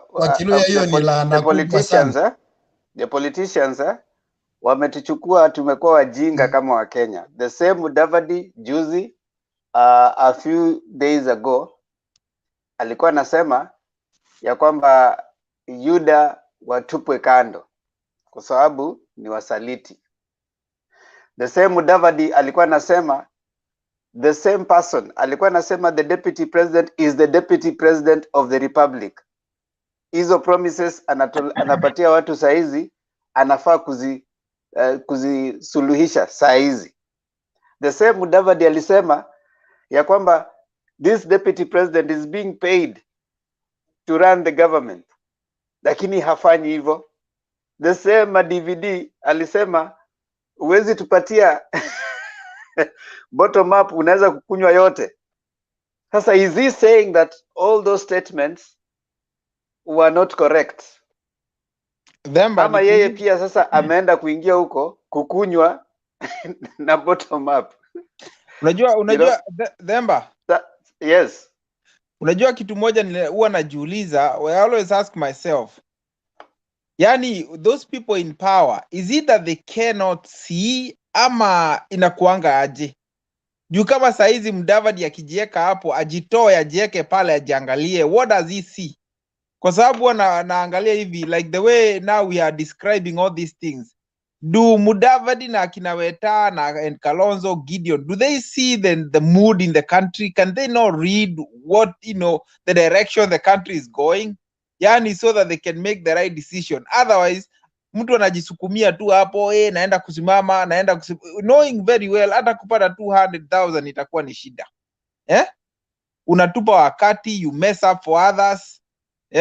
Ama unaona mtu anataka kusimama MP, lakini unaona huyu hata kupata kura mbili haezi. Why can they not see? No, Mudavadi's decision was purely a selfish decision. Kwa sababu angalia wakati alikuwa anaongea, when Mudavadi was talking on the podium, alikuwa anasema nini? Alikuwa anasema we are going to fight corruption.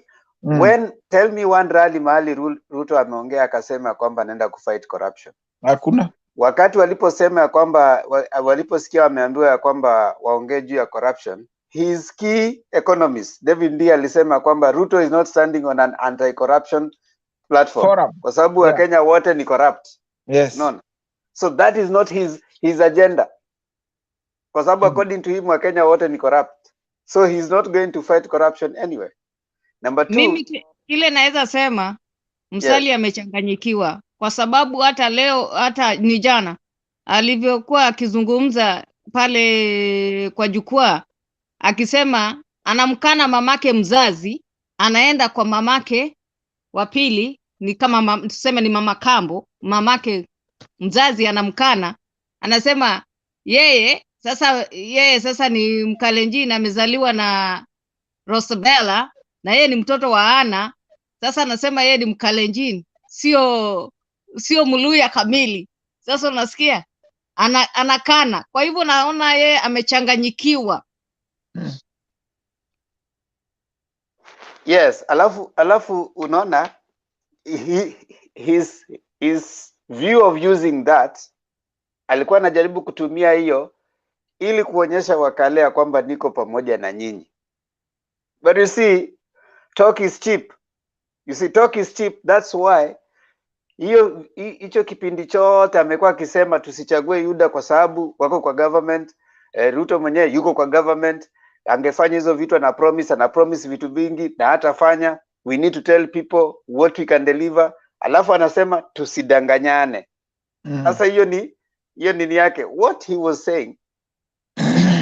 And if you listen to him well, kwa hiyo speech yake, he was upset with someone. he was so much showing that like someone who is jilted. Na kwamba mmekataa kunisikiza. Unaona? Sasa hivi ndio ninafanya. Then if you watch what Malala was saying, Malala naye anakuja na propaganda tio wamekuwa kipiga, wanatuambia what has been going on. Wanatuambia ya kwamba wanatupigia simu watupatie pesa. So it means that all this time these people are in business. They are not concerned about the Kenyan. It is who is going to pay the highest. And if you have Savula saying, the highest bidder.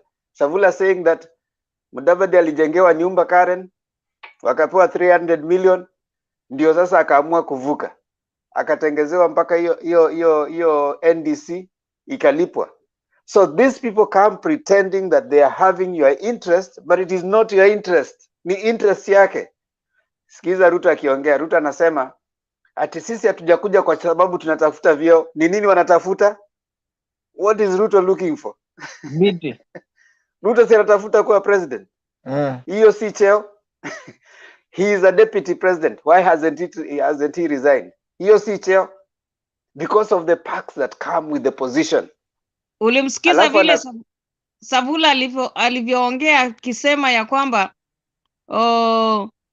Musalia alienda kwa Musalia akamuelezea Musalia, tumeshaketi chini, imesemekana utapewa kiti cha makamu wa rais. Akasema kweli. Akarudia mara mingi kuuliza kama ni kweli. Kumbe kumbe pande hiyo nyingine anatuma kina Malala kwenda huko kwa Ruto kumfanyia nini? Kumfanyia mpango wa kuvuka pande hiyo nyingine. Sasa Savula akasema tafadhali, hata akapigia mamake simu akamwelezea, mama, tuombee, hii imekuwa ngumu. Kwa hivyo wanapigania tumbo zao, hakuna mtu anapigania yeye mwenyewe. Alikuwa anaona Yes, Diana. Hawa wanapigania their own interests. Hata Ruto akisimama anasema ati sisi hatutaki vyeo, wanataka vyeo. That is why they are out there. Wanatafuta vyeo. That's why the deputy president has not resigned. Ni cheo anatafuta. That is why hata Mudavadi ameenda hiyo pande nyingine, ni vyeo wanatafuta. Hakuna mtu, if there was no presidency, kama wangekuwa hawatafuti vyeo, there are better ways to help Kenyans without going to an election. You can start a charity. Which foundation does William Ruto run? Akona foundation gani ambayo inasaidia Wakenya ambayo haitaki vyeo? He is not a charitable organization. He is an election to go for cheo. So hii kitu ya kuambia Wakenya sisi hatutafuti vyeo, watu wote wanatafuta vyeo. Unaamka unasema si hatafuti vyeo, then Gachagua anaamka anasema sisi tumekataa Raila. Usituletee Raila, sisi tumechagua Ruto. So nyinyi mnataka nyinyi mfuate vyeo, lakini hao watu wengine wasifuate vyeo. Every politician, what they're interested in ni cheo. Anataka kuingia katika cheo. An MP is interested kuingia kuwa MP. Governor is interested kuwa governor. President, wale wote wanatafuta presidency, they're interested kuwa presidents. Historia kwa tuambia ati mimi sitaki vyeo, nataka uchumi mashinani. The deputy president has been there for 8 years. Saizi ndio wanataka kuleta, wanasema ati policy paper. Unajua kitu kingine, ngoja DKM. Okay. Just me a little bit. Wanasema wanataka kuleta policy paper. Where have they been for all those years? Wamekuwa wapi for all those years? Saizi ndio sasa wanakuja wanasema wanataka kuleta policy paper. 160 MPs walianza kutuambia since 2 years ago that I have 160 MPs. Why haven't they brought what we are calling now? Wanataka kusema policy paper, ya budget policy paper, kuinua the 35%. So this is, wewe na mimi as a Kenyan, we are an afterthought. Tukiona hii kitu tugonga kikura, sasa tunakuwa an afterthought. Wanakuja sasa kusema wacha tutengeze hii isitugonge. Tumewajua, wewe umemjua, wewe kama Mkenya unamjua. Make sure that uko na kura yako. Kura yako ndio itaamua. Those people who are coming around now to start telling you, tuko na interest yako, ni uongo. They have been in leadership all those times. It's time for us to have a date with them. Kuwakomesha. Wakenya si wajinga, you are not stupid. And now ndio wanasema Kenyans are not stupid. Yes, you are not stupid and we are not stupid. Just before I bring DKM, kuna jamaa ametujoin anaitwa Simon. Habari gani Simon?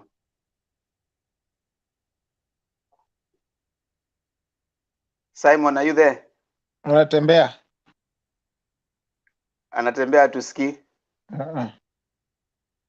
Okay, DKM. Anatembea. Ninatembea. Hapana, anatembea. Okay, DKM.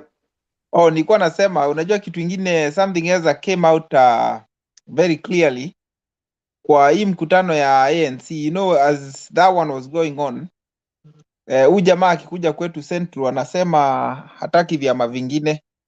So all these people, Moses Kuria, kina nani na nani, they were all kicked out. Village parties. And then all of a sudden on Sunday, unamuona huyu jamaa amekam, ana embrace ANC. And leo, they have been going around as a team. Sa unashangaa, why are you, like, hapo kuko na kitu yenye imetengezwa yenye si mzuri. Kwa sababu he could have treated everybody the same. If you want to treat ANC and Ford Kenya in your party, then how about chama cha kazi, chama cha this and this in Central? That's why nimeona watu wa Central wameanza kupiga kelele, because they feel that our watu, they have been left out. They are being segregated. My friend. Shanzu anasema do not interrupt your enemy when they are making mistakes. I mean, we should be happy that he's making those mistakes. Yeah, because those are fundamental mistakes. We should not even question him, because I think if the central people now have their eyes, they know very well. I mean, this guy has no interest in us. Why? He doesn't want to partner with us. So we shouldn't even. It speaks loud and clear that the only thing he wants is power, and he doesn't want to share it. And he knows the only people who are going to challenge him to share power are the Kikuyus. You know that. Yeah, that challenge is coming, and we know very well, and very soon the tide is changing. We can see that happening in Kiambu. We can see that happening in Moranga. Everywhere you go, people are not speaking out too loud. They may not even come out saying Baba, Baba, but they are there. They are looting for him. If you see the older women, men like my dad in the 80s, 70s, 60s, my uncles, everybody. These people, even I was surprised. I visited a home in Kiambu, and the whole family, including the youth, they are all for Baba. And I was like, what's going on here? So I think the numbers are going to continue rising in Central, and as these guys continue making the mistakes, let them do it, and everything is going to change. But above and beyond, I like the coordination. I like the relationship between now that is going to arise from the Western Kenya people and the Central, and all over the country. Because I remember, I think it was 2013, I went to Kisumu. Man, I had a very hard time. You know, I was trying to convince the guys there, I'm not for these guys, I'm for Baba. They couldn't believe me, just because they could see my, I was coming from not their area. So what I'm saying The is, accent was betraying you. oh yeah. I would never have voted for them. That's for sure. Everybody knows. I think I was the only one in the family that would not have voted for the duo. But what I found is it's good to have. I think Simon, you're not muted. So so I think uko na that There's echo. Temba, There's can you mute echo. everybody? Simon. Oh yeah, I'm a mute. So that's what I'm saying. That tension between the people from this side and that side is not good. And I also wish that relationship can continue between the left, you know, and the central and all parts of the country.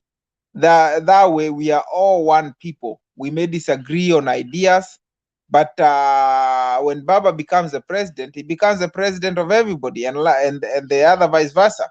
But above all, kuna watu nilisema hapa awali that we should not actually consider them too much.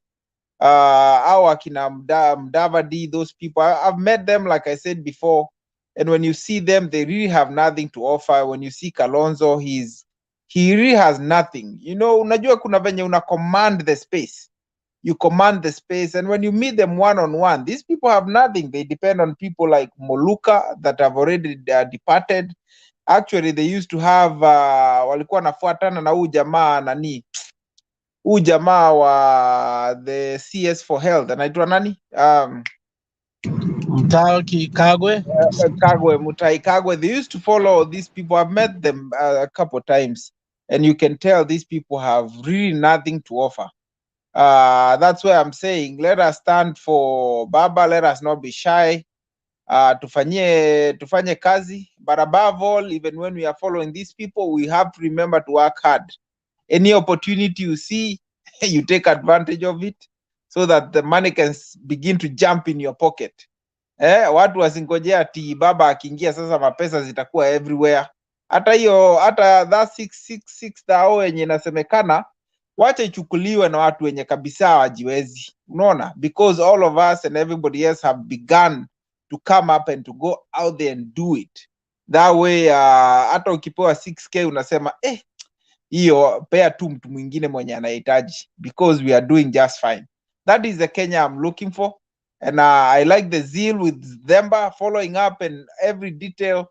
Alex, you're the best. And Princess Zaina, make sure everybody is doing the right thing. And we really appreciate. Sometimes hatuwezangi kuingia mapema, lakini we follow at the background tukitafuta kazi, tukitafuta hela. Ndio tujaza hiyo rori. So I already sent mine. Huku ni lazima utafute. Kuna Ni wengine lazima wana kazi tatu, nne, tano. You've already sent yours to the M-Pesa number or to the pay bill, to the till number. I did the till. I have my Pesa account, so I already did the till. So you can do the till. Okay, fine. Yeah. Now I that did you are the till too. I did the now that till you're too. awesome. Now that you're doing that, let me emphasize on it, ladies and gentlemen, wale ambao mnatusikiza from wherever you are. I know Kenyans wanajaribu kuamka saizi, kwa wale ambao wako ugaibuni, sio ziana, ugaibuni nimepata. Umepata? Tafadhali tuko na Operation Jaza Lori. Why are we doing that? It's because there's a drought in Marsabit. We are just trying as Mutembei family to put whatever thing we have together so that we can play a part. Now, for those who have items that you can bring, especially non-perishable food stuff, you can we can indicate so that we can tell you where you can drop them. The numbers that are given on the screen, you can call any of the numbers, then you can drop the non-perishable food like sugar, sukari, maharagwe, mahindi, mchele, unga ya ngano, unga ya ugali, stuff like that. Unga ya ugali inaharibika sio ikikaa sana. Mafuta, unga ya ugali haiharibiki hata kidogo. Haiharibiki hata kidogo. Unga siharibika ikikaa sana. Sasa nunua kile kimeandikwa, kuna tarehe hapo inaonyesha ya kwamba itaharibika siku fulani. Yeah. Kwa hivyo inaweza kaa. Inaweza kaa Yeah, so you can buy the maize or flour, non-perishable, mahindi na vitu kama hivyo. Then mafuta ya kupika. Mafuta ya kupika, and then of course campaign inaendelea hadi Sunday. Tuko nayo hadi Sunday. Then we will update wale wote ambao watakuwa wametoa, tutaweka hapa, we will tell you, we will acknowledge all of you, everybody. And then of course we'll tell you the date so that wale ambao wako karibu na wanaweza kusafiri waweze kujiandaa pia wasafiri ili waweze kupeleka inaitwa nini? Nikuandaa kusema shehena, si ndio? Shehena la lori ambalo tutakuwa tumelijaza tukipeleka Marsabit. So wale ambao watajitokeza wataweza kwa company hiyo shehena ambayo itakuwa inaelekea kule Marsabit. This is not a political activity, and none of us is seeking any political position in Marsabit. None of us is interested in either governor, MCA. No, it's purely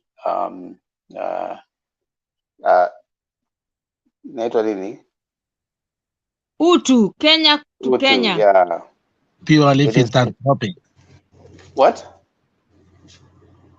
Yes, that word.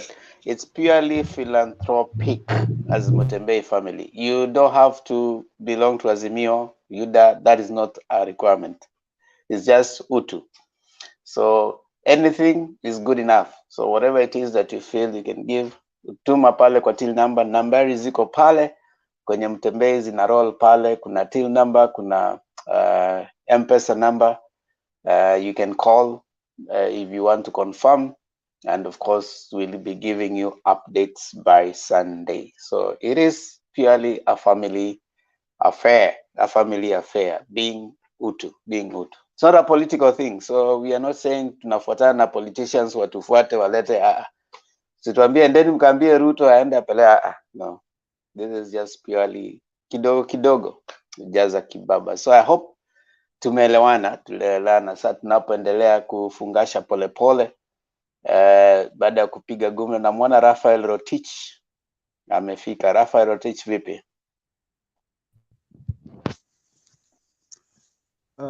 Amchambo, habari asubuhi. Hatujambo mkubwa, vipi? Mbona umeweka curtains hivi utufanye pia sisi tukuone? Aha, saizi bado niko na ile Adam suit, sasa usijali. Bado ume nini hamna neno. Naona mmeamua mimi ndio nionekane hapa, mmeniacha peke yangu. DKM amejifunika pale. Alexi pia Alexi, basi Joe bana, mbona uko gizani? Mbona mnaniacha peke yangu hapa bana? Inaonekana ni kama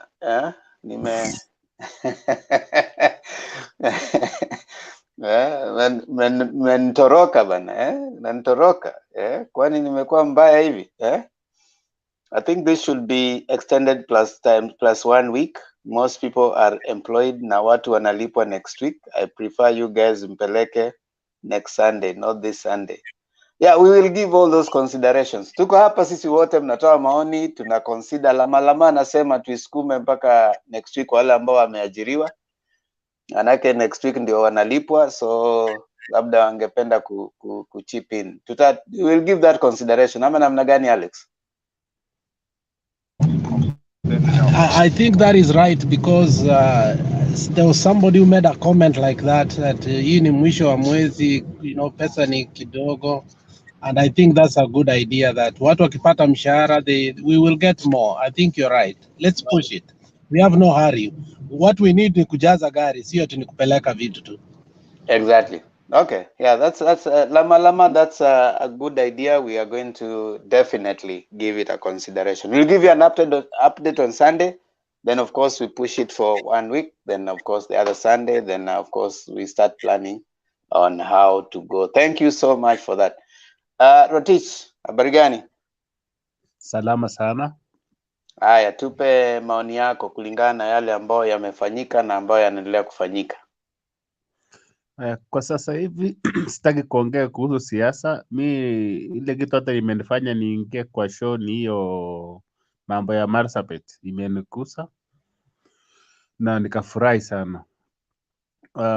Nakumbuka last time kulikuwa na ile ya Kenyan for Kenyans, ile ilikuwa ya Turkana, but ilikuwa inahostiwa na Safaricom.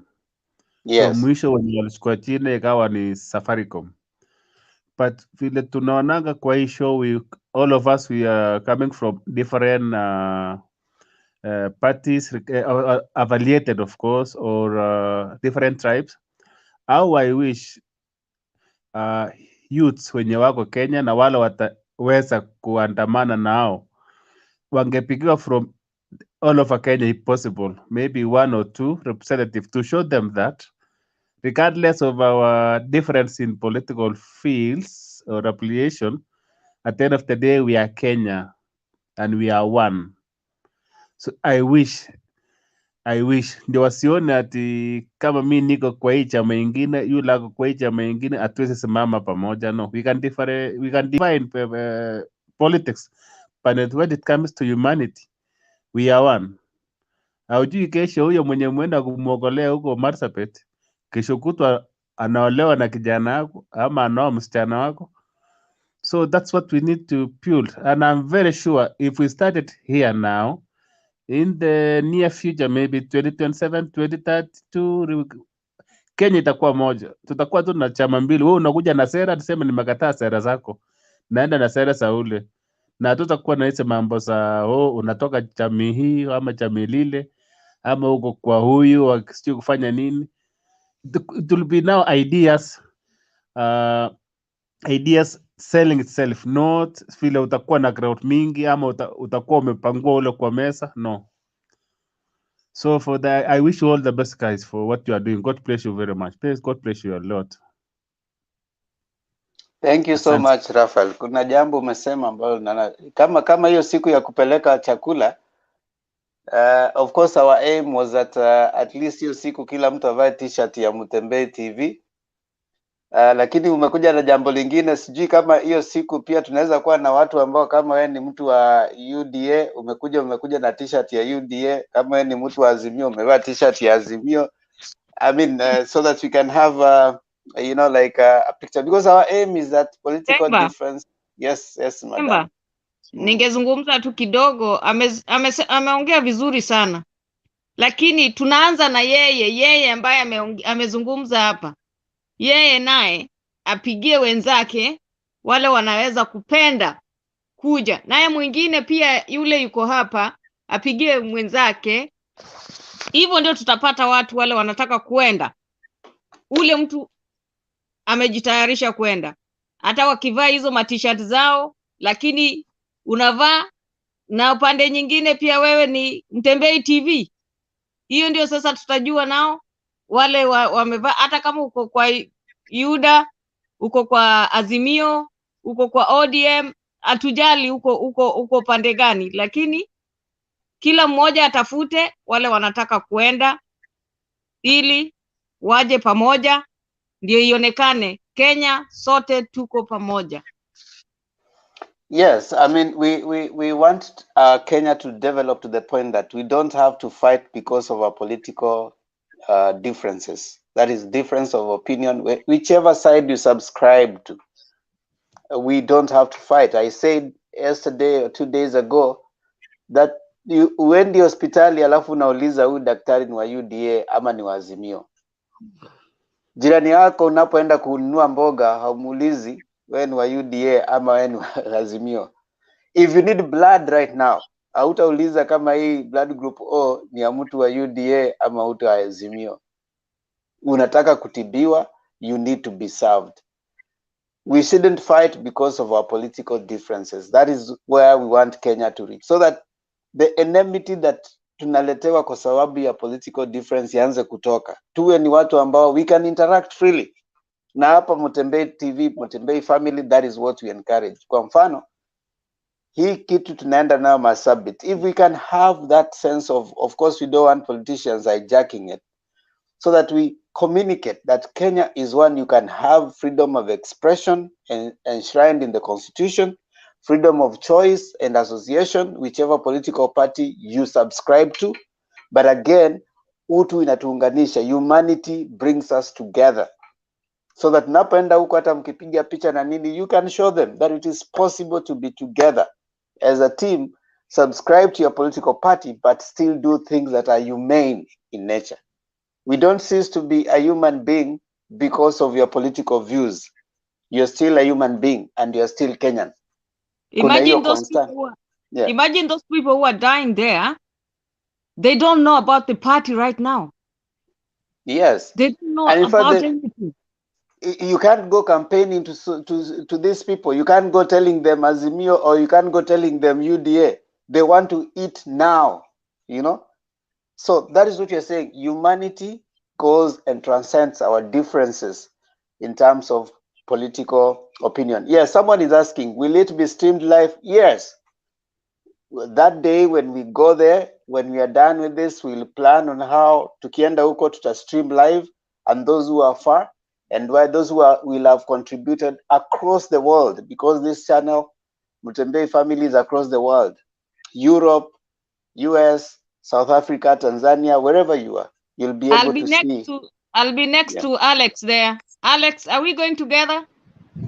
Oh yeah. You siwezi miss. Yes. This will be brought to you live. It will be brought to you live from wherever you are, and you'll be able to see what you're doing and what you have done as Mutembei family. So that is the way to go. So yes, I like what Raphael has said. Thank you so much, Raphael Rotich, for that. Whichever, here we don't hatubagui. Hata kama we ni wa UDA. We know that it's okay and it's your right. It's a constitutional right for you to subscribe to your political party. That's your constitutional right. Constitution is given life when it is implemented. When people get out there and exercise their constitutional right, that's when you feel it. So for you to know that you have a right, exercise it, you know. So that is what you're saying.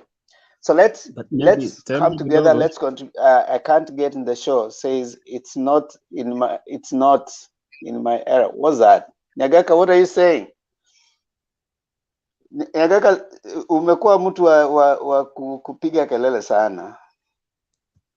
Ni kama amepoteza nini? Hata Huyu ni jana mzee bwana, peleka yeye polepole. alilalamika ni kama amepoteza hiyo nini ya kuingia ndani. Amelalamika sana jana, analalamika leo. I don't know what's happening with their connection. Muulize because wengine wanajaribu kuenter na show ya jana. Mwambie lazima atumie ya leo. Link ya leo. Mwambie lazima aende kwa comments because wengine wanajaribu kuingia na link ya jana. Nimekutumia link. They have sent you link, Pen Nyagaka. It's right there. So just click on it the way you normally do. Then you come in. Or you do what? What do you do to your phone? Switch off your phone and you switch it on again so that you restart it so that it kind of gets what's going on. Maybe it's your phone. You want to talk to Princess? Call her. If you want to talk to Princess, mpigie simu.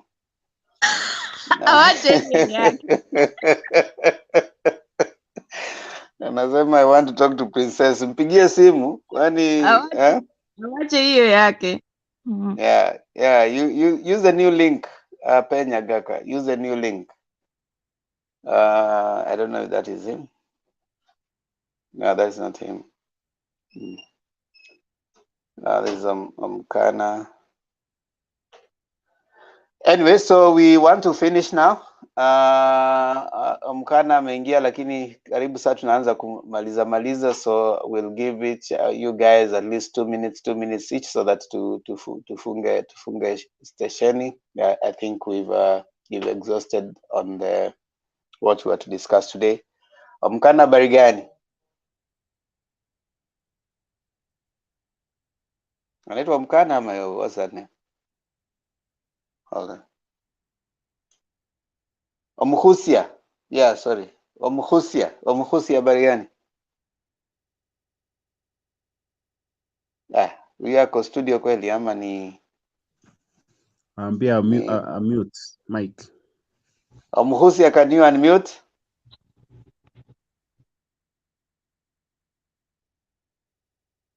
Hiyo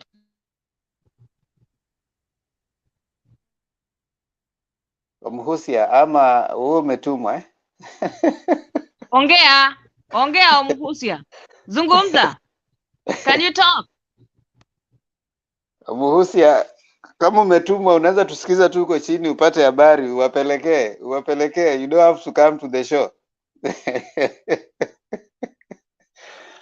Just stay in the comment, pata habari wapelekee wale ambao wanahitaji. Pen, use the new link. Pen has makasiriko ya mashamba team. That's why I can't get in. Yeah, I mean, Pen, we have tried our best. So, Omhusia, unfortunately, we have to get you out because you're not talking. So, kwa wale ambao wako hapa, tafadhali naomba tuweze kutoa at least dakika zetu mbili. Nikianza na Raphael, alafu Alex, alafu DKM, then tumalizie na Ziana. Raphael, tafadhali dakika zako 2. Okay, sasa kama nitagusia kwa upande wa siasa, ile kitu tu mimi nitasema watu wanacheza hii mchezo inaitwa chess. So whatever they are doing, they have to make the best and sure move. Kama Mudavadi akienda kwa Ruto, ilikuwa move yake ya counter the other side, but at the end of the day it's for their own interest, not our interest as we the Kenyans. But for the Mutembei roadshow kwenda Marsabit, that's now the real show. That's the real thing. That's hiyo ni utu ile itakuza. Na vile umeniambia naweza kuja na nguo yangu ya ODM mama UDA nikienda na hiyo siku, it's my constitutional right, yes. But kuna mtu wako huko mashinani itaitoka hataelewa kwa nini. But ukienda tu waje wajue hata kama niko huku na wewe uko pande hiyo ingine chama, we are still all Kenyans. So in a way tutakuwa tunawaelezea that hii vita ya hii chama na ile haiwasaidii. It's just it's a stepping stone for somebody to gain for his own family, not for we. Asanteni sana. Asante sana, Raphael. Yes, I think that is the way to go. Alex, toa maoni yako dakika mbili. Shukrani sana. I will give my, my parting shot in regard to the drive that you are going to have, or that it's ongoing. I think that is the most noble cause for me since I joined Mutebei, both outside as also as a panelist. So it's a joy beyond that we who have different political views can agree that our country has a problem, and it's a collective problem, and therefore it needs a collective solution. And one of the things we realize is that even in this D&N, that we are still, as a country, dealing with hunger, which tells us that we have had a long catalog of leadership that is quite wrong.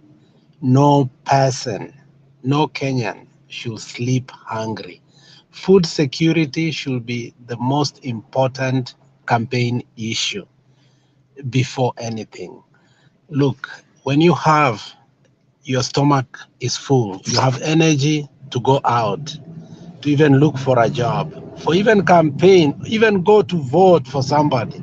So it is sad that the Jubilee government has failed, but it's not just the Jubilee government, it's all of us. When we are having hunger in Kenya, we just don't have to look at the government. We must say all of us have failed. But now we are looking beyond that collectively to resolve it again. And that is the nature of humanity. Wakati Kosgei anaenda huko Kipchoge, he wins the trophy, we are happy as a country. Hakuna UDA, hakuna ODM, hakuna, we are looked as Kenyans. Wakati CNN inasema kuna njaa Kenya, hakuna mtu anajua ati ni UDA ama ni Mudavadi ama ni Ruto ama ni Raila. Tunaambiwa, hey, did you watch CNN? Oh, Kenya is going through some bad times. So sisi wote jina letu linachafuliwa ama linapelekwa mbele through what we don't do or what we do. So I think ambao walianzisha this thing, asante sana. I personally will put my efforts 100% na Mungu atusaidie. Na tunapoenda huko tukumbuke kuwa watu wetu ambao watakuwa huko ni watu ambao wana shida nyingi. So wale ambao wataenda kule, tupunguze siasa, tupeleke upendo. Asante sana, shukrani Temba na wale wote ambao wametusikiza. Awesome. Asante sana Alex kwa hayo maoni yako. Kwa kweli ni maoni ya busara. Maoni ya busara, na kuna yule alijaribu kuingia microphone ikamletea shida. Hata Omukusia. Okay. Kuna alikuwa anaitwa Marion Mola, ndio Omukusia. Pole sana. Jaribu kesho uweze kuingia ndio tupate maoni yako. DKM, tupe maoni yako ya mwisho dakika mbili. Quickly, I think this is a noble cause. Like Alex said, it's very important the way we think about our brothers who are in trouble. I just hope it's it's just for a while. Even if it's a night or two, watu watakula, watashiba, watapata nguvu ya kwenda kutafuta. But also in this national forum, we need to encourage people to, especially those who are in power.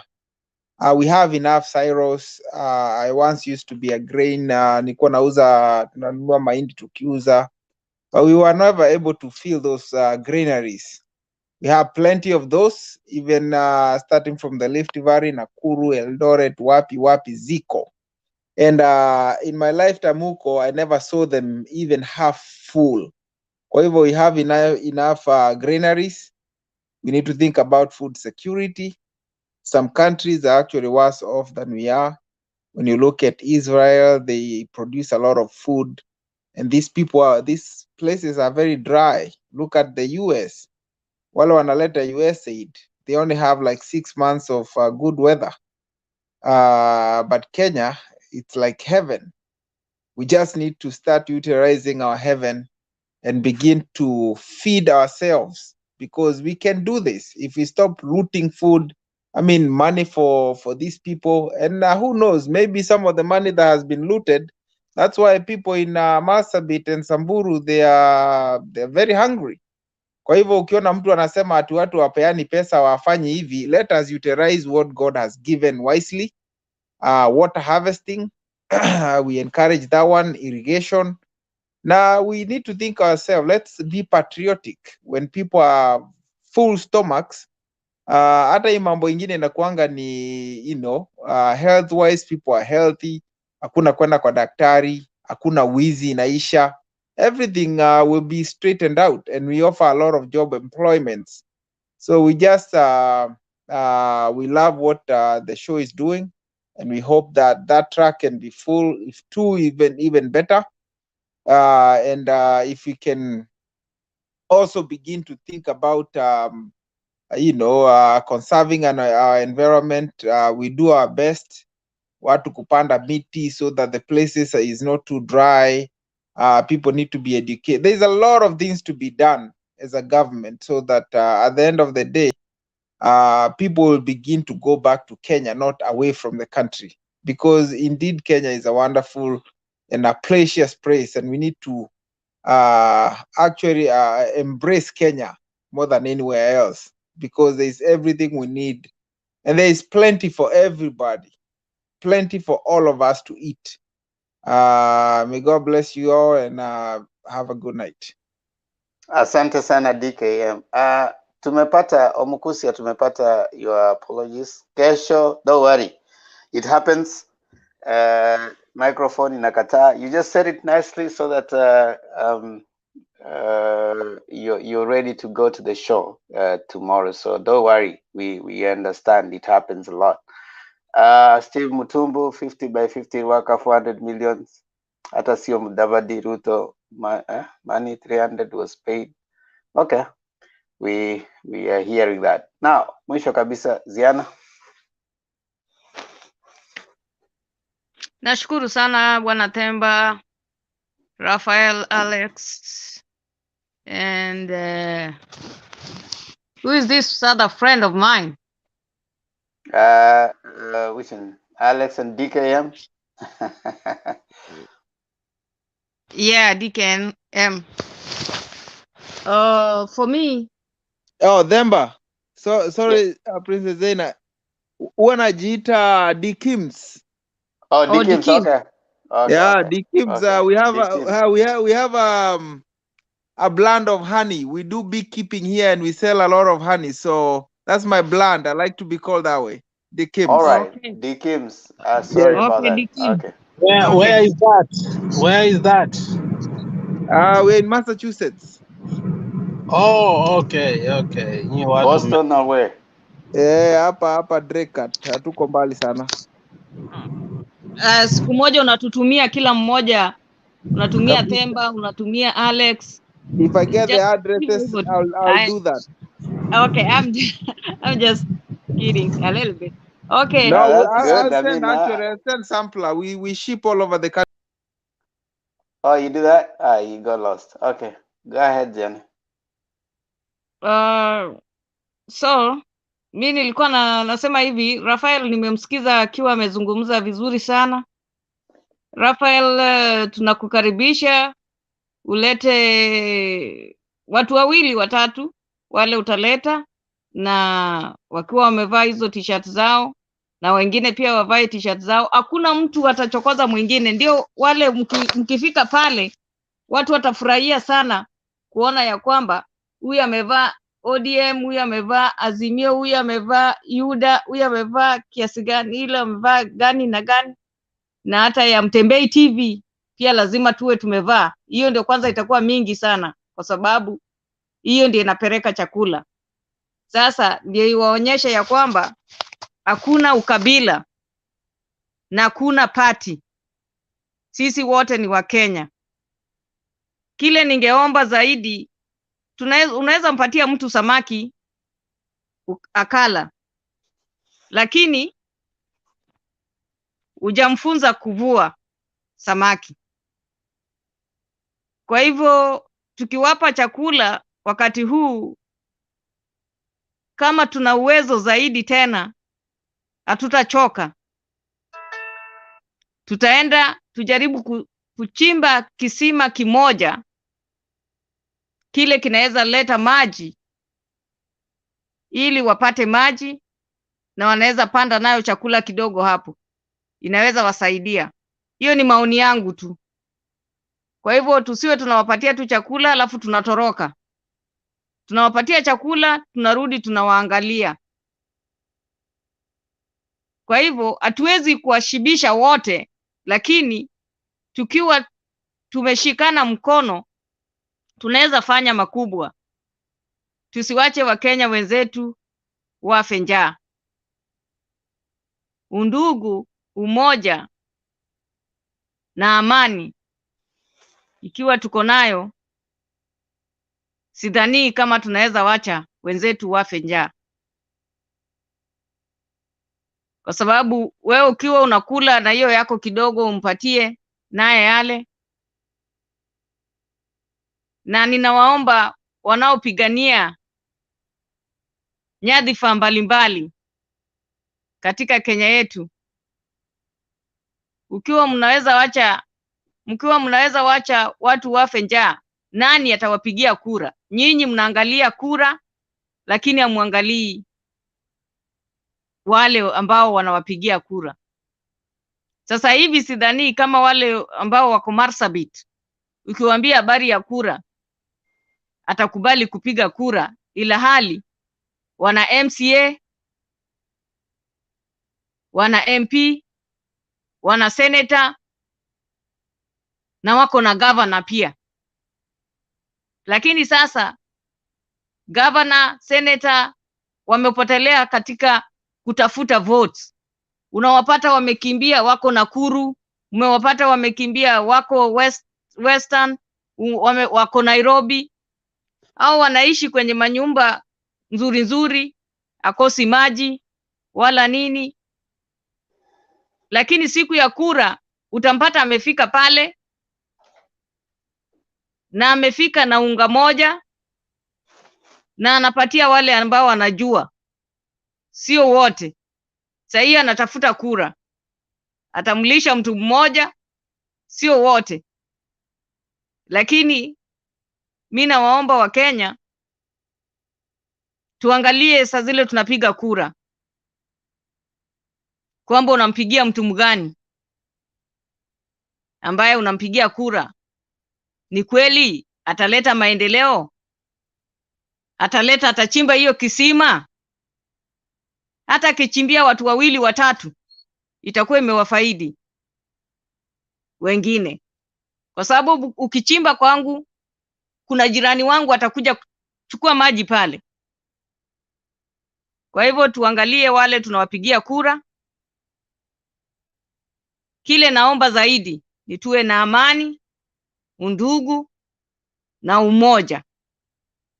Na tukiwa na upendo, huwezi ukamdhulumu mwenzako kwa sababu unampenda kama vile unavyojipenda wewe mwenyewe. Penda mwenzako vile unavyojipenda wewe mwenyewe. Ni hayo tu kwa leo. Kwako Themba. Shukran kwa hayo maoni yako Ziana. Naona Penya Gaka ameumia sana kule kwenye comment, ameng'ang'ana, ameshindwa kuingia. Hamna neno, kesho pia ni siku Penya Gaka. Thank you so much kwa wale ambao Rotich, unasemaje? Waja niombe dakika moja. Kuna vile huyu dada ameongea Kuna neno maybe naweza ongeza moja mbili. Vile amesema tuchakuwe viongozi, si iko tu pora viongozi. Utakuta viongozi anatoka Marsabit, Garissa, Baringo ama mwaka ya kwanza akiwa gavana amechenga state house yake hata ni kwake, ilhali mamilioni ya watu wanalala njaa. Akikuja kupita hapa barabarani tunapewa 200 ka 100, tunasema gavana ni mzuri, lakini yeye huko nyuma amepora pesa zetu.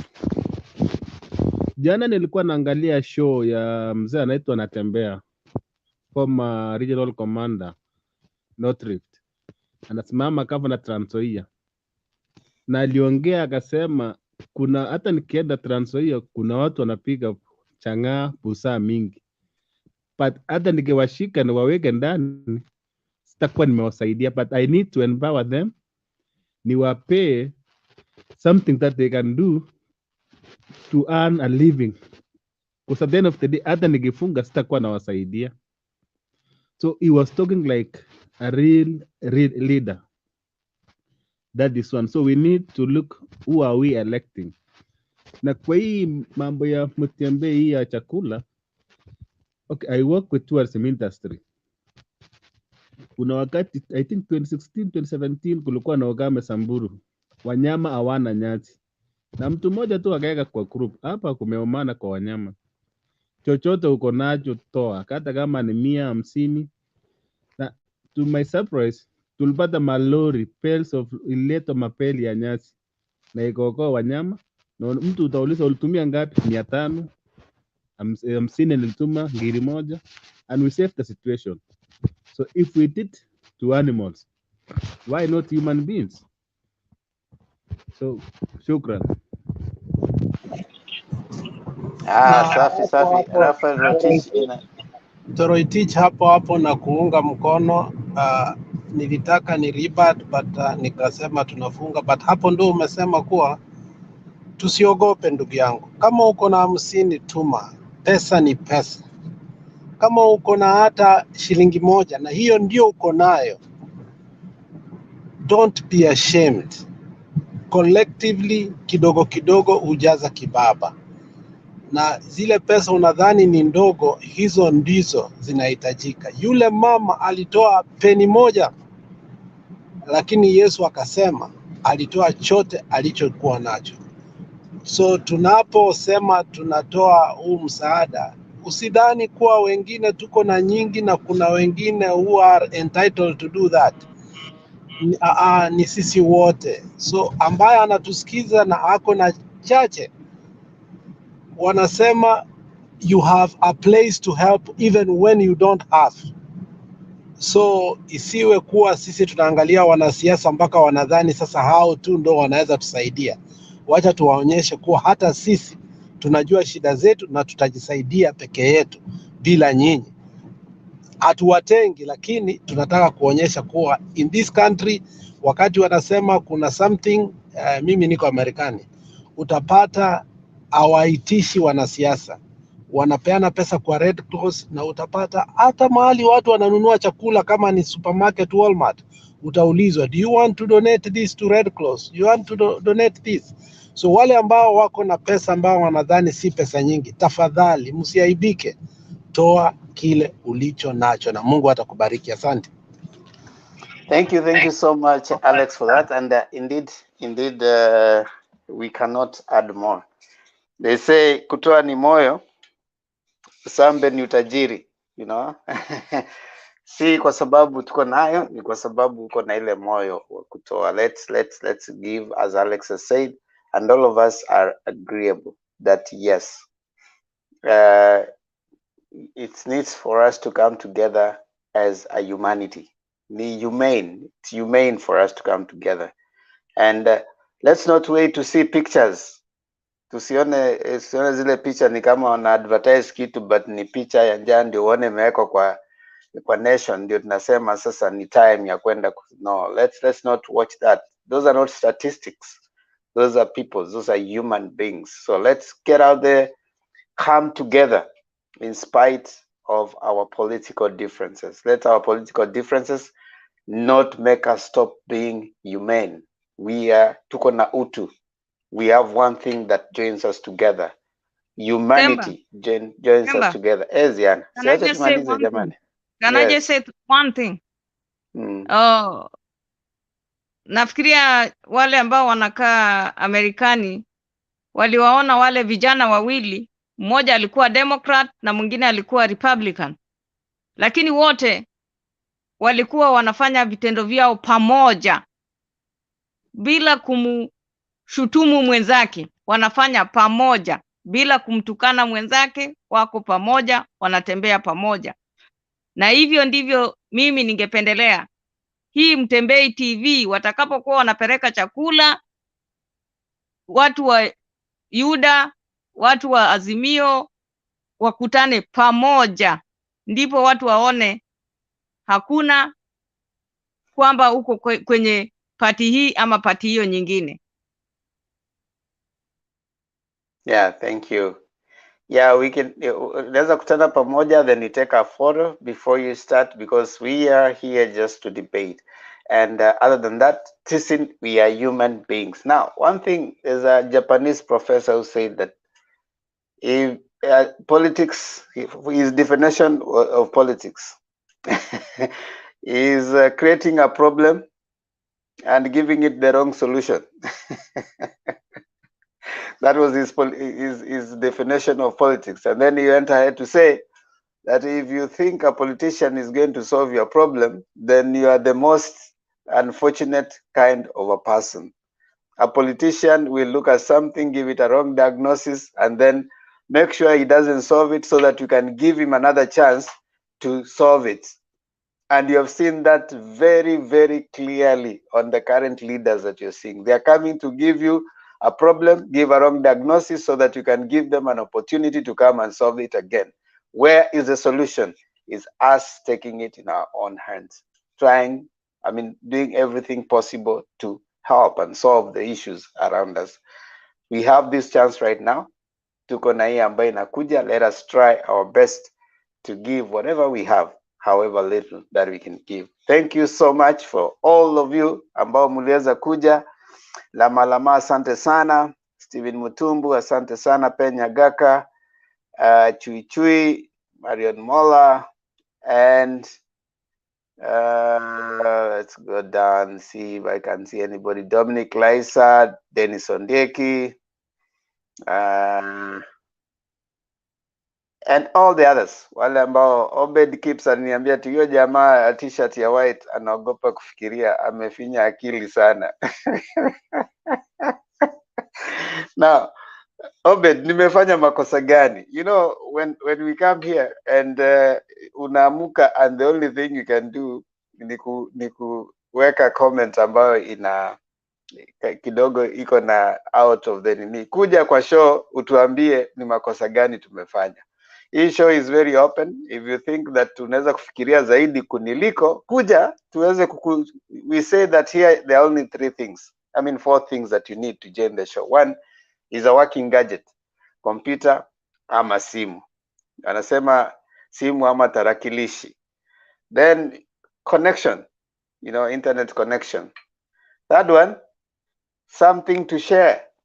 That is, if you think that there's something you know that people don't know, come on so that you share it with us, Come on so that you share it with us. Then the fourth one is a willingness to learn. We are all willing to learn. So if you have something that you think we can learn, for me, I'm willing to learn. I always know that learning itaisha nikirudi kwa Maulana.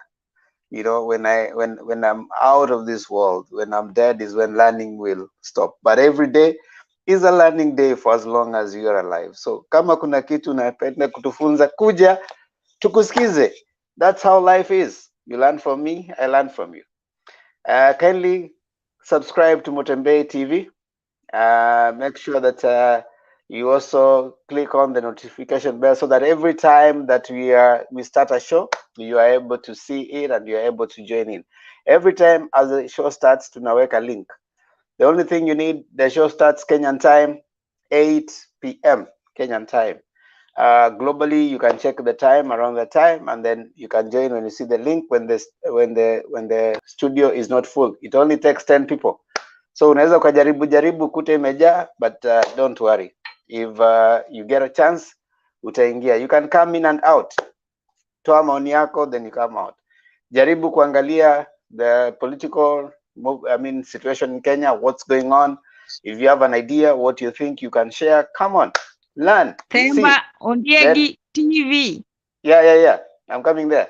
Then go back and talk to your people. Talk to people back at home. Tell them, inform them. We want people to make informed decisions. Come 9th of August, 9th of August is the election day. We want people to make informed choices. Our aim here sio kukuambia uingie Azimio ama uingie UDA, hapana. It is you to get the information, get informed, then on that day you make an informed decision, not emotional decision or selling your right. Kura yako ni haki yako. Go out there, take your vote. It is interesting that some of us are saying, I won't vote. I don't see the need. Now, you're already voting for that bad leader. When you stay home, you say, I won't vote because I don't see the need. You are voting for a bad leader. So you can vote by negatively not voting or positively by voting for the leader that you want. So don't say that I'm not voting. Hata hii siasa sitaki, they say sometimes the people have caused us a lot of problem. At the middle class, the people think they're so educated that they can't vote. The politics is not for them. You don't do that. You are actually making a decision by not making a decision. When you don't participate in political discourse, those people you think are stupid, are useless, they are participating to see those bad leaders in power. So the first thing you need to do, be proactive. Get out there. You think you know best. You think you know the best way to lead. Get out there. Share your ideas. Engage people in the smallest way. Your friends, your family. You don't have to make noise. You don't have to go out there. But the person that you're having a conversation with, your mother, your sister, your brother, in church, wherever places you are, talk to them. Be actively involved. And then take your vote. Go out and vote. That is our desire. The enhanced registration is going on. Tokeni nyinyi wote. Ask someone, have you registered as a voter? Let them vote. Kenyans must vote. The only way we can make the election be open and nice is by voting. You want Ruto? Get out and vote. You want Raila? Get out and vote. You want Musalia, you want Kalonzo, get out and vote. Don't vote by making noise. Don't just sit out and hope things will be better. Thank you so much. As you're subscribing to Mutembei TV, kindly hata mimi niko na my own channel. Inaitwa Themba Ondiegi TV. Tafadhali, and then ni pale subscribe for me. At least get me to 1,000. Tafadhali. Bonyeza kengele. You like na bonyeze kengele so that anytime we drop a video, you're able to see it. It's a journey between a dad and his daughter. So you'll just enjoy it. It's a journey between my daughter and I. And we are discussing so many issues like life skills and just daddy-daughter conversations. So kindly come there. Go to my channel, Themba Ondiegi. Let me post it here so that you guys can see it. And you go there and subscribe. Tafadhali. Nawaomba. Subscribe. Umoja. Na wawe na umoja. Undugu.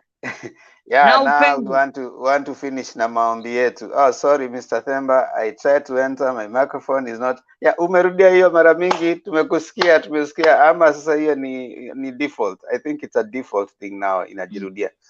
So, thank you so much. Kwa kawaida tunamaliza na our prayer ambayo ni national anthem. Mungu, nguvu yetu ilete baraka kwetu. Haki, iwe ngao na mlinzi, na mlinzi, na tukae na undugu, amani na uhuru,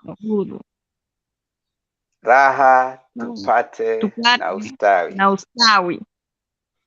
Inshallah tuonane kesho, leo baadaye majaliwa. Kwaherini.